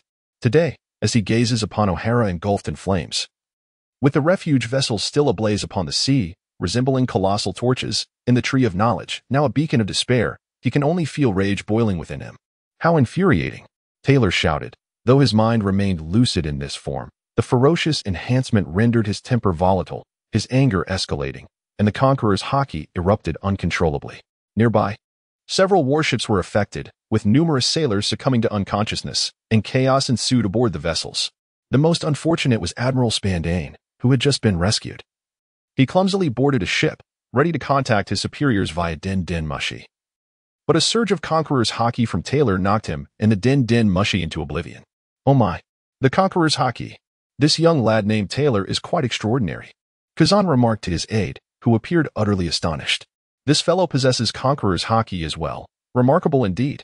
The information from headquarters only mentioned his Zoan-type devil fruit abilities, with no mention of Haki. It seems we must promptly report back. If his combat prowess is indeed sufficient, his bounty should start at a minimum of 200 million. But capturing him now would render any bounty irrelevant. As he spoke, Kazan vanished from sight, a chilling current surging towards Taylor. Sensing Kazan's disappearance, Taylor anticipated his approach, executing a shave to vanish from the mast, reappearing atop another warship's mast. Zhao Xinglong, risking immense peril by appearing in Taylor's guise, had his own motives. But he did not intend to engage in a direct confrontation with Kazan or any other Navy officers. He had not deluded himself into believing he possessed the strength to contend with 2 future admirals and 3 top-tier vice admirals. Meanwhile, Kazan materialized on the very mast Taylor had just vacated. Without pausing or transforming into ice, he swiftly executed a shave toward Taylor, who reciprocated by drawing Kazan towards O'Hara Island. Although the entire island was engulfed in flames, there remained a sliver of space along the western coastline. Kazan disregarded Taylor's intentions, possessing unwavering confidence in his own abilities. The 2 advanced towards the western coast, with Kazan shouting mid-leap, "Ice block, 2-pronged spear." A massive ice spear hurtled towards Taylor. Yet this time he refrained from executing a broad evasion. Instead, He merely shifted slightly to the right to evade the icy projectile. With a swift motion, he retrieved a cylindrical object from beneath the right side of his garment. Engaging the mechanism, he drew forth his elongated spear, which possessed an extendable shaft. This weapon had undergone considerable enhancement since his training at Ohara, having been upgraded in 1498. The spear's length had increased, and its durability had been significantly improved. The spearhead and the foremost section of the shaft were now embedded with a larger quantity of sea prism stone. And even the tail end housed a complete piece of this formidable material. Taylor had also utilized 2 scrolls, produced by the system, that granted him a 70 resistance to the effects of the sea prism stone. Thus, while contact with the stone would exert some influence, it was not overwhelmingly detrimental. Conversely, a weapon nearly entirely enveloped in sea prism stone posed a lethal threat to those with abilities, far exceeding the terror of Smoker's later weapon, which only featured sea prism stone at its apex. With his spear now in hand, Taylor landed and forcefully stomped the ground, creating a shallow crater with a diameter of 1 meter. He then propelled himself towards Kazan, unleashing a sweeping strike with his spear. This attack crackled with electricity but bore no trace of haki. At that moment, Kazan, feeling somewhat overconfident and complacent, resolved to elementalize and evade the strike, intending to freeze Taylor in the process. However, the spear's speed was remarkable. All other parts of his body had elementalized, leaving only his left arm, which had yet to fully transform, vulnerable to the attack. A flicker of panic surged through Kazan's mind, yet years of training prompted an instinctive reaction. He hardened his left arm with haki, albeit a fraction too late. Taylor's spear struck his left arm, inflicting a minor wound while the electricity coursed through Kazan's body, sending him careening towards the sea like a cannonball. Upon nearing the water's surface, the ocean was swiftly frozen, ensnaring 2 nearby warships in its icy grip, with the frozen expanse extending 300 to 400 meters, preventing other vessels from approaching. Taylor understood that such an assault had little impact on Kazan. At most, it could be deemed a mere appetizer. As anticipated, where Kazan had plunged into the sea, the currents gradually dissipated, and the center of the frost rapidly crystallized, forming a humanoid figure, none other than Kazan himself, who had just been sent flying. Taylor observed Kazan, who was gradually regaining his human form, and glanced around. Not far away lay the former Vice Admiral Soro, still frozen in his previous shape. Zhao Xinglong understood that this was a giant of courage, justice, and conscience, a benevolent soul. He pondered whether he could rescue him, leaving the matter of life and death to fate. On the distant warship, Rear Admiral Sakazuki of the Navy headquarters was gazing through binoculars, inquiring of his aide, who was also peering through a spyglass. Is that the individual listed as a wanted target earlier this morning, the bull python flower spear, Thomas Taylor? Indeed, Admiral, it is he. I had no idea he possessed Conqueror's haki. It appears he is quite an individual, though I had never heard of him before. I believe I heard Rear Admiral Borsalino mention him a few years back, though I cannot recall the details clearly. At this moment, Taylor had also landed on the beach of the island. With a flourish, he twirled his spear in the air, drawing several circles, holding the spear in his right hand while slightly raising his left, adopting a posture of readiness. In reality, his feet were activating the abilities of the Moku Moku fruit. Yet this went unnoticed by others. During his initial battle with Kazan, it was crucial to conceal the powers of the Moku Moku, Yun Yun, and Hai Hai fruits, for exposure would undoubtedly lead to complications. The world government would harbor increased suspicions, which would be detrimental to Ifemalong. Thus, according to Zhao Xinglong's strategy, this moment was not the time to reveal his capabilities.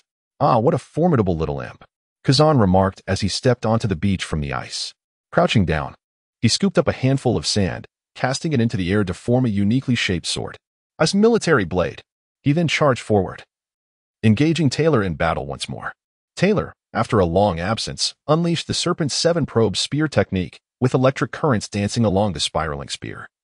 While Kazan's swordsmanship was equally impressive, the crystalline ice military blade radiating a formidable aura. After over 20 exchanges, Taylor re-evaluated the combat prowess of this world. Kazan, alongside Borsalino and Sakazuki, was indeed a monster destined to become the highest combat power of the Navy headquarters in a decade. While the original narrative emphasized their extraordinary fruit abilities, it was evident that their physical combat and swordsmanship were of the highest caliber in this world. Perhaps they had yet to reach their zenith, but they were undeniably close. Taylor felt an overwhelming pressure, gradually being subdued by Kazan. The awakening of his giant bloodline factor endowed him with a robust physique, Yet even the transformation induced by the full moon's light, amplified by his fur tribe lineage, could not match Kazan's current form. Without utilizing his fruit abilities, he found himself at a disadvantage. In the next moment, Taylor let out a long howl. The Titan Python's beastly form emerged, its powers soaring in tandem. With a single shot, it deflected the icy military blade. The preceding dozens of exchanges were predominantly characterized by the defensive maneuvers of the Four Serpent techniques. Seizing the opportunity presented by repelling Kazan's assault, Taylor stepped forward, swiftly executing the 7 probes and 7 kills, transitioning from defense to offense. Kazan, somewhat taken aback, cast a glance at Taylor, leisurely wielding the icy military blade in defense. And with a smile remarked, "Ah la la. Little one, you possess quite the talent. What mischief have you committed to find yourself opposing the Navy?" Taylor cast a glance at Kazan, aware that the latter was currently embroiled in an internal conflict. It was only after the O'Hara incident that Kazan had transitioned from the embodiment of burning justice to a more languid interpretation of it. He replied, "It is nothing. I am merely a slave, unable to seize my own destiny, yearning for freedom, yet cast aside by others. Nothing more." Although Kazan's hands did not falter in their motions, the intensity of his attacks had noticeably diminished. Despite the sunglasses obscuring his eyes, Zhao Xinglong sensed a hint of turmoil within Kazan's heart. Seizing the moment, Taylor launched a fierce assault, exclaiming, "You Navy are but tools exploited by a bunch of foolish, ignorant wastrels. Is the current O'Hara your notion of justice? The innocent islanders slaughtered aboard the refugee ship. Does that represent your justice? The pregnant women brutally harmed on that island in the South Sea 2 years ago. Are they your justice? Thus, the so-called justice of your Navy is devoid of meaning. It is merely a facade, a sham. Silence. You shall not insult the sacred justice that resides in the hearts of countless sailors, brat. Capturing you is my current form of justice." With that, Admiral Kazan ceased merely contesting Taylor with weapons and unleashed his formidable fruit ability. The prowess of the Logia-type fruits is well-deserved within the 3 categories, boasting both high upper and lower limits. The application of such abilities hinges on the user's skill, unlike the other 2 categories, which often exhibit a more pronounced disparity. What is Kazan doing? Has he not subdued that brat yet? From a distance, Admiral Sakazuki observed the battle between Taylor and Kazan while puffing on a cigar. In his rage, Admiral Kazan became a fearsome adversary. He first froze the ground, creating an icy terrain that hindered Taylor's footing, and then took to the air to initiate his assault. Ice block, 2-pronged spear. Ice block, violent beak. Ice ball. The rapid succession of 3 attacks left Taylor momentarily dazed. However, it also presented him with an excellent opportunity, for defeat would be an unfathomable outcome. Deflecting the 2-pronged spear with his gun, Taylor twirled his long spear and bellowed, 7-probe stab, raining pear blossoms. The dense barrage of gunfire collided with the ice-shaped bird, and harnessing this force, the legs unleashed the titanic strength of an 80-foot giant, shattering the frozen ground of the Ice Age. As the legs sank, the power of the Momo fruit was activated, creating an underground space that connected with previously concealed Momo pipelines. Just as the violent bird's beak was on the verge of being worn down, Kazan's ensnaring technique, an ice ball surged forth with a thunderous roar, revealing a deep pit in which Tyler lay, frozen in a human form, clutching a spear. In the distance, Sakazuki lowered his binoculars and remarked to his lieutenant, "Well, there's nothing more to observe." Descending from the air, Kazan exhaled a breath of frosty air and chuckled. "Ah la la.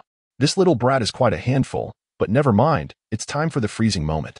However, before Kazan could execute this move, a resounding explosion echoed, and the ice-enveloping Tyler erupted, sending chunks of clouds soaring into the sky with astonishing speed, leaving Kazan momentarily stunned. Soon, only remnants of the frozen clouds remained in the pit. Kazan activated his observation hockey, scanning the surroundings, while the sound of the explosion drew Sakazuki's immediate attention. Meanwhile, on another naval ship, Admiral Tontada took to the air, attempting to pursue the rapidly ascending Tyler, encased in clouds and ice.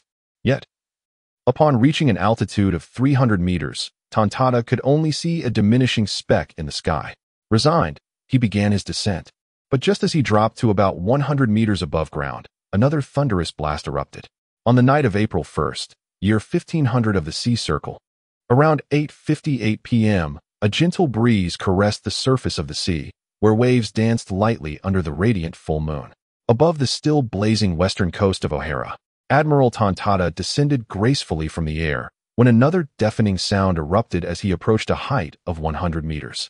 In another area of the coastline, the former admiral of the Navy, Saul, who had been frozen by Admiral Kazan's ice age, was now rising rapidly into the sky, enveloped in clouds. Much like Tyler before him, Tontada furrowed his brow and stepped forward to intercept the ascending Saul. However, just as before, he failed to catch up. Kazan, too, hastened towards Saul's original position, swiftly deploying the ice block, violent bird technique, once more. The azure bird soared rapidly, targeting its mark. Iron cloud, barrier. A strange voice rang out as the ice-blue bird collided with a mass of clouds, which began to freeze, yet the bird gradually dissipated. Kazan landed before the frozen clouds, his expression somewhat grave. At that moment, Admiral Tontada descended beside Kazan and inquired, "Admiral Kazan, what is the situation? I am uncertain. This appears to be a new adversary. It is likely he is the one who rescued Saro and the recently frozen tailor. He seems to possess the capabilities of a natural-type cloud fruit user." At this moment, a figure began to take shape from the mist behind the frozen clouds. This unfamiliar individual stood over 4 meters tall, with a well-proportioned build that was not overly muscular. His youthful visage was striking, adorned with neatly cropped black hair, an elongated face, and moderately sized black eyes that glimmered with a hint of languor. His prominent nose and slightly pointed ears gave him an air of rugged charm, bordering on the handsome. "Ah, another young imp? I am Vice Admiral Kazan of the Navy headquarters. Who might you be? Are you an ally of Taylor?" He chuckled softly. "Perhaps I am Zeta Stallone. 2 vice admirals. Quite formidable indeed. I merely came to extend a greeting." As he spoke, Zeta Stallone swiftly retreated until he hovered above the ocean's surface. With his left hand directed toward the sea and his right hand raised to the sky, he bellowed, "Cloud storm. Accumulated Emperor cloud." Instantly, white clouds began to swirl around him like a tornado, and a faint mist emerged over the surrounding waters. The clouds continued to gather above Zeta Stallone's head, forming an enormous cloud sphere, its coloration shifting to black on the inside and white on the outside. A tempest brewed outside the clouds, while purple lightning crackled within. Kazan and the Vice Admiral, Squirrel, furrowed their brows and moved towards the battleship, positioning themselves on the recently frozen sea to shield the vessel from the impending cloud sphere.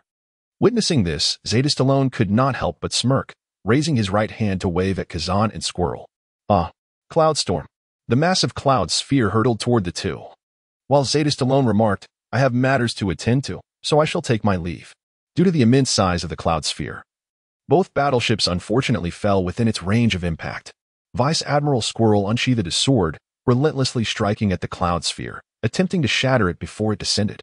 However, the sheer volume of the cloud sphere rendered his attacks largely ineffective. Kazan crouched down, pressing his right hand against the frozen surface of the sea, exclaiming, "Glacier mountain peaks." The ice layer beneath the surface began to rise, forming a beautifully layered circular ice structure. Many sections swiftly elevated, creating towering ice peaks that effectively shielded the 2 men and the battleship behind them, indirectly mitigating Zeta Stallone's threat. The Emperor cloud collided with the gigantic ice peaks, generating tremendous waves across the sea, accompanied by flashes of lightning and howling winds. The clash of ice and cloud produced a thick fog, obscuring visibility. Moments later, Zeta Stallone was seen atop a newly created island cloud, ascending into the sky. In the distance, Vice Admiral Sakazuki, observing through a telescope, clenched his teeth and muttered, "What are Kazan and Squirrel doing?"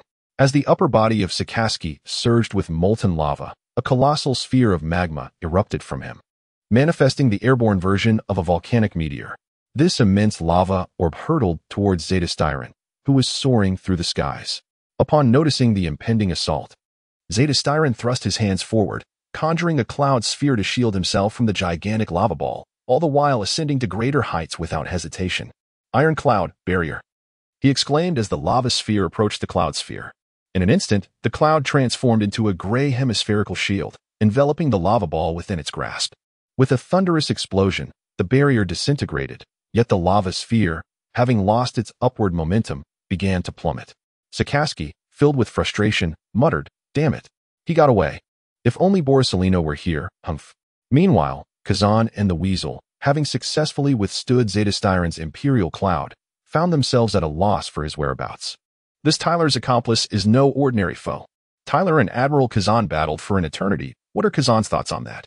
These 2 youngsters are extraordinary. Tyler possesses the potential of a king. In any case, well, forget it. The weasel's mind was awash with questions, pondering what he truly wished to convey, only to realize he had lost his train of thought once more. In the lofty skies, Zeta Styron soared toward the recently propelled Salo, undergoing a transformation himself. No longer was he Zeta Styron, but rather Tyler. This was Zhao Xinglong's stratagem to guard against the world government's suspicions that Tyler possessed dual or multiple devil fruit powers, aiming to minimize the exposure of such abilities to avoid future complications. This plan served two primary purposes. First, to inform the world government that Tyler had successfully escaped from Impel Down, akin to the notorious Golden Lion Shiki, leaving them in the dark about the means of his escape. Second, to divert the world government's attention toward Tyler, thereby alleviating scrutiny on the survivors of O'Hara. And third, to signal to the world government that the natural-type cloud fruit was no longer in Ephemeron's possession, urging them not to linger on the thought. Taylor placed a hand gently upon Saul's form, activating the somewhat unrefined abilities of the High Nomi to absorb the frigid air. According to Kazan's powers, those afflicted by the Ice Age could be revived if thawed in a timely manner. However, should one wait for a natural thaw, even Saul's formidable giant physique would find itself in dire straits. Fortunately, Saul had been encased in ice for less than 2 hours, and given his constitution, he should face no insurmountable issues. Once Taylor had absorbed the icy energy from Saul's body, he conjured a vast cloud island, settling upon it to rest, recuperate his strength, and await Saul's awakening. Zhao Xinglong considered it a fortunate turn of events to bring Saul along, as that location would serve as a suitable refuge for him and the members of O'Hara. As time slipped by, the tragic day for O'Hara finally drew to a close. At 2:18 a.m. on April 2nd, 1500 in the Age of the Sea, Saul, who had remained unconscious for several hours following his thawing, finally regained consciousness. Transitioning from a kneeling position to lying flat, he exhaled heavily before gazing up at the full moon above him, then turning his head to look at Taylor. Saul spoke. "Taylor, is that you? Taylor, have you awoken, Sorrow?" Upon hearing the voice of Sorrow, Taylor's closed eyes fluttered open. At last, he had awaited Sorrow's awakening, and it was not a lengthy wait. Sorrow inquired, "Did you save me, dear Taylor?" "Taylor, perhaps, but your actions are also driven by the desire to save little Robin. Thus, it is only natural for me to come to your aid. You need not take it to heart." Taylor had no intention of concealing the truth. After all, in his efforts to win over Salo, excessive modesty would not serve him well. Honesty was the best policy. Although Salo had regained consciousness, the prolonged period of his immobility left him unable to move freely.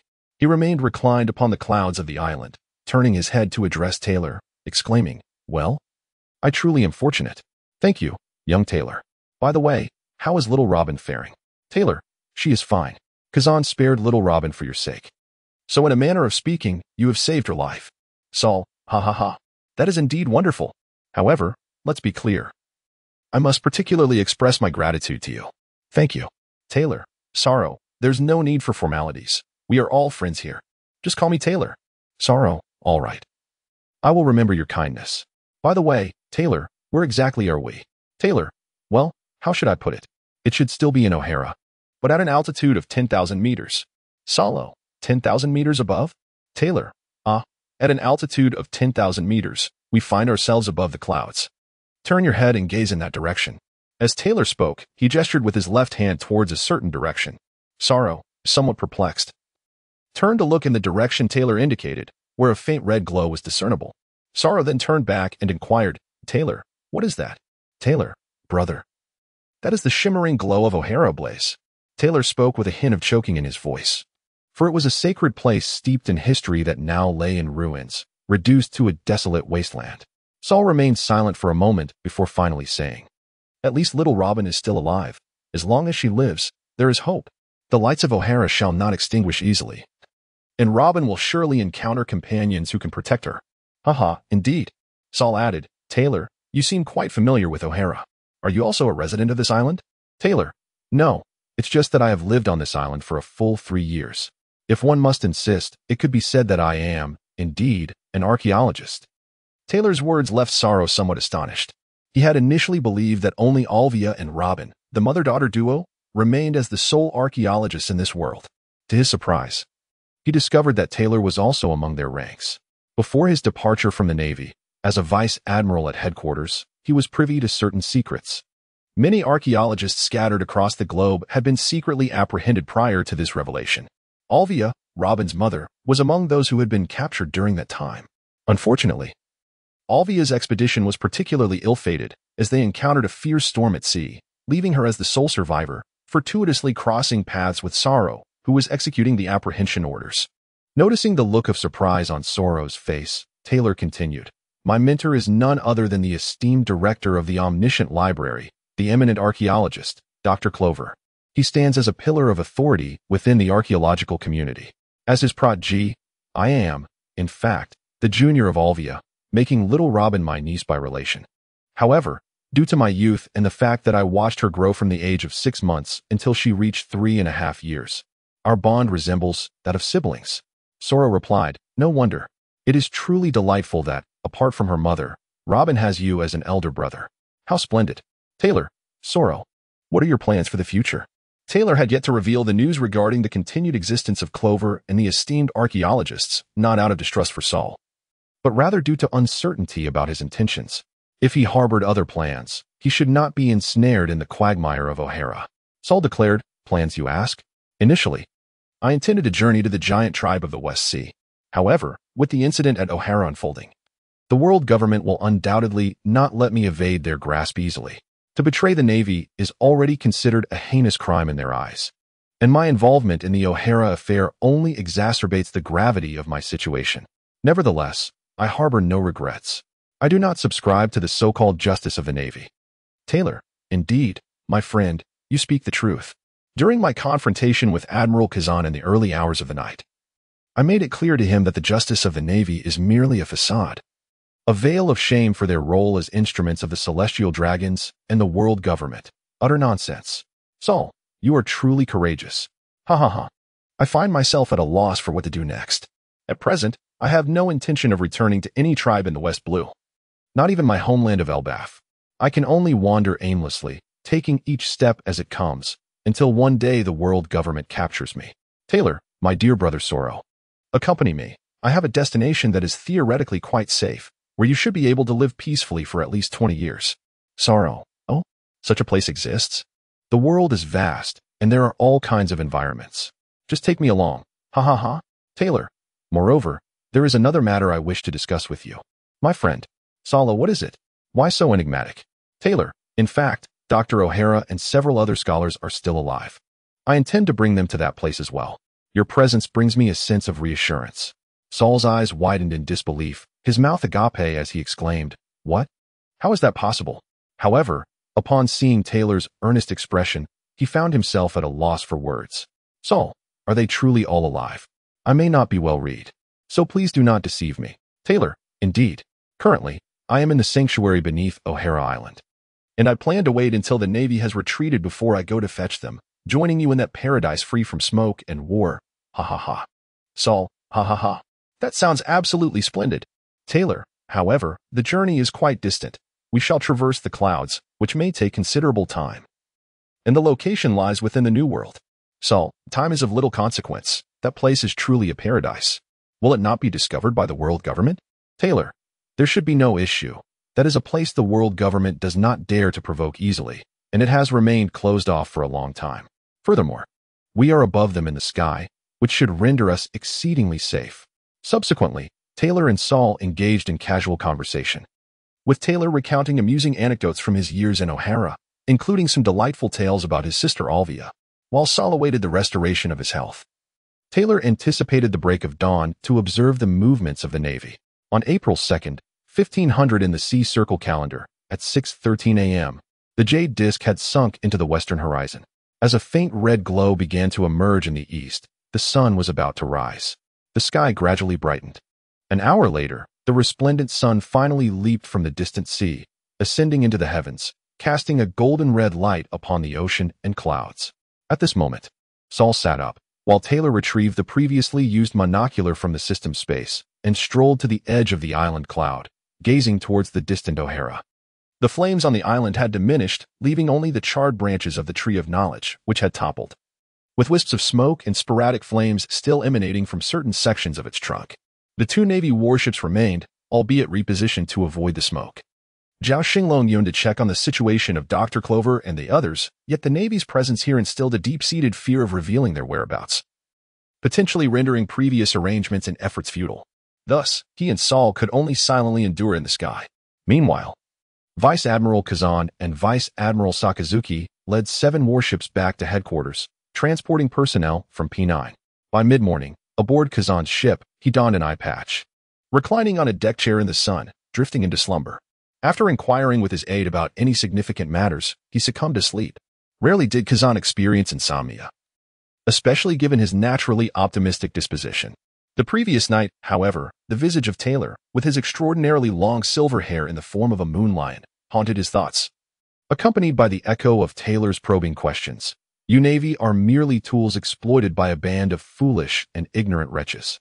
Is the current O'Hara your version of justice? The innocent islanders slaughtered on the refugee ship represent your justice? The pregnant women ruthlessly harmed 2 years ago on that island in the South Sea embody your justice? Thus, the so-called justice of your Navy is devoid of meaning, merely a fig leaf for your shame, nothing more than nonsense." On that night, Kazan grappled with inner turmoil. Since his induction into the Navy, figures such as Instructor Zephyr and Admiral Garp had stoked the flames of justice within him. However, the recent events surrounding O'Hara, the betrayal of his friend Saul, the bombardment of the refuge ship by Akainu, and the incisive inquiries from Tyler had cast a shadow over his fervent sense of righteousness. When ideals confront the starkness of reality, unforeseen deviations often arise. Pirates are indeed villains, and apprehending them is an unquestionable duty. Yet, is it justifiable to label the civilians of O'Hara as miscreants, akin to the archaeologists? 2 years prior, during the South Sea incident, the world government had suppressed the truth, but Kazan was aware of the moral transgressions that transpired. The crucial question remained: where would his sense of justice lead him henceforth? At that moment, Kazan found himself devoid of answers. Perhaps the Robin he had let go the previous night could one day illuminate the path for him. Meanwhile, aboard another warship, the pig-headed Spandam was engaged in a communication via a transponder snail, reporting the developments of the O'Hara operation and the outcomes of the extermination order. Admiral Akainu was concurrently briefing Fleet Admiral Sengoku on the situation. The following day, April 3rd, at midday, the fires on O'Hara Island had finally subsided, leaving only a few wisps of smoke rising from the charred remains of the Tree of Knowledge. After 2 days of waiting, the Navy resumed their patrols of the island, searching for survivors amidst the desolation. Among the scorched earth, the soldiers discovered the pond that lay before the Tree of Knowledge, devoid of any survivors, but strewn with a multitude of books and documents at the bottom. Unbeknownst to the sailors, this paltry collection was merely a fraction, about 1/10, of what had been cast into the waters in the original narrative, where nearly half a pond's worth of books had been discarded. The patrolling sailors uncovered no further findings and returned to their warship to report to Vice Admiral Smoker about the search results on O'Hara, who would subsequently relay the information to Admiral Sengoku. At 3:17 p.m., high above in the clouds, Tyler gazed through a telescope at the 2 warships sailing away in the distance, feeling a sense of relief. Since the breakout from Impel Down on March 26th, he had scarcely rested over the past 10 days, even engaging in a sparring match with Kazan to gauge the disparity between his own strength and that of Kazan, who had yet to reach the pinnacle of world-class combat prowess. This was not to mention the formidable figures of Whitebeard, Sengoku, and Garp, who stood at the zenith of power. It was not until 2 hours later, with the sun dipping toward the west, that Tyler bid farewell to Saul, intending to descend and fetch Dr. Clover and others. Although Saul wished to accompany him to lend assistance, Tyler insisted he remain behind, opting to proceed alone. Upon landing, Tyler surveyed the charred Tree of Knowledge, a pang of sorrow swelling within him. He gently caressed the carbonized trunk before making his way to the remnants of the library. Although the tree had fallen and the upper structure of the library lay in ruins, the first floor and basement remained intact, albeit transformed into a scene of darkness, ash, and the remnants of smoldering flames. Utilizing the capabilities of the membrane conduit, Taylor carved a passage exceeding 10 meters in diameter, facilitating his journey towards the library. After all, he had reserved a portion of the route leading to the shelter, making it relatively accessible. However, upon entering the library, Taylor was abruptly startled by a voice. "Help me! Help me!" As he prepared to descend the staircase to the basement, he distinctly heard this plea, seemingly emanating from below. Taylor paused, pondering whether there had been an oversight during the rescue efforts. With the membrane hood enveloping him, he cautiously descended, making his way to the basement. The basement? situated at the roots of the all-knowing tree, had not escaped the ravages of the fire, resembling charred remains. Although the airflow and oxygen levels were less compromised than those of the upper trunk, it still harbored a significant accumulation of toxic smoke. Fortunately, Taylor had donned his hood. Otherwise, he would have been overwhelmed by the fumes. "Help me, help me," the voice echoed once more. Following the sound, Taylor approached a side wall of the tree roots, which had already carbonized, yet the voice seemed to emanate from within. Extending his hands, Taylor transformed them into blades, plunging his arms deep into the root wall. Crouching slightly to exert force, he pried apart the carbonized section towards the left rear, only to uncover a passageway within. Creating a membrane barrier behind him to prevent the influx of noxious smoke, he further excavated the root wall and stepped inside. The interior was shrouded in darkness. Visibility was minimal. Even Taylor, having awakened his fur tribe lineage granting him night vision, struggled to discern his surroundings. A faint glimmer of light beckoned from the right ahead, and he moved towards it. "Help me, help me," the voice resonated once again, originating from that very direction. Upon reaching the source, Taylor discovered a bend in the passage. Navigating cautiously within the roots, he turned right into a relatively spacious, semi-spherical chamber, approximately 200 to 300 square meters in size, with a slender tree core at its center, emitting a soft, pale green glow. "Help me, help me." For the fourth time, Taylor heard the voice, which astonishingly emanated from the core of the tree. This revelation left Zhao Xinglong somewhat astounded.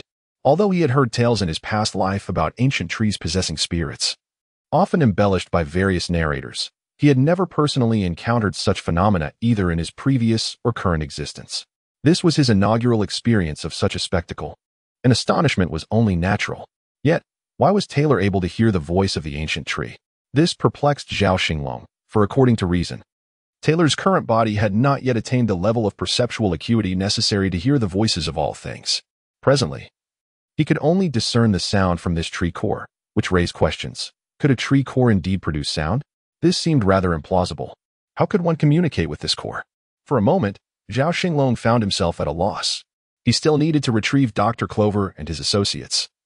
It had been 2 days, and they were likely growing anxious. Just as Zhao Xinglong pondered how to proceed, the system's voice resonated. "Congratulations, host. You have successfully completed the task of protecting O'Hara. Basic requirements fulfilled. 1. The safekeeping of Dr. Clover has been accomplished. 2. Protection of at least 70 other scholars in O'Hara has been achieved, with an actual completion of 100, exceeding expectations. 3. Safeguarding at least 60 documents has been realized, with an actual completion of 95, also exceeding expectations. 4. The transport of historical text stones from the all-knowing tree has been completed. Additional accomplishments will be calculated after the host departs from O'Hara. The overall assessment will be deferred until all host achievements are accounted for. We ask for your patience. By the way, system, may I inquire about the nature of this tree core before me? Do you possess any knowledge? Please hold on, host. The system requires scanning." Thus, Taylor stood before the tree core, awaiting the system's response. Approximately a minute later, the system replied, "Host, this is the spirit core of the all-knowing tree." "Spirit core?" "Indeed. Host, it is the core of the tree that has developed sentience." Sentience, how intriguing. Although Taylor's body lacked the dragon spirit pearl and the soul fruit, his long companionship with the dragon pearl and previous years of utilizing the soul fruit made Zhao Xinglong feel a strange familiarity with the core. He never anticipated it could indeed possess sentience. However, considering it had endured over 5,000 years of trials and tribulations, the emergence of sentience was not entirely inconceivable. After all, ships can develop spirits, albeit with a much shorter time frame. "System, I can hear the voice of the core. It is pleading for help. Can you hear it?" "Regrettably, host, beyond the bound host, the system generally cannot perceive such non-physical sounds. It can only sense fluctuations of spiritual energy, perhaps indicative of the spirit core's cries for assistance." "I see. How then can this spirit core be rescued?" The host, upon scanning this spiritual core, discerned not only the fluctuations of a soul but also a formidable vitality and vigor. However, in the current environment, there is a high probability that this vitality will dwindle over the course of a decade. According to the system's knowledge, removing this spiritual core and replanting it should suffice. Moreover, there lies a tree core nearby, brimming with vitality and vigor, albeit devoid of consciousness, which should also be suitable for transplantation. "Ah, that indeed sounds promising. However, the system space is rather limited, and living entities cannot be accommodated within it. The host is overthinking. Simply wrapping the tree core in a membrane and placing it in the system space will suffice, for it can remain there without issue for a month or two. The tree core is akin to a seed. Understood. Retrieving a spear from the system space. The host carefully separated the spiritual core and the tree core indicated by the system from the roots, wrapping them in the membrane. After tidying up the system space to create some room, the host stored all 6 tree cores within it. With a sense of solace, the host gently caressed the inner wall of the roots, murmuring softly, "Perhaps one day we shall return here, to your homeland." Thereafter, Taylor retraced his steps, swiftly locating the back door he had left behind. Following the membranous conduit downward, he returned to the sanctuary. "Who is it?" "Ah, young Taylor, you have finally returned. It is such a relief to see you safe. Dr. Clover and everyone have been quite worried these past few days." Scholar Zadi, catching sight of Taylor in the dim glow of the sanctuary, exclaimed joyfully. Hearing Zadi's exclamation, the others, led by Dr. Clover, gathered around. "Young Taylor, how is O'Hara? And little Robin?" Dr. Clover inquired. "Taylor, teacher, there is nothing to worry about. Little Robin has been aided in her escape. Rest assured, she will be safe." "Dr. Clover, that is a relief. It seems O'Hara is no more. Even without your words, we can surmise the situation. We are well aware of the formidable power of the world government's extermination order. It is indeed a pity to lose the tree of knowledge, which has accompanied us for so many years. However, the fact that the islanders have been taken away can be considered a stroke of fortune amidst our misfortunes." Taylor paused for a moment before speaking.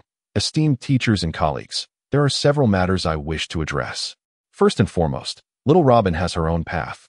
There is no need for concern, for the day of reunion will inevitably arrive. Secondly, Robin's mother, Sister Alvia, is still alive, though she is likely trapped in Mariewa. However, there may be a glimmer of hope within the next decade, so you need not fret. At the very least, her life is not in jeopardy. Thirdly, O'Hara has been reduced to ashes. I trust you are mentally prepared for this, so I shall refrain from elaborating further. Lastly, the evacuation vessels of O'Hara's islanders were bombarded by the Navy's warships, leaving no one unscathed." The crowd gasped. "What? Bombarded? Taylor, indeed. What I wish to convey is that you all are the last remaining members of the O'Hara clan, aside from Sister Olivia and little Robin. Therefore, I implore you to cherish your lives. Otherwise, not only could the light of O'Hara be extinguished, but the very existence of O'Hara itself could be annihilated. Everyone, Dr. Clover, young Taylor, we understand. We shall adhere to our previous plans and agreements, allowing ourselves a period of rest and recuperation for 2 to 3 decades.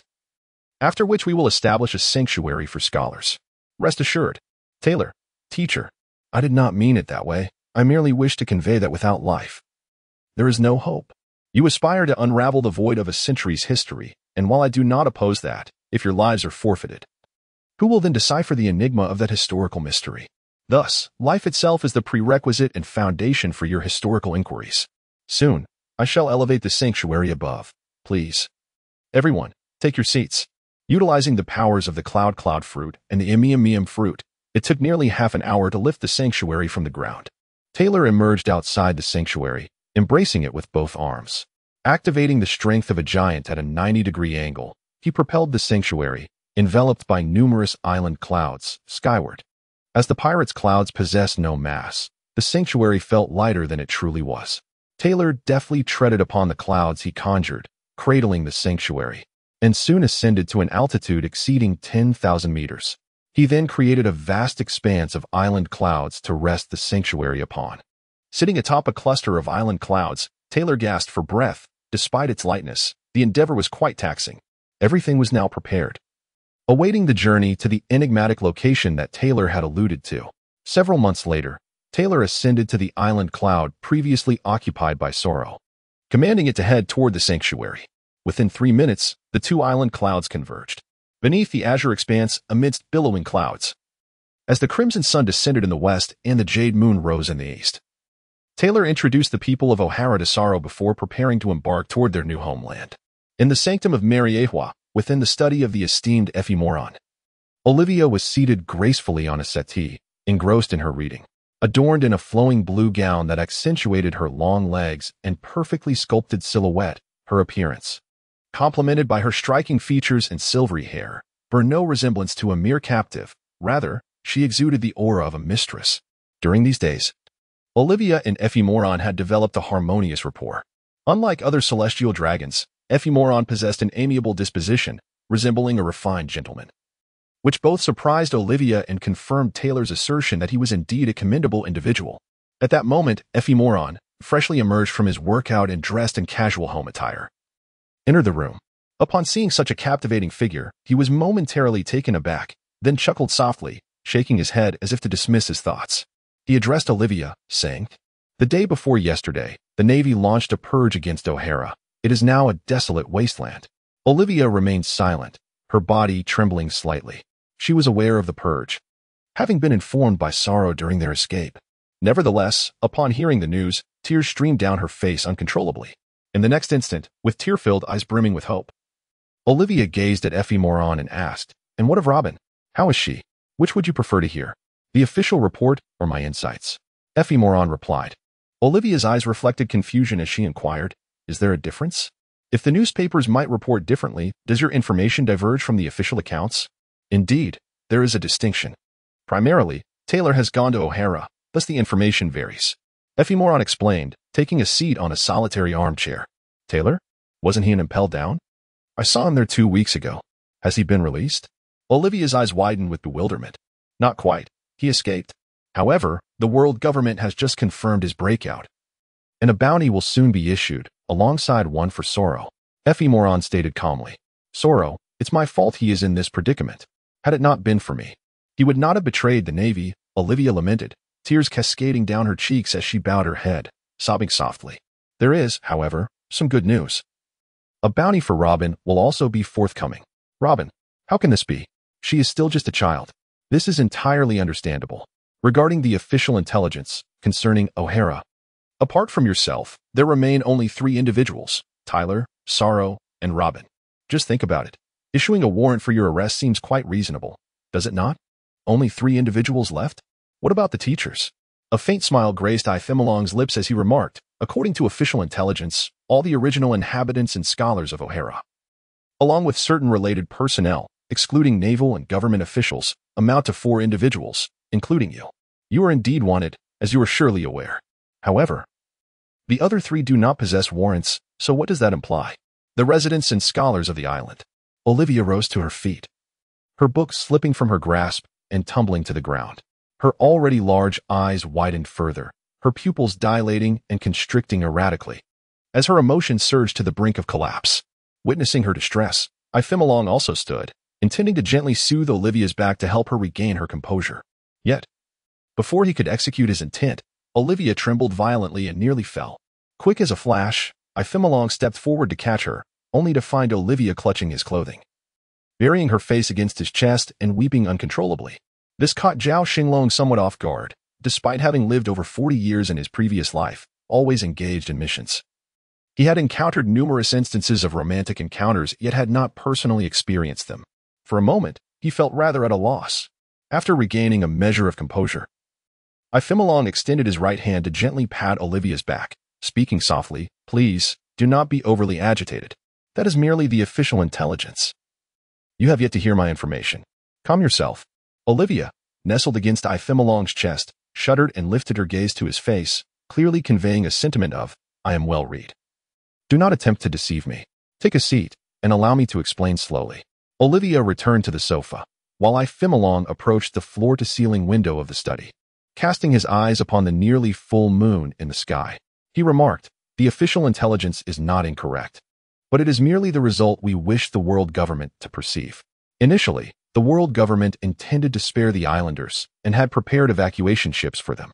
However, the outcome was that Vice Admiral Sakazuki ordered his warships to open fire on the evacuation vessels, sinking them without mercy, and none of the islanders survived."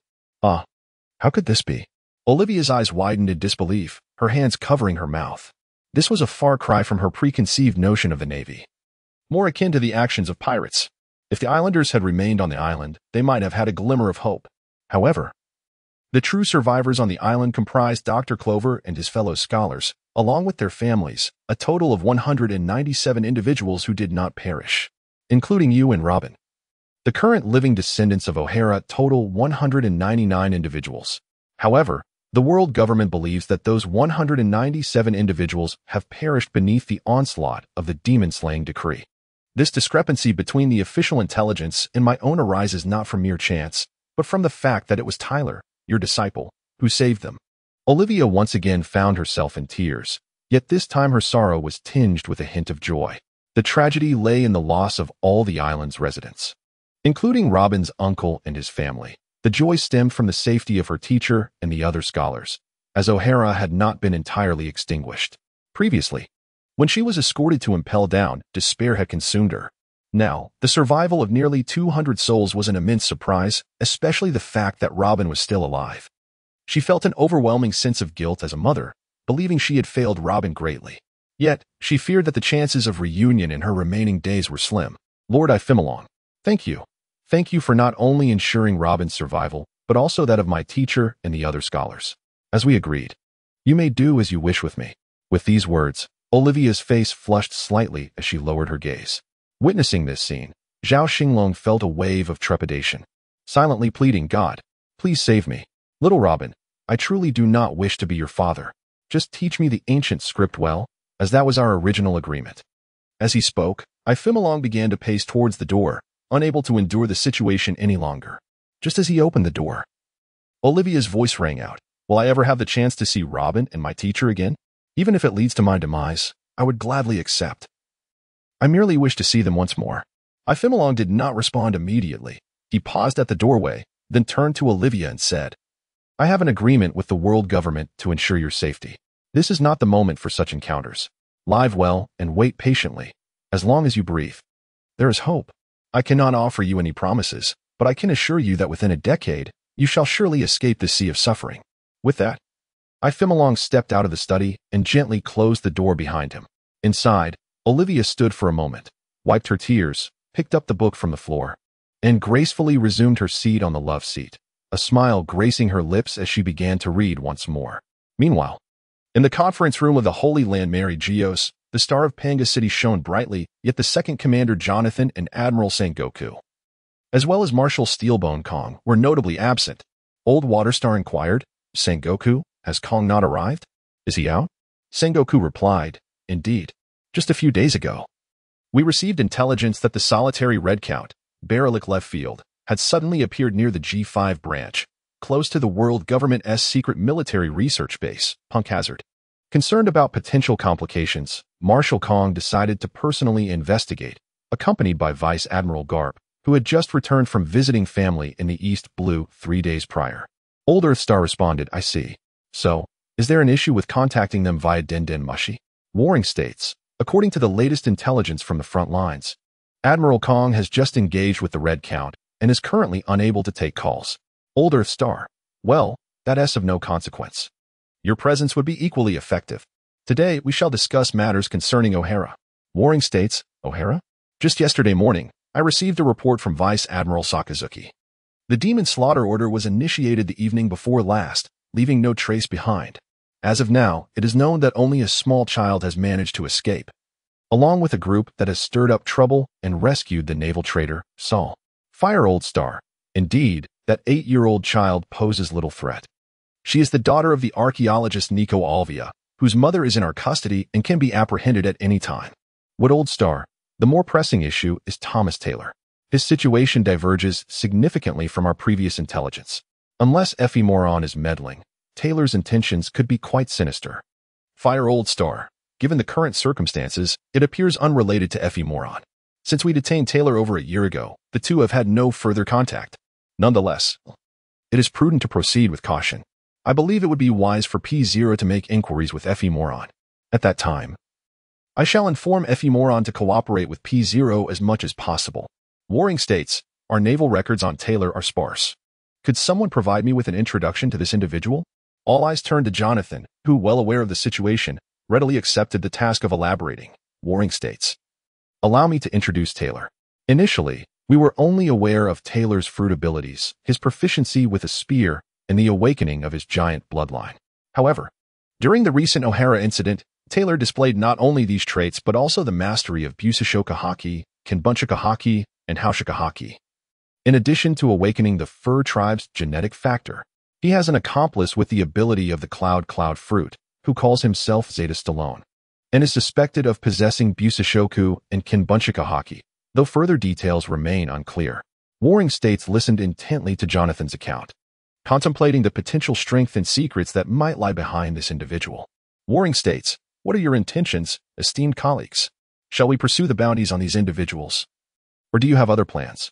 Waterold Star, of course, we must issue bounties. Navy, expedite the capture of these individuals. What is the bounty on the small child's mother? Jonathan, Waterold Star, it is 79 million berries. Waterold Star, then let it be the same as her mother's. Since the archaeologists of O'Hara are deemed devils attempting to overturn the world, we shall refer to her as the devilish child. Fire Old Star, Warring States, determined the bounty for the naval trader Saul. In addition, due to his involvement in the O'Hara incident, I suggest increasing your bounty by 100 million berries. Warring States, understood. I shall return and set a bounty immediately. Mu Laoxing, Taylor's bounty is somewhat unique, as it signifies the awakening of the dual bloodline factor, possessing immense research value. I believe that beyond a substantial bounty, capturing him alive is imperative. We cannot disregard his fate. As for his associate, the one named Styron, a standard approach would suffice. To Laoxing, the O'Hara incident cannot be concealed for long. It is certainly not something we can keep under wraps. Moreover, there is no necessity for concealment. At times, we must assert our strength to the world. Our rules are not to be trifled with. Jonathan, you shall oversee the matter with the World Economic Journal. You should have a clear understanding of how to articulate it. Let it be published in 3 days. By then, all relevant wanted notices should be ready for release. Hua Laoxing, regarding the bounty, I propose a figure above 300 million for Zeta Styron. As he is a user of the formidable natural type abilities and has engaged in combat with Vice Admirals Kazan and Muskrat. While difficult to assess, he should not be underestimated. Jonathan, tomorrow you shall send someone to the estate of Ifimilong. Besides the inquiries we previously intended to make, ask about the whereabouts of the Union fruit, as it was given to him by us 4 years ago. Jonathan, understood, Lord Hua Laoxing. Hua Laoxing glanced at the other stars and spoke again. What are your thoughts on the bounty for Thomas Taylor? Shui Laoxing, I believe it should be slightly higher than Styron's, given that his fruit has not reached the natural type level. Tu Laoxing, that is not appropriate. What is the standing of Vice Admiral Kazan within the Navy? Perhaps Admiral Sengoku has more authority to speak on this matter. Let us hear his perspective. Sengoku, Kazan, Sakazuki, and Borsalino are the Navy's shining hopes, and their strength is beyond question. Based on my estimations, along with Admiral Kong, Admiral Zephyr, and Vice Admiral Garp, these 3 now possess strength nearing that of an admiral, standing on the threshold of such power, surpassing the level of admiral candidates. Tu Laoxing, if that is the case, Taylor's combat capability must be reassessed. He did not falter against Kazan, and being ultimately frozen appears to have been a ruse to mislead the Navy, creating opportunities for his comrades. His actual combat prowess should have reached the level of an admiral candidate. Of course, this includes the enhancement from the fur tribe's transformation into a moon lion. Nonetheless, even without transformation, he should possess the strength of a vice admiral in the Marine headquarters. Furthermore, he has escaped from prison and participated in the O'Hara incident, necessitating an additional bounty of at least 200 million. Mu Laoxing, the matter of the prison break can be set aside, as very few are aware that Taylor was once incarcerated and impelled down. Let us not tarnish our reputation further. Considering his inherent strength, I believe Taylor's bounty should range between 600 million and 800 million. Tu Laoxing, thus, Taylor's bounty shall be set at 6 to 800 million. Styron at 3 to 500 million, Robin at 79 million, and for Saul, the Navy shall decide. This matter will be entrusted to Sengoku, to be completed within 2 days. Hua Laoxing, I second that. Shui Laoxing, I second that. Mu Laoxing, I second that. Jean Laoxing remained silent throughout, rising to finally state, let it be so. With the initial blade in hand, the first-generation Qatar departed from the conference room. On April 4th, 1500 of the Haiyuan calendar. After having breakfast, Ephemeron was in his study, engaging in the study of ancient scripts with Alvia. After all, Tyler had only spent 3 years in O'Hara, leaving him with a considerable gap in knowledge compared to the archaeological genius, Alvia. In addition to paper and ink, the table was cluttered with several rubbings that Tyler had brought back, including the historical text from the Tree of Omniscience. Knock, knock, knock. The study door was rapped upon. Ephemeron glanced at Alvia and said, "Let us take a break for a moment." He turned and called out, "Come in." The old butler, Sisfield, entered, bowing slightly as he addressed Ephemeron. "My lord, Commander Jonathan from the P0 has arrived with his men," stating he comes on behalf of the Star's assignment and wishes to inquire about certain matters for your verification. Zhao Xinglong had anticipated such a situation, which is why he had previously endeavored to clarify the relationship between Ephemeron and Tyler to mitigate any adverse effects on Ephemeron. However, he had not expected someone to actually come, especially with the connotation of the Star, and it was rather intriguing that it was Jonathan, with whom he had some discord. Ephemeron pondered for a moment before responding to the old butler. "Field, please escort the commander to the parlor. I shall join you shortly." "Very well, my lord. I shall take my leave now." The butler, Sisfield, bowed and exited the study, closing the door behind him. Ephemeron began to pace the room, contemplating the intentions of the Star and whether he had overlooked anything prior. After a brief reflection, he concluded that there was nothing particularly concerning to note. Having settled his thoughts, Ephemeron glanced at his attire, a deep blue casual suit. When at home, he preferred not to wear the extravagant spacesuit-like garments typical of the celestial dragons when going out, instead opting for more relaxed clothing or casual suits. At that moment, Alvia, who had been seated nearby, approached and adjusted Ephemeron's collar. He found this somewhat bothersome, thinking to himself, "What is this?" Yet, Ephemeron remained composed, patiently awaiting her completion. Once she was done, he offered her a slight smile and said, "Thank you. Please continue with what you enjoy. I shall go meet the guest." Moreover, Ephemeron whispered a few words into Alvia's ear, the warmth of his breath causing her cheeks to flush. After speaking, he turned and sauntered out of the study, leisurely making his way to the living room. 2 minutes later, Ephemeron entered the living room, where he beheld a burly man seated on the guest sofa. A rough estimation suggested that this man had an impressively robust physique, reminiscent of the formidable Bages from the Blackbeard pirates 2 decades hence. With coarse brows and eyes, an aquiline nose, a broad mouth adorned with thick lips, he donned a white suit complemented by a standard white trench coat, emanating a subtle yet palpable sense of pressure. However, this did not seem to affect Zhao Xinglong, who stood resolutely behind him, flanked by a man and a woman. It was evident from this arrangement that the robust man must be the one who had previously engaged in a clever exchange with Officer Jonathan regarding Alvia. Upon noticing Ephemeron's entrance, Jonathan rose to his feet, greeting him with utmost respect. "Your Holiness Ephemeron, at the behest of Xing, I have come to inquire and verify certain matters. I mean no offense, and I hope for your understanding." Meanwhile, the elderly butler, Field, introduced Jonathan to Ephemeron. Nodding in acknowledgement, Ephemeron replied, "Officer Jonathan, let us speak freely. Please, take a seat." Ephemeron's smile, though somewhat strained, was an attempt to gauge Jonathan's reaction. In response, Jonathan quickly waved his hand, insisting, "Your Holiness, before you, there is no need for titles. Simply call me Jonathan or Green." Ephemeron scrutinized Jonathan with a hint of wariness, reflecting, "This man is quite the cunning fox. I must tread carefully." A touch of arrogance and a lack of subtlety would be expected from him. Revealing what they perceive as weaknesses or flaws would be the prudent strategy. Thus, Ephemeron shifted his gaze to the 2 individuals standing behind Jonathan. The man, adorned with a mask, stood nearly as tall as the now 2-meter-tall Ephemeron, dressed in a white suit devoid of a cape, his identity unknown. The woman, approximately 1.8 meters tall, wore a fitted white mini dress complemented by a tie and a mid-length white trench coat. Her orange hair, slightly wavy, framed her delicate features, while black stockings and mid-heeled black leather shoes completed her ensemble. Ephemeron found the woman somewhat familiar and scrutinized her further, eventually recalling her significance. Stussy, the future queen of the underground world South Joy Street. With a youthful visage, her age remained an enigma, concealing whether she had surpassed 30. Jonathan, observing Ephemeron's gaze, briefly flashed a knowing look just as Ephemeron withdrew his attention. Understanding the peculiar implication behind Jonathan's eyes, he beckoned the elderly butler Field over and whispered a few instructions. The butler nodded in acknowledgement before exiting the living room. Concurrently, Jonathan dialed a phone book.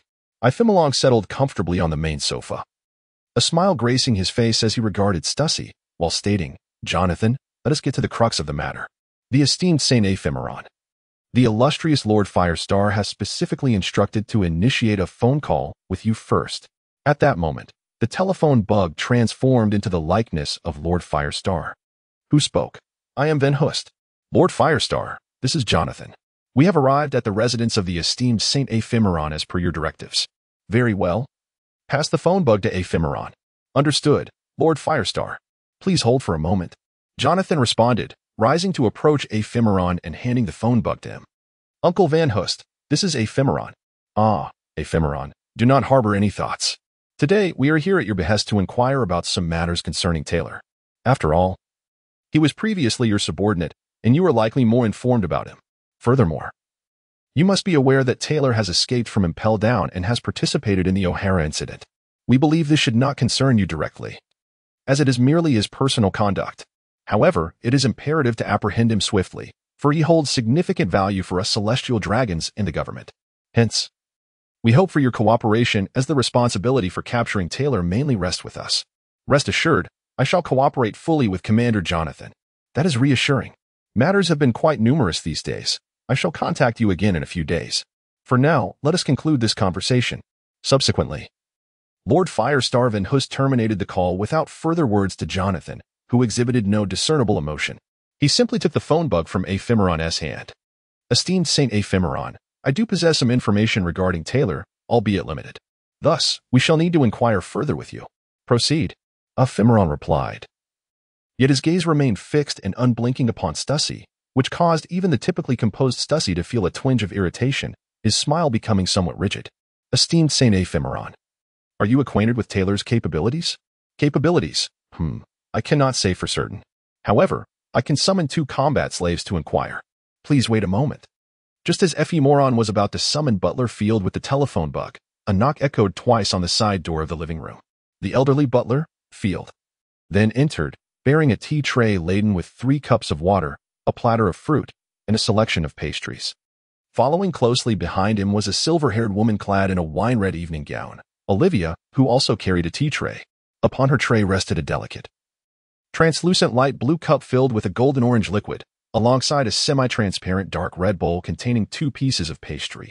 Upon their entrance, the butler approached Jonathan and his companions, placing the cups and the platters before them while gesturing courteously for them to partake. Meanwhile, Olivia advanced towards Ephemeron, but before she could set her tray down, Ephemeron swiftly took the tray from her hands and placed it upon the coffee table.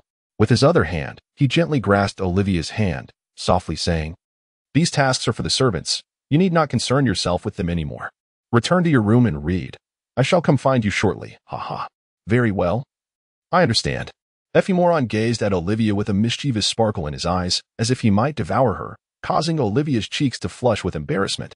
She pulled her hand from his persistent grasp and stepped back, regaining her composure before offering a slight nod of apology to Jonathan and the others as she exited the room.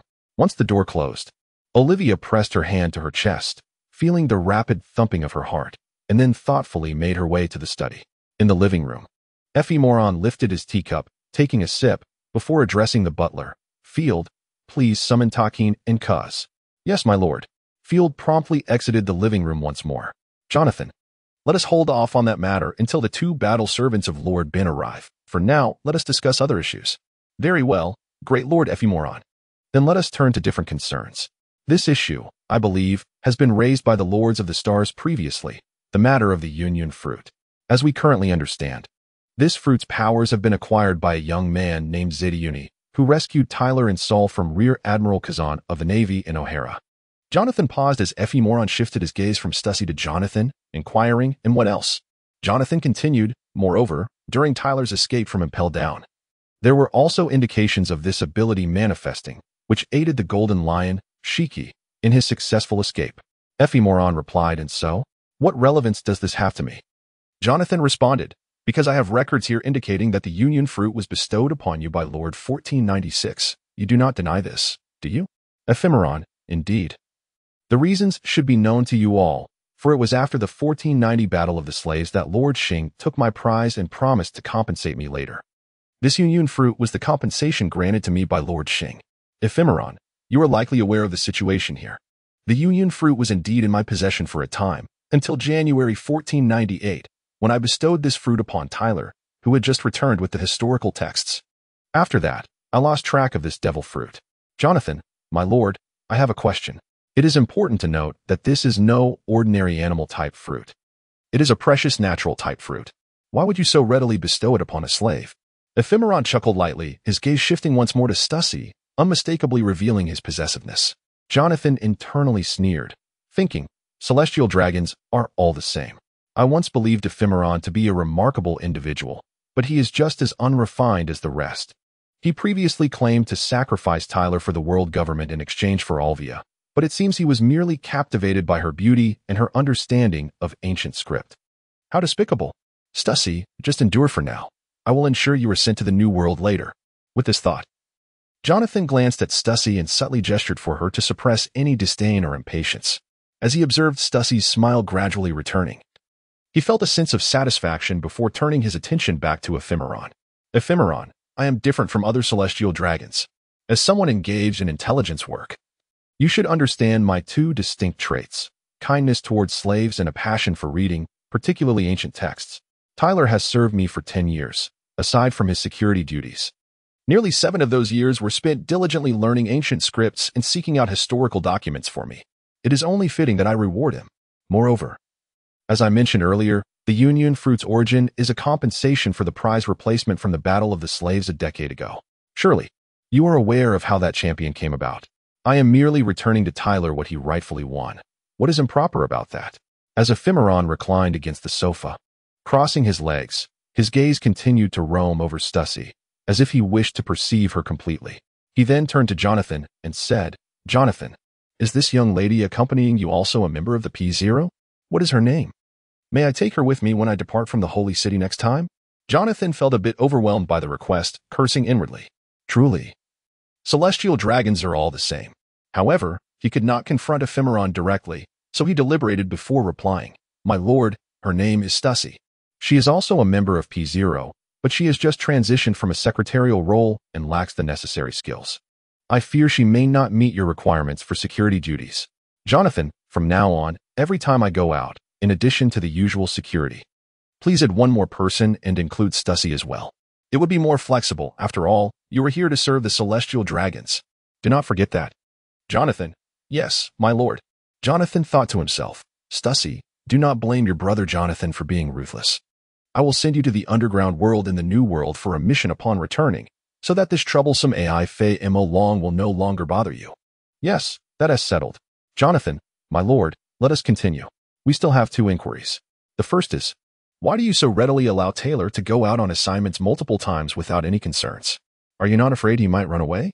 Of course. It is your prerogative, and it appears that Taylor has met your needs thus far. AI Fei Mo Long cast a glance at him, surprised that they had dared to pose such a tricky question. He replied, and what is the other question? I shall answer both shortly. At that moment, there was a rhythmic knock at the front door of the living room. AI Fei Mo Long recognized it as the old butler, Seth Field, arriving with Takin and Kuz. He said, Stussy, could you please open the front door? It seems my combat slaves have arrived, and they can address your first question.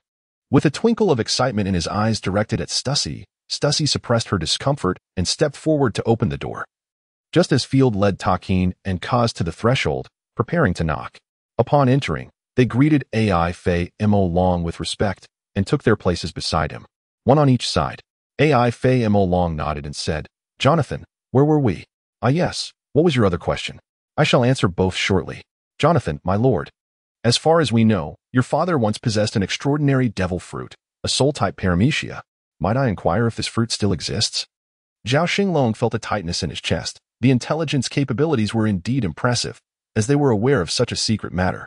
However, AI Fei Mo Long maintained an air of contemplation, feigning reminiscence, while actually pondering his response.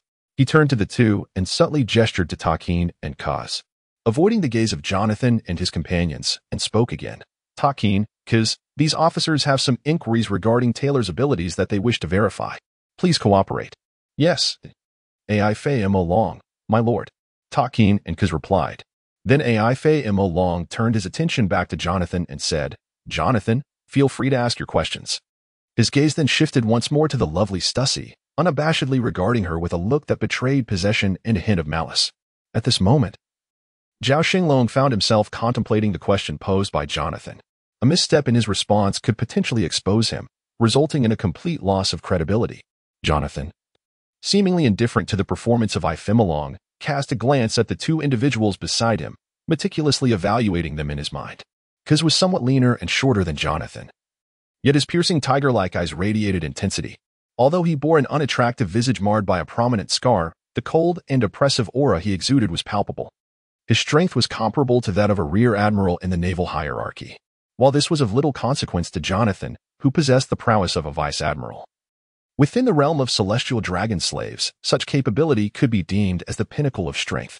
On the other hand, the towering figure beside him, standing at 6 meters tall, possessed a physique that rivaled Jonathan's own, prompting a frown from him.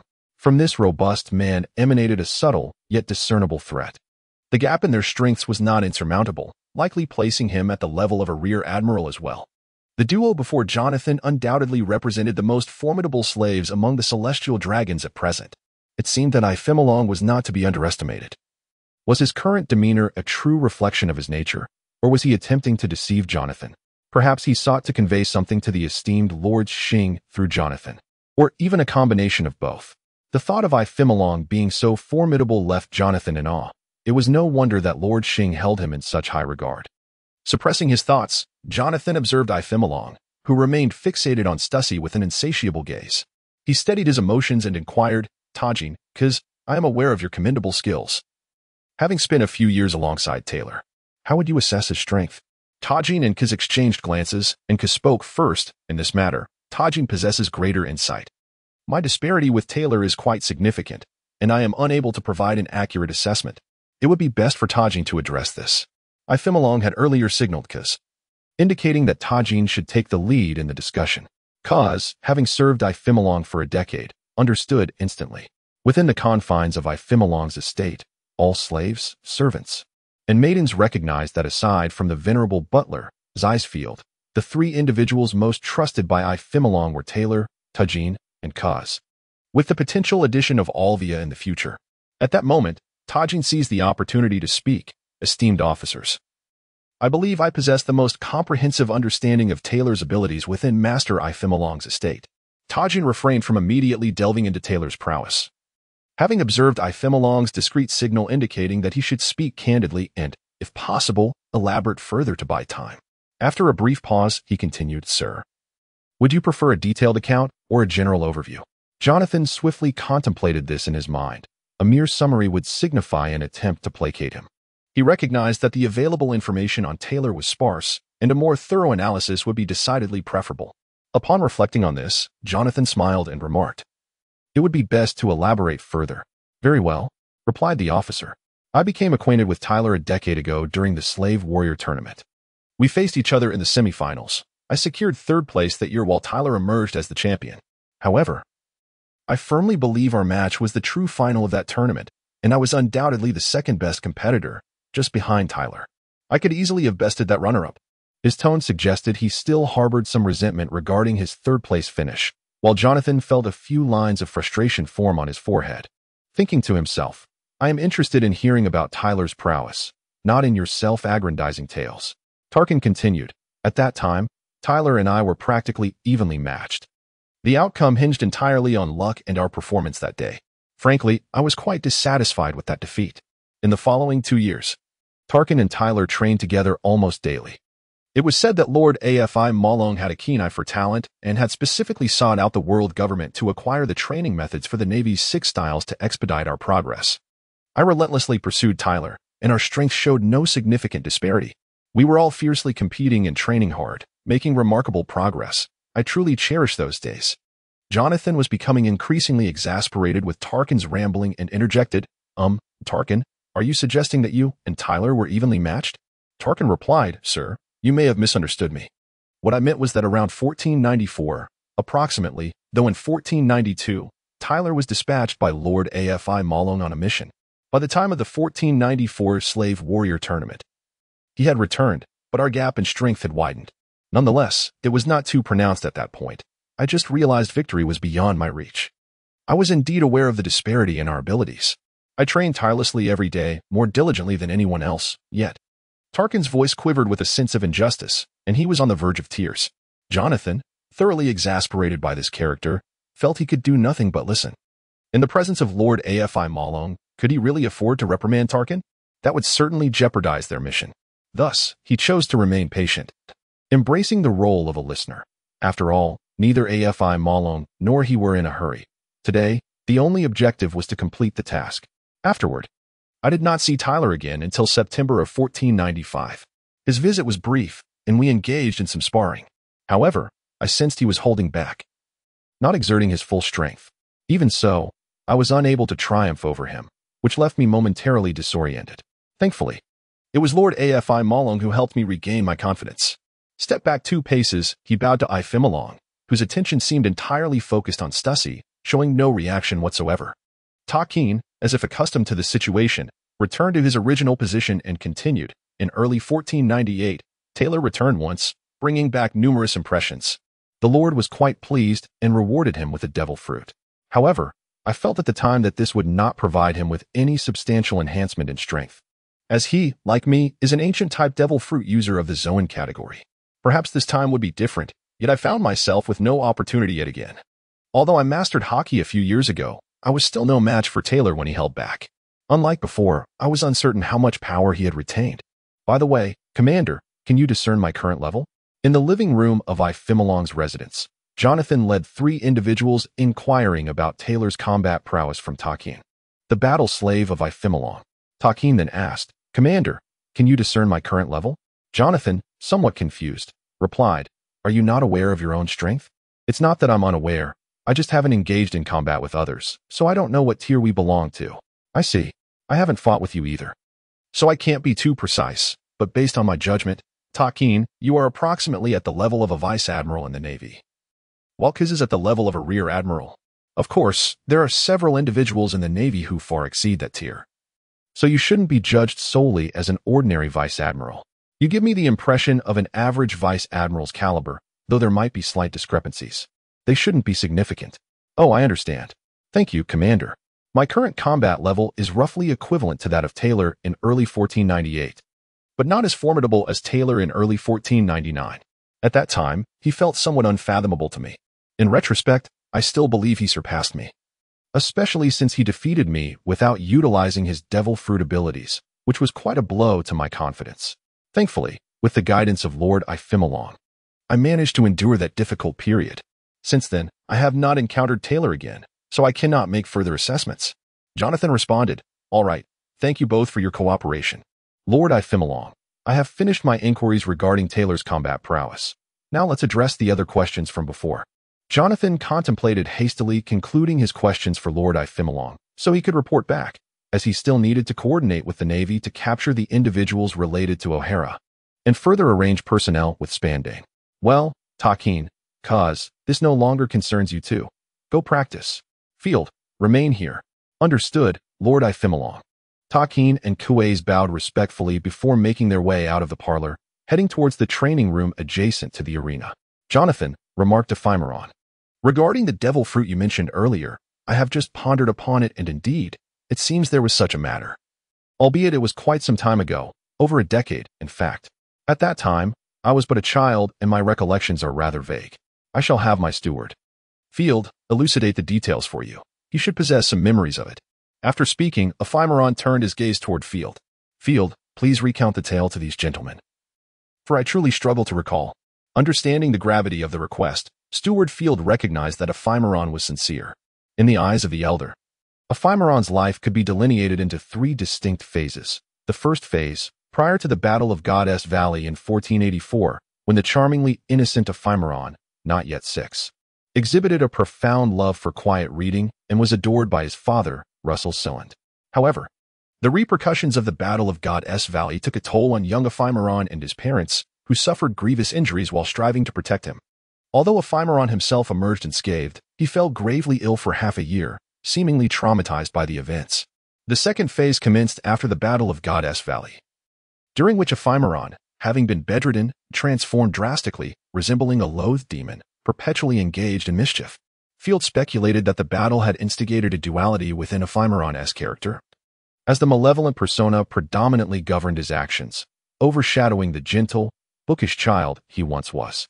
The third phase unfolded post the meteor incident in 1489, wherein Ephemeron appeared to revert to his former self, embodying tranquility, a love for reading, and an intense passion for cultivation. Yet, this newfound disposition seemed at odds with the demon persona, which had not resurfaced for nearly 12 years. Field remained uncertain whether that dark persona still lingered within Ephemeron, hoping fervently that it had been extinguished by the celestial event from so long ago. Nonetheless, only Field and the Ephemeron of the second phase had clarity regarding the devil fruit. It was entirely reasonable for the present Ephemeron to lack such knowledge. Thus, Steward Field slightly bowed to the three gentlemen, esteemed officials. Allow this old man a moment to recollect. After all, it has been over a decade and age dulls the memory. I beg your understanding.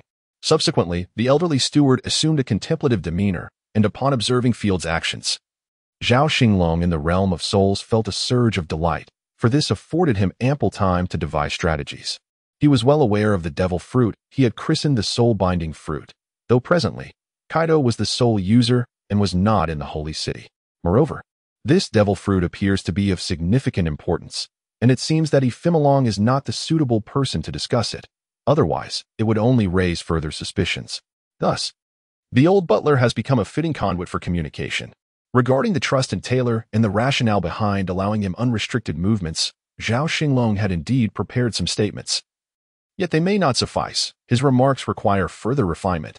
Hence, Ephemeron has taken advantage of Takin and the butler, Field, to buy himself more time to contemplate this matter. The living room fell into a profound silence, as Jonathan seemed to lose his urgency. However, Stussy could hardly endure Ephemeron's piercing gaze, grappling with her inner turmoil. Just as she was about to discuss matters with Jonathan, the old butler, Field, spoke up. Gentlemen, I do possess some knowledge regarding the fruit you mentioned. But during the youth of Master Ephemeron, he was gravely ill, and thus my understanding remains somewhat vague. Allow me to provide an answer on behalf of you distinguished gentlemen.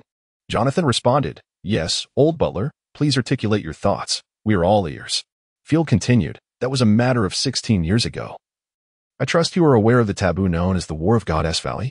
Jonathan replied, Indeed, many remain ignorant, yet I am quite well informed. Field acknowledged. Very well. At that time, the Rock's pirates invaded God's Valley, and the celestial dragons who were vacationing there suffered grave injuries, with several perishing on the spot. My late master, Saint Cylind, and the late matriarch sustained severe wounds while protecting the young master, teetering on the brink of death. Afterward, they entrusted me with certain matters, including the devil fruit, which I have diligently safeguarded ever since. Jonathan interjected, But what of it? The esteemed Master Xinqing is quite concerned with this. You must speak candidly. Field cast a glance at Ephemeron, who remained fixated on Stussy. Nevertheless, he said, Field, reveal all that you know without reservation. There is nothing to fear.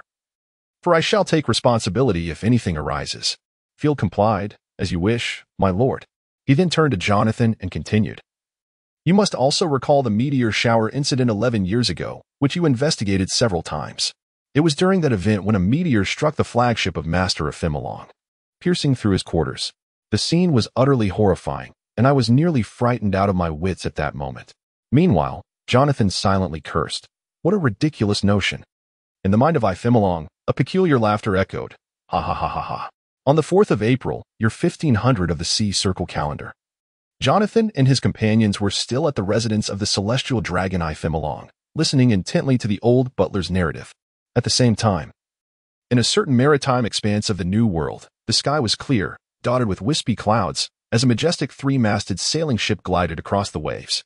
The grand white whale figurehead at the bow signified its extraordinary nature. It was the Moby Dick, the vessel of Edward Newgate, known as the strongest man in the world.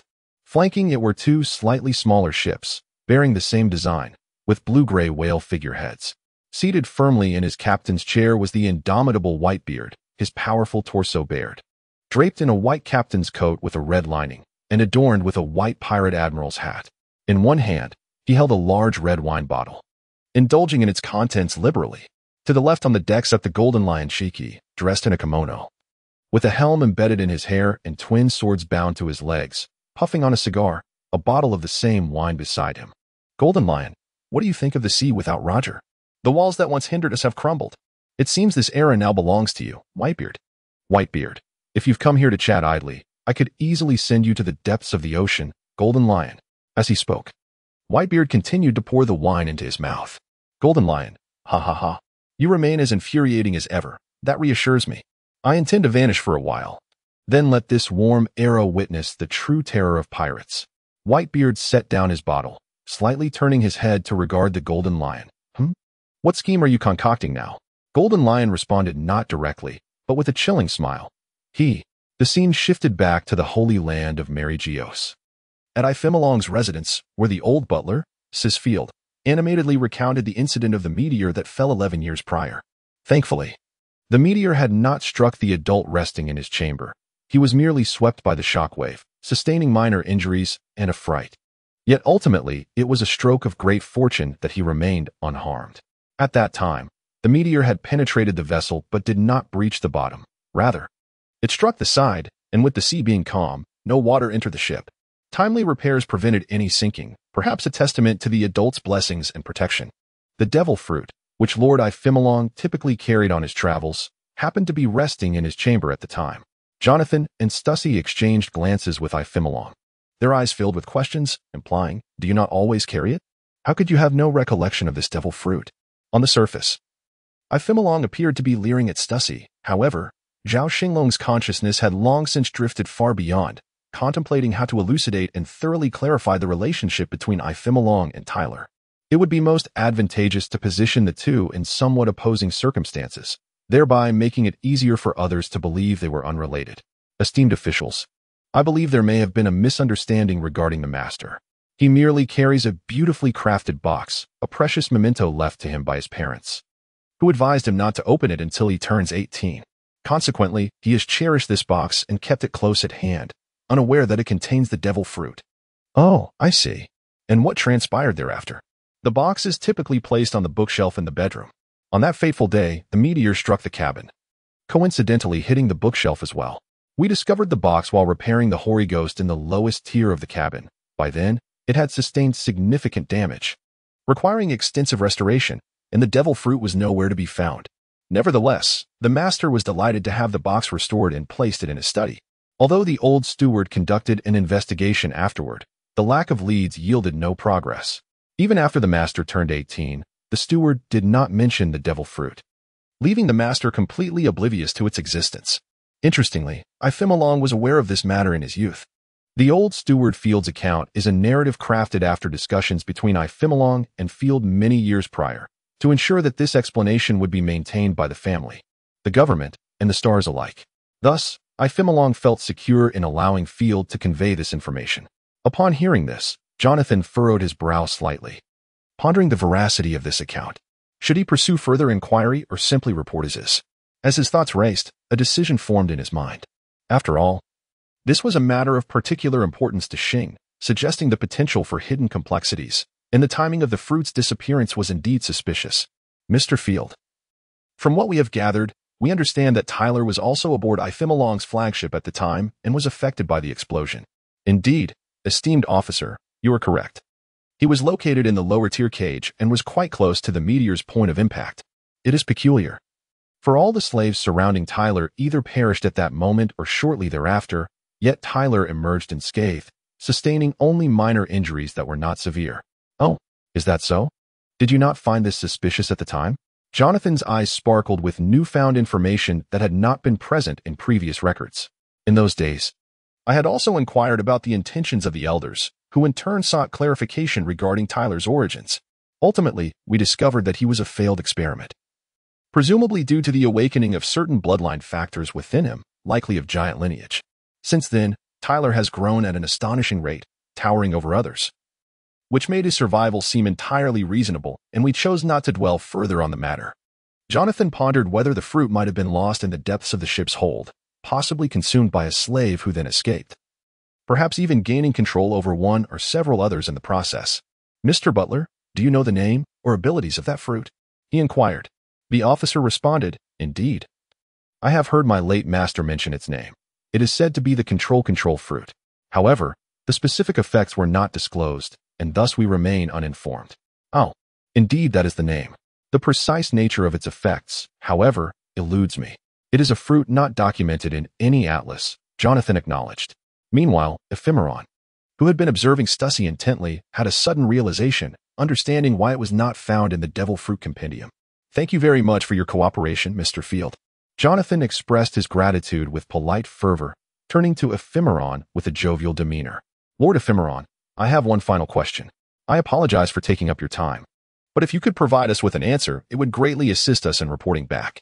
Zhao Xinglong silently wished to tell Jonathan to be more succinct, but given the circumstances, it would be unwise to prolong the discussion. He believed that even if a better argument emerged later, it would likely not surpass the current plea for a response.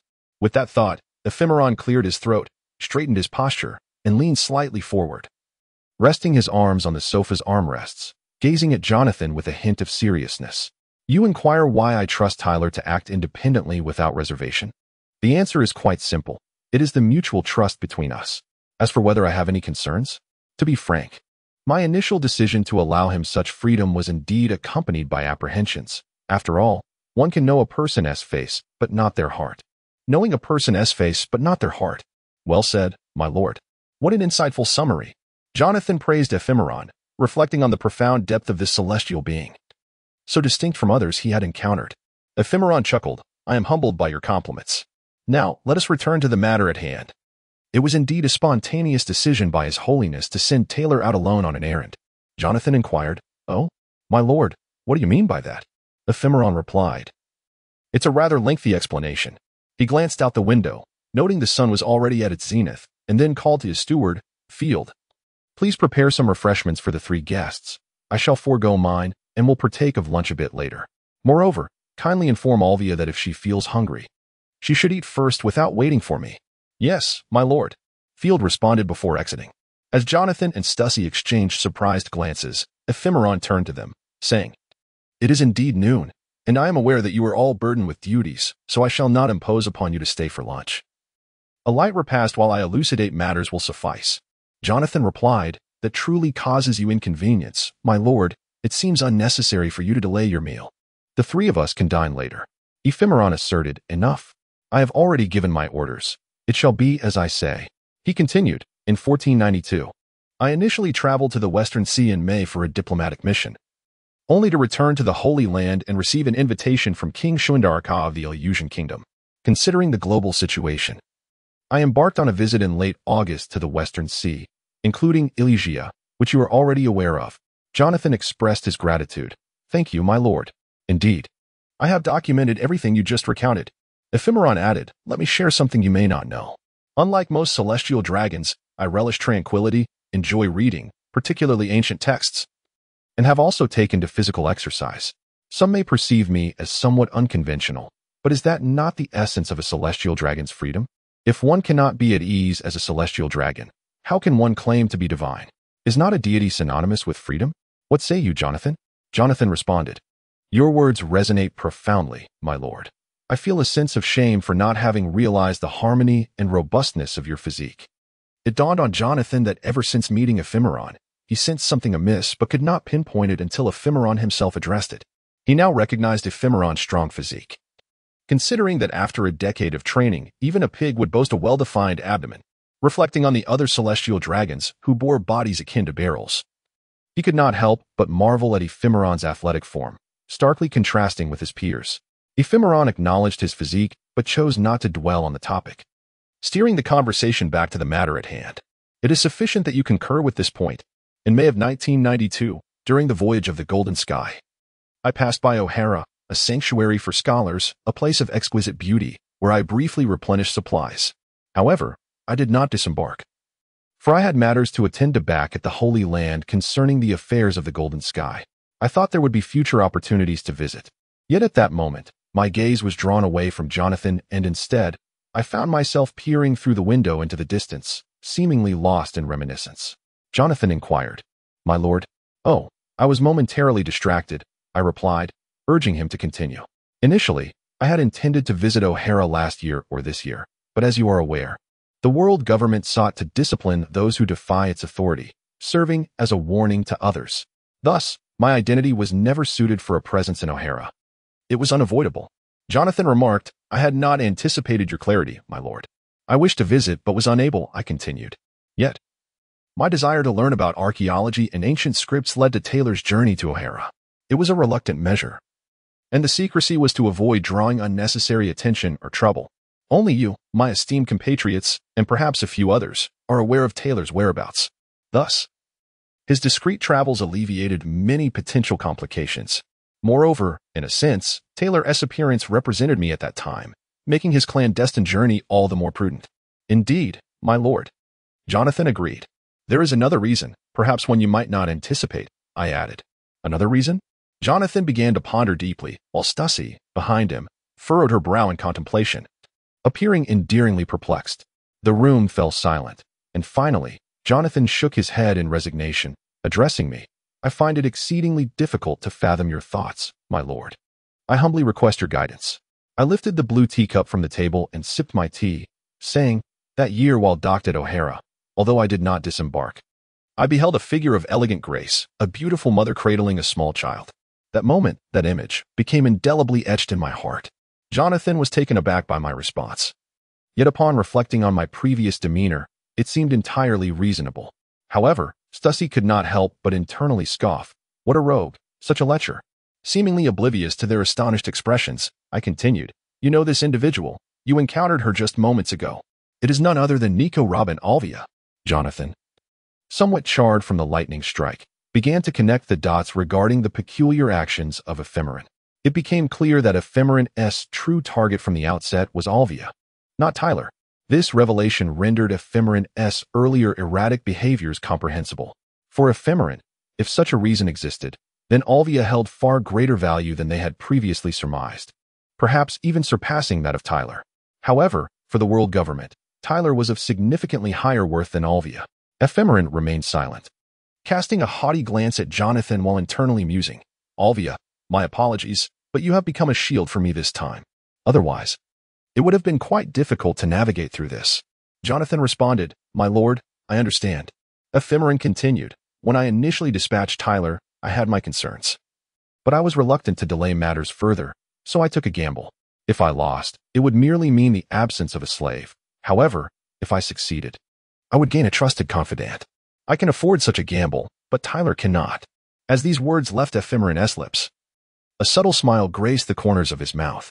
On April 4th, 1500, around 1 o'clock in the afternoon, above the windless zone near the West Sea in the New World, a massive and dense cloud floated at an altitude of 10,000 meters. Measuring approximately 500 meters in length and 100 meters in width, its irregular shape was hardly noticeable from below. At the cloud's upper center, a semi-transparent, streamlined, spindle-shaped chamber, measuring 200 meters long and 40 meters in diameter, emerged from the transformation of O'Hara's refuge. With walls about a meter thick, it provided effective insulation, thus shielding its interior from the bright arcs of electricity that flickered through the cloud. Though the light within the chamber was dim, the unfiltered sunlight from 10,000 meters above still managed to cast a gentle glow through the walls. Little Tyler, we have been traveling for almost a day. How much farther to our destination? A voice, slightly aged, resonated within the chamber. It was Dr. Clover, the curator of the all-knowing library. Upon hearing the query, Tyler smiled at his mentor and replied, Professor, you are rather impatient. We still have a considerable distance to cover. Besides, we have just crossed the windless zone and entered the New World. While our altitude mitigates the effect somewhat, the weather here is notoriously capricious and will certainly have an impact. So, please be patient. We shall arrive in just a few days. I am truly looking forward to reaching a secluded haven shortly, Tyler. Taylor gestured an OK sign to Salo, reassuring him, and then prepared to communicate with the system to ascertain the rewards for the current task. The system had settled the task for Zhao Xinglong earlier that morning. However, at that time, Taylor was preoccupied with guiding the clouds across the windless zone and was also engaged with Ephemeron in response to P0 Jonathan's visit, leaving no room for distraction.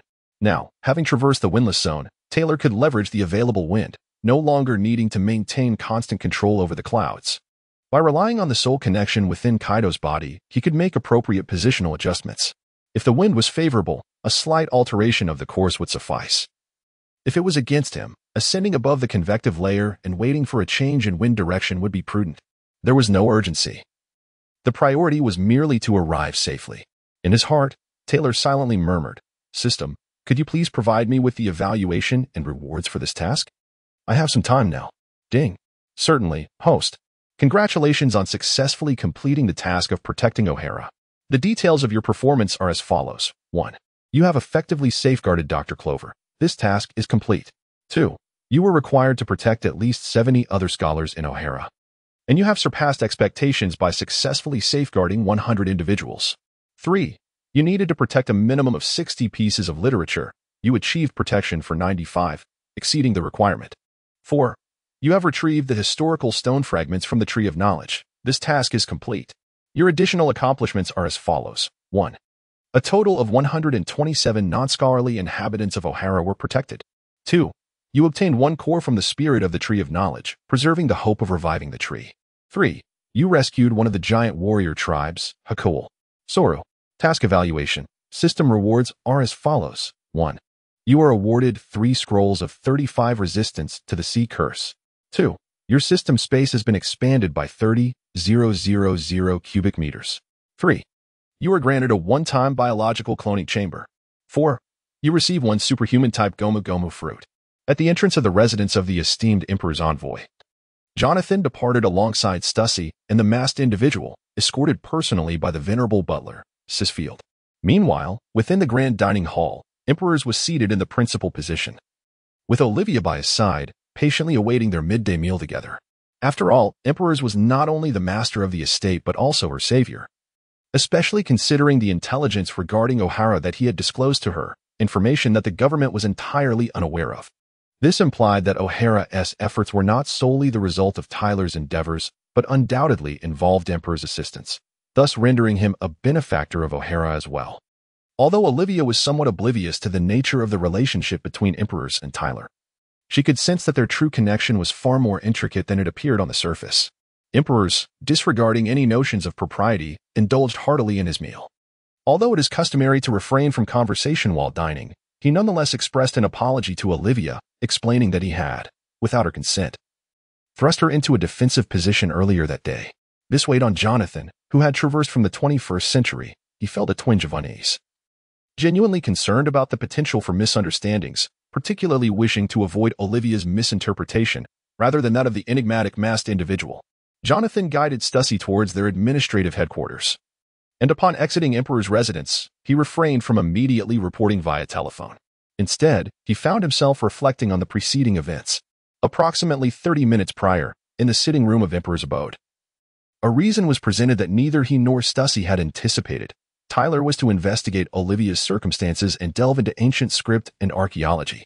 Both Jonathan and Stussy hesitated, questioning whether this rationale was somewhat hasty or a mere ruse.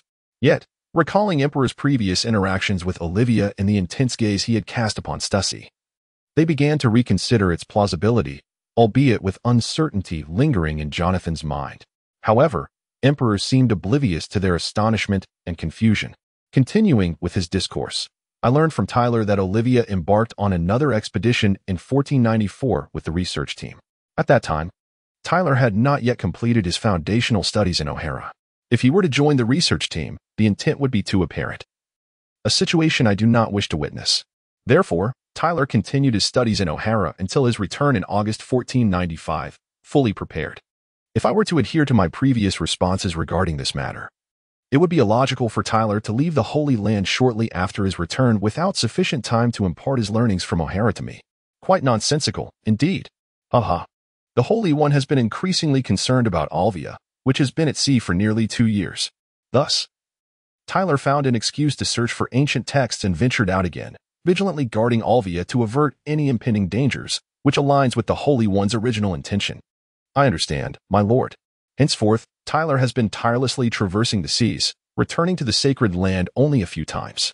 Each time, he brings back numerous rubbings of ancient scripts. Early last year, the Holy One promised Tyler to expedite his rescue and to look after his parents as best as I could. However, it was unforeseen that shortly after you took Tyler away, I received news of his parents encountering a maritime disaster. In this regard, I have failed to uphold both promises made to Tyler, thus I feel indebted to him. To speak candidly, while I am somewhat relieved that he managed to escape from the advancing city, I cannot ascertain whether Tyler will seek trouble with me. In truth, I would welcome a visit from him, as it would signify a resolution to our entangled grievances. Afterward, Jonathan departed from Long's residence in a somewhat chaotic state. As he traversed the sacred land, he maintained an air of nonchalance, yet inwardly he was still digesting and contemplating the information imparted to him by Long. The explanation he had just received from Long seemed almost unbelievable, or rather, the crux of the matter did not center on Tyler. It was merely a somewhat helpless endeavor for Olivia, although he found it difficult to accept Long's rationale. The information he possessed at that moment did not present any glaring inconsistencies. Furthermore, given Long's historical tendency to act differently from other celestial dragons, without adhering to any established norms, he could tentatively conclude that this reasoning reflected Long's true intent. Tyler appeared to be merely a trusted and affectionate tool for Long, potentially harboring secrets even Long was unaware of. Suddenly, Jonathan was struck by another hypothesis, particularly in light of the unexpected loss of the control fruit. Considering this, he resolved to report this matter personally to Xing Hui, for his thoughts were still mere conjectures lacking evidence. At the Marine headquarters in Marineford, in the office of the Fleet Admiral, Admiral Sengoku temporarily occupied the vacant position of Fleet Admiral, attending to various documents and matters concerning the Marine Corps. This was due to Fleet Admiral Sengoku's ongoing confrontation with the Red Count, Baroque-led field, near the G5 base, a battle that had persisted for an entire day, with neither side showing signs of cessation. The Navy was uncertain when this confrontation would conclude. Should this conflict adhere to the narrative established by the original author, Oda? Zhao Xinglong understood that it would take a full 10 days and nights to reach a resolution. Ultimately, the Fleet Admiral would falter, suffering a minor defeat. However, the Red Count would not gain much advantage either, as he would eventually be captured by Garp due to exhaustion, subsequently sent to level 6 of Impel Down. It was not until 2 decades later, when Monkey D, Luffy and Blackbeard invaded and wreaked havoc in Impel Down, that this once renowned Red Count would once again see the light of day. In that moment, the ringing of a transponder snail interrupted Sengoku's thoughts as he sifted through the documents on his desk. He set down the papers and picked up the transponder snail, stating, "This is Admiral Sengoku, temporarily assuming the duties of Fleet Admiral. Admiral Sengoku, this is the Navy Intelligence Office. We have just received a report from the front lines. Over an hour ago, the escaped prisoner, Gold Lion Shiki, met with Whitebeard in his territory. The content of their conversation remains unknown. Shiki, that scoundrel, must be plotting something. Ensure that we keep a close watch on both Whitebeard and Gold Lion." Understood, Admiral Sengoku. On the morning of April 6, 1500 in the C-round calendar, Long was enjoying breakfast at his residence, perusing a copy of the World Economic Journal.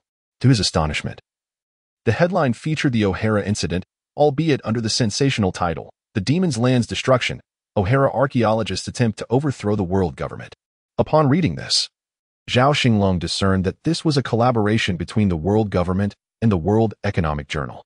Morgan had recently ascended to power, and unlike 2 decades later, the major news of the day had yet to possess the audacity to challenge the world government. The back cover of the newspaper displayed a wanted poster concerning 4 individuals related to O'Hara: Nico Robin, the Demoness Child, dead or alive. Bounty, 79 million berries. Former Marine Headquarters Vice Admiral Jaguar D. Saul, dead or alive. Bounty, 317 million berries. Zeta Uni, dead or alive. Bounty, 482 million berries. Thomas Taylor, capture alive. Bounty, 713 million berries. Upon seeing these bounties, Long initially frowned, then chuckled softly. Robin, much like in the original narrative, bore a bounty reflective of Alvia's. Nevertheless, for an 8-year-old girl, it was indeed substantial. Yet, she remained the sole O'Hara descendant known to be beyond the government's control. Saul's bounty appeared slightly inflated in comparison to his capabilities, yet considering his giant lineage, former vice admiral status, and involvement in the O'Hara incident, a bounty exceeding 300 million was quite reasonable. Zeta Uni, or Taylor, had a bounty approaching 500 million, which was not insignificant. Yet for a user of dual hockey with natural abilities, it was merely a standard amount. However, this information remained obscure. Only Saul and the remaining O'Hara survivors might deduce it from Taylor's abilities. Yet, those individuals, intent on living in seclusion, would hardly divulge this secret to the outside world. Indeed, Taylor's bounty may be somewhat elevated, yet it is not entirely outrageous. After all, over a year ago, he had utilized the powers of a mimic fruit to replicate Kaido's appearance and, with great effort and cunning, managed to defeat the relatively inexperienced Moonlight Moria. who possessed the shadow fruit abilities. Zhao Xinglong pondered that Moonlight Moria had a bounty of 320 million berries, so considering Taylor's victory over Moria, alongside his escape from Impel Down and his inherent worth, a bounty exceeding 700 million does not seem excessive. During breakfast with Ifimilong, Alvia noticed Ifimilong's expression and inquired, "What troubles you? Is there some noteworthy news?" Last night, Ifimilong had conferred with Alvia, while Zhao Xinglong subtly hinted at the close relationship between Taylor and Ifimilong, emphasizing the necessity of avoiding suspicion from the world government. Subsequently, Ifimilong, in a moment of urgency, had utilized Alvia as a shield, and to maintain the facade and prevent any exposure of their ruse, they decided to portray a more intimate bond to the outside world, with only the two of them privy to the truth. Thus, the scene unfolded where Alvia accompanied Ifimilong for breakfast. It's nothing significant, merely that the incident at O'Hara has been reported. Robin, Saul, and Taylor are all wanted. Upon hearing that Robin was being pursued, Alvia gasped, tears streaming down her face. "Why are you crying? Isn't this good news? It indicates they are all well. Shouldn't it be the world government and the Marines who should feel uneasy? I am just worried for Robin, an 8-year-old child. How will she manage? She is safe. There are numerous individuals watching over her. Moreover, Robin is exceptionally clever, so there is no need for concern. She will be just fine." At that moment, within the soul realm of Taylor, Zhao Xinglong's true soul began to sense another powerful essence residing within Kaido. Taylor, controlling the swirling clouds, emerged from his sanctuary, alighting upon their surface, gazing ahead. Attuned to the call of the other soul, realizing that less than half a day remained until they reached their new home. On April 6th, 1500 in the Sea Circle calendar, as usual, seagulls delivered the day's world economic news to every corner of the globe. On Thailand in the New World, at Cake Island, the rather rotund Charlotte Linlin was seated in her chair, cradling her newborn, Charlotte Raisin, who was less than 15 days old, while her eldest son, Charlotte Parasparrow, read the news to her. "Mother, has O'Hara been destroyed by the demon extermination order?" Parasparrow asked. At the age of 46, Geo found that the remnants of her youthful splendor lingered only faintly. Cradling the infant Raisin in her arms, she turned to inquire of her eldest son, Parasparrow. "Indeed, mother," he replied, "the renowned O'Haran scholars have been obliterated under the Navy's extermination order." The news bore a photograph depicting the once mighty tree of knowledge reduced to charred remains. It seems that only a young girl named Nico Robin, merely 8 years of age, remains of the O'Haran lineage. The report mentioned she was responsible for sinking a ship. Mother, however, what could possibly justify the government placing a bounty of 79 million berries on her head? After all, that area is the West Sea, one of the weaker seas. "Oh, how intriguing," Geo exclaimed. "Only someone of my age could manage such a feat. It is no wonder the government has offered such a staggering reward." "Mother, should we not capture this young girl?" Parasparrow suggested. "Not only would you gain an adept in ancient texts, but Totland would also welcome a new race, as the O'Haran people have become exceedingly rare." Parasparrow, Geo responded. "While it would indeed be prudent to capture her quietly, the fact that the world government has placed a bounty of 79 million on an 8-year-old girl, particularly in the West Sea rather than the Grand Line, signifies their grave concern. Although the Navy and the world government may find it challenging to impose their will upon our nation, it remains a precarious situation. It would be splendid if one of my children could comprehend ancient writings." In another region of the New World, under a cloudy sky with a light drizzle, the venerable Whitebeard sat comfortably in his grand chair. The gentle rain could not dampen his spirit, it merely danced away upon contact with his robust form. Surrounding him was a delicate mist, as he continued to indulge from a large bottle of liquor. Perched upon the railing of the Moby Dick, the 1st Division commander, Marco, resembling a pineapple with his unique hairstyle, scanned the newspaper. Upon reading the headline, he furrowed his brow and called out to his father. "Father." "Ah. Marco, is there something of interest in the newspaper?" Whitebeard inquired jovially. "Father, the scholarly haven of O'Hara in the West Sea has fallen victim to the Navy's extermination order, leaving nothing but scorched earth in its wake." "Ah. Such is the government's consistent manner," Whitebeard mused. "I recall a few years ago, we encountered an expedition from O'Hara. Did we not?" "Indeed, that is correct, father. It was the expedition led by Nico Alvia," Marco affirmed. "Ah. Nico Alvia, is there any news of her this time?" "Marco, could it be that she too has perished alongside O'Hara?" "Father, that was the striking silver-haired lady from the last expedition, was it not? Was that not your first encounter with her?" Whitebeard. Ha ha ha. Speaking of which, I knew her long before I met you all, though my memories are rather hazy. It was only when Alvia mentioned the Rocks pirates that it all came rushing back to me. At that time, she was merely a little girl of 12 or 13, embarking on rock ship alongside her slightly older sister, claiming to seek the ancient texts of history. Marco, I see. So, she is quite an old acquaintance of ours then. Whitebeard. Ha ha ha indeed. Marco, perusing the newspaper, remarked to his father, Whitebeard. Father, there is no mention of her in the paper. Yet there is an 8-year-old girl who has been issued a bounty, strikingly resembling Sister Alvia. Her name is Nico Robin, and it is highly probable she is Alvia's daughter. I recall Sister mentioning she had set sail, leaving her barely 2-year-old daughter behind. By now, she must indeed be 8. The towns and villages across the West Sea received this newspaper, and similar exclamations rang out everywhere. 79 million berries. An 8-year-old child commands such a high bounty. People were abuzz with chatter. It is said she is the spawn of those demons of O'Hara who sought to destroy the world. That O'Hara? The specifics are unclear. But I have heard she sunk 6 Navy ships. No wonder the bounty is so steep. It is rumored that the government and the Navy headquarters are mobilizing to hunt her down. Her ideology is aligned with that of the scholars who were executed. She must not be allowed to roam freely. This demon's child cannot be permitted to exist in this world. Time swiftly passed, and 6 days later, on April 12th, 1500 of the Sea Circle calendar, in the latter half of the Grand Line's New World, on an unnamed island near the Navy's G5 base, 2 figures clashed incessantly, the sounds of their impacts echoing like thunder. The once lush and picturesque island was now utterly transformed, with several warships lurking in the distance, covertly surrounding the island. Upon one of the dog-headed ships, a naval commander clad in a justice cloak and black suit, topped with a dog-headed hat, stood on the deck.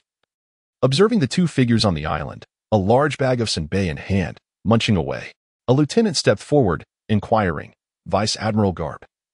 The fleet admiral has been battling for nearly 10 days and nights. At over 80 years of age, the lieutenant's meaning was crystal clear. In this protracted conflict, the aged fleet admiral Steelbone Sora was evidently at a disadvantage. Bogard, the fleet admiral, is indeed exceptionally strong, to a degree that defies comprehension. Nevertheless, your concerns are valid. Ryderfield's strength surpasses our expectations. Admiral Carp, I implore you to pay close attention. Once the outcome of the battle is determined, you must immediately intervene to halt Raidfield, while I assist the Marshal. Alas, it is unavoidable. The Air Marshal is not permitted to have a third party interrupt his duel with another, so we must simply observe in silence. With that, Carp cheerfully munched on a piece of senbei. On April 12th, 1500 of the Sea Circle calendar, at noon, Tyler had arrived at the Heim village in Wano country. He had been tirelessly engaged in the construction of a grander aerial island, for the powers bestowed upon him by the cloud fruit were immensely beneficial. Tyler, without rest, had already produced nearly 10 square kilometers of island cloud, which was sufficient for current requirements. The subsequent task involved the allocation of land on the island cloud, regrettably. The system's spatial capacity was limited to 36,000 cubic meters, which, even when filled with soil, could only yield a plot of land measuring 100 by 100 by 3.6 meters. Given the inadequacy of this land's thickness, acquiring 1 square kilometer would necessitate 100 iterations. Not to mention the requirement for a thickness of 10 meters across 3 square kilometers. Thus, Tyler resolved to set off alone this afternoon to the aerial island where Kaido resided, a journey not far from Heim to Flower Capital. With his strength, he would reach there in merely a few hours. After informing Teacher Clover and the others, Tyler departed for the small, rudimentary aerial island he had constructed 2 years prior, which lacked soil and was less than 1 square kilometer in size. On April 12th, as dinner approached, in a village of the West Sea at a dairy farm, a kind-hearted elderly lady expressed her gratitude to Robin, saying, "Thank you so much for all your help." Robin replied, "It is I who should thank you for taking me in." The elderly lady continued, "However, before dinner today, there are guests who wish to see you." Behind her, several agents clad in black suits and armed with firearms surged towards Robin, opening fire relentlessly. With widened eyes and pupils constricted, Robin embarked on yet another desperate flight to escape. "Do not let her get away. She is merely a child. I want my payment. I was the one who tipped you off." As dusk fell on April 12th, 1500 of the Sea Circle calendar, Tyler glided through the clouds, utilizing his moonwalk technique. And after 2 hours, he arrived at the small aerial island where Kaido lay in slumber. Soon, Tyler reached the center pit of the island and peered downward, observing Kaido still in a deep sleep. Suddenly, Kaido opened his eyes and gazed at Tyler. Tyler leapt into the pit, while Zhao Xinglong, who controlled the scene, understood that Kaido's awakening was merely a flicker of consciousness from Zhao Xinglong's own soul within Kaido's spiritual realm. Under the current circumstances, Zhao Xinglong could only ensure that his soul suppression phase proceeded without a hitch. The Penumbra Tower primarily exists because a significant portion of Zhao Xinglong's primordial soul's energy and consciousness is devoted to suppressing Kaido's remaining soul that possesses self-awareness. In addition to Zhao Xinglong's primordial soul, there is also the primordial soul of Taylor from the original Taylor's soul space, along with another soul entity belonging to Kaido, creating a 3-to-1 situation. Indeed, with the assistance of the soul parasitic fruit, after 4.5 years, the suppression of the soul has only achieved a relatively stable completion of the initial phase. The subsequent 2 years must involve a steadfast suppression of Kaido's residual consciousness without any lapses. Otherwise, all efforts will be in vain, and one must not be careless. Zhao Xinglong controls Taylor to come here firstly to assess the condition of his parasitic, most formidable body, and secondly to temporarily utilize the Dragon Spirit Pearl to transport stones and soil from some remote islands away from Wano, where the weather is harsh and human presence is scarce. For the construction of the Sky Island, during the remerging of the Dragon Spirit Pearl, there existed a spherical storage space with a diameter of approximately 100 meters, amounting to around 500,000 cubic meters. With the nurturing of the Dragon Spirit Pearl within Kaido over the past year, when Tyler departed, the storage space had expanded into a sphere with a diameter of 150 meters, encompassing over 176 million cubic meters. This time, after a lapse of more than a year, Zhao Xinglong's soul within Tyler re-established communication with the Dragon Spirit Pearl residing in Kaido. The previously quiet Dragon Spirit Pearl within Kaido erupted with a radiant glow, soaring out of Kaido's body and into Tyler's soul space. The 3 soul entities within Tyler involuntarily emanated a sense of familiarity, as a portion of the Dragon Spirit Pearl had once lain dormant here for 6 long years. Zhao Xinglong's innate soul released a consciousness that communicated a desire to borrow the Dragon Spirit Pearl for approximately a month, intending to remain within Tyler's body.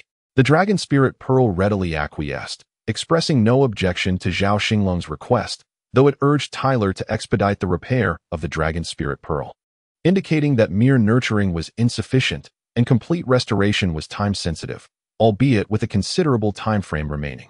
Zhao Xinglong understood that haste was futile, as the only material lacking was pure gold, a coveted treasure in the pirate world. Currently, the only known sources of pure gold were found within the belly and lantern of the devil lanternfish in the Grand Line. The situation dictated that while Kaido's strength should suffice, he remained immobile for an extended period.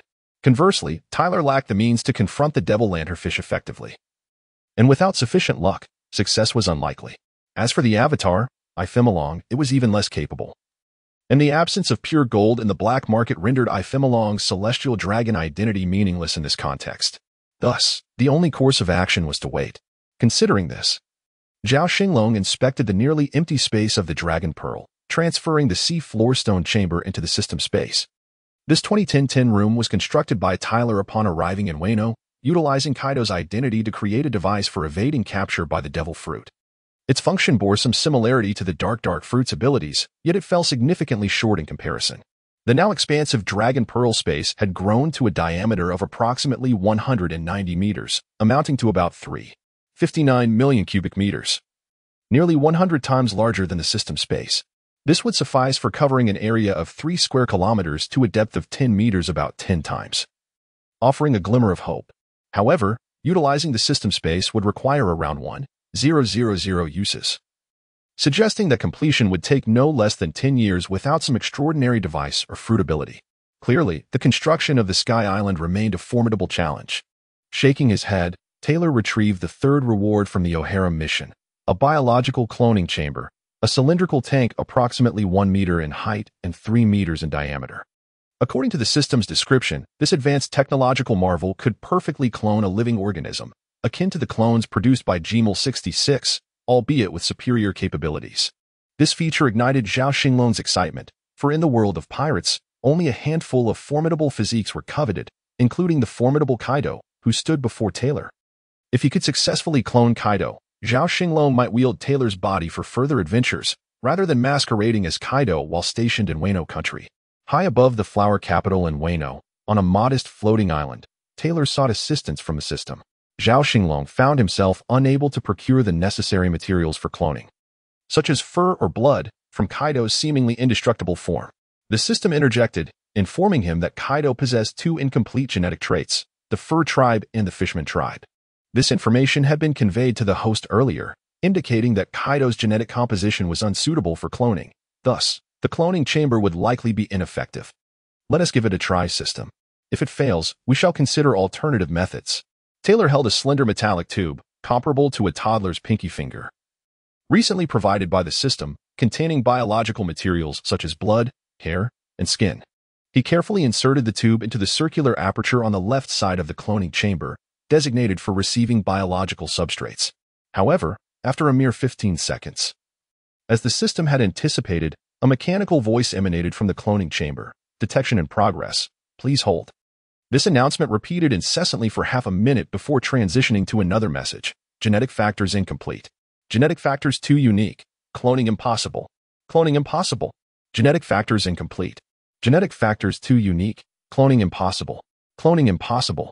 Although Zhao Xinglong had been adequately prepared for this outcome due to the system's warnings, he couldn't help but feel a twinge of disappointment upon hearing the final confirmation, for this represented the most formidable physique in the world of One Piece. Taylor settled onto the somewhat resilient cloud of the island, resting his chin on one hand, pondering whose body to clone and which physique would be most suitable. After much contemplation, he realized that apart from Kaido, the other figures possessing the pinnacle of physical prowess in the world were also formidable warriors in their own right. Setting aside the question of whether he could acquire the necessary genetic material, even if he did, utilizing it would remain a challenge.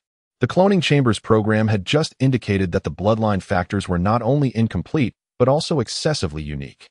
Kaido's innate bloodline factor comprised a dual helix structure that could be considered as two sets, which exemplifies the extraordinary nature of his genetic makeup.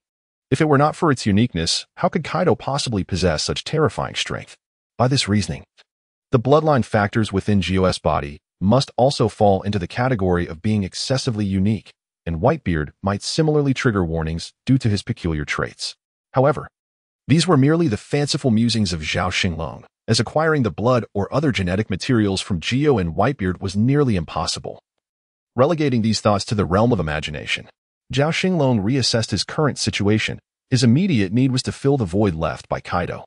Considering Kaido's circumstances, there appeared to be a gap of nearly a decade. If he could successfully clone Kaido, this deficiency would be rectified. Yet, the relentless notification from the cloning chamber had unequivocally declared this approach unfeasible, necessitating the exploration of alternative methods. Taylor possesses the remarkable ability to emulate the powers of the imitation fruit, thereby compensating for Kaido's shortcomings. However, Taylor's own vulnerabilities have also come to light, prompting the consideration of addressing these deficiencies. This approach not only resolves the current dilemma but also highlights the viability of Taylor's physique, which is enhanced by 3 genetic lineage factors and has garnered the attention of the government.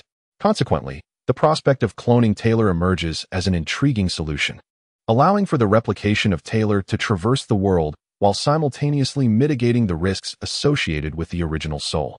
As a prudent alternative, without further hesitation, Taylor employed a novel metallic tube to collect his blood, hair, and epidermal materials, subsequently placing the tube into the circular aperture on the left side of the cloning chamber. Once again, the cloning chamber reverberated with a familiar announcement. Detection in progress. Please hold. The message repeated, detection in progress. Please hold. It was soon confirmed that a suitable cloning template had been identified, prompting the choice to proceed with the cloning by selecting yes to confirm or no to cancel. Following this, a holographic projection emerged from the central position at the bottom of the cloning chamber, displaying 2 elliptical orbs, one green and the other red, signifying negation. Taylor reached out and gently touched the green orb, causing the holographic image to dissipate. Confirmation received. Cloning in progress, with an estimated completion time of 3 months. Should consciousness implantation fail, the clone will develop self-awareness in 4 months. Please remember. Subsequently, the cloning chamber transformed into a silver egg, falling into a hushed silence. Taylor let out a sigh, casting a glance at the slumbering Kaido and the gleaming clone pod, before departing from the small sky island to embark on his grand plans for its development. on a desolate island not far from the G5 branch in the New World. The battle between Fleet Admiral Steelbone Kong and the Red Count, led Field, had reached its conclusion. Both men, panting heavily, stood 30 meters apart, locking eyes as they prepared for their final assault. In an instant, they charged towards one another as if connected by an unspoken understanding. With a resounding thud, Fleet Admiral Kong was sent hurtling back by a blow from the Red Count, a cloud of dust erupting around them. Simultaneously, the Red Count was struck by a punch from Kong, causing him to kneel on the ground. A gentle breeze swept through, enveloping the scene in a profound silence. In the distance, observing the fierce confrontation, Karp set down the senbei he had been holding and bellowed, "Bogart, move out." Like a cannonball, Karp launched himself forward, while his aide, Bogart, silently followed in his wake. In the blink of an eye, they arrived at the ravaged island. Karp strode directly towards the Red Count, while Bogart hurried to attend to Admiral Kong. However, before Karp could reach left field, the Red Count had already collapsed face-first onto the ground, unconscious. After examining left field, Karp determined that he was merely exhausted and had lost consciousness. He retrieved a pair of sea-prism stone handcuffs and secured the Red Count, turning his attention to Admiral Kong. Bogart had already cleared away the debris and was assessing the Admiral's condition. The Red Count's final strike had inflicted significant internal injuries on Steelbone Kong, leaving him gravely wounded. Bogart addressed Karp, stating, "Admiral Kong is injured and requires medical attention. I will carry him back to the warship." With that, Bogart lifted Kong and raced towards the ship, while Karp glanced at the Red Count at his feet, exclaiming, "Truly, a pirate of such caliber, worthy to stand alongside Roger Whitebeard and Shiki. It appears he is not in need of medical assistance. His injuries are not severe, merely exhaustion. The Admiral, after all, has aged and lacks the vigor of his youth." With that, Karp hoisted the Red Count onto his shoulder and headed back to the warship. Thus, the grand battle spanning 10 days and nights between the Red Count left field and Fleet Admiral Steelbone Kong drew to a close. Ultimately, Leadfield's age granted him a slight advantage, allowing him to best the Admiral, yet he was apprehended by Karp, marking the beginning of his 20-year imprisonment and impelled down. At the Navy headquarters in Marineford, in the office of Fleet Admiral Kong, Admiral Sengoku had been on duty in Kong's stead for 10 days when the telephone snail on the desk began to ring. Sengoku answered, "This is the Admiral's office. I am Admiral Sengoku." "Admiral Sengoku. This is Bogart, Captain Karp's aide." "Ah, Bogart. What news of the battle between the Admiral and the Red Count?" "Admiral Sengoku. The battle has concluded. The Admiral ultimately lost by a narrow margin, sustaining severe injuries, but his life is not in jeopardy. The Warring States period. What about Nailfield? Kapu will not simply allow him to escape." Bogart replied, "The Red Earl has succumbed to exhaustion and has been apprehended by Vice Admiral Kapu. We are currently making our way back to the Navy headquarters." Warring States responded, "Very well, I appreciate your efforts. Please ensure your safety on the return journey and provide me with regular updates." Bogart affirmed, "Yes, Admiral Warring States." Warring States concluded, "Let us leave it at that for now," and subsequently ended the communication. Time passed swiftly. In the first half of the year 1500 of the Sea Circle calendar, following a series of significant events, the ocean abruptly returned to a semblance of tranquility, as if it were brewing a new tempest. On June 29th, 1500 of the Sea Circle calendar, after recuperating for 2.5 months from his previous battle with the Red Earl, Grand Marshal Kong finally returned to the Grand Marshal's office at the Navy headquarters. Inside the office, Admiral Warring States reported recent developments to Grand Marshal Kong. After glancing at the stack of documents in his hand, Kong placed them on the desk, gestured for Warring States to take a seat, and remarked, "I have heard that a new pirate crew has emerged in the North Sea, making quite a stir lately." "Indeed, Admiral. It is the pirate crew of the former celestial dragon Don Quixote da Flamingo. Although their activities are rather trivial, his background is quite peculiar. Even though he is no longer recognized, his past as a celestial dragon cannot be erased. Furthermore, I have heard that he has recently re-established some connections with the Holy Land. Then we must exercise caution. Given his unique status, if he grows in power, it could pose significant challenges. Assign this matter to Shiryu." "Understood, Admiral." Additionally, regarding the O'Hara incident, Admiral Sakazuki's bombardment of the refugee vessels effectively curtailed the scholars' escape tactics. The government is satisfied with the outcome, yet the approach was excessively radical. The other vice admirals present also felt that this action painted the Navy in a negative light, particularly Kazan, who held a markedly different opinion. Warring States, What has transpired cannot be altered. In the context of that situation, it is difficult to discern right from wrong. Everyone possesses their own sense of justice and rationale. As long as they uphold their convictions and wear the Navy's uniform with honor, that is sufficient. Such matters are intractable. In the Holy Land, Mariehua, at the residence of Ephemeron, he has recently been secluding himself for intense training. This is due to the considerable disparity in strength between this avatar and his two original forms, necessitating urgent improvement. Additionally, he wishes to diminish his visibility, especially in light of the recent Ohara incident, which has drawn suspicion and scrutiny from the world government, as he is associated with those involved. Ultimately, he had no choice but to fabricate a rather awkward excuse that even Zhao Xinglong found unconvincing, so he chose to remain quietly at his residence to avoid trouble. In the realm of Wano, high above the clouds, the aerial island constructed by Tyler has begun to take shape. In addition to the soil and stones transported from other locations, a portion of vegetation has also been transplanted. The progress has exceeded expectations, primarily due to the assistance of the immigrants from Ohara and Seoul. Thus, Tyler has essentially assumed the role of a mere laborer, while the majority of the construction work has been carried out by others. As he gazes upon the increasingly well-defined aerial island, surrounded by verdant foliage and vibrant blossoms, Tyler employs the powers of the cloud fruit to create a circular sea of clouds. He has also caught some small fish and shrimp from the sea to cultivate within this ethereal realm. A significant area of land has been allocated for the cultivation of crops, ensuring self-sufficiency. Additionally, 2 rewards granted by the system for his victory over the Moonlight Moria have proven beneficial: a small town made entirely of stone, spanning half a square kilometer, alleviating the burden of constructing new homes, and a large freshwater generation system capable of producing fresh water by absorbing rain clouds or scattered clouds in the sky, which can be installed in the town to address the needs for drinking water and irrigation for crops. With these arrangements in place, Tyler finally settled upon a large stone. Contemplating the burgeoning town of the aerial island, a sense of belonging swelling within him, as if this were his homeland. After discussions with Professor Clover and others, the town was named New Ohara, marking a new home for all the survivors of Ohara. Tyler also planted 2 cores of the Tree of All Knowledge in 2 green spaces within New Ohara, hoping that one day these cores would sprout into 2 new Trees of All Knowledge, reaching a height of perhaps 100 meters, which would be a source of great satisfaction. Meanwhile, the infamous pirate Edward Newgate, known as Whitebeard, began to be hailed by many pirates as the maritime emperor reigning over the New World, thus earning the title of the White Emperor. Time flew by, and on July 15th, New Ohara was fully established. The extensive archives of Ohara, comprising 95 of its original documentation, were placed in the town's center within a towering 6-story building named the New All-Knowledge Library by Professor Clover. Furthermore, Tyler constructed a spacious residence for Saul, considering the significant difference in stature between Saul and the others. Even Tyler, who stands tall, is merely half Saul's height. Here, Saul and the people of Ohara would spend a secluded existence for the next 20 years. By the time they re-emerge into the world, it will be during the moment when Luffy makes his final push towards the throne of the Pirate King. But that is a tale for another time. On that day, Taylor departed from New Ohara early in the morning, heading towards the floating island above the City of Flowers.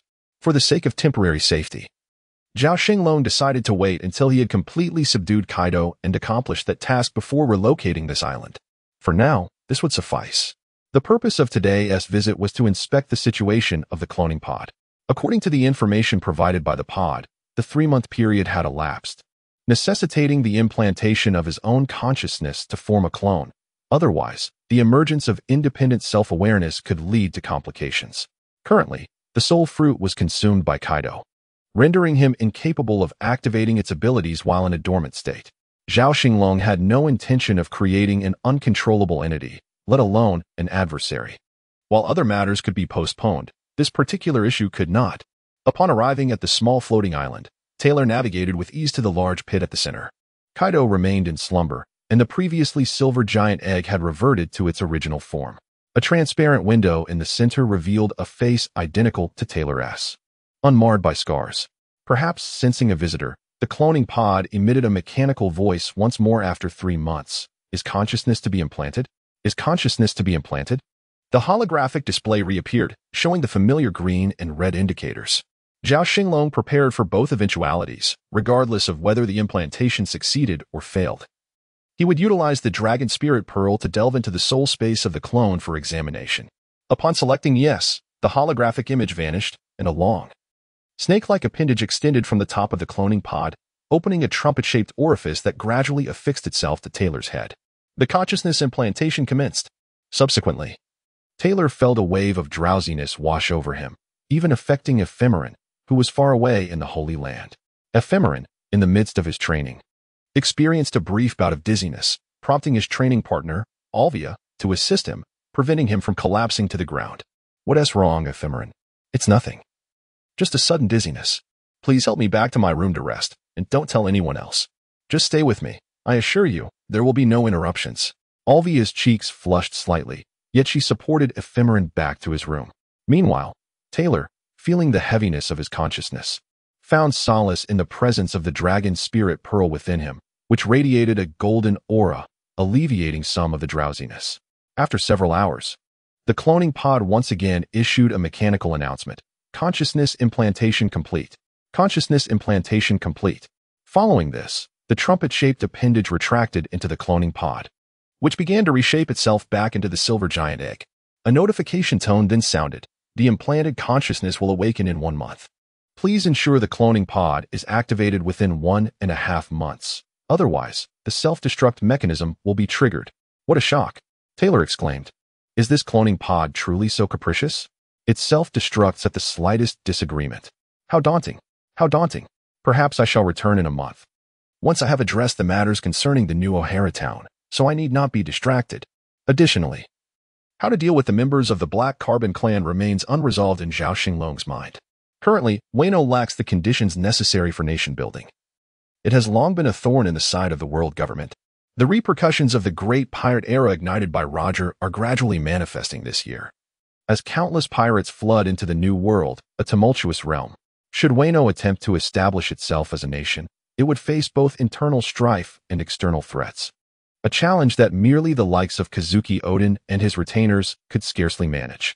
Zhao Xinglong bears no obligation to assist Oden in defending this territory unless a mutual agreement is reached, with Kaido truly becoming the protectorate monarch of Wano. Otherwise, it would be futile. Since Zhao Xinglong has latched onto Kaido, this precious land of Wano must undoubtedly serve as his stronghold. Nation building is not the outcome Zhao Xinglong currently envisions, as he has not entirely assimilated Kaido. And the newly established O'Hara town necessitates a closed nation to significantly mitigate exposure risks. Furthermore, Kaido has not yet attained an invincible state, thus making isolation imperative. However, it is also unnecessary to transform the once idyllic Wano into a chaotic mess. The reasoning is straightforward. Who desires a home filled with disorder? This matter requires further contemplation. Moreover, Zhao Xinglong finds himself conflicted regarding Momonosuke. If viewed purely as a pirate, one could dismiss the notion of becoming the pirate king, but Momonosuke must perish, such is the conclusion. Yet, how should one navigate such an environment? Should he truly slay him? Zhao Xinglong believes he is much like Kaido in this regard, unable to act decisively. How could one harm a child who is yet to heir? A headache ensues, and he resolves to set this matter aside for now, taking it one step at a time. Time flies, and before long, a month has nearly elapsed. The new O'Hara town has settled into a steady rhythm, and its inhabitants have adapted to life on the Sky Island, achieving self-sufficiency and effectively attaining a hermetic existence. Zhao Xinglong finally breathes a sigh of relief, having resolved a significant concern. Upon returning to the skies above the flower capital, in the large pit at the center, Taylor sits in anticipation. A month is nearly complete, and still, he wonders what the awakening of consciousness will entail. As time ticks away, suddenly Taylor, the still slumbering Kaido, and the distant Moron in the Holy Land all sense a tremor deep within their souls. In an instant, they become aware of a new physical presence. And at that moment, the cloning pod transforms back from its massive egg shape into its original form. Consciousness has awakened. Please detach promptly. Subsequently, a holographic image reappears, indicating the need to detach from an ellipsoid, accompanied by a countdown of 15 days that begins to flash, presumably the countdown to that abrupt self-destruction. Without hesitation, Taylor directly activated the release mechanism, causing the hologram to vanish. The hatch of the cloning chamber opened, revealing a robust man who bore an uncanny resemblance to Taylor. Simultaneously, Taylor's own image flashed through his mind. This scene bore a striking resemblance to the moment years ago when he had locked eyes with Ephemeron in the sanctum. The clone of Taylor stepped forth, and as it did, the cloning chamber began to dissolve into shimmering silver particles that surged into the clone's body. Zhao Xinglong was suddenly overwhelmed by an excruciating, inhuman pain. What on earth was happening? Neither the system nor the cloning chamber had mentioned anything about this. The clone of Taylor's muscles bulged, and his skin flushed a deep crimson as he grew 2 meters taller right before Taylor's eyes. Now standing just slightly shorter than the towering 7 meters 3 inches of Taylor himself. It seemed that the cloning chamber possessed such extraordinary capabilities. No wonder it was deemed a one-time use. The clone of Taylor gasped for breath, noting that typically, cloned beings exhibit certain flaws and imperfections. Particularly, the original Taylor had once been a test subject under the auspices of the world government, classified as a failed experiment. However, due to Taylor's unique lineage resulting from a meteor, he had undergone changes in his genetic factors, ultimately acquiring 3 distinct bloodline traits, which piqued the curiosity of the world government. Even so, Taylor's genetic factors were not flawless. One could only regard them as products of specific conditions and environments. If one were to assign a score based on these genetic traits, Taylor would scarcely reach a score of 90, far from perfection. In contrast, the current clone of Taylor undoubtedly boasted a score exceeding 99 and possessed 3 sets of genetic traits. Taylor utilized the Dragon Spirit Pearl to delve into the soul space of Zhao Xinglong's spirit. Upon inspection, he was taken aback to discover an independent soul entity of 3 lives, a lineage factor accompanied by a soul body. This revelation astonished Zhao Xinglong, who had become accustomed to the peculiarities of the pirate world, prompting an exclamation of awe. Nonetheless, this presented Zhao Xinglong with an alternative choice, albeit one he had yet to fully contemplate. However, the adjustment to fruit abilities was a matter requiring attention, leaving him to ponder the intricacies of such modifications. On a diminutive island in the New World, a man clad in a shaggy black coat sat upon a large stone, a cigar clenched between his teeth. With slick back hair and a fresh horizontal scar adorning his face, his left arm lay bare, wrapped in white bandages. This was none other than Crocodile, one of the future warlords of the sea. Just 2 days prior, he had faced off against Whitebeard, suffering a devastating defeat that nearly cost him his life. Were it not for his father's last-minute intervention, Crocodile would have likely lost more than just his left hand and the scar etched across his visage. As one of the few formidable silver-tier contenders in the New World, Crocodile found himself grappling with doubts regarding his own strength for the first time. His impressive martial prowess and the power of his Logia fruit seemed inadequate against the dominion of the New World's rulers. It dawned upon him that only the legendary ancient weapons might stand a chance against such formidable foes, leading him down a path that appeared increasingly bleak. On September 2nd, 1500 of the Sea Circle era, Xinglong, who had remained sequestered in his abode for nearly half a year, received a summons from the star, the reason for which remained enigmatic. This occurred just before the convening of the current Celestial Dragon Assembly, prompting Xinglong to once again enter Panga City. Although he possessed a residence within Panga City, Zhao Xinglong believed it could not compare to the comfort and ease of Xinglong's estate in the Holy Land, which is why Xinglong had refrained from residing there. Indeed, others among the celestial dragons shared a similar sentiment, as aside from the star, there was the enigmatic figure of Sama looming above them. Zhao Xinglong harbored a deep-seated aversion towards the mysterious presence behind that celestial dragon. To put it bluntly, he felt a twinge of guilt, considering Xinglong was a body he had forcibly appropriated. Who could tell if him possessed the ability to unravel the truth? Much like Big Mom's daughter, Charlotte Brle, and the Princess of Dressrosa, Violet, whose abilities allowed them to read the secrets of the heart. This made Zhao Xinglong particularly wary, striving to avoid unnecessary complications. Until he had fully matured, caution was the prudent course of action. With questions swirling in his mind, Xinglong stepped into the conference room, where the star awaited him, having gathered all present for this meeting.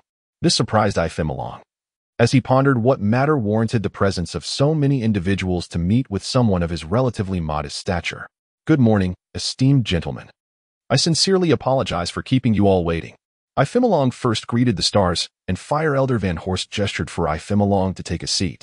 In addition to the 2 single sofas and a larger couch, the conference room had been furnished with an additional chair with a backrest. Xinglong, not one to be overly formal, expressed gratitude and settled into the chair. Fire Elder Van Horst, seated on one of the single sofas, initiated the conversation. Xinglong, do not be anxious. The Quadrennial Celestial Dragon Conference is about to convene, and this year, there is a pertinent topic we wish to deliberate upon, a matter that concerns you. 4 years ago, at the last conference, you, as a newly inducted member, proposed the notion of pirates restraining pirates. Do you recall? Ifimolong replied, "Indeed, esteemed elder. How could I forget my own proposal?" Earth Elder Reuben interjected. At that time, the global situation was not as dire as it is today. The words spoken by Pirate King Roger 2 years ago during his execution have brought us immense challenges. It is undeniable that we did not foresee the present circumstances. We have summoned you today primarily to inquire about your perspective. Water Elder Gotzi added, "We are particularly interested in whether you have devised a more detailed plan. After all, 4 years ago, you merely presented an idea without concrete methods or guidelines." Ifimolong smiled, finally easing the tension that had lingered, and said, "Esteemed elders, as a member of the Celestial Dragon Conference, it is only natural for me to share in the government's concerns.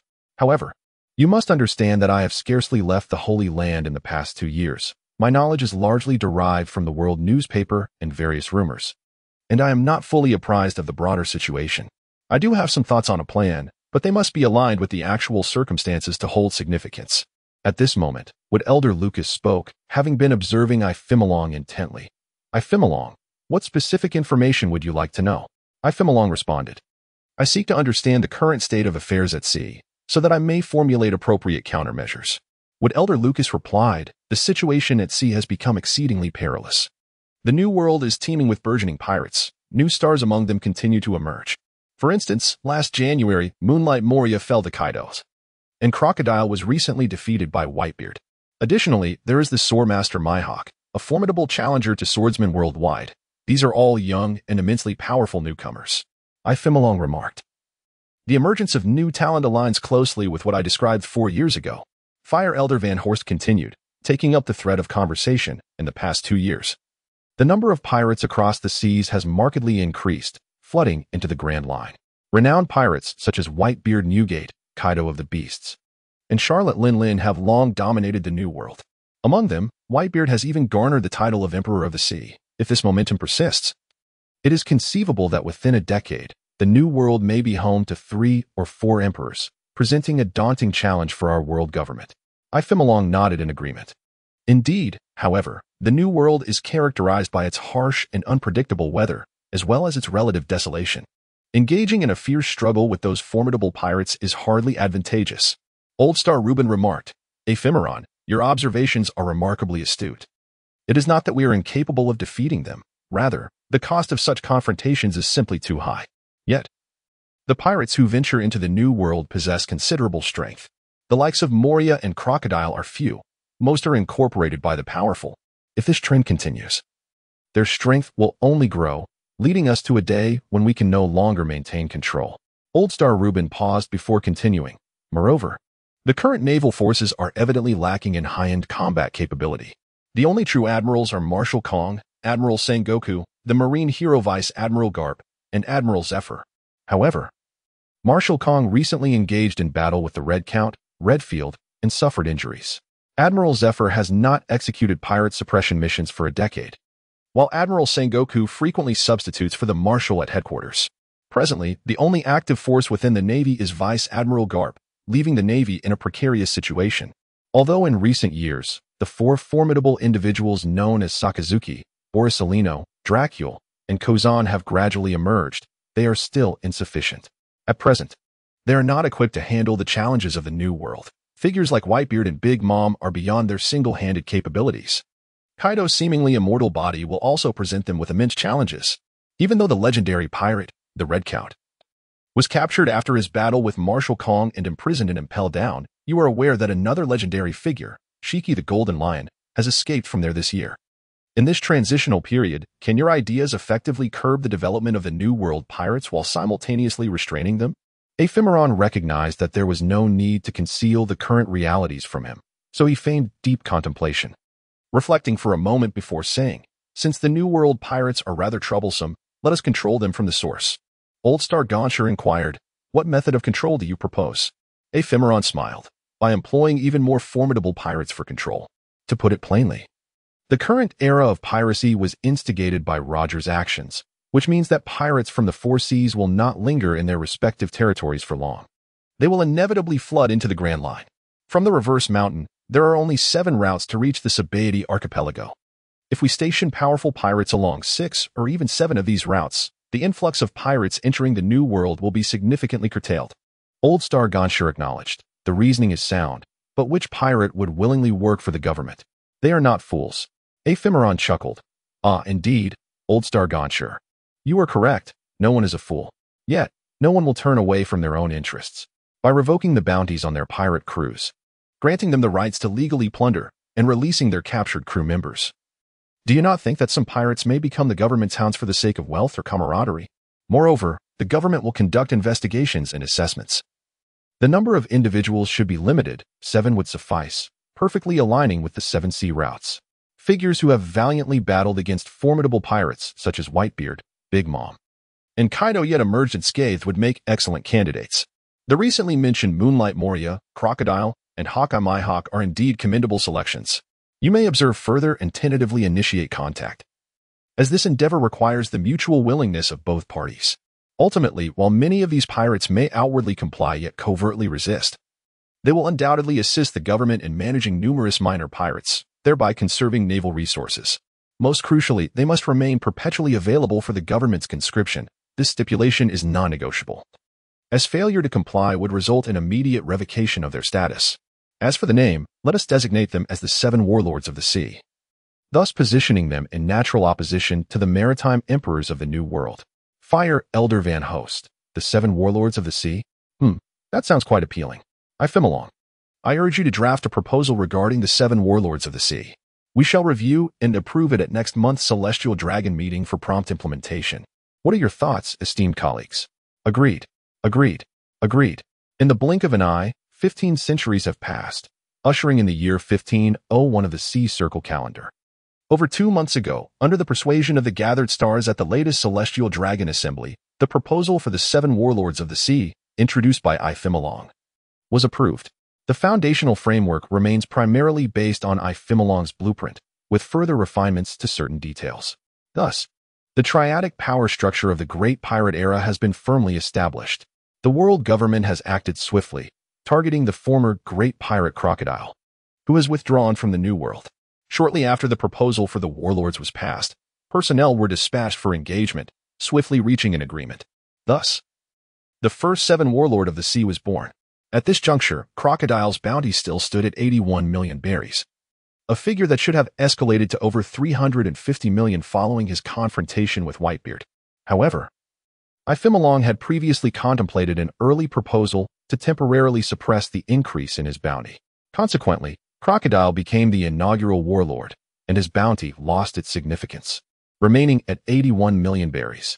His prior defeat by Whitebeard had instigated some psychological turmoil, leading him to continuously grapple with the tension between personal strength and external pressures.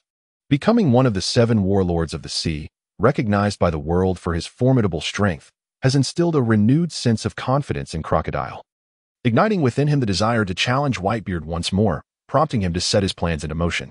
Meanwhile, another figure of interest to the world government, Gecko Moria, remains shrouded in silence.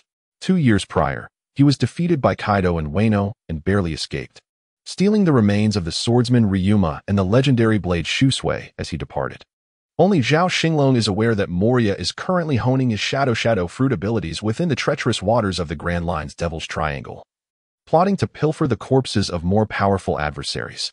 As for Emporio Ivankov, following the recent proposal regarding the warlords, he graciously declined the accolades offered by the stars, for he lacks nothing in his current circumstances. However, with the predicament involving Clone Taylor possessing 3 souls, 3 sets of bloodline factors, and potentially 3 devil fruits, it is Taylor who truly requires these resources. Yet, Ivankov understands that he and Taylor must sever any ties, lest all their efforts be rendered futile. In Taylor's domain, Zhao Xinglong once again made adjustments to the fruits of power: the Paramecia-type Mimic Fruit, the Logia-type Moonlight Fruit, and the Paramecia-type Restoration Fruit, obtained as a reward during the novice lottery system, were all bestowed upon the clone Taylor. This clone, surpassing Taylor's physical form and perfection, combined with the abilities of the Restoration Fruit, endowed it with a physique nearly akin to that of Kaido. Additionally, 2 scrolls of sea curse resistance were granted for its use, enabling it to guard and cultivate in Wano country, preparing for the impending upheaval anticipated in just over a year. Meanwhile, Taylor continued to consume the Zoan-type Titan Bull Python fruit, the Paramecia-type Suksuk fruit, and the Logia-type Cloud fruit. After much deliberation, Taylor ultimately decided to carry this particular fruit with him at all times. The fruit, described as a mere trifle, was left by Zhao Xinglong within the Dragon Spirit Pearl, destined for Kaido's corporeal form. On January 22nd, 1500 of the Sea Circle calendar, Tyler, having organized all matters concerning Wano country, finally bid farewell to everyone after an 8-month hiatus, preparing to embark once more into the world for further training. In the system space, there remained only 2 single-masted small boats crafted by Ephemeron in the Holy Land, one measuring just over 30 meters, the other, the 1,000-mile Sunshine, spanning 39 meters, while the second boat was a mere 20 meters long, exceedingly simple in design. Yet for Tyler, it was akin to an ordinary person navigating a modest vessel, the advantage being that it could be manned alone. However, this was an unavoidable circumstance, as Tyler found himself solitary. Thus, Tyler set forth alone, stepping lightly upon the moonlit path, piloting the small boat towards the vast ocean. Within 3 days, he sailed through calm waters, a stark contrast to the tempestuous nature of the New World, leading Zhao Xinglong to ponder whether he bore the aura of a protagonist, as fortune seemed to favor him. Yet, Tyler found himself lost. Through the connection of souls, he discerned that he was nearing the windless zone adjacent to the North Sea. This left him somewhat speechless, as he had initially envisioned visiting Water City to construct a larger 3-masted ship and recruit companions for his journey. Instead, fate had led him to the brink of the windless zone. Accepting his situation, he decided to return to the North Sea for a visit. Tyler hailed from the North Sea, a fact known to Zhao Xinglong. The childhood memories had faded and held little reference or significance. Moreover, Tyler's biological parents had tragically perished in a maritime disaster 2 years prior, leaving him with no ties to the North Sea. Zhao Xinglong recalled the moment in Impel Down when he learned of Tyler's parents' demise from Ephemeron, in the brief tremor that coursed through the souls of Tyler and Kaido. Even in the absence of consciousness, the soul was not merely a vessel. It possessed instinctive reactions, and this tremor was indicative of Tyler's innate response, rather than Zhao Xinglong's. In the distance, 2 colossal sea kings emerged from the depths, and through his observation haki, Tyler realized they had also detected him. Without hesitation, he activated the abilities of the Cloud fruit. A white cloud formed beneath him, retrieving the boat into the system space as Tyler soared into the sky. Crossing the windless zone was perilous, so flight was the prudent choice. At that moment, the New World was a tumultuous sea, as the measures of the 7 warlords had just begun to take effect, with only Sand Crocodile responding to join their ranks. He was currently preoccupied with seeking revenge against Whitebeard, which contributed to the ongoing chaos of the seas. A wave of silver medalists surrendered, fell in battle, or retreated, while another influx of new silver medalists surged forth. Truly, the New World was a realm of unyielding turmoil, with a ceaseless flow of new supernovas. In the Holy Land of Mariehua, within Ephemeron's residence, only he and Alvia were immersed in the study of ancient scripts and history when a knock echoed at the door. Ephemeron set aside his documents, raised his voice, and called, "Enter." The old butler, Field, entered carrying a box and said, "My lord, this is a devil fruit that Takin and I have just procured from the black market. Please take a look." Effie Malong extended his hand to receive the box, opened the lid, and upon seeing an unfamiliar devil fruit, inquired, "Field, what kind of fruit is this?" Field glanced at Alvia, who sensed their unspoken communication and stood up. Addressing Effie Malong, "My lord, let us conclude our discussion for today. I am feeling weary and shall take my leave." After a courteous bow, she made her way toward the door, though she casually seized a book from the shelf as she passed. Effie Malong remarked, "Alvia, if you are tired, you should rest. However, if you prefer to stay, there is nothing I need to conceal from you. I trust that even if you overhear something, you would not speak of it indiscriminately. Correct?" Alvia turned her head, offering Effie Malong a gentle smile. "Thank you for your trust, but the safest course is to refrain from listening altogether." With that, she exited the study, leaving behind a charming silhouette, and Effie Malong chuckled and shook his head. "Now that she has departed, what fruit is this? I have never encountered it in the compendium." The old butler replied, "I have not seen it in the compendium either, but the seller claimed it to be from the Holy Land, Mariehua." In the study of Effie Malong's residence, he examined the wooden box while Field continued, The seller asserted it to be the paramecia-type mercury fruit. Indeed, such a fruit exists. Well done. You and Takin have performed admirably. Is there anything you desire? My lord, I lack for nothing. I merely wish to know when we might return to my hometown in the East Sea. Oh, Field. I had no idea you were from the East Sea. My lord, please forgive my oversight. As one ages, nostalgia tends to arise. In that moment, Zhao Xinglong felt that no matter the world, the yearning for home is a universal sentiment, perhaps a manifestation of the cycle of life. Very well. But we shall wait for 2 years. The situation at sea is quite tumultuous, and Takin and the others have yet to reach their full potential. Once the circumstances improve, I shall embark on a journey to the East Sea, and I would be glad to visit your homeland. Thank you, my lord. Meanwhile, in the office of Admiral Kong at the Marine headquarters in Marineford, Admiral Sengoku and Vice Admiral Karp sat on the sofa. Admiral Kong looked at the two and said, "Let us discuss how to handle this situation. Such a promising talent of the Marine's supreme strength has defected. Why is that? Karp, your beloved son, what say you?" As Karp munched on some rice crackers, he replied with a hearty laugh, "Huh, Admiral, I have educated him well with my iron fist of love. But the boy has grown up. There's little I can do. If I encounter that rascal again, I shall let him experience the iron fist once more." Ha. Warring states, Admiral Kong, this event was bound to occur sooner or later. The justice that rascal, dragon, embodies should be an untainted form of justice. There exist unspeakable matters within the Navy and the world government, and when one cannot tolerate such things, separation becomes unavoidable. The massacre of civilians in O'Hara, along with the earlier attempts in the South China Sea to eradicate Roger's bloodline through brutal means against innocents, are the catalysts. Admiral Kong, it is undeniable that there are individuals within the Navy who conspire with the corrupt, and some are excessively extreme. However, the majority of the Navy upholds a justice that is centered on saving lives, aiding the injured, protecting civilians, combating pirates, and maintaining global peace. I have heard that Kazan has significant objections to Sakazuki's bombardment of civilian refugee vessels. Warring states, indeed, Admiral.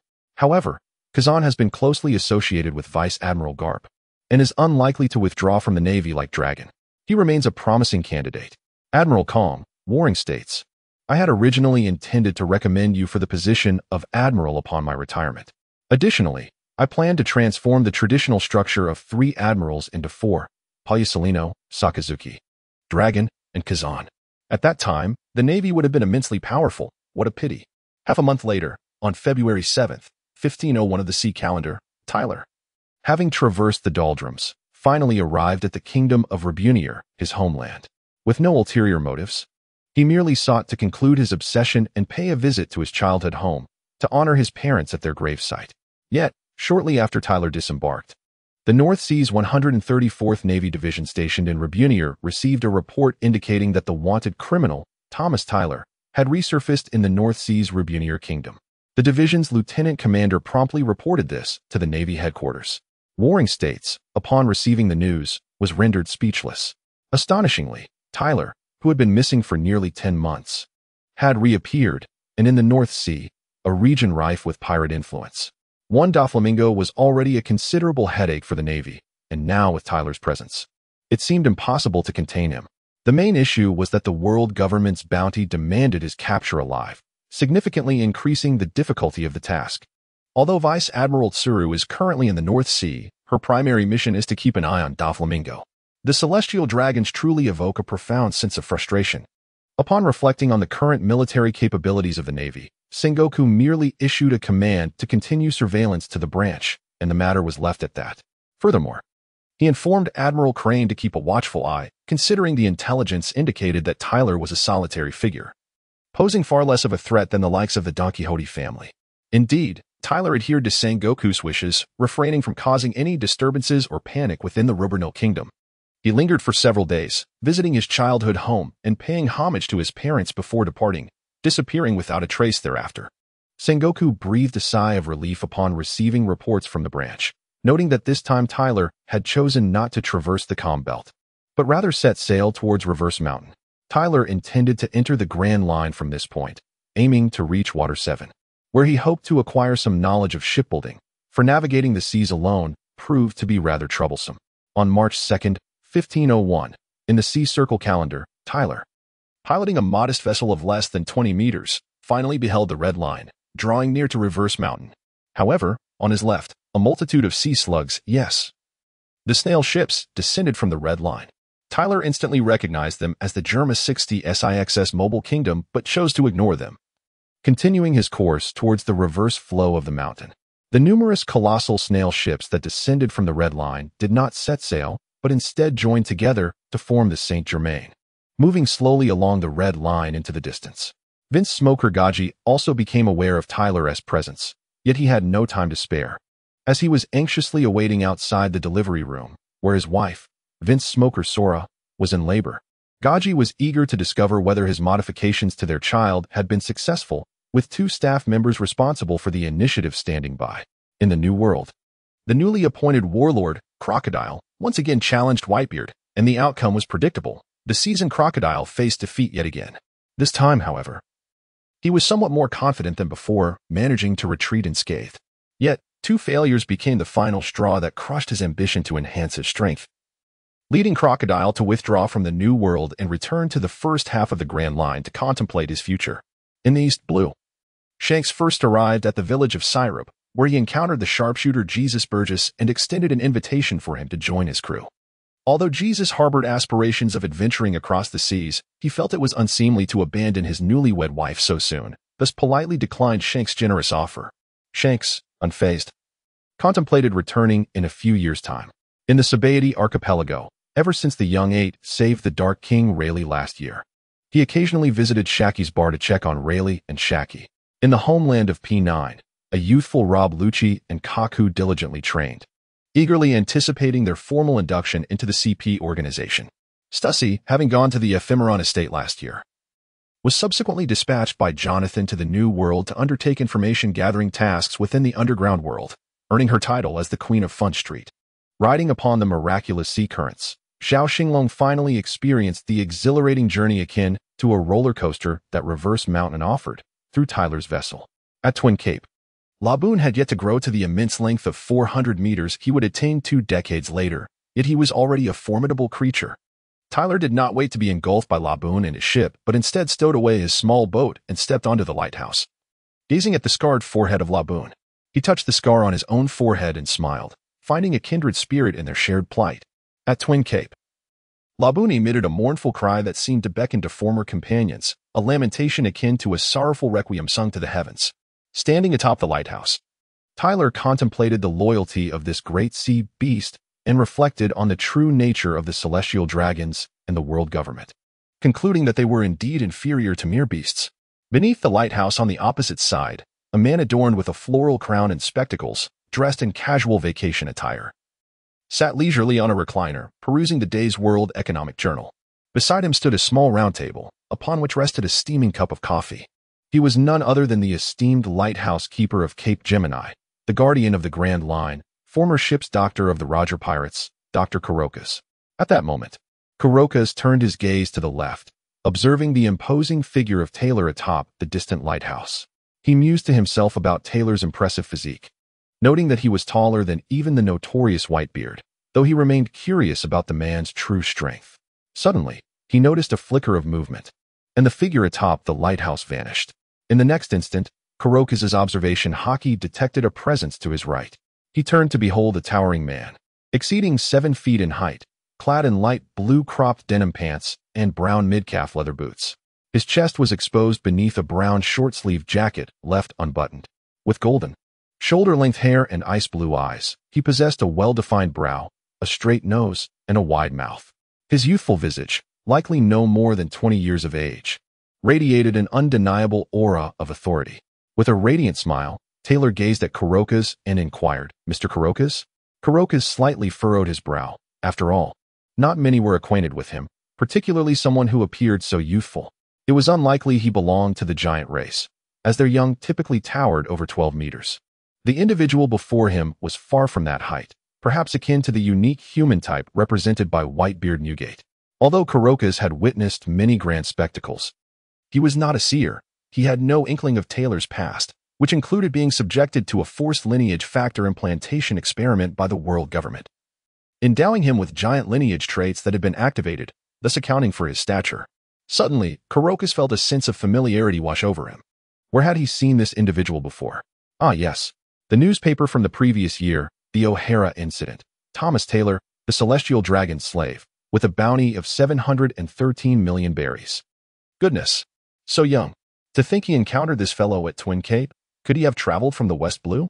Kurokas pondered, his expression remaining unchanged as he cast a sharp glance at Taylor, coolly stating, when inquiring of others, one ought to introduce oneself first. That is the essence of politeness. Taylor's temples twitched. You are quite right, my apologies. As he recalled the details regarding this person, he was preparing to introduce himself when Kurokas, akin to a dam bursting, declared, I am Kurokas, the keeper of the Twin Cape Lighthouse. I am 52 years old, a Gemini, and my blood type is A. The pace of his speech had transformed entirely, leaving Taylor momentarily bewildered. So this individual was somewhat of a jester. All this time spent was merely for amusement. Mr. Kurokas, it is a pleasure to finally meet you. I have long admired your reputation. I am Zeta Taylor, 20 years of age. You may call me Taylor. I know you. You are the notorious pirate with a bounty of 713 million, currently wanted by the world government. Your wanted poster resides in the lighthouse. But it bears the name Thomas Taylor. Thomas was my former surname. Circumstances changed, and I adopted a new name many years ago. Since then, I have been known simply as Taylor. They remain unaware of my name change. It seems the world government is aware of my previous surname, hence the discrepancy.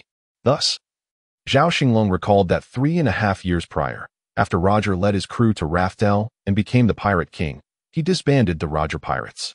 Ship's Dr. Kurokas returned to Twin Cape to accompany Laboon and continued his duties as the lighthouse keeper. It could be said that aside from the partner Laboon awaited, the Baroque works, the individual closest to him was Kurokas, who had cared for the young Laboon as a father would. Roar, roar, roar. The whale Laboon roared nearby with his deep voice, and Taylor turned to gaze at the wailing Laboon. Zhao Xinglong was aware of the tale of the island whale Laboon. Yet Kurokas proceeded to recount the story to Taylor. He was a whale endowed with human emotions. I vividly recall that it was 30 years ago when I was stationed at the lighthouse as usual. A boisterous crew of pirates arrived from the West Sea, and the young Laboon followed closely behind them. This band of pirates traveled with Laboon, who had been named after the West Sea, yet he chose to accompany them. It is essential to note that island whales are inherently social creatures, and Laboon had already embraced the pirates as his companions. However, due to the perilous nature of the Grand Line, their captain entrusted me with Laboon's care, promising to return in 3 years after circumnavigating the globe to take him along on their adventures. Yet, they departed and remained absent for 30 long years. 7 years ago, for reasons of a particular nature, I embarked on a distant journey and sought news of that band of pirates, but I found no trace of them. I heard whispers that after leaving Water 7, they vanished without a word. I feared they would never return, so 3.5 years ago, I returned here and informed Laboon that his companions might have met with misfortune or returned to the West Sea from whence they came, thus never to return. From that day forth, Laboon began to strike against the Red Line, as if to break it down and return to the West Sea. The scars upon his brow are a testament to the relentless impacts he endured. Per Laboon, Taylor let out a sigh, contemplating whether to make an agreement with Labu before Luffy arrived. However, he swiftly dismissed the notion, realizing that with Luffy's involvement in the future, there was no need to deprive someone of their glory. Mr. Kurokas, it is a pleasure to meet you, and Labu. Especially you, the legendary figure. The ship's doctor of the Pirate King Roger. How did you come to know that? Mr. Kurokas, I mean no harm. Those 3.5 years were spent serving as Roger's ship doctor, right? Haha. As a slave to the celestial dragons, I have access to certain information that is relatively easy to obtain. I happen to be a favored slave, so I possess knowledge that is not commonly known to others. Ha ha ha. Do not worry. I am merely passing through. I am currently a pirate wanted by the world government. My aspiration is simply to traverse the Grand Line, to personally experience the magnificent journeys undertaken by those great pirates, much like Roger did. Although I have no particular interest in becoming the Pirate King, that does not diminish my yearning for freedom. Furthermore, it is only fitting that I live up to the bounty of a great pirate. Wouldn't you agree? Ha ha ha. You truly are an amusing little rascal, Taylor. Ha ha ha. Is that how you see it, Uncle Kurokas? Ha ha ha. Under the lighthouse, Taylor and Kurokas engaged in idle conversation for a while Lab resumed his relentless task of crashing against the rocks.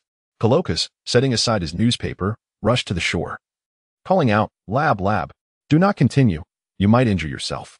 Perhaps one day they will return. only to find you gone. However, Colocus's words had little effect. Lab persisted in his obstinate endeavor against the Red Earth. Uncle Colocus, do you require my assistance? Taylor addressed Colocus, questioning whether it was possible to halt his reckless course. Such reckless behavior could severely impact his lifespan. At this rate, he might not even reach the age of 60. It is important to note that the island whale can rival the giants, boasting a lifespan that extends for centuries. Taylor's eyes widened slightly, his pupils constricting as a unique aura erupted forth from him. Not far away, the water surface was disturbed by several sizable fish, while Labu's eyes trembled incessantly, halting his collision with the mountain. The Conqueror's Haki. You, young man, possess the might of the Conqueror's Haki. You honor me with your presence. Though there are some who wield this power in the New World, I have seldom encountered pirates in Twin Cape over the years who possess such prowess. Young man, you are indeed remarkable. I estimate that your strength will pose no problem before entering the New World. Uncle Colocus, based on your experience and judgment, do you believe my strength is sufficient for the New World? Indeed, while I am not particularly adept in combat and only possess observation haki, I can discern the basic strengths and weaknesses. From what I understand, aside from a few legendary pirates of the older generation and a handful of perverse individuals slightly older than you, there are no more than a couple who could decisively overpower you. I have faith that you will carve out your own domain in the New World. Oh, to receive such high praise from you is truly rare. Ha ha ha. At that moment, the island whale Labu surfaced, casting a fearful glance at Taylor before locking its enormous, tear-filled eyes on Colocus as if it had suffered a great injustice and began to wail mournfully. Taylor observed Lab's actions and couldn't help but chuckle, reminiscent of 30 years ago, like a child in innocence. With a graceful leap, Taylor landed atop Lab's head, gently stroking him a few times with his right hand. He said, Lab, as Uncle Colocus mentioned, many of your companions you await may never return. They have fallen forever on the Grand Line. Yet, there is one who is tirelessly seeking the way back, though it may take many years. You must take care of yourself, so as not to miss the promise made. In the years to come, you will encounter new companions with whom to forge new agreements. Or you may consider me a new ally. Let us vow to protect ourselves and refrain from inflicting undue harm upon our bodies. One day, I shall return to see you again. Trust me, the one you await will surely come back. Lab's eyes brimmed with tears. Though Taylor was unaware whether they were a result of the Conqueror's haki he had previously unleashed or if his words had deeply moved Lab. Taylor patted Lab's head once more, chuckling, You must behave. Colocus, observing Taylor's actions, was reminded of the Roger pirates, who were far from mere ruthless brigands. They were a band of adventurers yearning for the freedom of the open sea. The qualities Taylor exhibited reflected this same spirit, prompting a knowing smile from Colocus. Roger was not the first to aspire to a life of unrestrained adventure, nor would he be the last. Afterward, Taylor lifted his gaze and smiled at Colocus, saying, Uncle Colocus, I entrust Lab to you. I must be on my way. Colocus replied, Taylor, you need not worry about that. However, the Grand Line is not only home to formidable foes but also to unpredictable weather. I trust you are aware of this. Moreover, countless unknown dangers lurk ahead. It has been a pleasure to meet you today. Take great care and return soon to check on Lab. Taylor leaped back to the side of the lighthouse. Gazing at Labu, with his left hand, he swept back the hair from his forehead, revealing a prominent cross-shaped scar. He pointed to the scar with the index finger of his right hand and declared, Let us make a pact. Do not leave any more scars upon your head. I shall return to check on you. Labu's eyes widened in astonishment as he beheld Taylor's scar, tears welling up in his eyes. Meanwhile, Colocus approached the shore, gently patting Labu on the back, and said, Bid farewell to Taylor, my friend. I believe you will return to this place once more. Taylor waved goodbye to Rab and Colocus, gracefully leaping into the air with a moonwalk. Ah, I forgot to mention the matter of the memory pointer. Never mind. Taylor should be aware of it, right? After a while soaring through the sky, Taylor felt as though he had overlooked something vital. Navigating the Grand Line necessitated the memory pointer. He retrieved the memory pointer from the system space, but realized he had not stored any magnetic force. The memory pointer spun incessantly in his hand. Although he possessed the permanent pointers to the Holy Land of Mariehua and the Sabaody Archipelago, they seemed rather distant. Continuously flying towards them felt impractical. He should first locate an island to store the memory pointer before proceeding in an orderly manner. In Wano, the clone of Taylor had gradually adapted to his form. The mimic fruit had replicated the fish fruit's azure dragon form and had once again reached an awakened state, acquiring a second mimicry position. The Moonlight Fruit and Restoration Fruit had also reached a level of mastery, yet the awakening state still eluded them. Unlike the Mimic Fruit, fruits that had previously attained awakening could easily reach it once more. Zhao Xinglong was also contemplating which fruit to utilize for this mimicry position, currently leaning towards a space-type Paramecia Devil Fruit. However, the Dor fruit was still unaccounted for, and Bruno was likely training on the secret island of P9. The Surgery Fruit would not reveal its whereabouts for another 8 or 9 years, leaving only the Holy Land of Mariehua as a viable option. In the residence of the Ephemeron family, within a study, sat only Ephemeron himself, unusually perched on a single sofa, a cigarette delicately held in his right hand, while his left index finger tapped rhythmically against the armrest. A few days prior, Xing had assigned Ephemeron a task to undertake an official visit this year. It was not that Ephemeron was unwilling to travel. The current maritime situation was quite grim, with pirates proliferating and swarming into the New World. Aside from Whitebeard and a select few formidable pirates like Kaido who maintained stable territories, the rest of the seas resembled a battlefield of competing factions. Traveling to the West Sea or North Sea was perilously hazardous. Should he venture to the East Sea instead, where pirates were somewhat fewer? However, it appeared that red-haired Shanks had been roaming that region lately. Although he had not yet reached the level of an emperor, he certainly surpassed the typical vice-admiral. But should he head to the South Sea? He had not made a firm decision, especially after discussing with the butler just 2 months prior about visiting the East Sea to see his homeland. For now, he resolved to observe the maritime situation and trends. If conditions proved unfavorable, he could always postpone the journey until the latter half of the year. With this thought, Ephemeron flicked off the ash from his cigarette, took a deep drag before extinguishing it, and rose to commence his training, striving to awaken the membrane fruit before his departure, thus ensuring greater security for his endeavors. In the air, Taylor gracefully executed the moonwalk, engaging in physical training, when suddenly, the weather took an unexpected turn. The unpredictable nature of the Grand Line's weather was indeed notorious for its abrupt changes. Yet, such fluctuations posed no challenge for Taylor. With the powers bestowed by the cloud fruit, he soared through the skies like a deity from ancient mythology, capable of riding the clouds. In an instant, a pristine island cloud formed beneath his feet, ascending towards the increasingly darkened heights. The capricious weather was but a trivial matter beneath the clouds, above them. It bore little significance. What perplexed Zhao Xinglong was the presence of the Golden Lion Shiki. One could understand the need for a skilled navigator acquainted with weather patterns when sailing the seas, but for a sky pirate crew of such renown, the insistence on having a weather-savvy navigator seemed utterly absurd. Ultimately, this obsession stemmed from the aftermath of the Battle of Itewol. No matter how bizarre the weather in the world of One Piece, it remained a concern beneath the clouds, above, as long as one ensured adequate oxygen and warmth. All would be well. The abilities of the Golden Lion's superhuman float fruit surpassed those of both the natural cloud fruit and various other superhuman abilities in this regard. Now, Taylor sat cross-legged atop a grand, white island cloud, resting as he gazed down at the dense mass of dark clouds below, steadily advancing in a particular direction. Zhao Xinglong came to terms with the situation. Wherever the winds took them, they would follow. Upon discovering an island, he would gather magnetic energy until the compass was full, ready to point towards the next destination, for flying in the sky with his mentor held little allure.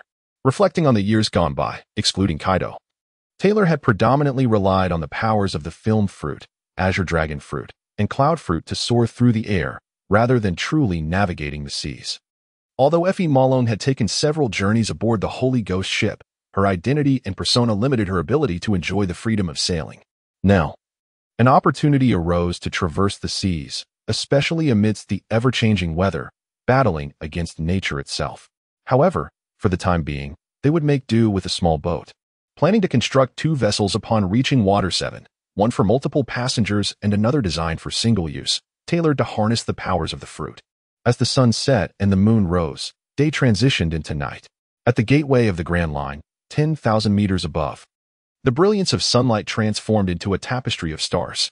In the east, a luminous orb emanated a gentle glow. Though not a full moon, it was nearly so. Yet, this moon held no power to awaken the bloodline transformation of the Fur tribe, prompting Taylor to glance at it without concern.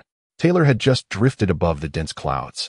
But the angle of the moonlight was unfavorable, and being too far from the sea surface, even with his night vision capabilities, he was unable to discern the scene below.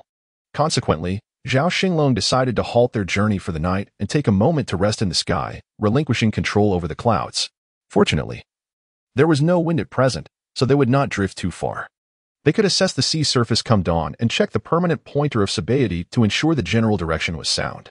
This is the advantage of being at an altitude of 10,000 meters, unlike a vessel on the sea, which can typically see a distance of no more than 40 kilometers. The celestial bodies in the world of One Piece are comparable in size to Earth. For instance, take the Thousand Sunny. The height of its mast lookout does not exceed 40 meters. If we calculate based on that height, standing atop the lookout allows one to see the horizon at a maximum of 15 kilometers. In the case of an island, assuming its highest point reaches 100 meters, one could potentially see it from about 40 kilometers away, but factoring in weather and other variables, the visible range narrows to 20 to 40 kilometers. Relying solely on this limited visibility makes it exceedingly difficult to locate islands in the Grand Line without a magnetic pointer, as the view does not extend far enough. However, at an altitude of 10,000 meters, the visible radius exceeds 250 kilometers, creating a significant disparity with the visibility from a ship.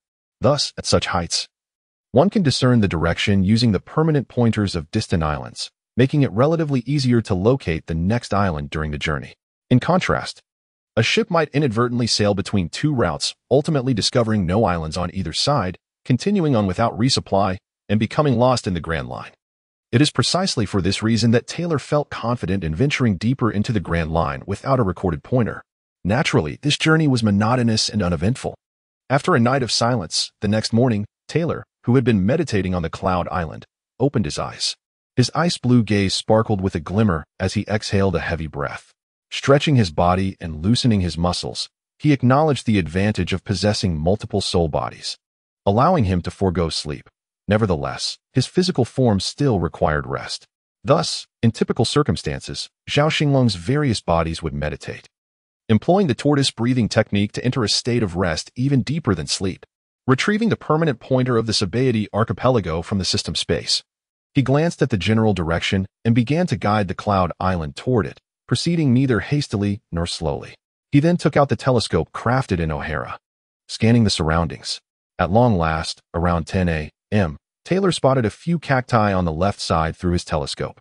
Though small, they were situated 30 kilometers away. Adjusting the telescope once more to focus on the cacti, he confirmed his observation. Lowering the telescope, Zhao Xinglong surmised that this must be the so-called town that welcomes pirates, a veritable paradise for bounty hunters, known as Whiskey Peak. Located at the entrance of the Grand Line, such a distinctive island could only be this one, with its colossal cacti standing out uniquely along the entire Grand Line. This was fortuitous news for Taylor, as it meant he could store his navigational records and subsequently embark on adventures across the Grand Line. Furthermore, Taylor's presence here would likely attract the attention of the world government and the Navy, thereby diminishing his apparent ties to the Holy Land and his connections to Wano. Additionally, the starting point of the Grand Line was not dominated by formidable pirates or the Navy, which offered Taylor a measure of safety. Zhao Xinglong even speculated that he might encounter some formidable pirates of this era. However, there was no need to enter boldly. A touch of discretion would serve him well. It would be best to avoid detection until the last moment. With that thought, Taylor steered the island cloud eastward, heading toward Whiskey Peak. As he approached Whiskey Peak, approximately 10 kilometers away, Taylor retrieved a pair of sunglasses, a cowboy hat, and a suitably sized backpack from the system's space. Adorning himself with these items and surveying the surroundings, he noted the absence of any pirate ships nearby. He leaped from the cloud, descending toward the sea. When he was about 300 to 400 meters above the surface, he transformed into wisps of white clouds, drifting downward.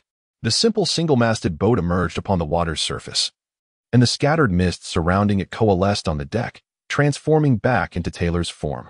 Taylor set sail towards the peaks of Whiskey Mountain. At noon, the townsfolk spotted Taylor's small vessel, which bore a sail emblazoned with an image of a serpent with horns soaring through the clouds, rather than a pirate flag. This emblem was a design that Taylor had personally crafted years ago in O'Hara, and it was forged by a blacksmith from the island. The iron brand bearing this symbol had ultimately obscured the celestial dragon's mark of the heavenly dragon's hoof, reminiscent of Fisher Tiger's sun emblem in later times. As a result, many bounty hunters lost interest. The vessel was too diminutive and lacked a pirate flag, indicating that its occupants were likely not pirates. Only a handful remained. clinging to the hope of a fortunate discovery as they continued to observe. Taylor piloted his small boat towards the peak of Whiskey Mountain, where, in Zhao Xinglong's perception, neither the pirates nor the bounty hunters posed any significant threat to him. 30 minutes later, Taylor's boat gently glided into the vicinity of Whiskey Mountain, flanked by two adjacent islands separated by a narrow channel. Each island was adorned with towering cacti, accompanied by several smaller ones, their colossal forms sprouting an array of branches resembling clusters of diminutive spheres. However, Zhao Xinglong understood that the distant spines of those cacti were akin to gravestones, memorializing the nefarious pirates and daring adventurers who had traversed Twin Cape to reach the Grand Line. Along the shores of the channel, where cacti did not flourish, stood rows of houses, and at that moment, numerous individuals gathered on both banks. Welcome to the Grand Line. Welcome to our quaint town. Welcome to the hospitable township of Whiskey Mountain. Men, women, and children alike shouted welcoming slogans. Had it not been for his foreknowledge of the original narrative, Zhao Xinglong would have found it nearly impossible to guard against the lurking threat posed by the island's predatory bounty hunters. Taylor docked his vessel and set foot upon Whiskey Peak, marking his inaugural visit to this unique island. The extraordinary terrain and towering cacti were indeed a source of astonishment for those who ventured to the Great Route, as such a distinctive locale lay at its forefront. As Taylor disembarked from his small craft and stepped onto the shore, he elicited gasps of surprise from the onlookers. After all, a human exceeding 7 meters in height is a rare sight, particularly in this region. In the vast world of pirates, individuals surpassing 7 meters who are not members of the giant race could be counted on one hand. Even the widely acknowledged strongest man at sea, Whitebeard, Newgate, falls short of this height. Upon his arrival, Taylor exuded a formidable aura that instilled a profound sense of pressure among the numerous pirate bounty hunters present. This was an unprecedented sight for many, though some seasoned bounty hunters had encountered similar scenarios in the past, and thus, they felt a measure of caution arise within them, recalling previous encounters with formidable foes. Conversely, the younger or less experienced bounty hunters, lacking this awareness, found themselves emboldened by the intimidating presence of Taylor. Eager to test their mettle against him, Taylor adjusted his cowboy hat, the backpack resting on his right shoulder, his right hand grasping the strap to prevent it from slipping. On this island, Zhao Xinglong was disinclined to showcase any of his fruit abilities. The bounty hunters here were not of sufficient caliber to warrant such a display. Moreover, Taylor wished to keep his identity concealed. All he desired was for the bounty hunters to be aware that Thomas Taylor, who had been wanted for less than a year, had arrived at Whiskey Peak. At that moment, an elderly gentleman, leaning on a cane, approached Taylor. He was not particularly tall, standing at about 2 meters. Yet his stooped posture suggested that if he stood straight, he would reach an impressive height of around 2 meters 70 to 80, a stature befitting a formidable pirate. Taylor sensed a faint aura of menace emanating from the elderly gentleman, yet he did not perceive any imminent danger. The old man spoke. Welcome to the quaint town of Whiskey Peak, renowned for its music and vineyards. I am the mayor, Sean Peter Sean. Simply call me Sean. Although Taylor was uncertain of this so-called mayor's true nature, he couldn't help but recall the tales of future encounters, where the mayor might well be the leader of a band of bounty hunters. The likelihood of such a scenario seemed considerable, given the mayor's subtle yet perceptible aura of malice. Nevertheless, Taylor remained unfazed. After all, he was out to gain experience and would inevitably encounter a myriad of situations. Thus, he introduced himself to Mayor Sean. Greetings, Mayor Sean. I am Zeta Taylor, having just arrived from the North Sea to the Grand Line. This is my first visit here, and I kindly ask for your guidance. Taylor spoke effortlessly, delivering a set of rather standard phrases that left little room for criticism. The maritime hero of Beihai. Here, we stand at the foremost station of the great maritime route, celebrated as the most hospitable town. Welcoming guests is our greatest pride, and we offer an abundance of exquisite wines that we hold dear. Let us indulge in the tales of the hero's adventures as a delightful accompaniment to our feast. Thank you for your warm hospitality, Mayor Sean. By the way, may I inquire how long it takes to record the island's magnetic field? Do not dwell on that. Simply relish the banquet. After a lengthy voyage, one must unwind. Once the festivities conclude and you have rested well, the magnetic field should be adequately recorded. Come, Taylor. Ladies and gentlemen, the banquet has commenced. Let us extend a warm welcome to our new guests. Prepare accordingly. Taylor paid little heed to these matters. Indeed, when one possesses absolute strength, other schemes hold little significance. Zhao Xinglong retained a measure of confidence in this regard. Within the hotel, lively melodies resonated, accompanied by exquisite dishes and fragrant glasses of wine. After drifting at sea for a spell, Taylor found himself quite tempted and thirsty. Thus, disregarding decorum, he indulged heartily in meats, fish, and seafood while engaging in jovial toast with the others. He recounted tales of past archaeological adventures, presenting them anew, which elicited waves of astonishment from the audience. A beautiful young lady even inquired, "Captain Taylor, is the North Sea truly as perilous and enchanting as they say?" Taylor paid little mind to it. After all, he had previously perceived the surroundings with his observation hockey. The number of people here was insufficient even to fill one of his hands, so there was no need for concealment. He remarked, "Ha ha ha. I am not referring to the North Sea. Those tales unfolded in the latter half of the Grand Line. In the New World, ha, the New World. Indeed, the New World. Captain Taylor, did you not arrive from the North Sea?" "Ha ha. I did come from the North Sea, but I lost my way in the New World, inadvertently stumbling into the doldrums. After crossing the doldrums, I found myself in the North Sea. Considering that I had always been active in the New World and had never ventured into the earlier segment of the Grand Line, I decided to traverse the upside-down mountain and explore the Grand Line. Ha ha ha." The crowd fell silent, realizing that the rookie was not simply from the North Sea, but perhaps a formidable figure from the New World. "Ha ha. Let us drink. Cheers." Raising a toast with those nearby, Taylor, feeling jovial, removed his hat and sunglasses, instantly captivating the young ladies around him with his handsome yet spirited visage. Meanwhile, the mayor, who was accompanying the drinks, exchanged a glance with a man in his 30s. The man understood and swiftly departed to another room. Taylor, with his observation hockey, observed all without revealing his awareness, allowing for a convivial atmosphere. The man who had been sent away entered a windowless room, its walls plastered with wanted posters of pirates. Soon, he could not contain himself and exclaimed, 771,130,000 berries. The room was illuminated by a bright oil lamp, and the walls were adorned with an abundance of wanted posters, ranging from small-time pirates with bounties of 1 or 2 million berries to notorious ones with bounties in the tens of millions. The fourth wall displayed the less frequent but still considerable bounties of pirates exceeding 1 million berries. Prominent pirate crews such as the Roger Pirates, Whitebeard Pirates, Golden Lion Pirates, Big Mom Pirates, and Kaido Pirates had their wanted posters affixed higher up on the walls, indicating their renown and strength. As bounty hunters, they were well acquainted with these superlative pirate crews. Such figures were beyond their reach. Lower on the walls, the posters displayed those with less substantial bounties, while the central section featured the bounties of newly emerged pirates, prominently displaying the wanted posters of Taylor, Robin, Uni, and Saul. After the O'Hara incident last year, the world government issued 4 bounty notices featuring these for individuals. Apart from Salo, who was widely recognized, the other 3 were completely unfamiliar to everyone. Hence they were prominently displayed in the center for easier memorization. The man who entered to search for the corresponding wanted poster scoured the 3 walls but found nothing. He muttered to himself, "How could there be none? Did I mistake it? Yet, they do seem familiar. Could it be that this fellow isn't just boasting, but truly roamed the New World?"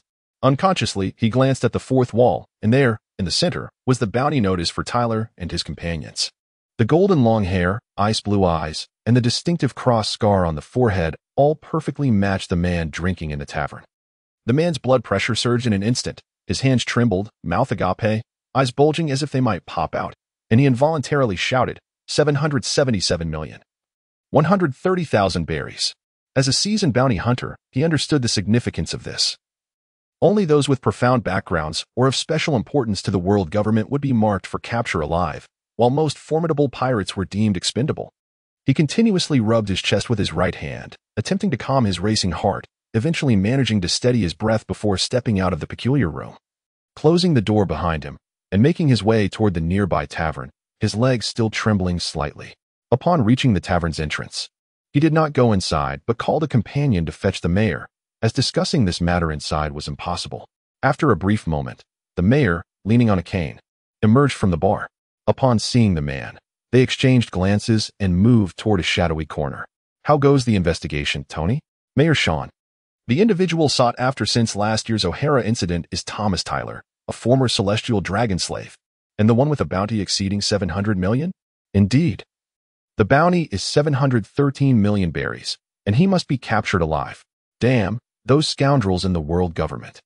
It's already difficult enough to deal with the dead or alive cases, and now they want him alive. So, Mayor Sean, what shall we do?" Well, it appears that his claims of adventures in the New World are true. After all, the world has been hunting him for almost a year. And he remains so lively. 700 million for a pirate is no joke. Remember, we must not resort to violence, and we cannot act rashly. Inform the others to hold their horses. Mayor, we stand to gain significantly from this. One man is worth dozens of pirate crews, isn't he? Indeed. The bounty on one person equates to that of many crews, but do we truly stand a chance against such a figure? Do you wish to provoke the other party into annihilating the entire Whiskey Peak? No, Mayor, that is not my intention. I merely feel it is a pity. Tony, you are no longer a child. Do you not comprehend this? Uncle Sean, it is not a matter of understanding, but rather of reluctance. Ever since I can remember, such formidable pirates have never graced Whiskey Peak. We typically catch only small fry. I understand that the notorious pirates, renowned for their exploits, instill a certain fear in us. Yet this tailor is merely a novice, a newcomer with a bounty that raises suspicions. His abilities may not be formidable. However, his significance is considerable. Furthermore, he is alone, without companions, making this a rare opportunity that seems too precious to forsake. It is frustrating. Tony, I empathize with your sentiments. I feel the same way. However, the risks are substantial, and I must prioritize the safety of the entire town. Of course, should we manage to intoxicate him, there might be a glimmer of a chance. Otherwise, we shall have to wait until he departs to report to the Navy. Understood, Uncle Sean. Well then, Tony, convey to everyone to remain still, ensuring that the patrons in the tavern continue to indulge in fine spirits. The rest shall be left to fate. Meanwhile, within the tavern, Taylor continued to boast while indulging in wine, the potency of which seemed as trivial to him as drinking water or soda. Hours passed, and as the companions at the table succumbed to inebriation, Taylor persisted in his revelry, leaving those around him in awe. Mayor Sean concluded that it was impossible for Taylor to become intoxicated, thus setting aside other thoughts, waiting for Taylor to leave so he could report to the Navy, perhaps even earning a reward in the process. Consequently, Mayor Sean approached Taylor once more, engaging him in casual conversation, recounting tales of past pirates, including the legendary Roger, who had traversed the seas into the Grand Line. In the quaint town of Whiskey Peak, Taylor was graciously entertained, indulging in a lavish feast and consuming copious amounts of spirits until the moon hung low in the sky, marking the conclusion of the festivities. At that moment, the recording pointer had also completed its task. Inquiring with Mayor Sean, he asked, Mayor Sean, do we have a permanent pointer that leads directly to Alabasta? Indeed, we do. Sean replied, it's a place we frequently visit. Allow me a moment to fetch one for you. The old man contemplated the situation, realizing that this would clarify Taylor's intended direction towards Alabasta, ensuring that his report would be coherent. Shortly thereafter, a man arrived bearing a permanent pointer inscribed with the name Alabasta. Taylor expressed his gratitude and tucked the pointer into the inner pocket of his coat, effectively storing it within the System S space. He then pretended to pull out a substantial stack of berries from another pocket, estimating it to be around 100,000, and placed it in Mayor Sean's hands, saying, Mayor Sean, your town truly is a bastion of hospitality, which I greatly appreciate. This is a token of my gratitude. Please accept it as a gesture of goodwill. Mayor Sean was somewhat moved. The money exceeded what Taylor had consumed, and individuals like Taylor, a pirate of his caliber, were a rarity. In his lifetime, he had encountered only a few such notorious pirates, the most renowned being the Pirate King, Roger. At that moment, Sean even entertained the thought of not reporting Taylor's presence to the Navy after his departure. As the sun rose, casting golden rays upon the sea and the cacti, Taylor, with a small bag slung over one shoulder, donned a cowboy hat, while his sunglasses were clipped to the pocket of his coat. Just as he was about to board the ship, he turned to Mayor Sean and said, Mayor Sean, I trust you have recognized my identity. I would appreciate it if you could do me a favor. Once I have departed, please inform the Navy of my presence here at Whiskey Peak. Thank you once again for your hospitality. As he prepared to wave goodbye to the crowd, the surface of the sea suddenly surged, and a creature reminiscent of a near-sea king emerged from the depths, its crimson eyes and serpentine form towering over 100 meters.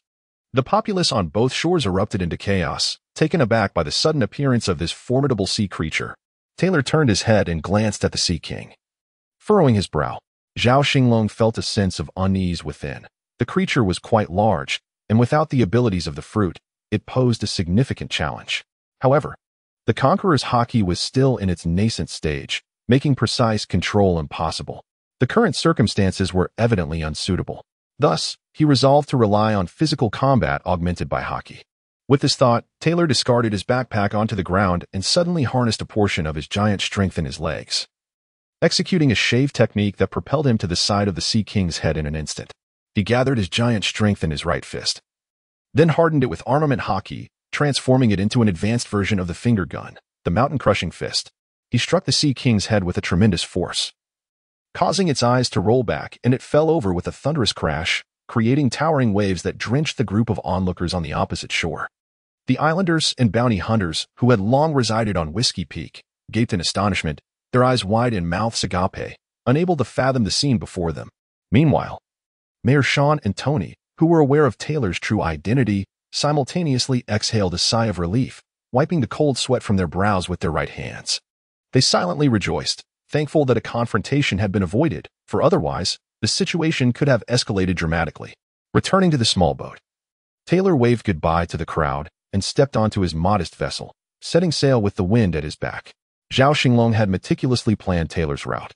The log pointer indicated the next island, the Little Garden, at the peak of Whiskey Peak, where the two captains of the giant pirate crew, Blue Demon Dongli and Red Demon Bragi, were engaged in a duel that had persisted for an impressive 81 years. It was prudent to refrain from heading there just yet. So Zhao decided to retract the log pointer into the system space to avoid any potential changes along the way. His intention was to first journey to Alabasta, ensuring that Mayor Sean's report would not be deemed a falsehood, thus averting any complications. In previous years, Taylor had ventured to various locations with ancient inscriptions, always following in the wake of Alvia, relying solely on his own resourcefulness. Alabasta, being quite distant, had never been visited, though Zhao was aware that it contained the historical records of the ancient weapon, Pluton. At that time, it had been wise to delay the visit to prevent implicating the likes of Ephemeron. Now that he found himself in this vicinity, Zhao planned to first obtain impressions of the historical texts before proceeding to the Little Garden to engage with the hospitable captains of the giant pirate crew. He hoped to forge a connection and perhaps learn the formidable techniques of the giant race, especially since Taylor bore the bloodline of giants, a lineage that had awoken over a decade prior. However, Taylor was yet to fully harness the power of his ancestry. His complete utilization of giant strength was roughly equivalent to that of an 80-foot giant. While this was indeed formidable, it had not reached its zenith, leaving ample room for further development. During the months spent in Wano country, Taylor had experienced a breakthrough in his giant bloodline, allowing for some physical transformation. When fully unleashing his giant heritage, he could attain a height of approximately 15 meters, thereby qualifying as a true member of the giant race. This was a valuable asset for his interactions with the two captains. Should he fully condense his giant bloodline, his stature would revert to about 3 meters and 2 centimeters, resembling an ordinary human more closely. However, both forms demanded a significant expenditure of stamina, and Taylor deemed it unnecessary to alter his appearance at this juncture. 3 months prior, due to the advanced age of Admiral Tox, who had surpassed a century, he had entered a semi-retirement phase. Consequently, the government appointed Admiral Steelbone Kong to serve as the deputy commander of the 3 armies, overseeing daily military affairs, while the naval operations were delegated to Admiral Sengoku. Currently, Admiral Sengoku managed all naval matters, exercising the powers of the fleet admiral, a decision reached after considerable deliberation among the world leaders. Given Admiral Tox's waning energy, it was deemed prudent to initiate a transitional period to prevent governmental chaos as his tenure drew to a close. This arrangement would allow Tox to continue working for a few more years with the assistance of Steelbone Kong, who would eventually take full command. In the meantime, Admiral Sengoku would seamlessly assume the responsibilities and duties of the fleet admiral, ensuring a smooth transition in naval operations. By that time, the formidable trio of admirals, Borsellino, Sakazuki, and Kazan would have reached their peak, effectively filling the vacancies within the Navy. Together with Sengoku, Garp, Zephyr, and Tsuru, the Navy would successfully navigate the challenging phase of succession, emerging stronger and wielding an even greater capacity for suppressing and deterring pirates. However, all of this requires patience and a waiting period of approximately a decade. This is fundamentally the reason for the emergence of the Shichibukai system. Simply put, it necessitates assistance during this time frame. Currently, sacrificing certain interests of member states of the world government is essential to maintain a relative stability in the seas. Yet, the Shichibukai has not yet gathered its full complement, and its balancing capability has yet to manifest. The balanced star represents the world government's most refined tactic and serves as a crucial tool in their dominion over the world. One day later, at the Marine headquarters in Marineford, within the Marshal's office, Admiral Sengoku, who has presided over naval affairs for more than 3 months, has gradually adapted to this routine of work and life. At that moment, the din mushi on the Marshal's desk rang, and Admiral Sengoku answered. "This is the Marshal's office. I am Admiral Sengoku." "Admiral Sengoku, this is Vice Admiral Gamer, commander of the G2 branch. I have an urgent military matter to report." Sengoku responded, "What is the matter?" Gamer continued, "According to the report from Sean, the mayor of Whiskey Peak at the onset of the Grand Line, one of the individuals related to the O'Hara incident from last year, the former Celestial Dragon slave, Thomas Taylor, arrived there 2 days ago and set sail just a day prior." Sengoku replied, "Thomas Taylor? That fellow has made it to the first half of the Grand Line? Whiskey Peak, the gathering place for bounty hunters." "Indeed, Admiral Sengoku. As per their understanding, Taylor crossed the calm belt from the New World into the North Sea and then navigated through Reverse Mountain to reach the first half of the Grand Line." Sengoku noted. Taylor was spotted a few days ago in the North Sea near the Rabini Kingdom, and the 134th branch in the North Sea has already reported this to headquarters. We initially thought he would return directly to the New World from the North Sea." Gamer added, "Additionally, according to their estimates, Taylor's next destination is likely Alabasta, as he requested a permanent pointer to Alabasta before departing." Sengoku considered this. However, Alabasta is quite distant from the Marine headquarters, and it would indeed be too late to mobilize personnel. Let the world government's P organization remain vigilant. Your G2 branch should also keep a close watch on his every move and be prepared to strike and apprehend Taylor at any moment. "Understood, Admiral Sengoku." Sengoku concluded, "If there are any significant intelligence updates or discoveries, contact me promptly. That will be all for now." With a click, the call ended. Admiral Sengoku interlaced his fingers and rested his chin on the back of his hands, deep in thought. On March 4th, 1501 of the Sea Circle calendar, around 3:30 in the afternoon, Thomas Taylor was navigating a small boat towards Alabasta on the Grand Line, with one hand gripping the helm while the other adjusted the sail. Just moments ago, the sky was resplendent with sunshine, but now it is shrouded in ominous clouds, fierce winds howling. Brilliant arcs of lightning dart through the dense, darkened sky like ethereal dragons, while torrential rains pour down. At this moment, Zhao Xinglong truly comprehends the challenges of navigating the Grand Line alone, vowing to construct a small vessel under 10 meters, akin to Ace's, capable of harnessing the powers of fruits or the wind for sailing. The current ship is exceedingly difficult to maneuver. After nearly 2 hours, Tyler finally steered the small craft out of the stormy clouds, sunlight once again bathing the sea. Panting, Tyler realized that battling the ocean is no less demanding than physical training. It is a strenuous endeavor, particularly when undertaken alone. Perhaps next time he should leave the cloud fruit for Kaido and instead opt for a paramecia-type fruit like the wax fruit or the film fruit, which would be far more advantageous. Clearly, the natural cloud fruit synergizes better with the azure dragon fruit, given the current speed of the small vessel.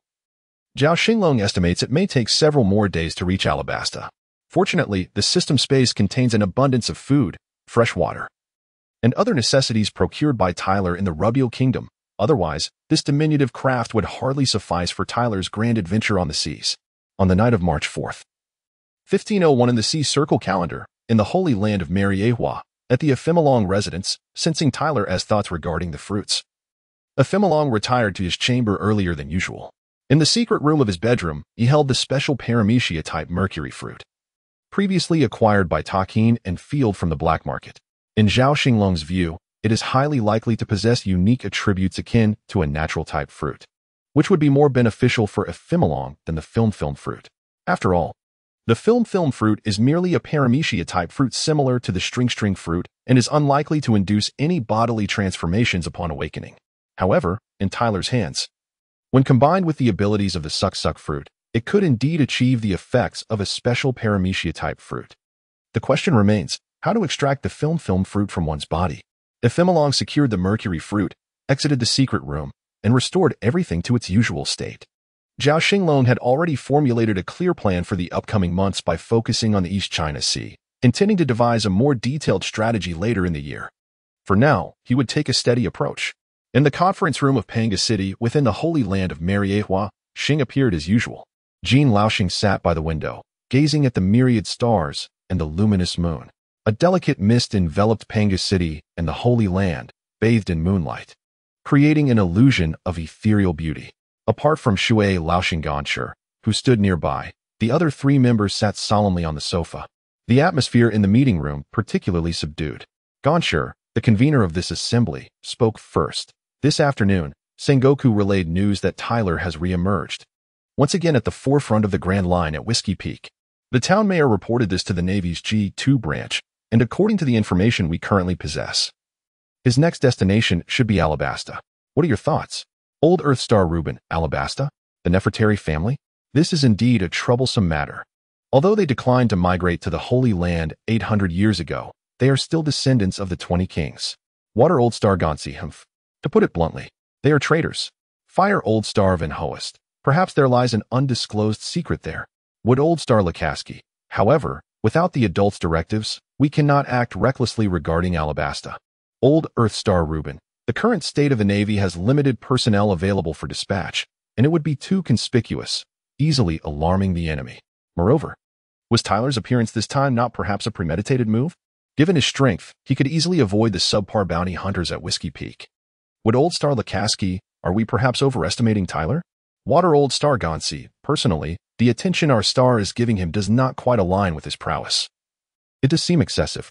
However, according to the feedback from that side, Tyler may be the key to our Battle Giant project, hence the necessity to take him seriously. Fire Old Star Van Hoest. Tyler is no ordinary individual.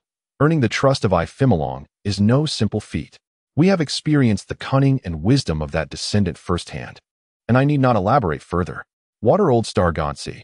My suggestion is for the P organization to handle this, with P0 taking the lead and P9 providing support. Old Earth Star Reuben. Gonsi, what is the current situation on Crown Island? Are you aware? P9 currently seems somewhat lacking in reputation.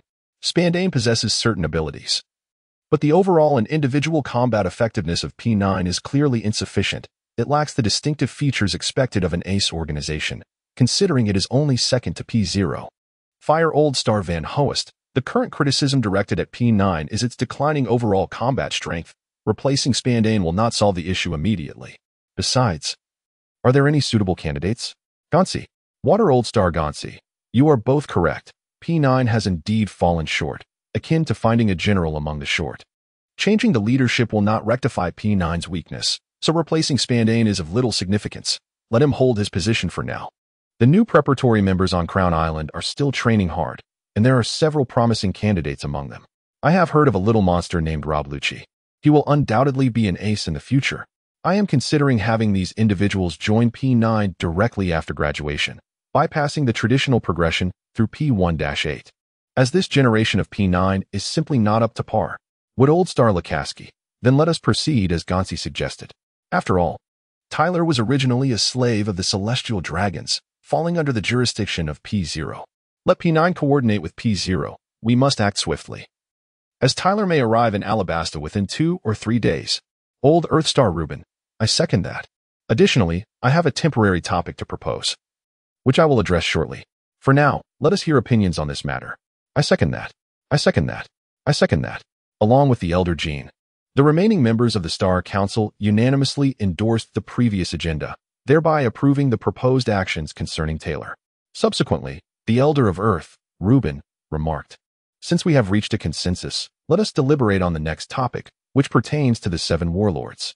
Our first recruit among the 7 warlords, Crocodile, has once again suffered defeat at the hands of Whitebeard.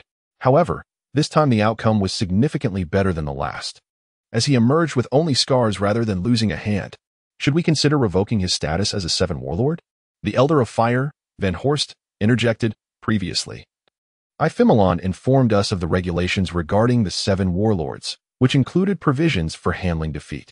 However, he did not elaborate extensively at that time, merely suggesting that the treatment should be commensurate with the opponent's strength. Perhaps we should contact him via snail phone and inquire about his specific thoughts on this matter." The Elder of Water, Gonshi, replied, "Van Horst, you are the most familiar with him, and since this idea originated from you, it is best that you reach out. We are eager to hear what this prodigy has to say." Van Horst did not express any opposition, glancing at the other 3 members, the strongest among them. The bald Elder Gene, Fan Yinlin, nodded in agreement with Van Horst. The Elder of Earth, Reuben, concurred, stating, "It would indeed be more appropriate for Van Horst to mediate in this matter." Additionally, Taylor's recent appearance on Whiskey Peak in the Grand Line warrants a notification. The Elder of Wood, Lucas Key, added, "We might as well inquire about his opinions regarding Crocodile as well." On the night of March 4th, 1501 in the Sea Circle calendar, at 10:27 p.m., Iphimelon sat alone in his study, which was shrouded in darkness, devoid of any light. A solitary red dot flickered intermittently, indicating that Iphimelon was enjoying a cigarette in a moment of leisure. Suddenly, the snail phone beside him began to ring. Iphimelon did not rush to answer. Instead, he took a deep drag from his cigarette and exhaled slowly while internally grumbling, "At this late hour, who could be so bothersome? Why does this accursed snail phone lack a caller ID?" The snail phone persisted in its ringing, and Iphimelon finally picked it up, declaring, "This is Iphimelon speaking." "Who is it?" The Elder of Fire, Van Horst, responded. "Iphimelon, this is Van Horst. Are you asleep?" Iphimelon replied, "Uncle Van Horst, good evening.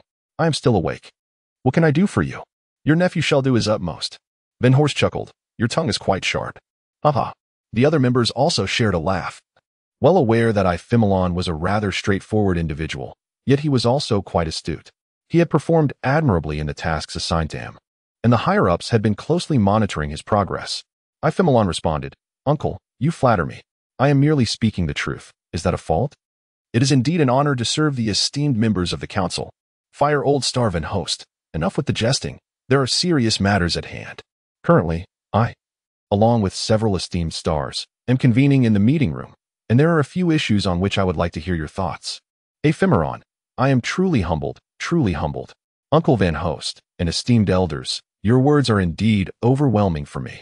Fire Old Star Van Host, stop with the flattery. Speak plainly. We wish to inquire about the 7 warlords in the Sand Crocodile. Additionally, we have just discussed a matter concerning Taylor. Ephemeron, Uncle, what do you mean? Regarding Taylor, I do not deny that he was once my closest companion, but that is a thing of the past. Our meetings now could very well end in a life-or-death situation. Fire Old Star Van Host, Ephemeron, do not misunderstand. I merely wish to inform you of the specifics. Taylor's next destination is likely Alabasta. Given the unique nature of this country, we plan to dispatch P0 to assist P9. Ephemeron, understood, Uncle. Please elaborate. Subsequently, Fire Old Star Van Host conveyed the details to Ephemeron and asked, Ephemeron, last time you mentioned that if the 7 warlords were to be defeated, it would depend on the circumstances to determine whether their titles should be revoked, correct? Ephemeron, indeed, that is the case. When assessing the strength of opponents, take for instance the former Pirate King Roger, the current Whitebeard Newgate, and the Navy Hero Garb. Who among them are their equals? Losing to such formidable foes does not bring shame, does it? At this moment, Water Old Star took the floor. You little rascal, I am Water Old Star Gauncey. When it's your turn to speak, do so clearly without beating about the bush like a coward. Ephemeron. Very well, Lord Gauncey. My point is that when the 7 warlords engage in a showdown with so-called Emperor-level pirate crews, regardless of victory or defeat, their titles and honors should remain intact. Even in a duel with the vice-captains of some Emperor-level crews, a loss should be excused. Our star, is that so? Naturally, for the first 7 warlord, Crocodile. You may present him with a trading condition. What condition? Aside from Gold Old Star, the remaining 4 spoke in unison, while Gold Old Star held the first-generation sword. Staring intently at the transponder snail. Ephemeron, huh? Let him take residence in Alabasta. Be the first gatekeeper of the Grand Line. This land of sand is most conducive for Crocodile to unleash his potential, maximizing his capabilities in a place he favors. Moreover, you may also directly inform him that Alabasta is one of the few countries under the world government that experiences minimal interference from it. Such conditions would be more palatable for him. Otherwise, with Crocodile's unwillingness to be subordinate, acceptance would be exceedingly difficult. Furthermore, is it not also a region where you esteemed stars wish to intervene yet find it inconvenient to do so? After all, the Nefertali family is one of the 20 royal lineages. Hence, Iphimelon did not continue his discourse, deeming it unnecessary. Xing would undoubtedly comprehend. At that moment, Zhao Xinglong silently reflected, Old Shah, my brother, I can only assist you to this extent. The rest depends on you. Meanwhile, on a desolate island in the first half of the Grand Line, a man draped in a black, fur-lined cloak, with slicked-back blue hair, sat beside a campfire, smoking a cigar. Achoo, achoo. Could he be catching a cold? The weather in the Grand Line truly resembles a dog's mess. I Xinglong. We are well aware of what you wish to inquire. I am the Earthstar Reuben, and I have another question. If you capture Taylor, what message do you wish to convey to him? Unexpectedly, Earthstar Blue posed this query. Zhao Xinglong, in his mind, thoroughly cursed this fellow's family, thinking, is he digging a pit for me? After a moment's contemplation, I Xinglong's lips curled into a mysterious smile, if that is indeed the case. Then kindly relay this exact message to him. Brother, I am sorry. I have failed to rescue you and have not taken care of your parents adequately. Your predicament has alarmed the highest echelons of the world government, and I find myself powerless to protect you. If there are any unfinished matters, let them inform me, and I shall handle it. The phone bug before him vividly showcased his prowess as the Oscar-winning actor of the Pirate King world, perfectly capturing the tear-streaked visage and expressions of I Xinglong, leaving Xing momentarily bewildered as tears flowed unbidden. Earthstar Reuben, I Xinglong, what do you mean by this? I Xinglong, esteemed Earthstar, it is precisely as it appears. My nephew shares a close bond with Taylor, even if I do not vocalize it. How could you remain oblivious? I am a man of deep loyalty. Taylor has fought alongside me for many years. 12 years ago, when I was 11 and he was 7, we met. The following year, at the Battle of the War Slaves, Taylor fought valiantly to win me a championship, bringing me immense honor. From that day forth, he has been like a brother to me. Earthstar Reuben, I Xinglong, it seems your stance is quite questionable. I Xinglong, esteemed Earthstar. This is not a matter of stance but of humanity. One cannot abandon their humanity simply because I align with the world government, just like those celestial dragons here, who have lost all semblance of humanity. Nor shall we allow your need to experiment on him to sever the bond of brotherhood with share. Absolutely not. Even though I may feel helpless at this moment, it does not imply I will be indifferent to his plight. Earthstar Reuben, I Xinglong, this is highly perilous. Do not forget you are also a celestial dragon. I Xinglong, esteemed stars, while I cannot save him due to our opposing stances, I shall certainly attend to his unfinished affairs. For this transcends mere allegiance. It speaks to our shared humanity. Moreover, allow me to add that one should not underestimate Taylor. Without the cooperation of the Navy, it is indeed quite challenging to apprehend him, esteemed lords. The atmosphere in the Penumbra Tower was thick with unspoken sorrow as the telephone bug remained silent, rendering the scene somewhat awkward. Ultimately, it was the Elder Star, Van Horst, who broke the tension. I Xinglong, we acknowledge your suggestion. Should we capture Taylor? Your message will be conveyed. This concludes our discussion for today. With a click, the Elder Star ended the call. In the conference room of Panga City, St. Mary Joa, Elder Star Van Horst remarked, Reuben, that recent probing was quite unnecessary. While I bear the truth, Elder Star Reuben replied, better to reveal it early than late. Laying everything out in the open spares us future discomfort. I genuinely fear he may stray from the path. He is indeed a promising talent. Elder Star Gonsi interjected. In matters of public and private, we must remain clear. However, such conduct may invite suspicion. If it were another, it could lead to their utter ruin. Elder Star Lucas observed, perhaps he has ceased to wear a mask because he knows we comprehend him. He is performing in his true form. This lad has a certain charm, haha. Elder Star Fan Yanlin noted, he possesses both sentiment and loyalty, a rarity among the celestial dragons residing in St. Mary Joa. Since this young man has dropped the pretense, let us not dwell on this matter. We shall treat it as if it never occurred. He has provided valuable insights on other issues, and if there are no objections, let us proceed with I Xinglong's recommendations and adjust, if necessary. It was a rare occasion for Elder Star Fan Yanlin to speak at such length, and thus, the others, lacking significant dissent, generally acquiesced to his wishes. I second that. I second that. I second that. I second that. In I Xinglong's residence in St. Mary Joa, having set down the telephone bug, he wiped away his tears. It was simply unbearable not to cry. In this world, the telephone insect operates much like video chat, capable of synchronously mimicking all facial movements and expressions, transmitting them to the counterpart's telephone insect. Zhao Xinglong initially believed that after I Xinglong utilized the inadequate shield of Orvia last year to deceive, there would exist an unspoken understanding between Xing and I Xinglong, an acknowledgement without words. However, to his surprise, tonight, the old star broke this unwritten rule by openly addressing the matter. After some contemplation, Zhao Xinglong concluded that if the issue was to be confronted, then let it be so. Revealing the truth would ultimately alleviate any future awkwardness regarding the topic. As for any trouble Ifemalong might encounter, it seemed unlikely. Firstly, Ifemalong is the current patriarch of the Russell family, a lineage of the 20 kings and a formal member of the Heavenly Dragon Society.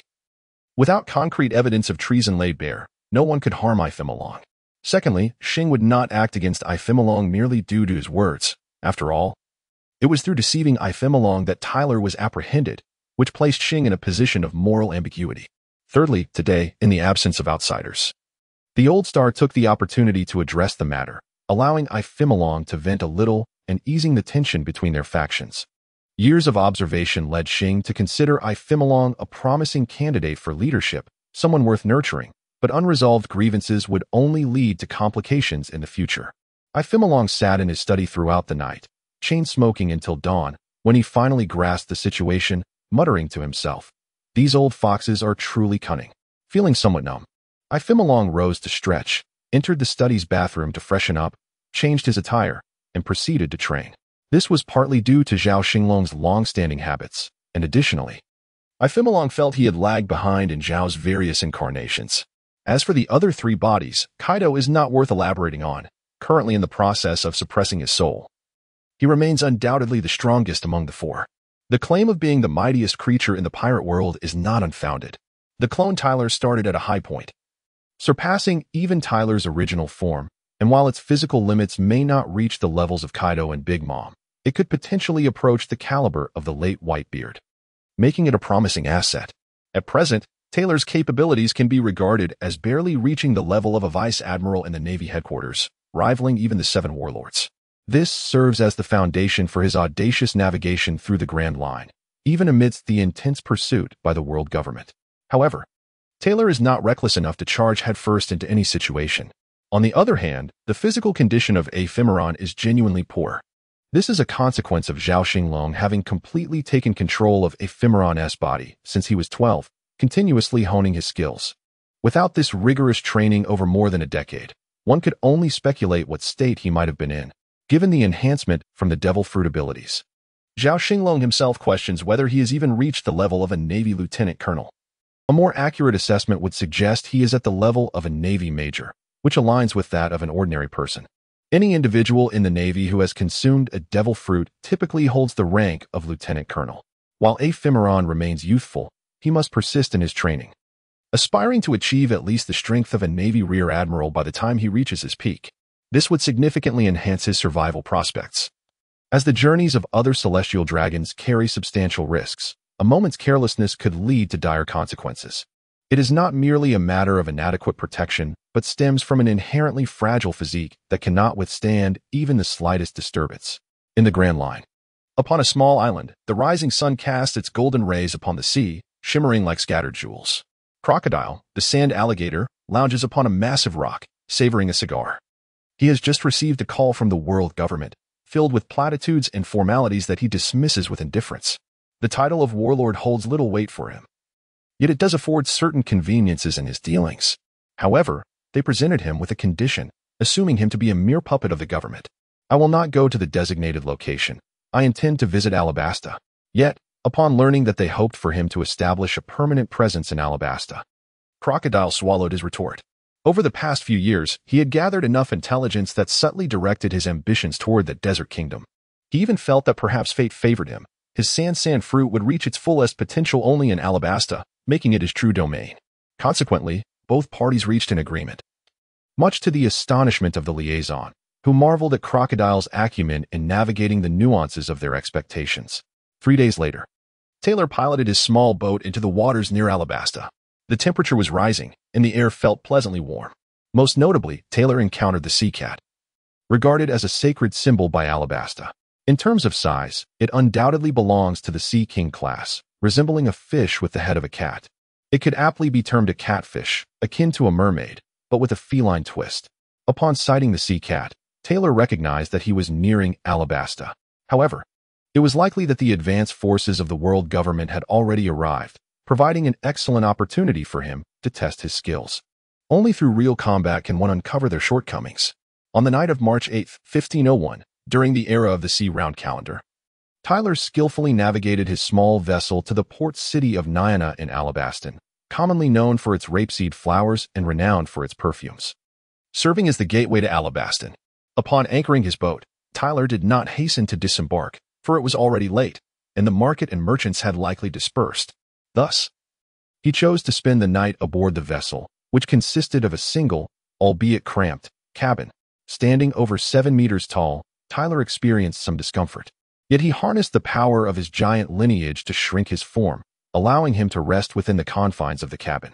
Meanwhile, in Mariewa, at the estate of Iphimelon, he awakened in the morning after a session of cultivation, only to find Alvia's face beside his bed. Instantly alert, he sat up and inquired, "Is there something you need?" Alvia replied, "I merely wish to ask if there is any news regarding the doctor and Robin." Iphimelon responded, "Ah, I see. You and Tyler's mentor, along with other scholars, are safe in a secluded place where a new O'Hara town has been established, living a self-sufficient life away from the world's gaze. You need not worry for now. As for Robin, her exact whereabouts remain uncertain, but she is confirmed to be within the West Sea, continuing her wandering existence, yet her life is not in jeopardy." Alvia expressed her relief. "That is wonderful news. I simply miss Robin dearly and yearn to see her." Iphimelon replied, "That is not possible, at least not at this moment. You must endure for another 6 or 7 years before any opportunity may arise. Even if I were to release you now, escape would be beyond your reach." Silence enveloped Alvia, though tears streamed uncontrollably down her cheeks. Iphimelon, witnessing her distress, felt a twinge of frustration. The tears of a woman are a formidable weapon, a truth that holds even in the world of pirates. He continued, "You are well aware of your status. Despite the freedom I afford you within my estate, where many of my slaves and servants treat you as their mistress, your identity remains that of a government-controlled slave. This will not change. Once you step beyond my estate, no one will show you compassion or aid you simply because you are a woman. You are not only a wanted criminal of the world government, but also a slave of the celestial dragons." Alvia questioned, "If my identity were to change, would that not grant me the chance to leave here and see Robin?" Iphimelon replied, "A change of identity? What are you contemplating? Your status will never alter in this lifetime. Even if you were to escape from Mariewa, you would still be a fugitive, a slave. This is the stance I must uphold in Mariewa, and it is my means of survival. Furthermore, do not entertain thoughts of escape in the coming years. Firstly, with your current abilities, you would be unable to flee. Secondly, you must consider Robin's safety." Upon hearing this, Alvia's eyes widened. Her pupils constricted as she trembled and asked repeatedly, "Then why is that? You, woman, with your archaeological pursuits, may possess genius, yet exhibit a remarkable degree of foolishness. Robin undoubtedly surpasses you in this regard. Do you not find it peculiar that a 9-year-old child, with a bounty of 79 million berries, remains unharmed without assistance until now? Indeed, it is rather strange. This is due to 2 reasons. First, Robin is more astute than you, particularly in her heightened awareness in the face of danger, which has allowed her to navigate perilous situations multiple times. Second, it is your doing. Because you are in the Holy Land, within my estate, the world government perceives you as being under their control, which, in truth, is the case. Your presence here convinces the government that Robin is merely a quarry easily captured at their convenience. You serve as a significant threat to Robin. Yet while the world government remains indifferent to her, you act as her shield. Should you escape, the government would undoubtedly pursue her immediately. Therefore, until Robin matures, refrain from exposing her to danger, and only when I advise you that it is safe to flee should you contemplate such an action. Understood. Thank you. In these coming years, focus on studying history. I will also seek out individuals to gather historical texts, though the government has become far stricter in regulating such documents. So there will be limited access. As observed departing the chamber, a sigh escaped him. He genuinely feared waking one morning to find beside him. On the morning of March 9th, the sun shone brightly in an unclouded sky. Disembarked and walked through the streets adorned with rapeseed flowers. His first task was to procure supplies and locate a camel to journey to the capital. Upon his arrival, several individuals clad in black suits and windbreakers among the crowd scrutinized him, discreetly communicating via their devices.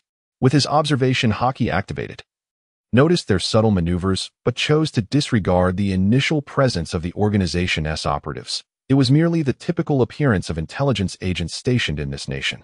As anticipated by, Taylor ventured to the marketplace, seeking supplies and camels in preparation for his journey to the capital, Albana. He aimed to explore the royal tombs and document the historical texts detailing the ancient weapon, the underworld god Pluto. In the distant town of Magic Valley on Guy Island, not far from Alabasta, 6 vessels of the world government were docked at the port. Among them stood Commander Spandane on one ship, conversing with a subordinate through a din mushy. Commander Spandane, we have located the wanted criminal, Thomas Taylor, at the port of Nyana in Alabasta. Oh, he has arrived there sooner than expected.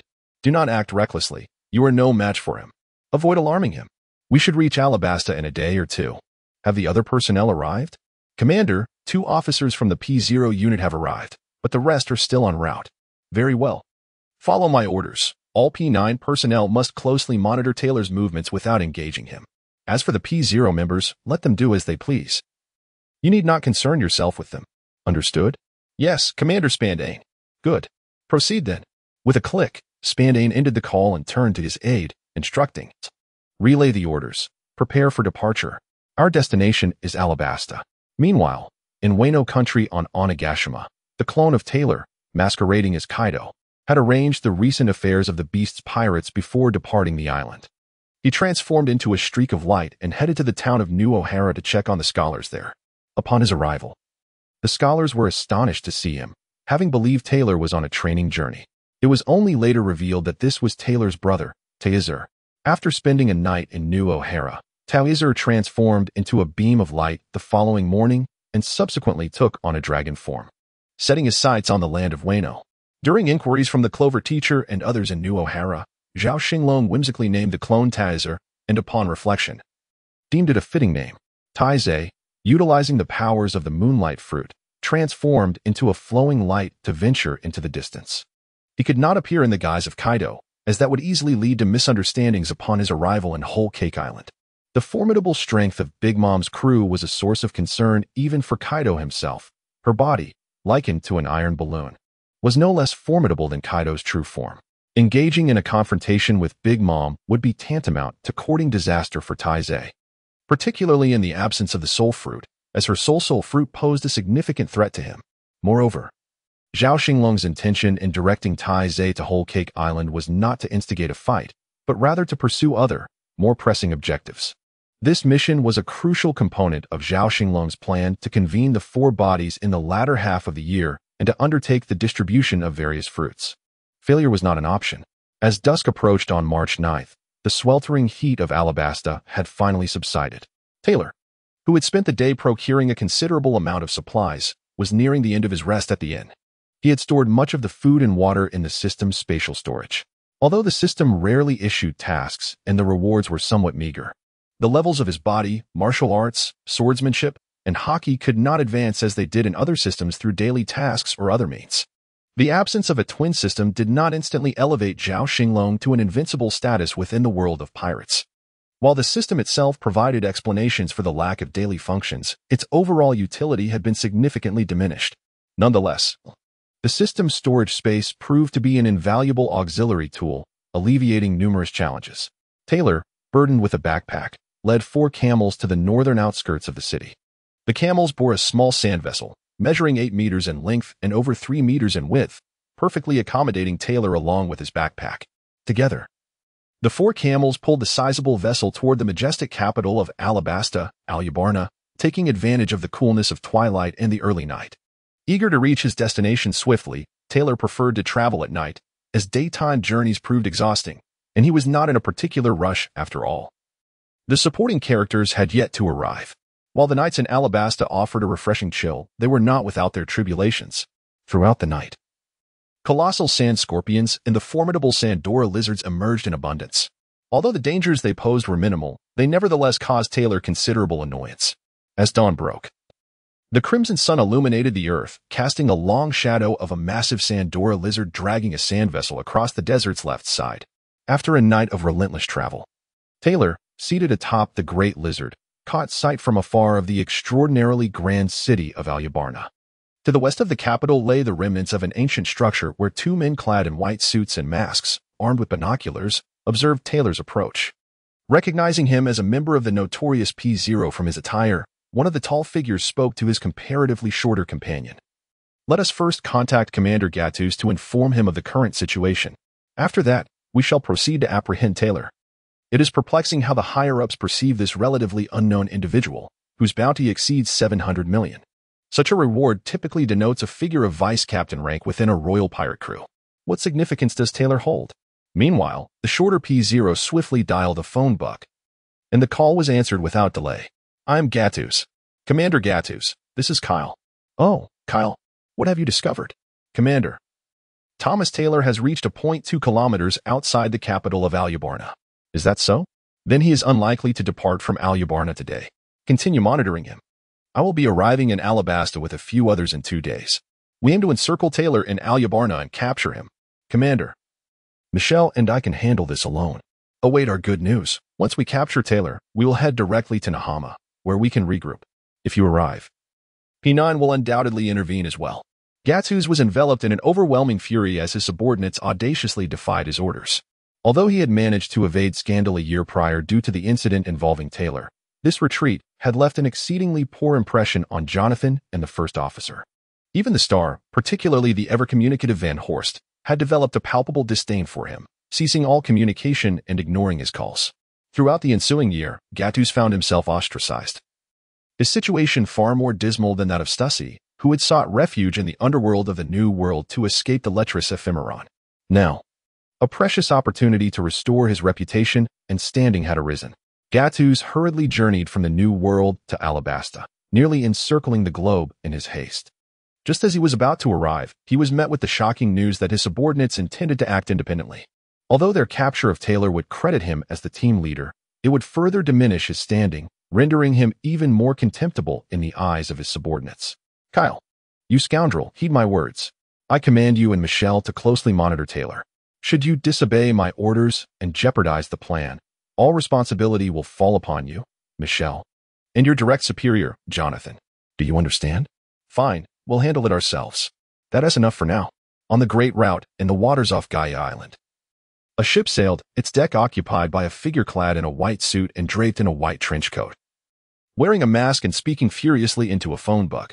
Just as Gattuso prepared to unleash another tirade, he heard the unmistakable sound of the call being terminated. In a fit of rage, he crushed the phone bug in his grip and hurled it onto the deck. Who gave you the audacity to defy my orders? Do you wish to forfeit your lives? Defiance against the organization, especially regarding the celestial dragons, was an egregious offense. Should Kyle and Michelle successfully apprehend Taylor, there might be a chance for redemption. However, failure would lead to excruciating consequences, with even the Stars unable to intercede.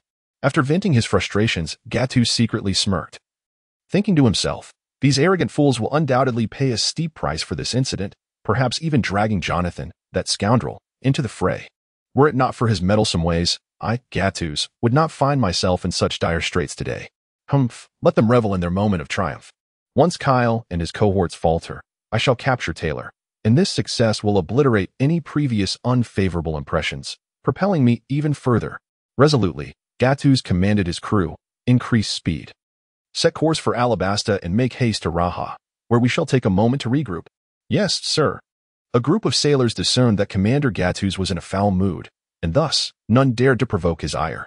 Consequently, they diligently maneuvered the three-masted vessel towards Alabaston, foregoing a stop at the town of Haya Island in order to allow Gattuso to recuperate. On the morning of March 10, 1501 in the Age of the Sea, as the sun ascended in the east, the remnants to the west of the royal capital lay shrouded in its shadow. A man clad in a white suit and mask, standing approximately 2 meters tall, addressed another similarly attired figure who towered at 3 meters. Michel, under normal circumstances. Gattuso and his crew would require 2 more days to reach Alabaston. However, if we hasten, perhaps they could arrive in just over a day. We must act swiftly. Once he arrives, the significance of our preemptive strike diminishes. Let us proceed now. The taller masked figure replied, I suggested merely notifying him. Let us commence our actions. At this moment, Taylor paused in contemplation, facing the southern gate of the royal capital. If I recall correctly, the historical account is situated beneath the royal mausoleum in the west. However, without the Momo fruit, how can we burrow underground? Never mind. I shall enter through the west gate first. With this thought, Taylor dismounted from the great lizard, unfastened the ropes binding it, and patted its back, saying, You've done well. You may return now. The great lizard gazed at Taylor with trepidation. its mind replaying the scene from the previous night when Taylor had effortlessly dispatched another great lizard before its eyes. It began to retreat cautiously, then turned and fled swiftly into the depths of the desert. Taylor observed the swiftly fleeing lizard, his lips twitching involuntarily before he broke into a smile. He then turned and made his way towards the sand boat, hoisting the large backpack onto his shoulders while shooing away the few camels that were resting inside. The lead camel bared its teeth at Taylor, clearly annoyed at the disruption of its dreamy rendezvous with its companion. A bit grumpy, indeed. My apologies, my apologies. You are free now. Do hurry along, he exclaimed, nudging each of the 4 camels with a swift kick to encourage their departure. He then set off towards the western gate of Albana. As he approached the western gate, Taylor suddenly halted, gazing westward towards the royal capital. In the distance lay a stretch of ruins extending roughly a kilometer, and within his line of sight, 2 figures clad in white suits and donning masks were slowly advancing towards him, one tall and the other short. P0, they are quite prompt. Yet, there remains a significant distance between now and the future P0, unless it happens to be Gattu's and Jonathan, in which case there may be some complications. Taylor murmured softly before setting down the enormous backpack he had been carrying. He approached the 2 individuals step by step. Kyle and Michelle, upon seeing Taylor advance towards them, were taken aback, only to break into derisive laughter shortly after. Ha ha ha. Michelle, can you believe Taylor's audacity? The fact that he dares to confront us instead of fleeing is truly commendable. Oh, indeed, replied Michelle with a smirk. Kyle, let him experience the might of our prowess. Half a minute later, Taylor looked down at the 2 before him and inquired, Is it just the 2 of you? Kyle responded, 2 of us are more than sufficient. To be honest, we have captured dozens like you. Taylor, oh, do you really consider yourself the king of bandits? Michelle, king of bandits? Who is that? Taylor, oh, it was merely a jest. Subsequently, Kyle approached Taylor from behind, executing a playful dance with his hands raised in the air, flying finger gun, scatter. Before them, Michelle demonstrated her agility, kicking her right leg in a swift motion. Storm step, flying lien. Taylor, with a hint of disdain, chuckled. Iron block. The reason he neither dodged nor employed a more advanced iron block technique was primarily to assess the capabilities of the sucking fruit. This was a newly acquired fruit that had yet to be tested in actual combat, and he was curious about its effects. The flying finger gun and gale kick were initially thwarted by the iron block, losing much of their force, yet they still managed to penetrate Taylor's iron defense, striking directly against his flesh. As a result, a series of circular punctures appeared on his back, while his chest bore 2 gashes inflicted by the slashing impact. Taylor mused to himself, pondering the profound difficulties posed by the iron block. It was no coincidence that many members of the P organization had fallen to its might. There was indeed a significant risk associated with sheer resistance. The iron block could only be effective when fortified with armament hockey. Before Kyle and Michelle could revel in their triumph, they found themselves momentarily stunned. The anticipated spectacle of bloodshed was absent. Instead, their strikes merely created ripples across Taylor's form, akin to stones cast upon the surface of water, before tranquility was swiftly restored. How could this be? What was happening? What sort of ability was this? Was it the power of the Titan Python? That could not be right. Taylor wore a smirk, exclaiming, Are you not aware of the awakening of the fruit? Ha! Zhao Xinglong understood that revealing the abilities of the cloud fruit at this juncture would be detrimental. It would lead the world government to believe that Taylor had at least one companion, capable of perpetually deceiving them. This scenario would undoubtedly serve Taylor's interests well. Furthermore, it would be challenging for the world government to connect this to the dual fruit ability, creating a seamless cover. The powers of the suck fruit are not overtly conspicuous and could easily be interpreted as a subsidiary ability of a certain devil fruit, thus avoiding excessive scrutiny. Currently, Zhao Xinglong's objective is to cultivate misunderstandings within the world government, prompting erroneous interpretations and possibly leading them to hypothesize about a unique ancient variety, which would be even more advantageous. Snip. Without a moment's hesitation, Taylor surged forward and appeared before Michelle, his hands poised in the form of a snake fist. And with a fierce exclamation, unleashed, Titan, 100 serpent assault. With both fists striking simultaneously, countless ethereal serpent heads filled the air. Recognizing the drawbacks of wielding iron, Michelle adeptly utilized paper drawings to evade Taylor's initial onslaught. Meanwhile, Kyle, having landed behind Taylor, propelled himself forward, attempting to close the distance. Fingertip gun, beak strike. However, Taylor, already attuned with Kinbunchika Haki, effortlessly dodged the attack, transforming into a beastly form with size comparable to his human shape.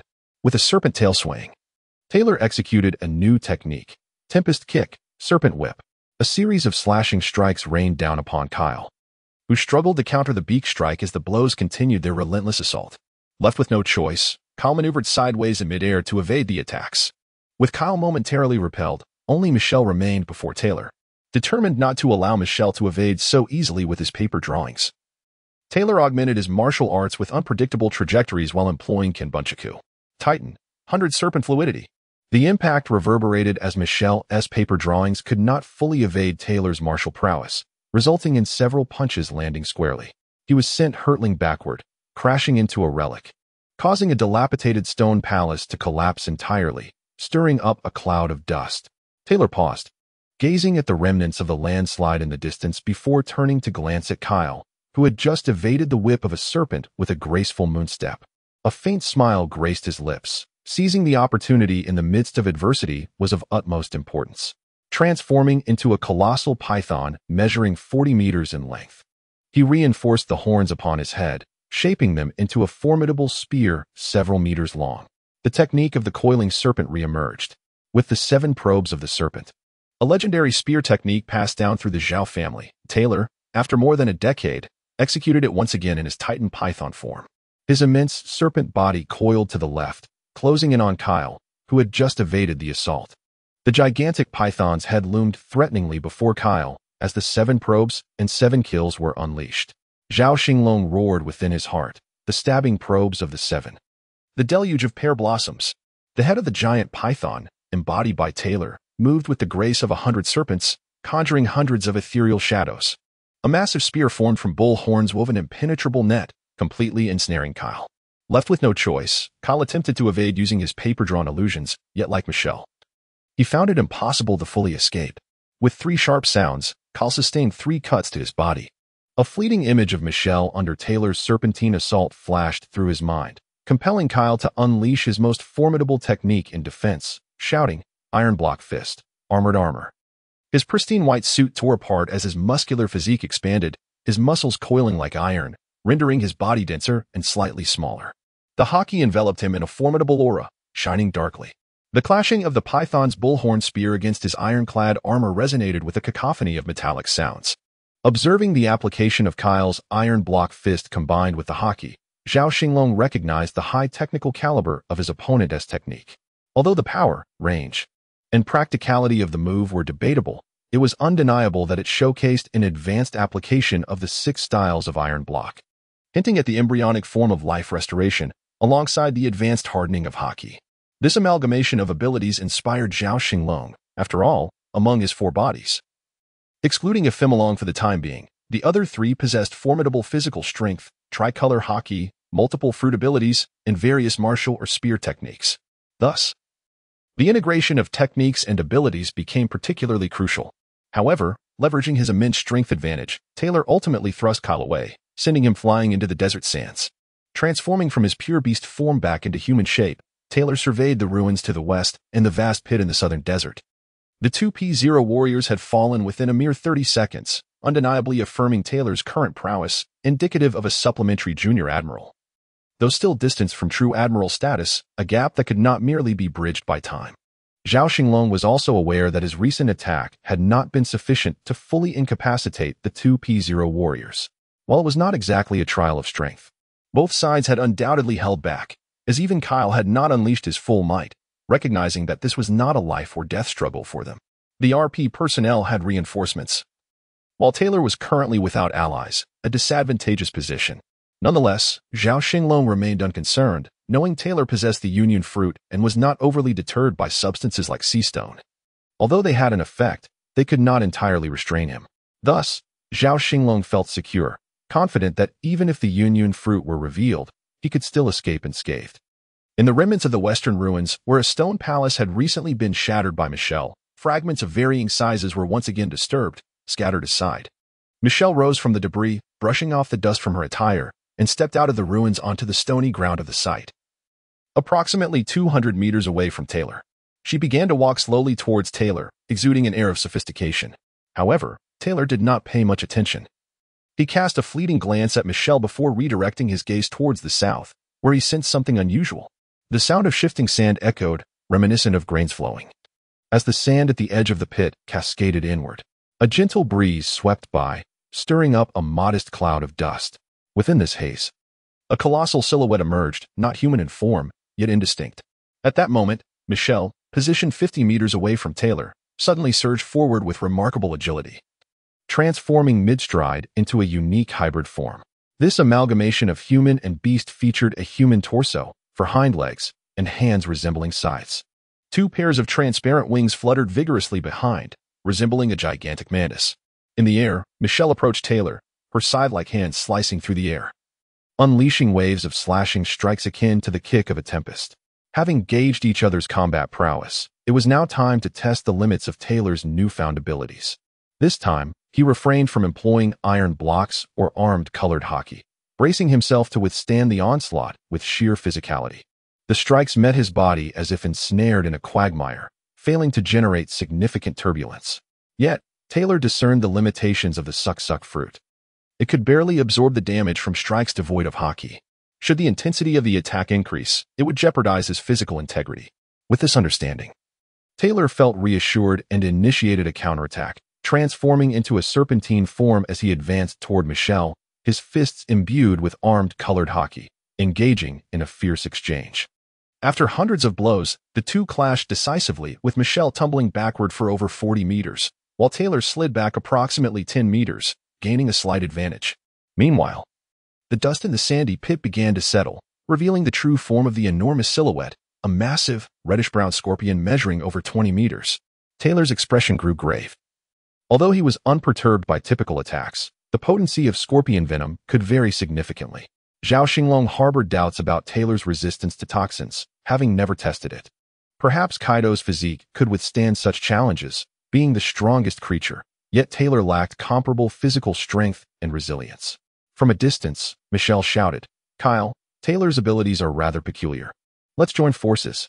The reddish-brown scorpion outside the pit gradually diminished in size, transforming into a scorpion-human hybrid standing 8 to 9 meters tall. This creature, bipedal with 4 legs, wore an armor-like exoskeleton of hardened reddish-brown, with a scorpion tail swaying behind and a pair of pincers above its hands, signifying formidable mastery over its powers. To speak candidly, Zhao Xinglong is not particularly fond of the type that is entirely composed of flesh within bones. It is evident that these two individuals are both capable of animal-type bug fruit abilities, one resembling a scorpion, the other a mantis. The entire exoskeleton of the scorpion and the forelimbs of the mantis are notably robust. Similarly, Taylor has not concealed his form. He has diminished in stature yet retains his human serpent shape. However, his dark gray scales have become more densely packed, and aside from his face and palms, his entire upper body, arms, the back of his hands, neck, cheeks, and crown are covered in scales that shimmer brilliantly in the morning sun, while a pair of towering horns emanates a chilling radiance. The three stand resolutely in their most formidable beast-human forms, neither taking action, seemingly awaiting the opportune moment. The atmosphere is eerily silent, interrupted only by a few sand eagles soaring overhead, intimidated into mournful cries by the trio's imposing presence. A powerful gust of wind sweeps through, stirring up vast clouds of sand that obscure visibility.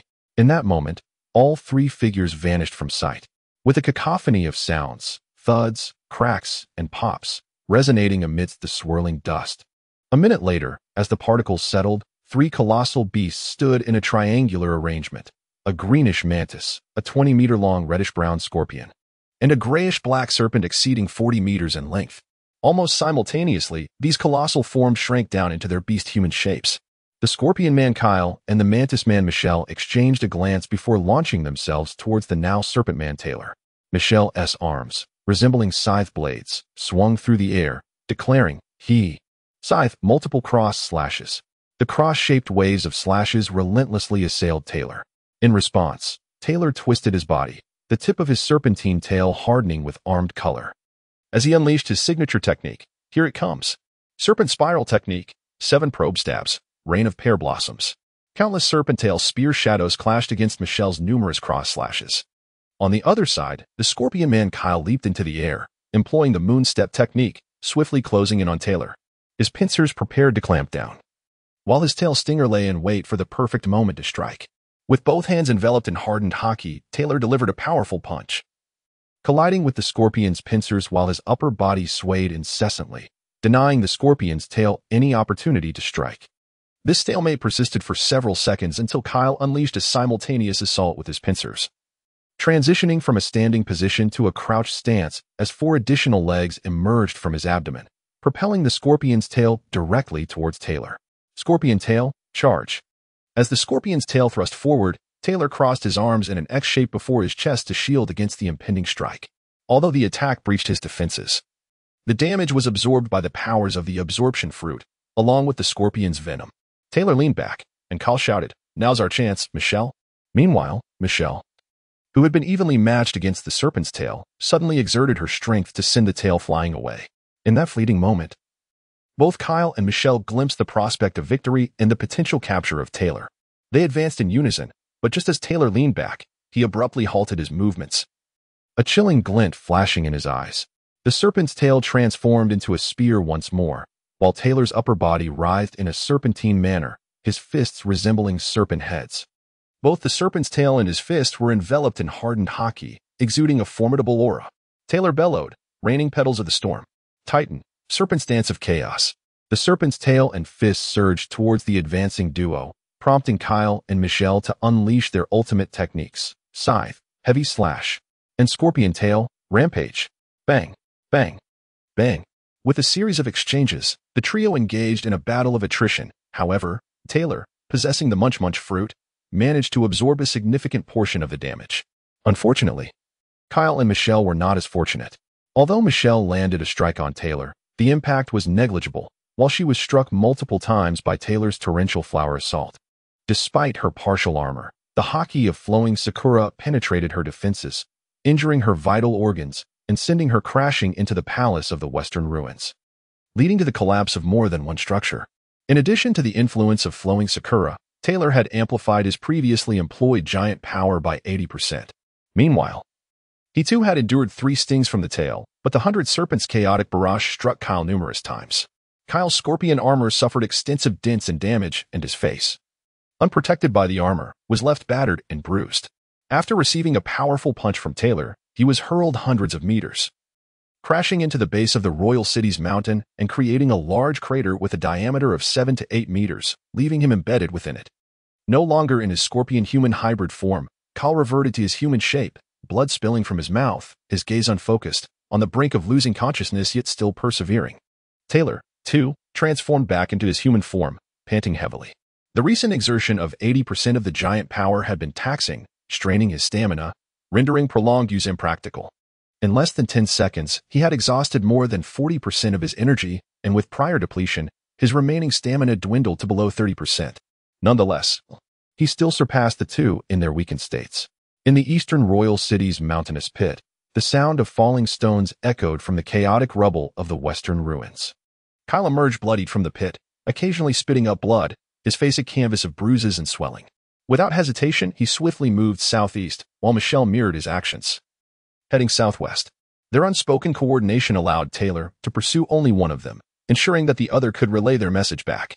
A notable characteristic of their organization was that while failure to complete a mission warranted punishment, the transmission of information was imperative. Otherwise, the consequences would be even graver. However, they underestimated Taylor's intentions. Zhao Xinglong had no desire to eliminate them here. With a history spanning 4,000 years, the royal city of Albana and Alabasta held significant historical value.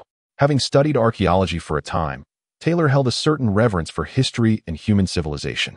While the destruction of some ruins was regrettable, engaging in a massacre could potentially damage the royal city itself. Such an outcome was unnecessary.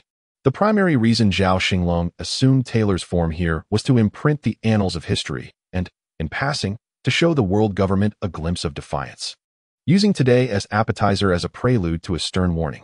10 minutes later, the two agents from P0 had vanished without a trace. At this moment, Taylor sensed a slight dizziness, likely a consequence of the scorpion venom that the fruit had failed to completely absorb. With no other choice, he approached his large backpack, hoisted it onto his back, and made his way towards the stairs on the western side of Alabasta, planning to rest in the royal mausoleum beneath the sacrificial hall. Meanwhile, In Alabasta, Spandane, the commander of P9, received an unexpected call from a member of his team, Moshi Moshi. Before he could finish, the voice of his superior cut through the line. "This is Spandane. Commander Spandane, have you reached O'Hara yet?" "Not yet, but we should arrive soon. I have a task for you." "Yes, Commander. Please go ahead." The two agents from P0 had encountered Taylor outside the capital, Albana, and after a confrontation, were bested. Currently, one was making his way through the desert towards Nida, while the other was heading towards the coast along the banks of the Santo River. "You must immediately organize two teams to intercept them and bring them back safely to Nida. I await your updates." "Understood, Commander." With a click, Spandane ended the call. Taking a deep drag of his cigarette before exhaling, bathed in the morning sunlight, Taylor ascended the stone steps of the western city gate, entering the city. Due to the peace period, there were few royal guards stationed along the walls, merely scattered patrol soldiers. The world government had orchestrated this covert operation to capture Taylor without notifying the Navy, let alone the Nefertari clan, whom they deemed traitors. As he treaded upon the stone steps, Taylor gazed upon the ancient capital, steeped in 4,000 years of history, where Islamic architectural styles flourished amidst spacious streets leading towards the central square. He could see the towering clock tower standing proudly to the north of the palace's front. However, his primary objective was the sacrificial hall in the western district, situated just east along this main street, and then further north, an area fittingly referred to as the royal mausoleum of the Nefertari family. For the past 800 years, the historical records meticulously preserved by the Nefertari lineage had remained within the mausoleum's subterranean chambers. As dawn broke, the citizens of the capital began to rise and prepare for the day. At this time, Alabasta had yet to resemble the chaotic state it would endure 2 decades hence. Although water remained a precious resource in this arid land, the basic needs of the capital's inhabitants were still being met, as the Santo River flowed abundantly, nourishing the various cities of Alabasta. Taylor advanced approximately 100 meters before turning northward, where the sacrificial hall was located. The underground chamber possessed an exit, the precise location of which remained unknown to Taylor. He only recalled that beside the main passage of the sacrificial hall stood a statue of an alabaster sacred beast, a sea cat. By rotating the statue counterclockwise, a passage would be revealed. However, from his recollection, the staircase leading to the passage was neither grand nor spacious, at least not by Taylor's current standards.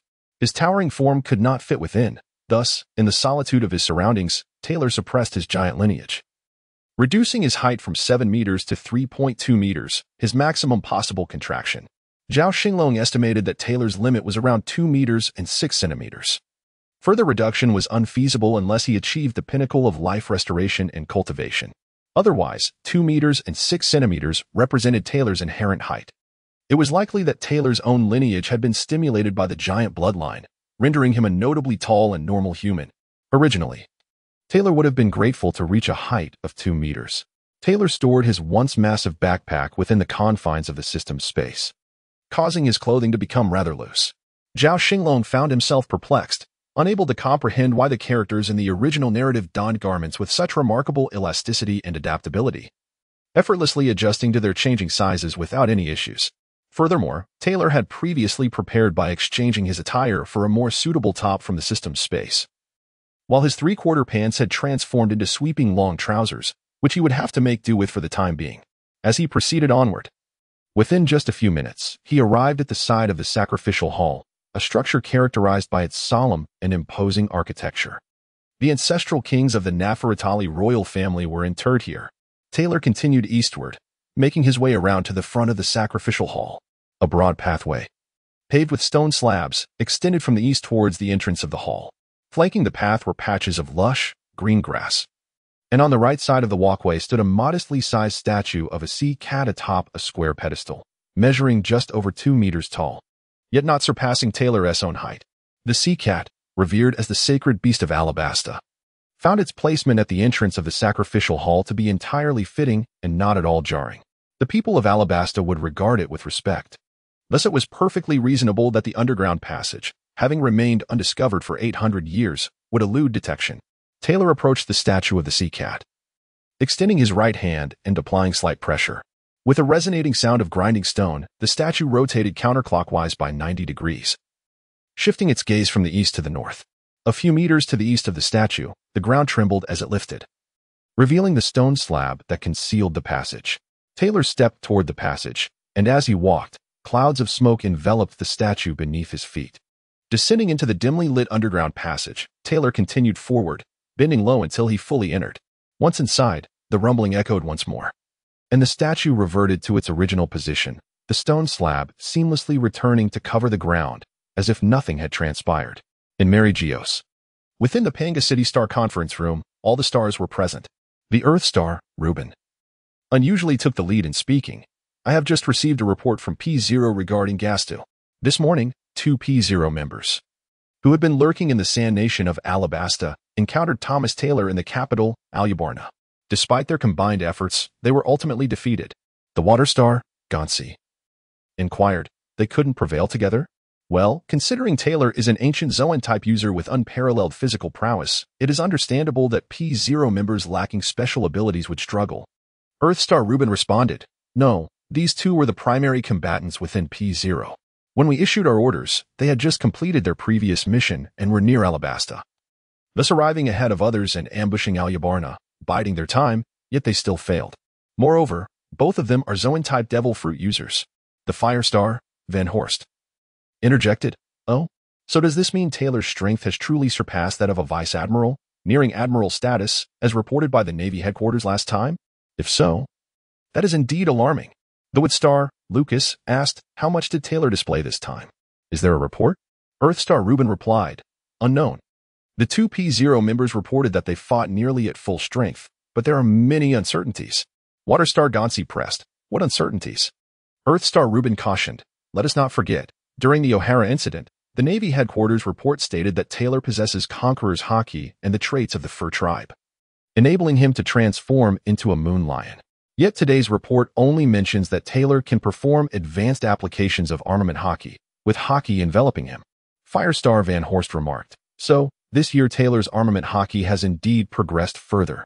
Earthstar Reuben added, not only that, the P0 report indicates that Taylor has acquired a rather peculiar skill that allows him to absorb damage. The attacks from the 2 P0 members hit Taylor, yet it was as if they had merely disturbed the surface of water, producing only ripples, while Taylor remained entirely unaffected. Woodstar Lucas pondered, could it be another devil fruit ability? How is that possible? It is a well-established principle that one who consumes 2 devil fruits will meet a tragic end. In the conference room of Pangastar, located in Mariehua on the morning of March 10, 1501, several individuals were engaged in a fervent discussion regarding the recent defeat of 2 Zoan-type users at the hands of Taylor. Reuben of the Earth Star remarked, the two reported that Taylor himself claimed his fruit had awakened, though it is rather peculiar.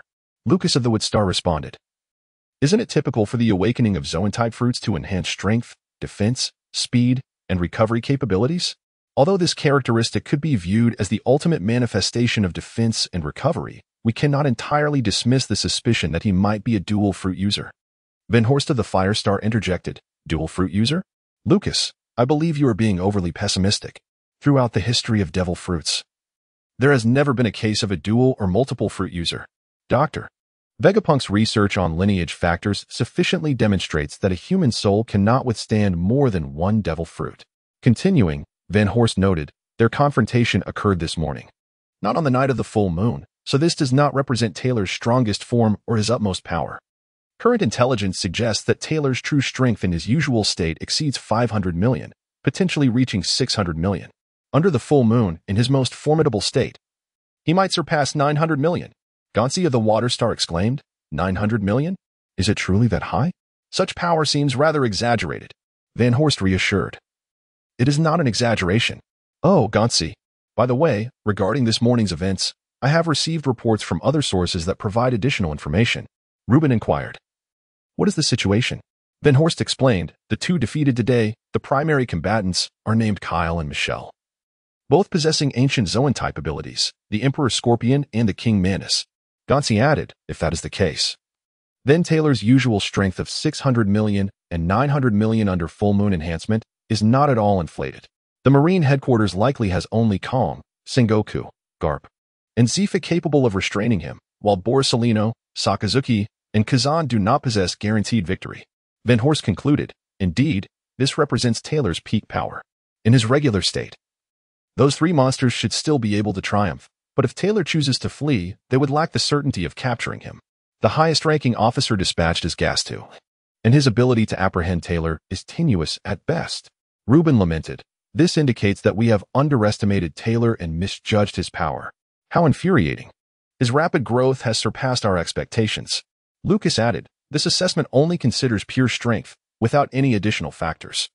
It is worth noting that the previous bounty placed nearly 300 million in special value on Taylor. If we add another 300 million now, his bounty would amount to at least 900 million to 2 billion. The ever-silent elder Jean Fanyin Lin finally spoke, informed Gasta to ensure he brings Taylor back, dead or alive. Additionally, notify Spandane to extend full cooperation without any slackening. Elder Lu Ben interjected. Moreover, inform the warring states to send Borsalino to the land of Wano to assist Gastu in capturing Taylor. Regarding the apprehension of Taylor, that is all. Do any of you have objections or additions? Elder Fanhorst added, "Esteemed colleagues, I have some significant points to contribute.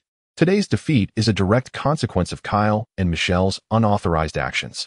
Internal reports indicate that Gastu explicitly instructed the two not to act independently, but rather to unite with his personnel before taking action. However, they disregarded the orders, failing to comply with their commanding officer, which is quite unacceptable." Elder Lukaski remarked, "As the shield and sword of the celestial dragons, we must enforce discipline. This cannot continue." Elder Jean Fanyin Lin concurred. "Indeed, a reorganization is in order, though the time for such measures is not yet ripe. Let us postpone the rectification until the conclusion of this operation. Furthermore, should this mission fail, adjust Thomas Taylor's bounty to 138,000,000 berries. The apprehension of Taylor shall proceed as previously discussed." Agreed. Agreed. Agreed. Agreed. In the royal mausoleum sanctum of Alabastus capital, Albana, Taylor stood before a massive azure stone inscribed with numerous ancient characters. This was the historical stone tablet, secretly concealed for 800 years within the Alabaster royal tomb, containing information about the ancient weapon, Pluto. Tyler did not delve into the information above. He merely transcribed it and then sat aside, shedding his upper garment. The scorpion venom coursing through his veins had yet to be subdued, preventing him from maintaining his 3-meter-2 form. As he sat there, he reverted to his original size and began utilizing the abilities of the suck-suck fruit to expel the venom within him. Due to the elapsed time, the venom had permeated his bloodstream, necessitating a gradual extraction that would consume considerable time. Fortunately, the underground palace was devoid of any presence, providing an ideal sanctuary for Tyler to recuperate. In the headquarters of Geo, above the central cake island of the world government, streams of light coalesced as Tyler's clone, Tez, materialized. After more than a day's journey, Tez had finally traversed from Wano to the world government. Resting atop a modest cloud high in the sky, he sat in meditation, poised to wait for nightfall to pursue his objective. In the waters between Gaia Island and Alabasta,